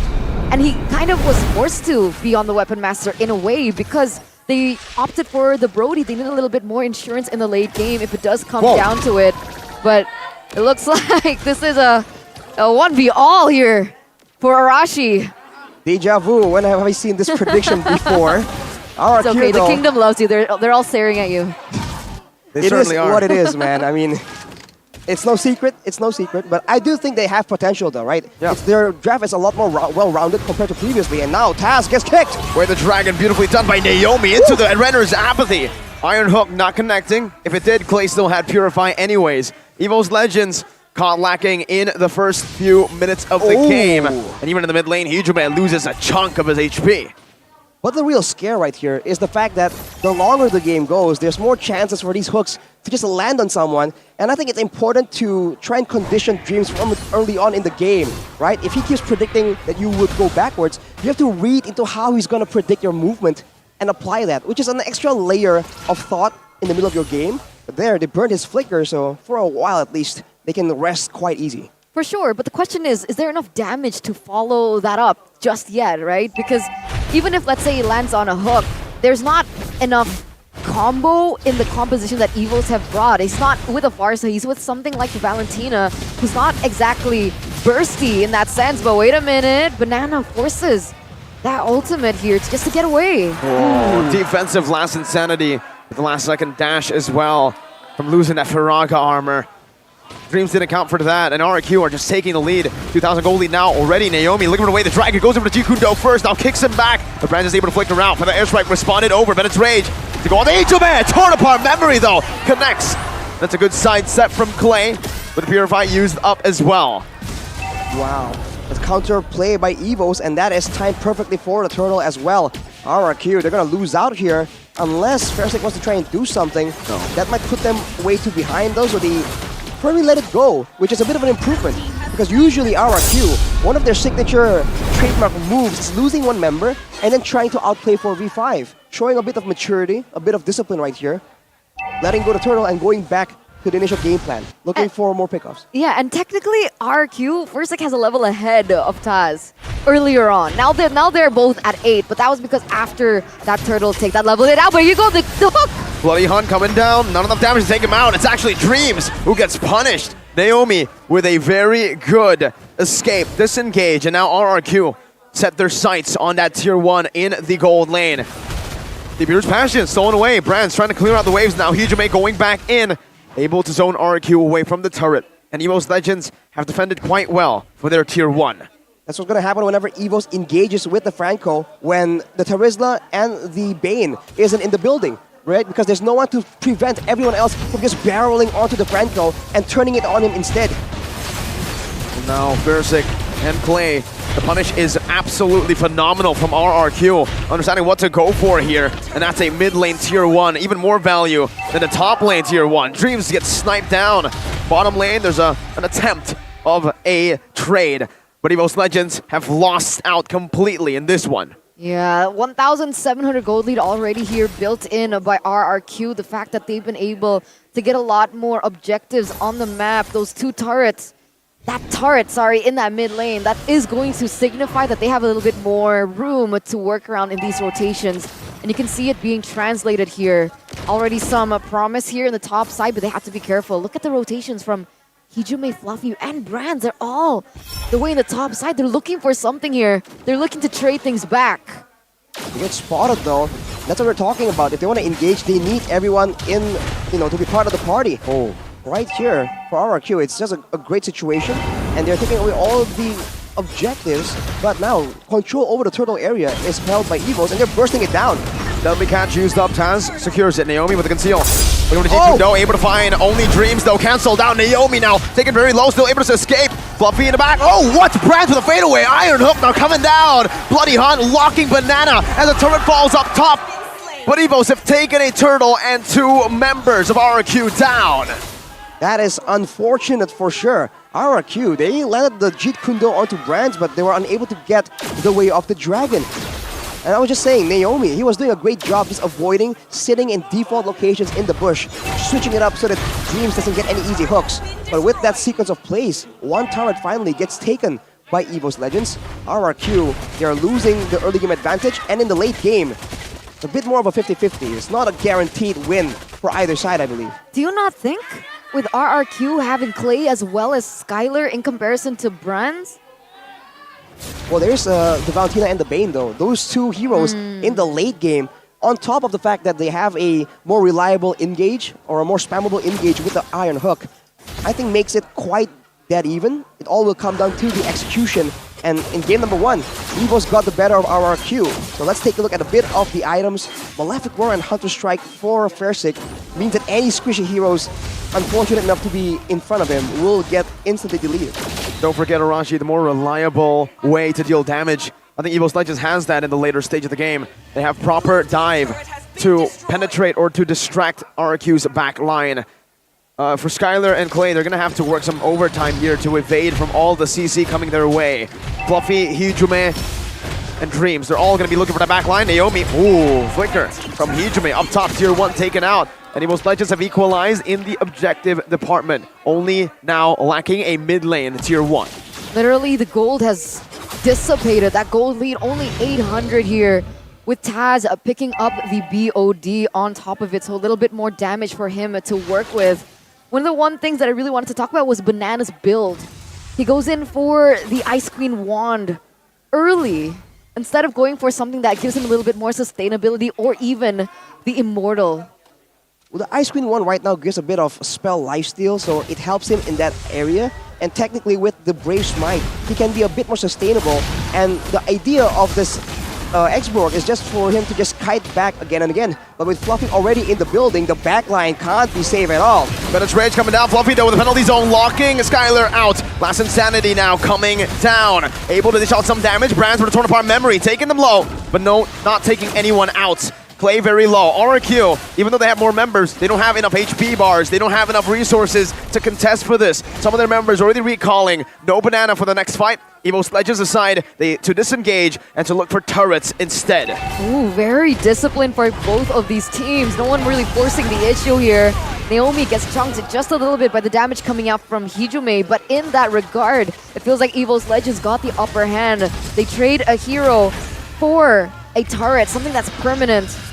And whoa. Fancy. Calm down, Dreams, calm down. And Clay used the Purify though. It didn't connect, but Clay used the Purify. That's a big resource. Now Fluffy has a better entrance into the team fight. And look at the bottom side on the EXP lane. The wave is stacking to try and push towards RRQ. The minion equilibrium just favoring Evos at every turn. RRQ needs to make something happen or back away right now. Deadly catch used up. Naomi trying to go for the kick, but it's already too late. Taz still secures it. Meanwhile, Fluffy in the back still able to sustain. Meanwhile, Naomi gonna be chunked down, taken out by Brands. 1-for-1. Roamer for XP. RRQ gonna go straight into it with a jump forward to take Clay down. Out Taz once again with a bounce. Banana with a flicker out. Dreams looking for that iron hook. Gets punished by the Bennett's Rage. Taz is looking for a turret, but they've already gone the Lord. No way, 2 members taken out. Taz gonna use the deadly catch to get that damage onto the turret, and that turret will fall. 2,000 gold lead here for Evos Legends as they completely turn it around with that team fight. And the Lord is still marching on the top side. There's gonna be more things falling down here for Evos if RRQ don't have a say in what happens next. On a silver lining though, they do have a lot more high ground, the Beatrix and the Farsa. Wow, that was very, very close. But they can defend this quite reliably, but they can't keep losing teamfights like this. The Terizla and the Brody combo is just way too annoying. They will be able to clear out the Lord and defend their base turrets, but for how long? The jungle just falls victim to the clutches of Evo's Tigers strike back. Slow down the pace is what Evos Legends wants to do. The way they're taking this game has been very different to game number 1. Game number 1, very slow start. Even in the mid game, it was RQ making the moves, but now, Evos Legends, now you can really see that they are no longer that slow starter team that just gets ahead in the later stage. No, now they have a better understanding of the game, of their composition, of when the power spikes hit. Right as the mid-game power spike hit, Evos Legends started to be more proactive, started to punish RRQ, where they overextend. Right now, Interested because, sorry to cut you off there, Arashi, that Feather Airstrike, it didn't deal too much damage despite already having that Clock of Destiny and that Lightning Truncheon. It barely touched Hijume. How is that possible? Well, I think with the Lightning Truncheon, I think it did okay amounts of damage. It's just not as much as we're used to, but look at that, Banana. Ultafe! 3-man penalty zone, and all the resources have just been used by RRQ to disengage. Purify already used up by Clay again. Big resource spent up. Dreams has the flicker. Naomi trying to run. Ooh, very close with that iron hook. I think it's because there's no penetration yet. No Genius Wand, no Divine Glaive, and for most of Evos Legends' members, they have tough boots. No, Rashi? They have a lot of tough boots for sure, knowing that there's a lot of crowd control. Pick-off attempts gonna be heading their way. But for Evos right now, the real hero of the story is Fluffy on the Terizla, man. Every time, he just blocks everyone away, and that allows Brands to just get free hits again and again. 3-0 and 1, he is essentially untouched in the middle of the fight. Even with the true damage coming in from the X-Borg, it's not nearly enough to deal with how tanky Fluffy gets. Especially the lower he gets, right? Without any burst damage, it's going to be way too difficult. You're right here. Evos, though, still holding that 2,800 gold lead so far. And interesting, thank you for pointing that out. So Brody built tenacity in his talent choice, so that's why he's a little bit more sustainable going against the damage from play without the penetration items. That makes sense. And with that, does RRQ have what it takes to win this 5v5 Lord Dance? They have to skip Fluffy and go straight for Brands or Hijume or Taz at this point. There's no way. Oh! Oof. Go Purify. Fortunately still available, but again, they cannot, there's no way they can both and still win the fight afterwards. They need to just ignore him and find ways to get to the back line. With the wave pushing for the side of RRQ in the bottom side, this could be the opportunity that they need. Evos, though, recognizes that and they're going for something aggressive. Naomi's looking for a pick right now, has a G-Kundo. Taz going for 50-50! It's Skylar who steals it away. The torn part memory was used up, but Skylar's still free hitting in the back. Hijume now in the midst of it all. Banana taken low, flickers out to safety. Dreams wants to go for the iron hook, but Skylar knows the limits. He flickers out of it, and RRQ, they've taken a big dub. 1 kill, 1 Lord. Wow, man, that's just so clean from RRQ. And you saw the Skylar. Most gold in the game right here by UBS Gold. Ooh. He was able to just use a preemptive Nibiru's Passion to just zone everyone from Evos away. It almost took out Taz, but Taz, again, showing great awareness in the middle of all the heat of battle. He was able to just step back and, reestablish themselves. Now, against a Lord, RRQ, they have range, but Evos can't cancel it out. So it's all about the mind games here. Who does what first? We'll see who does what first here as Naomi goes in for a pickoff onto Fluffy. But it's Rage Ray the Dragon locking him down. One member out before anything begun. Now Naomi loses immortality. Still value for RRQ to have the Enhanced Lord. With no frontliner, this will definitely help and benefit the Kings of Kings, who are now taken down to Tier 2 in the mid lane. Tier 2 in the bottom should follow next, but EVO's Legends should be able to keep these base turrets up. They have control right here, but the question is, what can they do with it? If they wait for the next Lord, it's going to be the same story, sort of, again and again. But now with both teams reduced to just the base turrets, this means that the whole area of the Land of Dawn is available for a cat and mouse game, a chase between the Tigers and the Kings of Kings. In that sense, it really does favor RRQ with more mobility. They can kite back away and move back and forth, whereas EVOs, they're very reliant on getting a really decisive engage, especially with the penalty zone. And now the tension begins. That gold lead is gone from both of these teams. Things have equalized the number of turrets, 3 inhibitor standing for both of these teams. If we take a look at the items, there is a little bit of a lead from Skylar, but at this point, it seems like Brands only needs a little bit more to get that Athena shield, which is what he was going for. A little bit more sustain in these team fights, especially with Clay's damage and his penetration item in the Divine Glaive already built up as well. I feel like initially, RRQ, they're going to play for a front-to-back composition, right? Very good long-range damage and solid front line.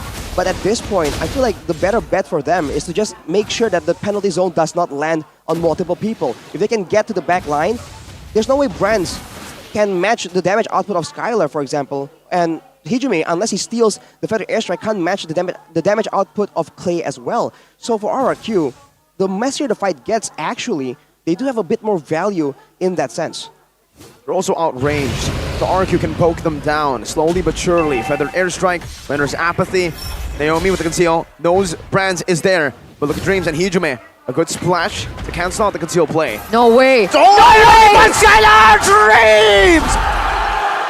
Wow! EVO's Legends, you count them out, and that's when they make the plays happen. Out of all the members who clumped up, how did he find Skylar? The Indonesian Nightmare. I saw it. Skylar was trailing behind everyone else, which is why I screamed, no way, before it hit, and it did. EVO's Legends coming back, taking out the main damage leader from RRQ. This is truly a huge moment here as they completely turn the tables around once again. Skylar just not respecting the fact that Dreams has his signature hero, the Franco, in his hands. That was really unfortunate. Let's take a look at the instant replay by the Samsung Galaxy S23 series. Look at that. He was the last guy in the back. Oh. That cannot happen, man. Against a Franco, you need someone there, or you need to just dash out or do something. There's no way you can expect him to just watch your back and back away. But look at this Lord pushing in the mid side. Spectacular defense from the Kings of Kings. Now Banana trying to burn Fluffy back, trying to zone him away. Hijime doing the same thing, but to RRQ. Mid lane base turret taken low with the bottom lane as well, but RRQ are still able to micromanage. They have a very good high ground wave clear. Wow, they don't penetrate at all. 3 lanes are still going to be crashing here. Mid is going to come down first. Are they going to get it with the deadly catch? There's a little bit more damage. But no, it doesn't fall. Oh, look, Banana. He was able to hold on to the mini waves. Now Last Insanity coming down. Brands should be taken out with a flicker as well. Brands, he buys the immortality right in time here. He's able to survive for a bit. Banana still cutting him down. Sort of our memory going to be used up right now, but Brands will lose his life. Fluffy finds a 4-man penalty zone, but that will be it. No further engagement for both EVOS and RRQ. But there's 2 members down for the Tigers, and the RRQ Kingdom are now chanting Viva RRQ. 30 seconds for RRQ to try and make something happen, but they're stuck on damage control. The Lord won't be up for a long time after this. Seems like RRQ are trying to go for the top turret as much as possible, but I don't think they can do it against a Bane, against a Valentina. This might just be a great moment that results in not much. The mid wave is pushing though. We'll see if RRQ maybe can orchestrate some kind of dive. Oh, look at the Truncheon. That's a mistake. Taz now brought back to the team. He buys the Immortality in time, but is it going to be enough to save this game? Taz taken out. Immortality. Oh, good hook there onto Fersing. Takes his life out. Feather Airstrike comes down, and despite Taz's big mistake, it's still EVO's Legends coming back on top. When the nature built up. Dreams, loses the Immortality to the burn. Wow. Wow, just mistakes back and forth shows you again the stakes, the pressure that both these teams are facing right now. With 2 base turrets down, without the range advantage, RRQ, they might have just secured the exact lead they needed for the next Lord. Keep in mind, 20 seconds, when the Lord is up, Taz will be on the way from the base. So RRQ, they can count on a 5v4 engagement and deny EVOs the setup they so desperately need right now. But the problem is both of these teams, they don't have their jungler, right? Taz is going to be up in just a little bit, but so is Farsick. Farsick on the Pigito should be able to rotate quick as well. It's going to come back down to that 50-50 once again between both of these teams. How are they going to set up first? How are they going to control and do their housekeeping better than the other? With Valentina already pushing in that top side, RQ, they're going to be forced to deal with that for now. Bane, Taz already trying to clear out that bottom lane as well. Trying to get a little bit more pressure as Dreams looks for some more information alongside with Fluffy. The tension is building between both of these teams. There's a reason why they call this matchup the El Clasico, or now the Classical Derby. EVOS and RRQ, look at the way that they are posturing one another. Look at Naomi. Look at where Bronze and Skylar is too. Just a difference in posturing, difference in formation, and when to set up the traps. It's dangerous for both teams, but at this point, there's no way you can get high benefit without high risk. You can see that Skylar exposes himself in the mid lane. The top lane, by the way, is slow pushing in favor of RRQ. If they can just stall long enough, EVOs will be forced to send someone to respond. It might be Fluffy. That might be the pickup they're going for. Oh, it gets cancelled out though. That stun from Brands. Now Naomi is concealed. No! Iron Hook brings him back. The Torn Apart memory used up. Naomi loses Immortality. Deadly Catch coming out with a penalty zone as well. The zone Banana for the airstrike now onto the back. But now it's going to be Banana, or Fersing rather, who's able to stun him up, who's able to disengage. RRQ survived the onslaught of claws, of roars. But EVO's Legends have ultimately won in this Lord pit, and they will go at it on the Lord. It was so unfortunate, RRQ, that Naomi messed up that engage. The fact that they were able to outmaneuver and outplay it. That was close. Hijome was not supposed to get that Lord. Luckily, it was still for EVOs. But, oh man, my heart dropped a little bit, and I can hear the gas in the venue as well. That retry, yeah. Oh, what happened? Well, it was Hijome who got it. But yeah, that definitely looked very scary. I think Fersing was the one who retried. Fersing? Look at the cooldowns. Well, early there, I don't think he was close enough, but maybe it was. I mean, the high mobility of RRQ, that was a risky call for EVOs, but they gambled on it, and it did pay off. Now with the Lord, can they just break through the high ground? They need to find a way to get to the back line. If Fluffy now, without the flicker, can reach Clay, can reach Skylar, this could be the exact moment where the game gets decided. The hook does not land, the airstrike gets used up. They're not grouping up with the Lord right now. The Vault Lord has been dealt with. The Kings of Kings are still holding on to this game. 3.4k gold lead, 23 minutes in. The Classic Derby will never disappoint. 23 minutes, man. We're almost at a 25-minute game between both of these teams. Unfortunately, those waves didn't pop off at the right time together. It didn't hit at the right time. RQ still able to defend. But now, with that top lane, it looks like they're going to go for more. Oh, he finds Clay. No Purify now. Naomi in the back. Naomi! With the way they're dragging onto Brands. Fluffy with the penalty zone in the front right now, forcing the winner truncheon away. Fluffy now caught all alone, but is still able to walk out. No Brands for EVO's Legends. RQ, they've got a good trade in. 60 seconds, 55, 50 right now for Brands to be back on the map. This is a huge window for RRQ to get control, set up traps, set up the minion waves, because if you look at the base turrets, unfortunately for RRQ, it really favors EVOs because the bottom lane, the EXP lane, is where the wave is going to continually shove for EVOs, and the Lord is on the top side. It's very convenient for them. RRQ, if they want to bank on the next Lord, they need to try and set this up somehow, some way, so that it pushes towards EVOs instead. The banana though. That might be it, man. Banana, forced to flicker out. He doesn't have the immortality. Deadly Catch coming down with a Feather Airstrike as well.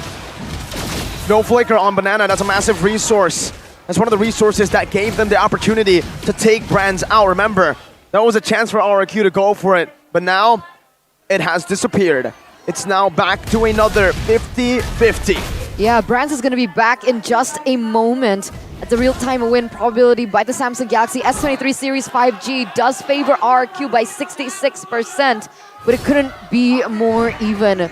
There's definitely a lot more to work with for RRQ because of the fact that Arashi mentioned about that bottom side of pushing. And it really comes back down to that resource allocation. We saw that Taz utilize his Deadly Catch for damage onto the towers. So when RRQ go for an engage, like we saw Naomi do, there wasn't much room for them to stave off that pressure. Hence, Brands getting picked off first. Hopefully, that Taz can hold on to it just a little bit more for it to be a little bit more valuable in these team fights. Look at RRQ and how many people they are forced to send down there just in case EVOS is waiting. With Banana spotting out multiple members of EVOS, they find the confidence to move over to the mid lane. They're pushing it right now, and they're the ones aggressing EVOS.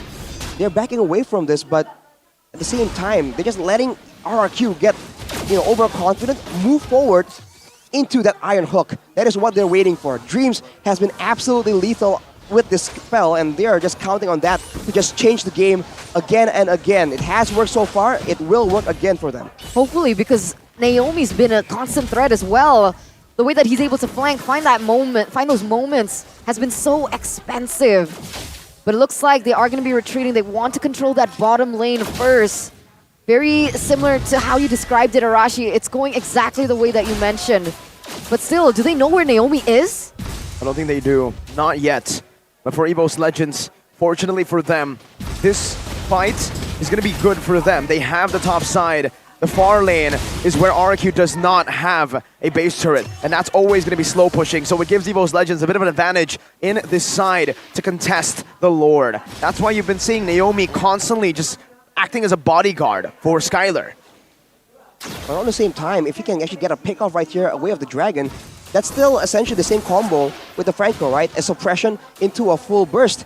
They see Skylar in the bottom side right here, but they don't have the confidence yet to just go for the Lord. With so much at stake right here. 27 minutes! My god! Finally, you can see that there's a wave advantage for RRQ. They're trying to get advantage with it. Naomi almost gets hooked though. It's all about that bottom lane, how they play the far lane. Look at Heejumin's control over it. He doesn't clear it instantly. He knows that the wave will build up to RRQ. EVOS Legends now, their job is, wow, Naomi, clean sidesteps. But for EVOS, they're just going to take it slow. As long as they stop RRQ from forcing it, I think EVOS Legends will win. So close though. This is the problem, man. They're just waiting for the hook to land. And whereas for Naomi, there's no way you can go in like that. I think Fluffy's going for something though, Arashi. Might be. He's just trying to make sure he gets some kind of vision, some kind of intelligence on that Lord. Gets it reset as well. Both just doing a great Lord dance right here. And you can see that for Clay and Skylar, the threat of the Iron Hook is making them so reluctant to move up to try and do some poke damage. So even though they have the range advantage right here, EVOS, they're still the ones with, the aggressing posture. Naomi is still being in this bush for so long. Not a single Iron Hook has landed, but at any moment, the moment that hook lands, that could spell the end for this 29-minute game. Yeah, it's a ticking time bomb, ladies and gentlemen. Savor the tension between both of these teams. It's going to come back down to judgment, discipline, as well as patience. If they go for a wrong engage, that could serve as the end for their team. And like you see there, it's Beatrix forcing to go for an engage, and they see it! Skylar's in the bottom lane, that's why they go for it. Banana has lost his Viraga armor. And again, the ball is in EVOS Legends' court. They can play as long as they want to, because that bottom lane, that far lane, will have to be cleared out by RRQ. Now they're gonna go in. They know the export has recalled. They know this is the time to strike. Iron Hawk from Dreams! Right onto Naomi with the penalty zone to zone him away. Naomi's still able to survive. Deadly Catch used up. A lot of resources burnt. Bottom lane still slow pushing. Evo's Legends reset. Conceal from RRQ. They're mirroring sides. Mid lane now the focus for RRQ. They're looking for a chance, a way, an opening back in the game. Oh no, Forsick.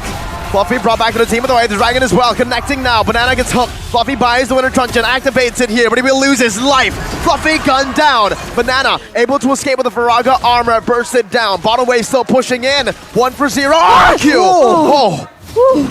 Ooh, my heart dropped just a little bit. That almost connected onto Naomi. But again, this is going to give RQ a huge advantage. Still 60 seconds left on the clock for Fluffy. There's no source of S-gauge, but that hook nearly lands onto Skylar. It's too intense. Mirko Arashi. Naomi just needs one opportunity, one more. But even without that RQ, they have the space. Dreams of the Bloody Hunt. No damage coming down. Only the Deadly Catch there to help him.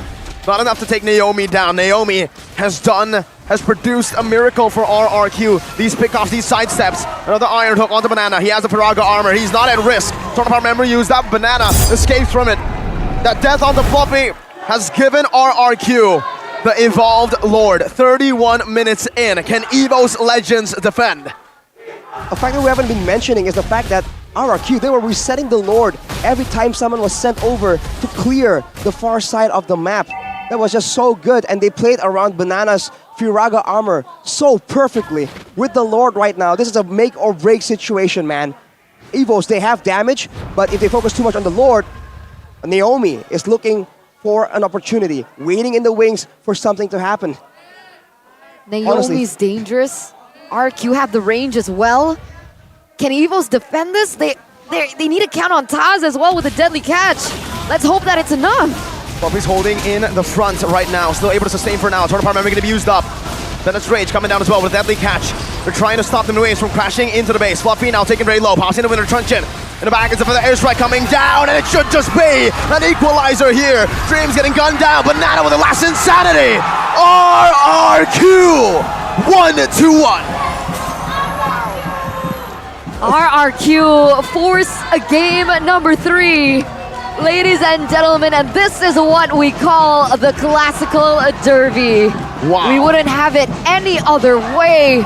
Both of these teams trading punches, giving it their all down to the last second. A 31-minute game, and they have to reset once again for game number 3.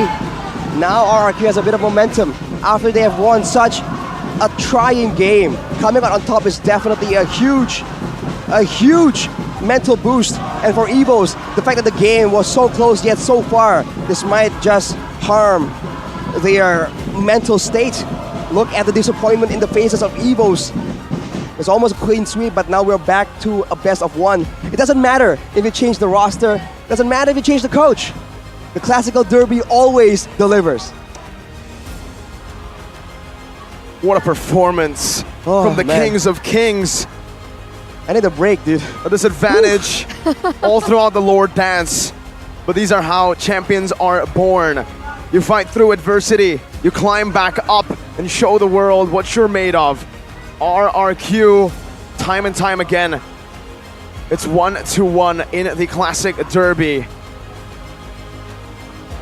Game highlight right here by Head and Shoulders. Talking about the high ground of RRQ. That small silver lining that was probably not planned out. They weren't planning on playing for a late game defense, but the fact that they had a Farsa, that they had a Beatrix, served them so well right there.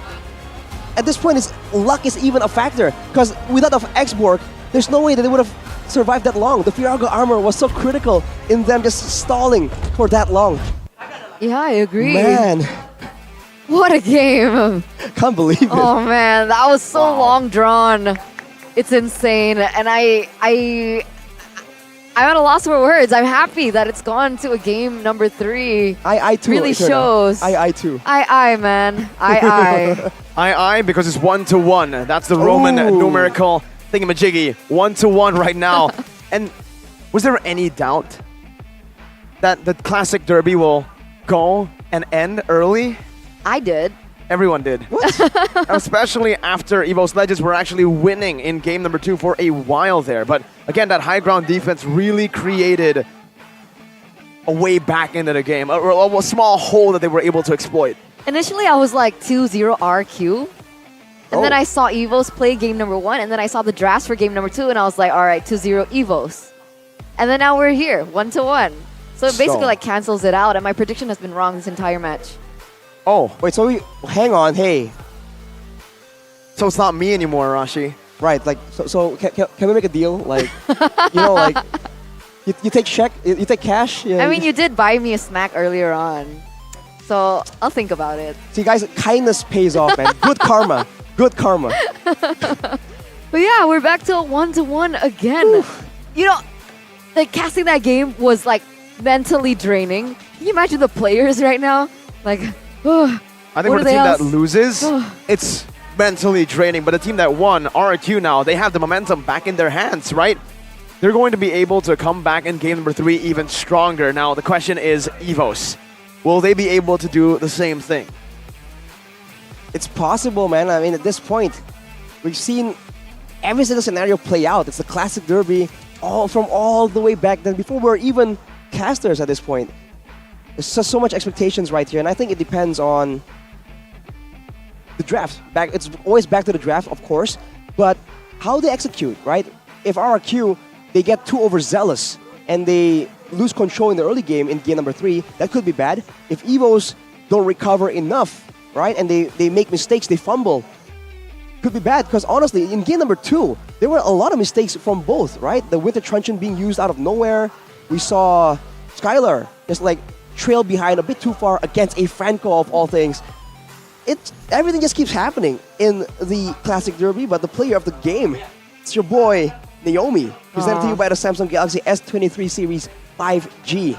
Min Coco. Yeah, nasty. Nasty, nasty. Naomi on the show. He was... How do you do that? It's... I'll be honest, right? I did not think that with a Cho, he can have that much impact. Against this team, right? With a Bane, with the deadly catches, with the Franco, I didn't think he would be able to make the plays happen like that, but this man finds a way. There were 1-2 moments that Evos were able to outplay it, but all the other times that they weren't, that was when definitely RQ had that team fight in the bag that ultimately led just the domino effect to them winning it out. The way he was opening up the map, I think, and the way he was baiting out so many of these iron hooks, he's always just sidestepping. You can see the mechanical prowess that Naomi has in this game. On the show, he's not as flashy as, say, a Keyboy in the way he goes for the way of the Dragons, but it's all about the pressure and the opening for him. He opens up the map in a way where it just creates a sphere of safety for the rest of the RQ members. He was also on bodyguard duty when Skylar was clearing the rest of the map. And in a way, right, the fact that he is also such a proficient Franco player is such a blessing in disguise, because now he knows how to deal with it.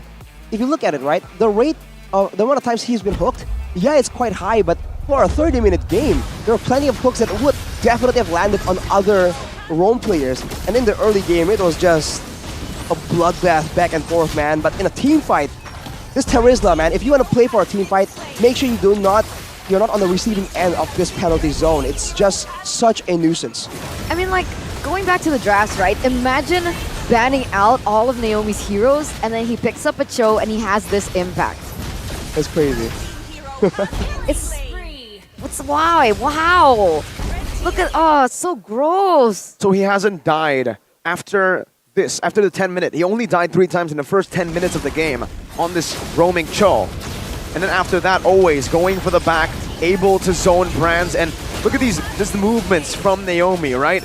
You don't actually see him get a very massive pick, but all in all, it's to facilitate the rest of RRQ. Look at Age right there, just having a moment. I mean, for Evos, this definitely seemed like such... Again, that's just so close to ending. Right here, this pick up onto Brands was also so massive. And everyone from RRQ, they go for it. They're willing to trade for it because they know the importance. And that's what we're talking about, right? Factoring in, calculating the risk versus reward, the loss versus reward as well. For RRQ, this player right here, taking advantage of Fluffy's overconfidence, being such a tanky member in the front line. They actually were able to use that to their advantage. And with this Lord, this is why the Lord is so important, guys. Even when you have damage, when you can stall the aggression, that Lord just becomes such a powerful tool. Yeah, it was huge, especially at 32 minutes. You can expect how much damage it had as well. 7-14. I didn't realize RQ had double the picks onto Evos. Huh. That's interesting. Yeah, I thought the Evos definitely had more pickoffs compared to RRQ, but it seems like for the most part, they get one member and then they go for the objectives. Whereas for RRQ, I don't know, man. They keep going like two or three members, but then they weren't able to get anything due to how the map is set up, due to the waves pushing in. You take a look at the items right here. I mean, for Naomi and Franco, it's all about utility. It's all about staying power in the Land of Dawn. So with the Sky Guardian helmet and a full defensive item build, you're just able to just be a constant factor and be the intelligence officer, right? Just opening up the map, looking for people, looking for safe zones for their teammates to just wait in. And look at Fluffy on the Terizla with the Queen's Wings. That is disgusting, man. How much damage do you think he's going to be taking before he gets taken out? Because it's the damage reduction on top of the spell lifesteal that he's going to have on all his abilities. It's very smart itemization, especially against a team like RRQ, whose damage comes in huge waves, like the Paquito, like the Beatrix, like the Farsa. When all the damage is exhausted, that's where the Queen's Wings passive eventually just fades away. What about the emblems here, Arashi?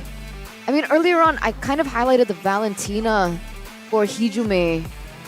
I couldn't really see the impact from the damage. I mean, he did build full damage at the end. He went in for the Blood Wings as well, sustain, and he gets additional magic power, which is not as risky as going full in with a Holy Crystal. But was it effective? I wonder if deep down he kind of has a gut feeling that this game might just drag on, and he is by all means the late game insurance for EVO's Legends. Brands and Taz essentially sort of falls off because of their shorter range as well as the way the hero just operates. Well, taking a look at the stats right here, the rich guy and the carry is still going to be Skylar. That's a lot of damage, man. More than 100,000. I don't think that we've seen that. And the damage, the sandbag, right? I thought it was definitely going to be Fluffy, but like we said, RRQ, they eventually start trying to bypass Fluffy. So the sandbag is actually Banana by just donating his Firaga armors, man. All the Firaga armor, man. I think he loses like 4 HP bars in one single team fight. He's so good at just coming back in and then holding back off, waiting for the Firaga armor, charging it back up all the way. But aside from that, you know, Skylar, when you put him on Beatrix, when you put him on a hero that he's comfortable with, hey, Claude, Beatrix, he does the job done. And honestly, I think that is exactly what gave them the victory in the end. Right. Could have been, definitely. And with that, let's head over to a break, ladies and gentlemen, to see the conclusion of this classical derby. Let's give the players some time and give the casters some time, honestly. And with that, stay tuned. We'll be back in just a minute.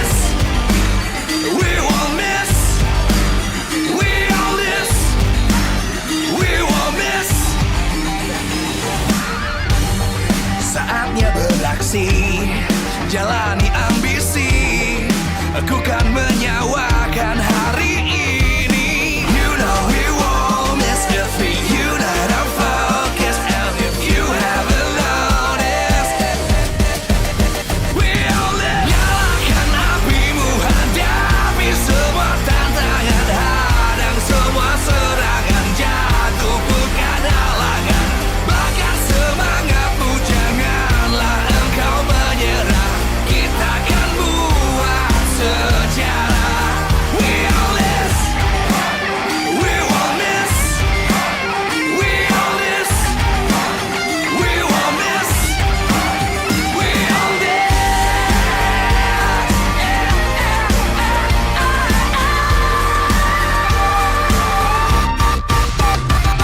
Nyalakan apimu, hadapi semua tantangan, hadang semua serangan, jatuh bukan halangan. Bakar semangatmu, janganlah engkau menyerah. Kita akan buat sejarah. We all this.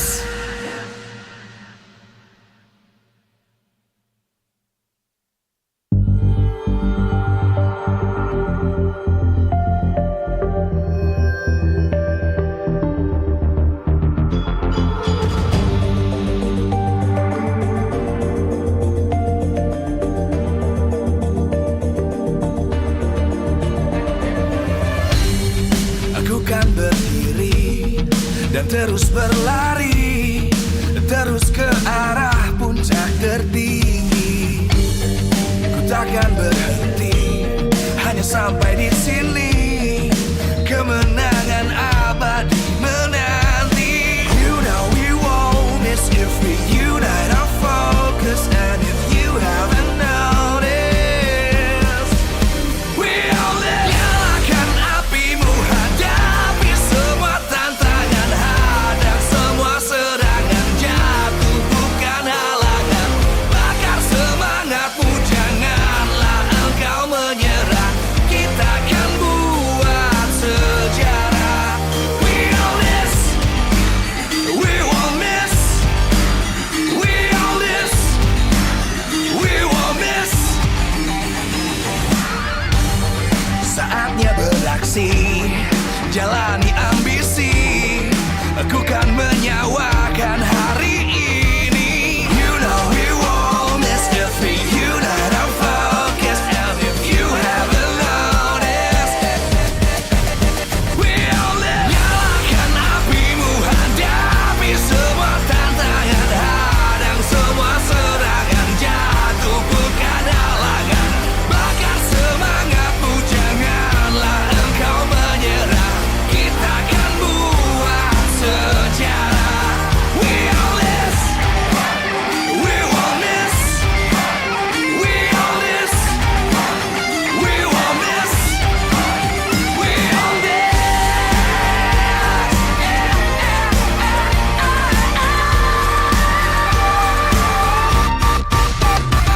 Nyalakan apimu, hadapi semua tantangan, hadang semua serangan, jatuh bukan halangan. Bakar semangatmu, janganlah engkau menyerah. Kita akan buat sejarah. We all this.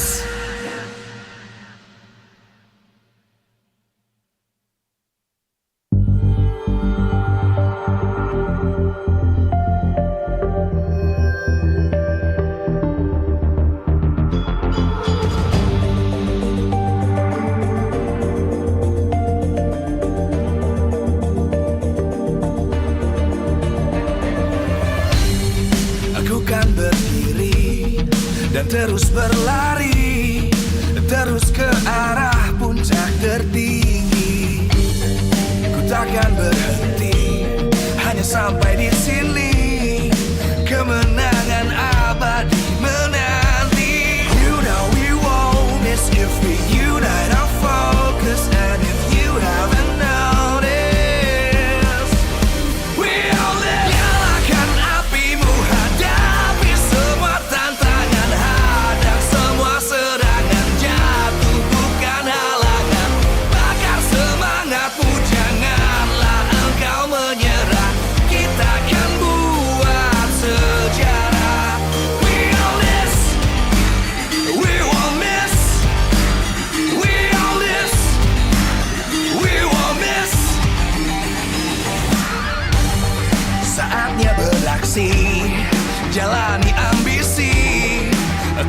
menyawakan hari ini. You know we won't miss if we unite our focus. And if you haven't noticed, we'll live. Nyalakan apimu, hadapi semua tantangan, hadang semua serangan jatuh.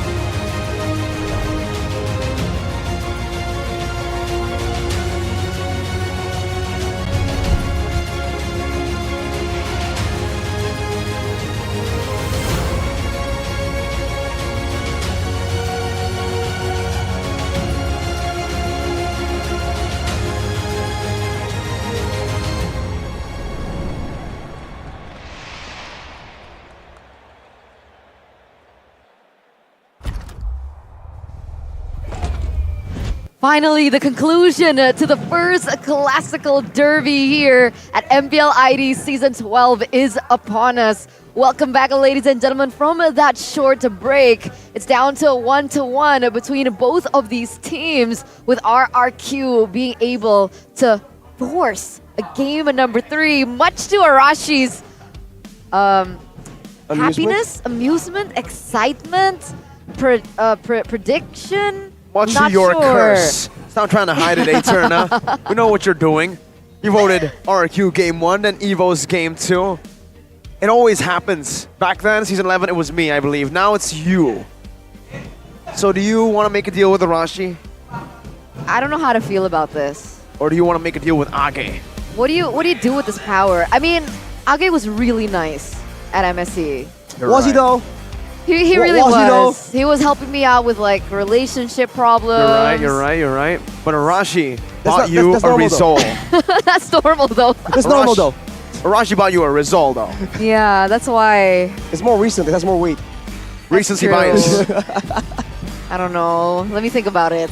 I mean, while I think about it, let's talk about the man you see on the screen, RRQ Naomi. He was branded one of the best players of week 1 coming into MPL ID Season 12, and he surely is showing up with his impact on several different layers of heroes. Cho, Kaja, Franco. We haven't even seen his Natalia just yet. What else is he hiding? Hero, players like this, right? You would expect them to have a bit of a narrow hero pool, but Naomi is not that at all, man. He just knows how to, even when he's not, like Mick was mentioning, right?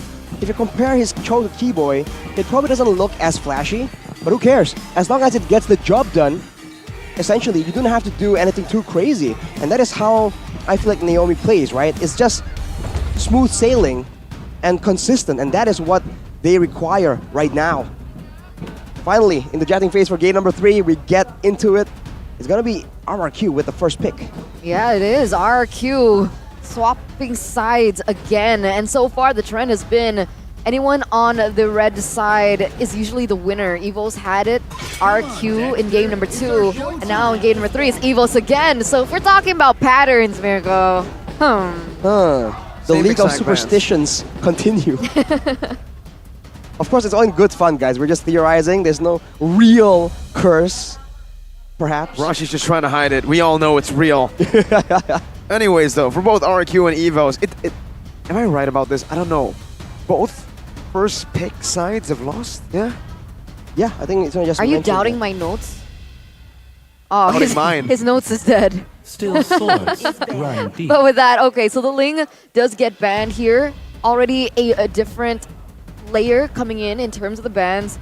Claude is still going to be respected along with the Boxia, taking it away from RRQ. This leaves the Kadita open up, the Yves as well. It comes down, does Evos want to pick either one or neither? Go for something different. Leave it open to trade. They're not stuck between a rock and a hard place. Both those heroes in the hands of Clay is absolutely devastating. And in the previous 2 games, both those picks have been always banned away somehow, some form, but Paquito is the option they go for. It will no longer be available to flex between the jungle and the EXP lane, making RRQ's pick a bit more flexible. At the the same time, if they go for the Kadita, there's flex potential there, but I don't know if you've seen Naomi perform on it just yet.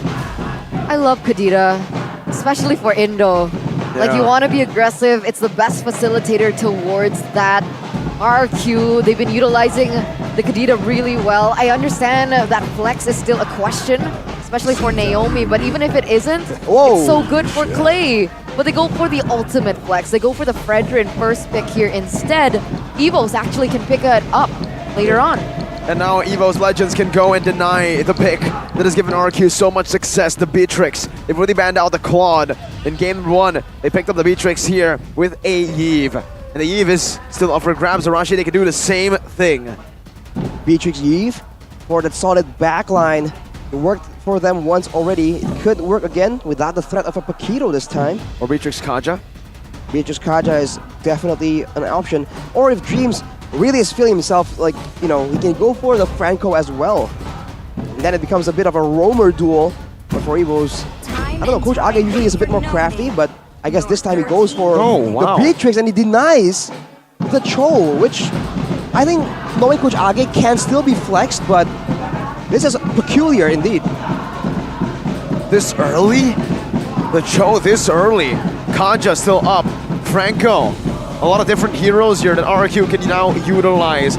And for Dreams, we haven't seen this Cho in a hot while. Season 10 was the last time he played Cho. Interesting. And it opens up a lot here for RQ as well. Valentina, Kadita, oh no, Joyce banned out. But yeah, Kadita, Kaja, Franco. There's so much to play around with. RQ, they have a plethora. Or they could go for the Eve, and there you go. Truly are the RQ whisperer, aren't you? Now they have a solid engage tool from a distance with the Kufra. It was a respect band in the second game.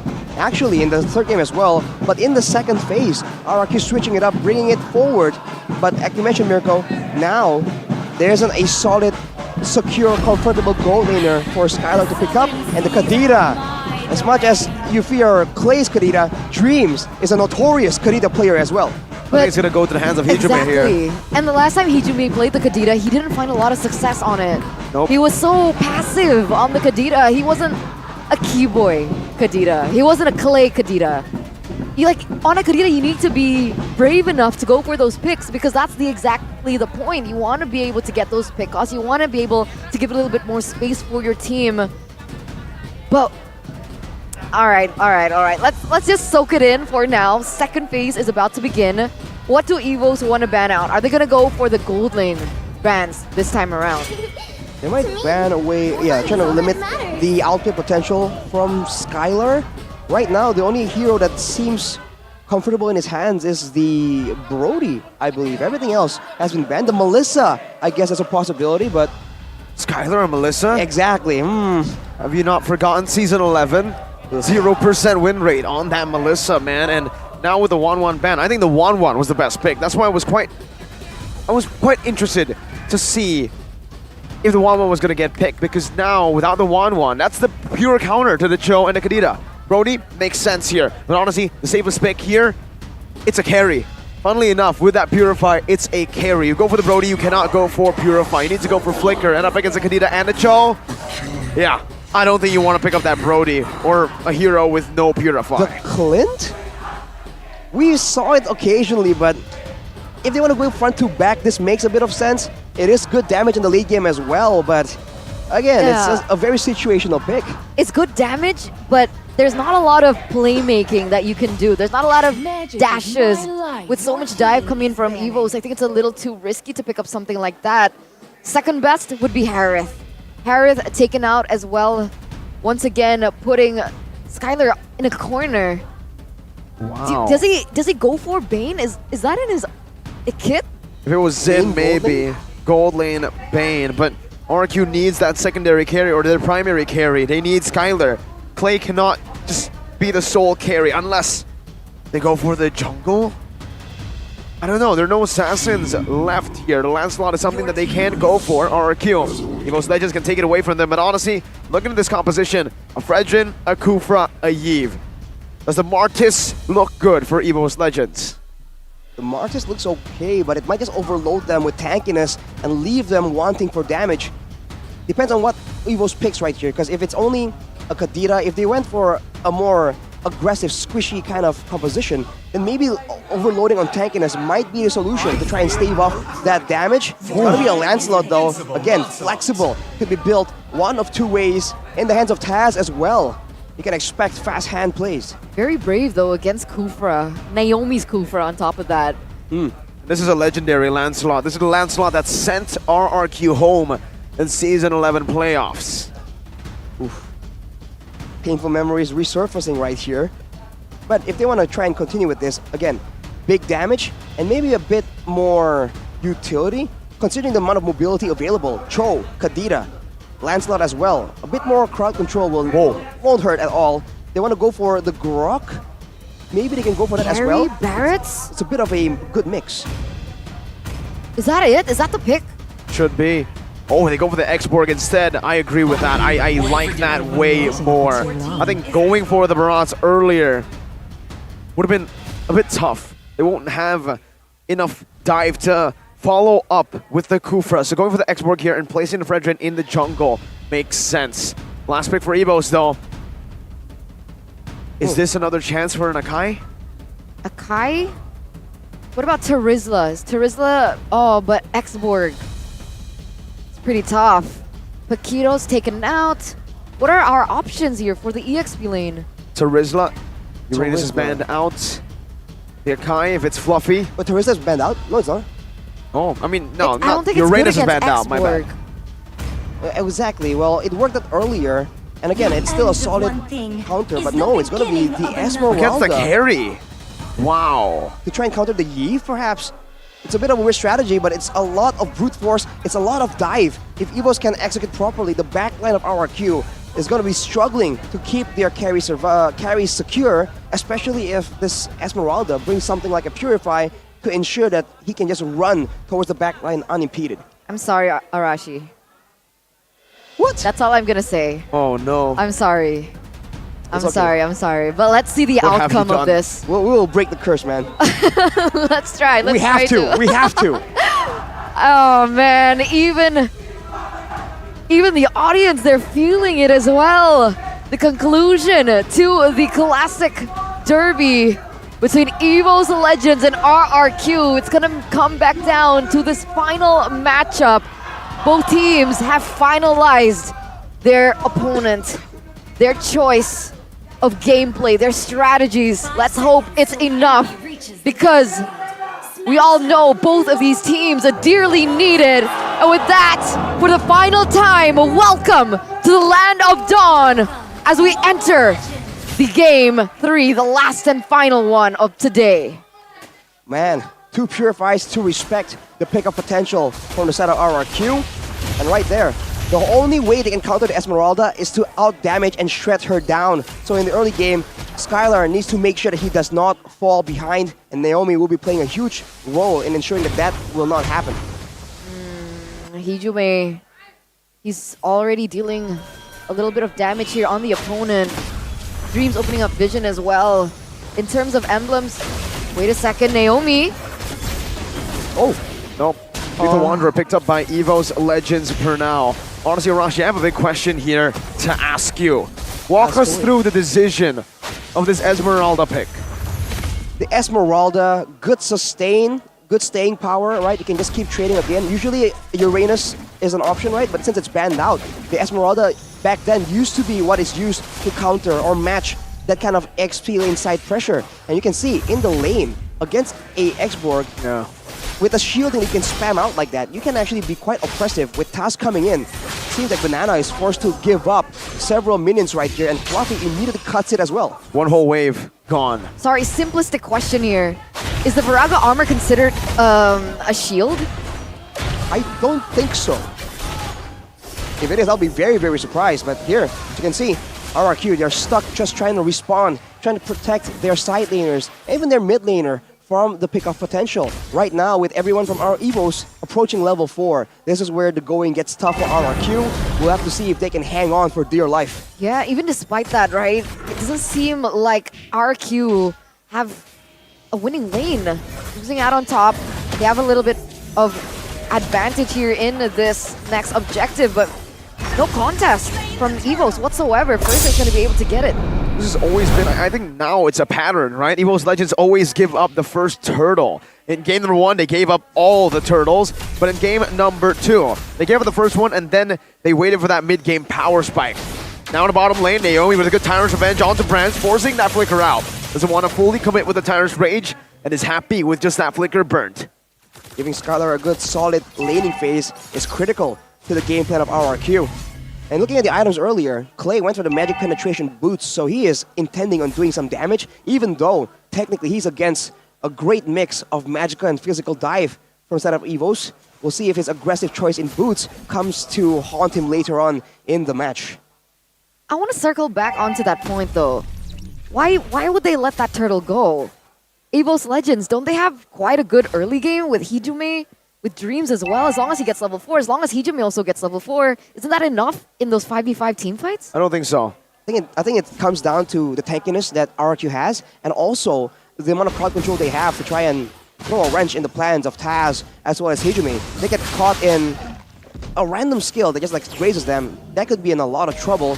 And another thing against RRQ, who's fought so bitterly in the previous match, wow, in the previous game, they want to risk that. So it looks like they're going for more picks instead. Naomi in a little bit of trouble. Dreams actually doesn't want to commit onto it. But that's it. I guess that's a trade back. They wanted to go for picks there in the bottom lane, didn't find it. Now Dreams is in trouble. He's going to get away though. Yeah, he gets out. Aside from just the tankiness, the beefy nature of the RRQ members, bouncing ball as well is something that they can utilize to stop Taz and his entrance to that turtle pit. Berserk didn't use his retry. Taz did. 8 seconds for the turtle. That's a good setup. Meanwhile, Fluffy now against Banana. Banana's actually winning this one out. Fluffy has to run back.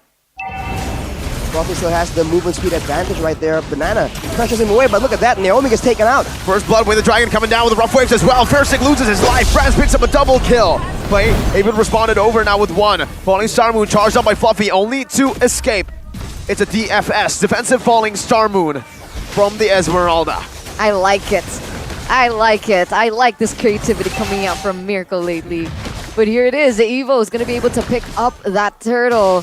So they opted not to go for it, and then they go for it. Well, now it's all about the power spike. Okay. Exactly. Power spikes. With the pickups they have and that they have already secured, Taz is level 8 actually, so he is farming intensively for now. Clay hasn't been nearly as active as he wants to be because look at the mid lane. It's always shoved towards him, and the Kufra from Naomi can help out a bit, but not as well as a Cho or a Grok like in game number 1. Brands is being really active. That's why it's so difficult to get that mid lane pressure. The fact that he's rotating towards that mid, getting the gold funneled onto him is insane. It's a little bit of a lead here, 500 already with the BOD as well. At the meanwhile, top side though. They're gonna go in, Banana under the turret. This should be Banana falling. 1 Thorn Rose, but he doesn't even need it. Just basic attacks, Banana to death. There should be a free turret up top, and RQ are looking to trade now in the bottom lane. With Naomi right there, it is successful. EVOS Legends, they traded back with RRQ. Tier 1 up top for Tier 1 down below. Look how annoying Fluffy is. He's receiving quite a bit of damage there from Clay, but the fact that he's able to dish out that damage onto Berserk, just really prevent that rotation from coming through. That's a huge factor now for EVOS and to rotations to come. It's very reminiscent of the way Luke was playing for Geek Fam. At every single turn, he just keeps going to the mid lane, and that pressure overall just equalizes. And as you can see, the players gold by Ube's gold, Taz and Bronze sticking out all the way up there at a 700 and 600 gold lead respectively.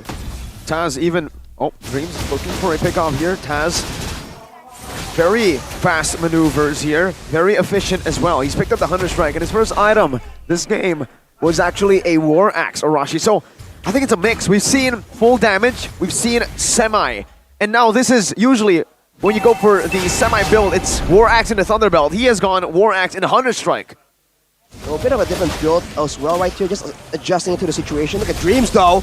Oh, 3-man G-Kundo with a Dragon Flicker combo, but it's not going to be able to connect right there. Skylar is able to maneuver out. Real world manipulation now locking him down as Brands picks up a killing spree. Rough Waves taken out. Taz securing the turtle. It's a 1-for-1. Both roamers falling, but Evo's Legends secure the neutral objective. Oh, that spike doesn't connect. Hijume nearly gets that pick off, but oh my god, look how aggressive Taz is. Dishing out the damage. They don't really get a pick off, nor do they get that turret into the mid side, but at this point, it's still quite value here for Evos. Ooh, Phersic just unfazed against 3 members. That's the kind of tankiness Fredrin allows you to have. Right now, even though Evos is leading, actually building up to a solid 3k gold lead, they're feeling a bit of the pressure right here. They need to try and end the game because the late game from RRQ is a bit scary for sure for them to try and face in the late game, considering they have an assassin as well. We've seen Taz deliver on the late game assassins, but RRQ has seen it once. You know, full for it once, shame RRQ, but full for it twice. I forgot. I got it mixed up again. It's okay, Arashi. I never get that correct. We know how tense it is. We know the situation right now for your team. Yeah, the full saying, whatever. Whichever. Yeah, it's okay, Arashi. It's fool me once and then fool me twice. But yes, it's okay. We get the gist of it, Arashi. Yeah, it's all right. We got it. But Taz, does he get this orange buff away? Yep. Whoa, Dreams. Whoa. I don't think he wanted to go under that turret. Maybe he did. Dreaming big. Phersic versus Taz. 2 levels up. It's not even a 50-50. Taz picks it up, steals it away, and there is nothing that RQ can take around for the neutral objectives. There's something, however, to take up top. It's a turret, and Skylar takes it away. 1-0 and 1. Skylar versus Brands, who's level 11. Revenge and the rage from Naomi. Locking Dreams down. He's still able to escape for a bit as Hijume comes up with the rough waves. Liberty Passion now popped in. RRQ, they disengage. They are happy with just 1 pick. Yeah, and that's 1 pick in accordance to a Lord that's going to spawn in under 2 seconds. So RQ, they have a small window of opportunity that they can capitalize over here if Naomi doesn't get caught up first. Orange Stormwind has been used though, so Fluffy will not have that as a playmaking tool. But look at Taz. Look at how he's reading the movement from Skylar. Oh, no. Execution on the Skylar right now. Goes in with the puncture. 1 more shot, but Skylar is able to evade from it. He's used the Purify, and the Lord has been reset. Evo's Legends, mainly Taz, has bought enough time for his roamer to respawn. And this isn't good for RRQ. Phersic level 11, Taz 13. So, like you mentioned earlier on at the buff tag. Wait a minute, Dreams. Oh, wow, he flickers out of that. Now, he doesn't have the Jikudo. He's caught in the real world manipulation, but he's made it out so much. He's in the back with the rough waves right now as Fluffy joins in as well. Taz picks up the kill on the Phersic. And this might be it, the free Lord over to Evo's Legends. Brand's getting Banana down, Viraga armor taken out. 1 more hit for the mega kill for Mr. Bombastic, who has redeemed himself. Wow, 2-for-0 trade here for the side of Evos. It looks like RQ, they're looking for a punish. Doesn't really find it as Evos pick up another Lord as well. Taz, the damage is insane. Oh, Dreams! Oh, not too sure about that one, Dreams. He wanted to go for the way of the dragon, didn't find the angle, but I think it would still be worth it for him. He went in Jeet Kune Do, he lost his life.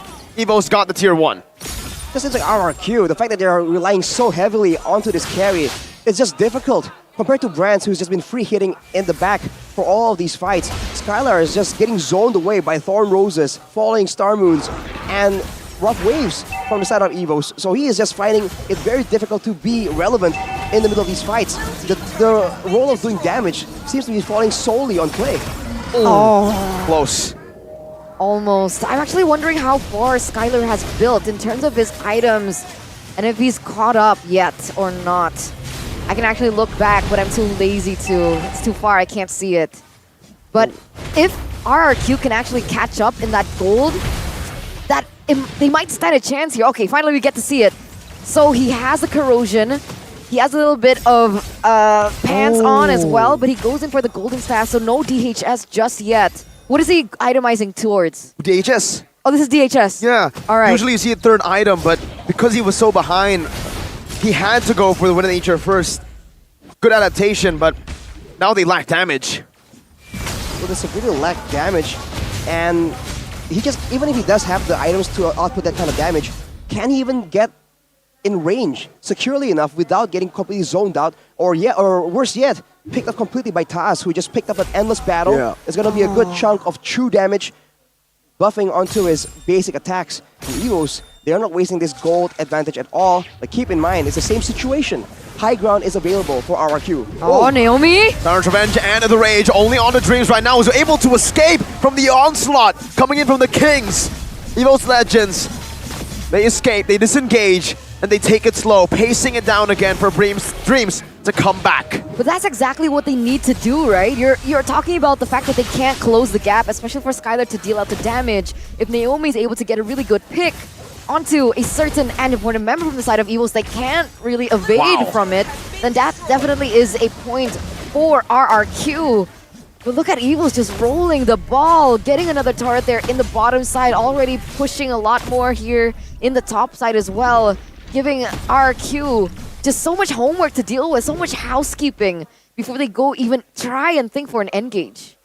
For Evos, they're just doing really well, trying to make sure they maximize the vision game. You can see that even for Skylar and Clay, when they're trying to rotate and clear the waves, the jungle just never is safe. And that's making Naomi just show up a lot more often. And when the Kukra is visible, you know he's not charging up the Tyrant's Rage somewhere in the bushes. With the wave pushing for Evos in the gold lane, the Lord is up and RRQ, they are contesting for it. I don't know about this. For both teams, 6,000 gold lead in the 13th minute should still favor Evo's Legends much more. Look at the split that they're doing though. 3 members. 3 of their core members are in the bottom lane. Brand's just playing for that mid lane, for that bottom wave as well. Are they trying to look for a turret down below? Is that the play?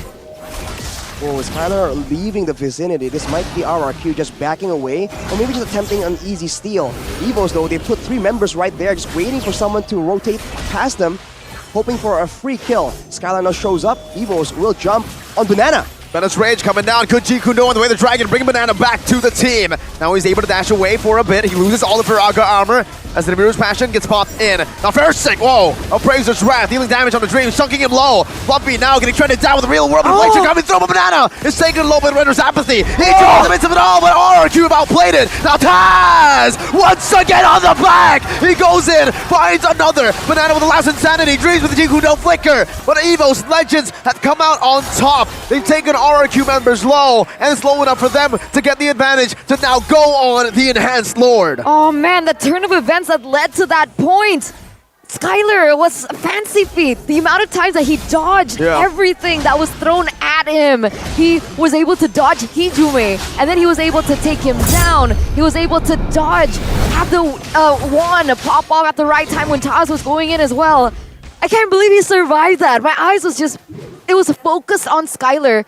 And I know Evos, they pick up that Lord, but how are Evos supposed to close the gap like that? For Evos, well, the simple answer is to use neutral objectives. It's worked so far. Every time there's a Lord or something important that Evos can pressure RRQ to respond to, they have been using it to try and get a pick off, to get a dive in. And now with the Lord coming in, you can bet that with the Lord, when they reach the base of RRQ, they're going to try and attempt yet another pickoff. But with the high ground, with the carry actually having a lot of damage for the beefier members, including the Lord, by the way, they can probably clear this out, and Naomi will probably play it more defensively. That was a 10,000 gold lead for the Tigers. A conceal as well from Dreams. He spotted out. He wants to go for a Jiku no flicker, but it's all just zone Clay away. No RDM right now. Nothing committed. Naomi with the Tower's Revenge, but Fluffy is able to purify out of it. Now the base turret in the mid lane taken out. Evo's Legends still looking for more, but no, they don't. RRQ have defended, and Evo's Legends respect it. They respect it, and they also get a tower in that mid lane for just more pressure onto RRQ here. Naomi might get caught. He's receiving a lot of damage from those members. They're still able to clear these waves, top, mid, and bot, so they only lose that mid lane. What's so annoying for RRQ right now is the fact that most of their gold difference isn't coming from kills, so shutdowns will help, but it's not the end-all solution for them. They're also lacking in control of the map, in the structures. If they don't make something happen, it's going to be so difficult, but until they reach the right power spike, they can't really go for a lot of engages like this. They're just so prone on getting dove on because Skylar is on such a vulnerable hero like the carry. Skylar just built the Malefic Roar though. At this point, does it warrant a lifesteal item. Yeah, that's why. Yeah, Haas Claws. Very interested to see that. You're only doing true damage with your passive, but I guess it feels like it isn't enough penetration to actually get them low. I would have expected a Haas Claws, maybe even an Athena Shield here at this point of the game if he wants to survive, or a Bloodless Axe even. Look at the items for Clay. He also went for a full damage build. So watch as he will take a lot of damage if Dreams or if Hijime can actually find the opening he requires to go into the back line. As of right now, we talked about how Evos now don't really do the spread apart kind of teamfight anymore. But in game number 1 and game number 3 right now, they're showing that that is still very much their MOU. Yeah, which is great. You love to see it. Evos, the fact that they're able to do that, it actually gives them more space around the map. RRQ, they're looking for something. They're looking to funnel a little bit more onto their members, but they can't. And Hijime? Naomi, what happened to Naomi? Now in the back. Taz looking for the damage, but I see Immortality baits him in. Dreams with the way the Dragon Flicker combo, bringing Versick back as Fluffy zone Skylar away. Versick isolated, taken out. Brands buys the Rose Gold. Winners across the board. 2 for 0 for the Tigers. There's no Taz though, there's no Taz. RRQ, they have actually bought a little bit more time. Evils, no way would they want to commit onto this, right? Fluffy gets really low. Brands with the Renner's Apathy. Fluffy taken low. Has the Immortality and a Winter Truncheon. He pops in a Winter Truncheon first. Now Immortality going to be popped in. Banana in the midst of it all. Last Insanity popped in. Brands trying to deal damage to him. Dreams. Oh, he's able to escape. Saves his Immortality for a while. But RRQ, despite having 2 members down, they have matched Evos' aggression. And now it's working in favor for Evos. Taz gonna be up in a few seconds. All they need to do is just to bait. No first sec. Look at the wave in the top side though. In the EXP lane, a massive wave is building for RRQ. So if they can pressure the Lord right now, Evos are the ones that have to fight at a disadvantage. With a carry available to them, they can very easily burst this Lord down and force the fight. You see a Fluffy on top? This might be the initiate they require. They don't see Hijime though. Hijime is looking for a flank for sure. We don't really know where Clay is just yet. They see Skylar for sure. And this Lord dance once again. Now they see Hijime. Versick knows where he's at. He's still holding on to the Lord though.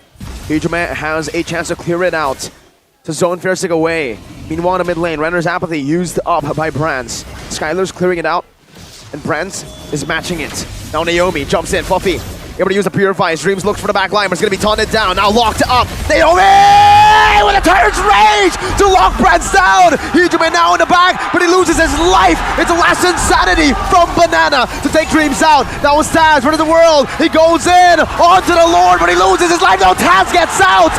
Versick has taken the Lord. RRQ have taken the fight. Ooh, 4 members down. Taz very, very low, being chased as well. He will be able to escape, but look at the waves available to RRQ right now. It was building up before the Lord was even contested. Now they can use it to potentially take the base turrets. Taz is the only one left standing with 20 seconds left on the death timer. It looks like RRQ may take this one. Naomi with a play of his life earlier. Now Taz locked it down. The base wide open. The Kings of the Kings have reverse swept Evo's legends. Wow, they've done it. What a swift conclusion. We thought the game was going to drag out for even longer. But this is what happens at the highest level, man. One moment is all it takes. And the kingdom has prevailed. Once again, only 3 times have Evos won the classical derby. And this is going to be in addition to the portfolio of RRQ in this matchup. What a game. It was perfectly executed by RRQ in the final seconds. The way that Skylar was able to outplay all those dives, not giving a chance whatsoever for Dreams or Hijime to touch him. Skylar, he was free hitting on everyone and everyone fell to his damage. The one moment where Skylar wasn't zoned away, that was all it takes, man. The whole game, he has been bullied, pushed away, zoned out from all these fights, forced to watch his teammates fall. The one time he has all the room in the world to attack, he just shreds everyone down. Skylar. Most of the time you say this isn't a game made or make it or break it with one moment. But Naomi has proven that. One moment, that Tyrant's Rage flicker to lock Brands down was magnificent. If Gani was here, he would call it Magnif. Magnif. Definitely. Oh, the crowd roars. Kingdom, RQ, they found another win. They that broke the solidifies. They broke the curse. What curse? Your My curse. curse? It wasn't a curse to begin with. We were just playing with you guys. But yeah, True. this All good solidifies RQ. Number 1 on the standings, if I'm not mistaken. Are they still at number 1? Now they're back at number 1. Who was number 1 yesterday? Bigatron. Oh. But tomorrow, it's the battle. Oh my god, between both of them! Oh, I Dude. love it. Storylines after storylines. Look at the Kingdom though. Yeah, they're having so much fun. I'm actually wondering what RRQ has to say about that match. And with that, let's throw it over to our host. RRQ! Oh, semuanya langsung berseru dengan Tuan Muda. Oh, Persik. Semuanya udah bersorak-sorai. Tuan Muda kita, Persik. Bagaimana kamu di derby klasik ini? Sekarang kamu di RRQ. Apakah ada rasa yang berbeda atau bagaimana, Persik? Udah pasti beda sih. Di sini lebih nyaman. Lebih nyaman. Tapi kalau ngelihat di match kali ini, Persik, kita tahu bahwa Evo Station mereka tuh kangen sama kamu. Banyak yang pesan-pesan. Dari kemarin, Fluffy dan semuanya. Kamu mau ada salam-salam buat dari Evo Station gak sih? Tunggu idol gue main sih, Fanstrong. Kamu nunggu Fanstrong malah? Betul. Oh no, seru banget di sini. Tapi gimana Persik kamu bisa untuk mengambil game bahkan yang ketiga juga. Evo Station ini bisa dibilang rajanya comeback. Kalian nggak ngebiarin hal itu. Ya siapa bilang Epos Raja comeback, kita juga bisa kok. Serem juga.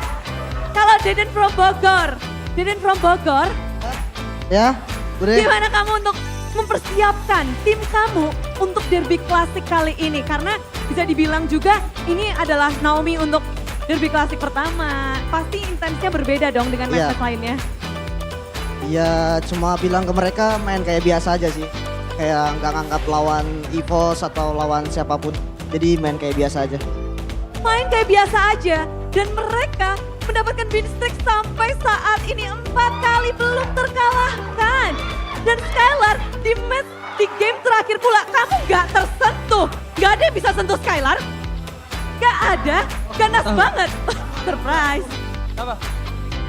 Apa tadi Bude? Kamu gak ada yang bisa sentuh di game terakhir 0 death. Bagaimana kamu bisa menjaga dirimu di match yang sangat-sangat intens ini Skylar? Ya karena ada teman-teman gua yang cover gua lah. Karena percaya temen. Rambut baru kah? Kekuatan rambut baru? Enggak, emang udah luntur. Udah luntur. Oke, ini menarik juga. Semuanya penasaran pasti ya siapa player of the match. Untuk pertarungan yang begitu ganas. 2-1 di derby klasik. Mari kita bersama-sama cek siapakah player of the match. Dadadadadam-dam. Naomi! Naomi, congratulations, you got the player of the match in this match. How do you feel about this match? This is really famous derby in Indonesia. How do you feel? You always, maybe previously you only watch it online, but right now you are the one who playing it. I don't really know about this game. I made so many mistakes. We win because my team, not because my team. No, enggak. Dia ngerasa dia ngelakuin banyak masalah. Dia menang karena timnya. No, you're doing great, Naomi. You make a lot of momentum. How do you make out this momentum for your team? Oh, I didn't know because I did a lot of mistakes. No. Semuanya semangatin buat Naomi dong. Naomi, you're a great player. And Banana, kamu juga galak banget di match kali ini. Banana, apa yang membuatmu galak di match ini, Banana? Enggak lah, enggak galak. Masih banyak mistake lah, tapi bakal improve lagi. Masih banyak mistake, jadi setiap playernya terlihat mereka langsung langsung ini ya, langsung mencari apa yang bisa diimprove untuk next-nya. Banana, kita ngeliat kalau Fluffy di XP laner lawanmu kali ini baru banget masuk Evo Station pula. Dan dia menggunakan mungkin bisa dibilang battle spell yang menarik. Satu-satunya player yang kayaknya baru pakai sih, Arrival. Gimana kamu melihat player EXP lane yang bisa sangat fleksibel seperti itu, Banana? Ya keren sih punya gameplay sendiri, soalnya kan si Fluffy udah pernah pakai di season 10 kan yang Akai itu. Ya dia udah punya gameplay sendiri lah, ya keren lah. Dia bisa punya ide sendiri. Ini sih, tapi kewalahan gak sih Banana untuk melawan Fluffy di laningnya? Lumayan. Makin serem gak Evo Station ada Fluffy? Ya lumayan lah, naik dikit. Lumayan. Naik ya, ada kenaikan juga. Dan kita melihat bahwa 4 kali win streak terus-terusan. Motivasinya dari mana sih? Deden from Bogor? Apakah ingin terus-menerus melanjutkan win streak ini? Karena Bude ngeliat banyak banget yang informasi. Apa? Motivasi? Motivasi untuk terus win streak. Ya motivasinya kayak Onyx season kemarin. Mau 15-0. 15 berarti sampai playoff gitu ya. Sekarang ada 9 nih, nambah lagi berarti ya? Oh nambah lagi ya? Nambah lagi. Oh nambah lagi, jadi berapa tuh? Jadi banyak kalau sampai playoff dari regular sampai babak playoff panjang. Ya 20-0 lah kalau bisa. Oh, amin. Ingin memberikan terbaik. Tapi ini banyak banget yang ingin mendengarkan pula kata-kata dari Deden from Bogor, sang kapten. Kata-kata dari kapten. Kalau nanti kata-katanya tunggu kalau kita sampai grand final aja ya. Menunggu sampai grand final. Oke, ini tentu sangat-sangat dibutuhkan pula mental heal dari para Kingdom untuk menyemangatinya. Sekali lagi yuk, boleh tepuk tangan untuk RRQ. Thank you RRQ, dan langsung aja kita akan bedah lebih lanjut. Ini game yang sangat intens, match yang sangat luar biasa. Seperti apa para caster bedah.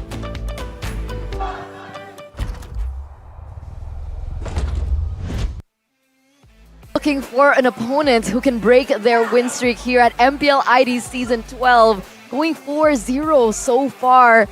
And I guess the answer was not EVO's Legends. They were very close, but that match streak still stands strong. I mean, they got me a bit concerned there, man, honestly. After game 1, I was like, whoa, whoa, whoa, whoa. Whoa, whoa, whoa. Sorry. But yeah, I was quite concerned, I must say. But thanks to this man, Naomi, man, player of the match by the Samsung Galaxy S23 Series 5G. One moment. And at this point, you can't question the fact that when you are the ones pulling the trigger, you have a chance to just make something happen. I think Naomi really personifies that. Every time, even when he's behind, he just goes for it, right? And it's always better than just waiting around. You can't hear pictures, they say, but when you see Naomi here with that face, you just hear it. Arr! I was thinking more like, He's just loud. He's just loud. You know, Naomi. He can be loud. Min Coco Arashi. Min Coco, the player of the match, presented to you by the Samsung Galaxy S23 Series 5G. That moment was what sealed the deal. He said in the interview he made a lot of mistakes. He doesn't deserve it. You're right. He did make a lot of mistakes throughout the game. There were a lot of engages that did not connect, but it's all about that one play that can seal the deal. And if it wasn't for that play, I honestly think they would not have won. If Brands was not locked down in that team fight, he would have done a lot of damage. We'll see it again in this highlight. Early on, though, it's all about the way EVOs just out-damages and out-maneuvers RRQ. RRQ requires everyone to stay in the same spot and, more importantly, not reach Skylar and Clay. But again and again, you can see, even when Clay and Skylar maintain distance from each other, EVO just finds a way to pressure both at the same time. And their chase is just relentless, man. Fortunately, they're able to just weather the storm a bit. You can see, at every time, Skylar, he actually did not get taken out a single time this game. And that's insane, considering the amount of damage, the amount of utility they're throwing at him. Yeah, I feel so bad for Taz though. He was playing out of his mind this entire series. Sure, in the end, he didn't really get the pick that he wanted and he gets taken down, but the damage that he was able to output, the pressure that he was able to output as well onto the members of EVO's Legends, it didn't do him justice. Let's see, was this the moment? Yeah, look at that. The Tyrant's Rage connects onto the Beatrix, and then it's all over. Late game, no DPS. Your opponent carry as a DPS, true damage. No chance, man. Taz and Fluffy, and the rest, they tried their best to salvage the situation, but it was no go. And looking at the waves, right? Usually, when RRQ take the Lord, the waves are set up, it's pushing against them. But with the waves pushing, that is the danger. They see that opportunity and they just go straight for it. And I really thought that maybe they were only going to get a base turret, but they went for the full end. So that was great experience and presence of mind in the middle of a solid, grueling series between both these teams. Before you continue, Arashi, look back and enjoy the moment. The RRQ Kingdom here is supporting Arashi as Arashi supports RRQ. And this is why the Kingdom is the best. They have the best fans in the world, I would say, right? The amount of support they have for the team, whether the team is behind, whether the team is ahead, they always come out and show their love, even to Arashi. They said Arashi versus everybody.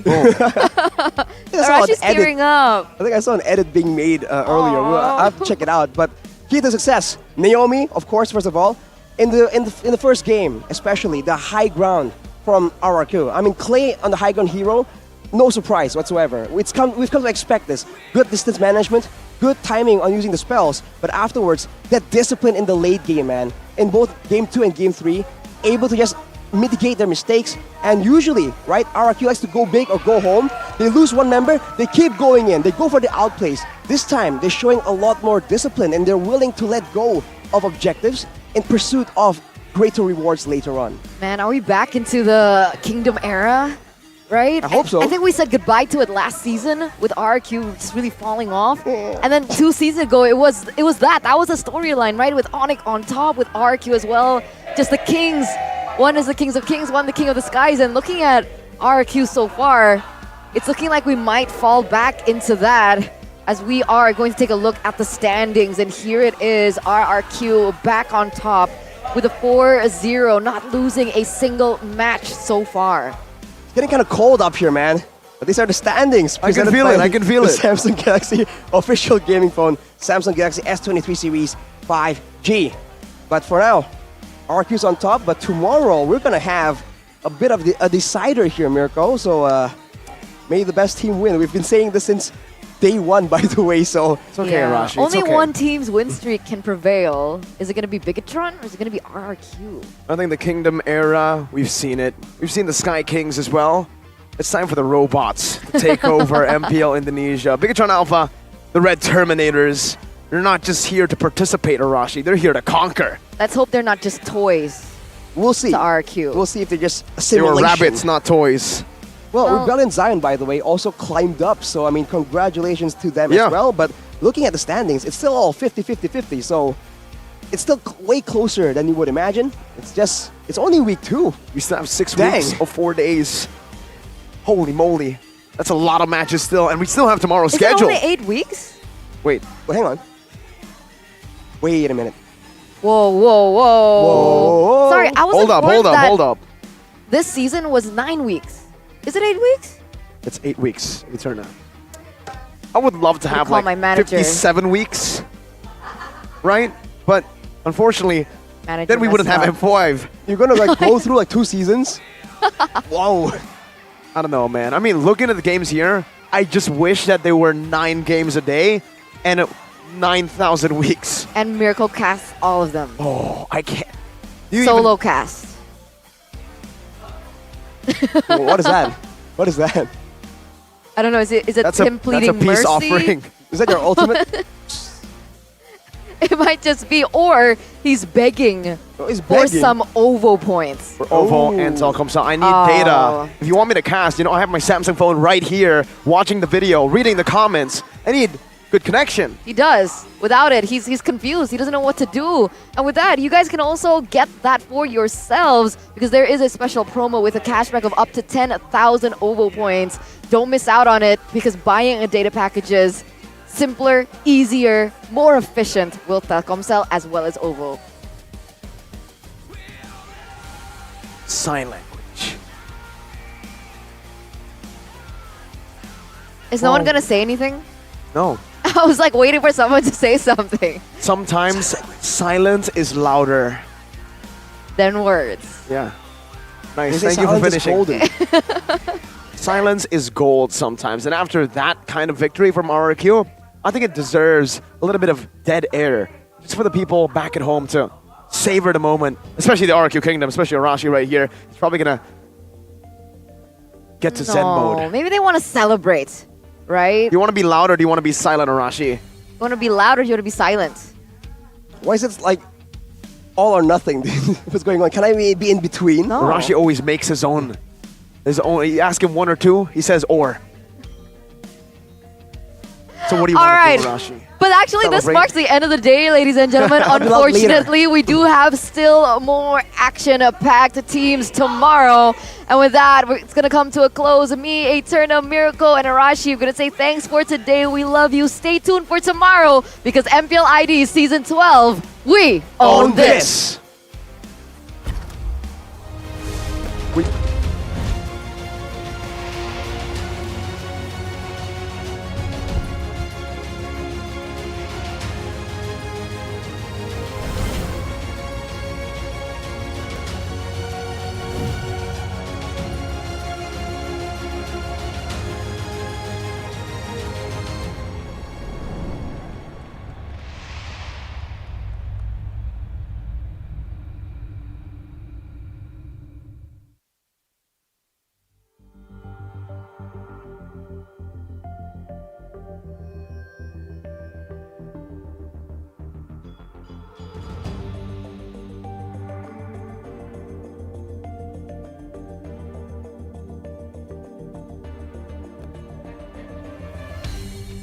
Aku kan berdiri dan terus berlari, terus ke arah puncak tertinggi.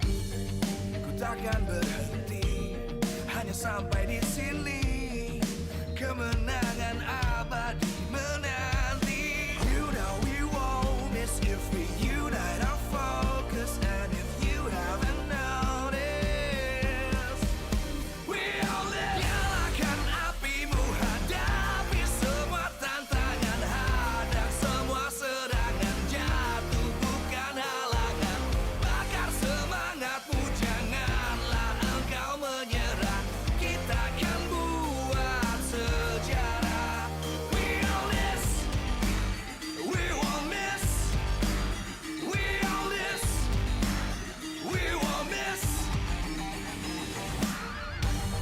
Saatnya beraksi, jalani ambisi. Aku kan menyawakan hari ini. You know we won't miss if we unite our focus. And if you haven't noticed, we all live. Nyalakan apimu, hadapi semua tantangan, hadang semua serangan, jatuh bukan halangan. Bakar semangatmu, janganlah engkau menyerah. Kita akan buat sejarah. We all this, we won't miss. We all this, we won't miss.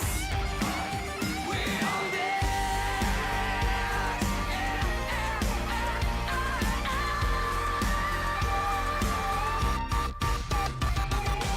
Nyalakan apimu, hadapi semua tantangan, hadang semua serangan, jatuh bukan halangan. Bakar semangatmu, janganlah engkau menyerah. Kita akan buat sejarah. We all this.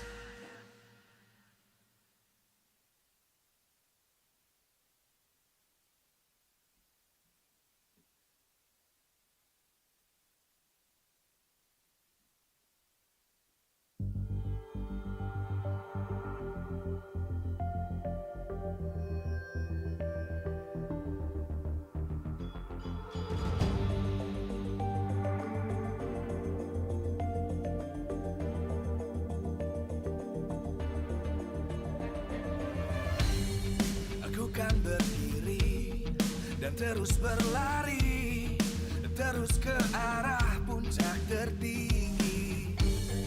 Ku takkan berhenti, hanya sampai di sini.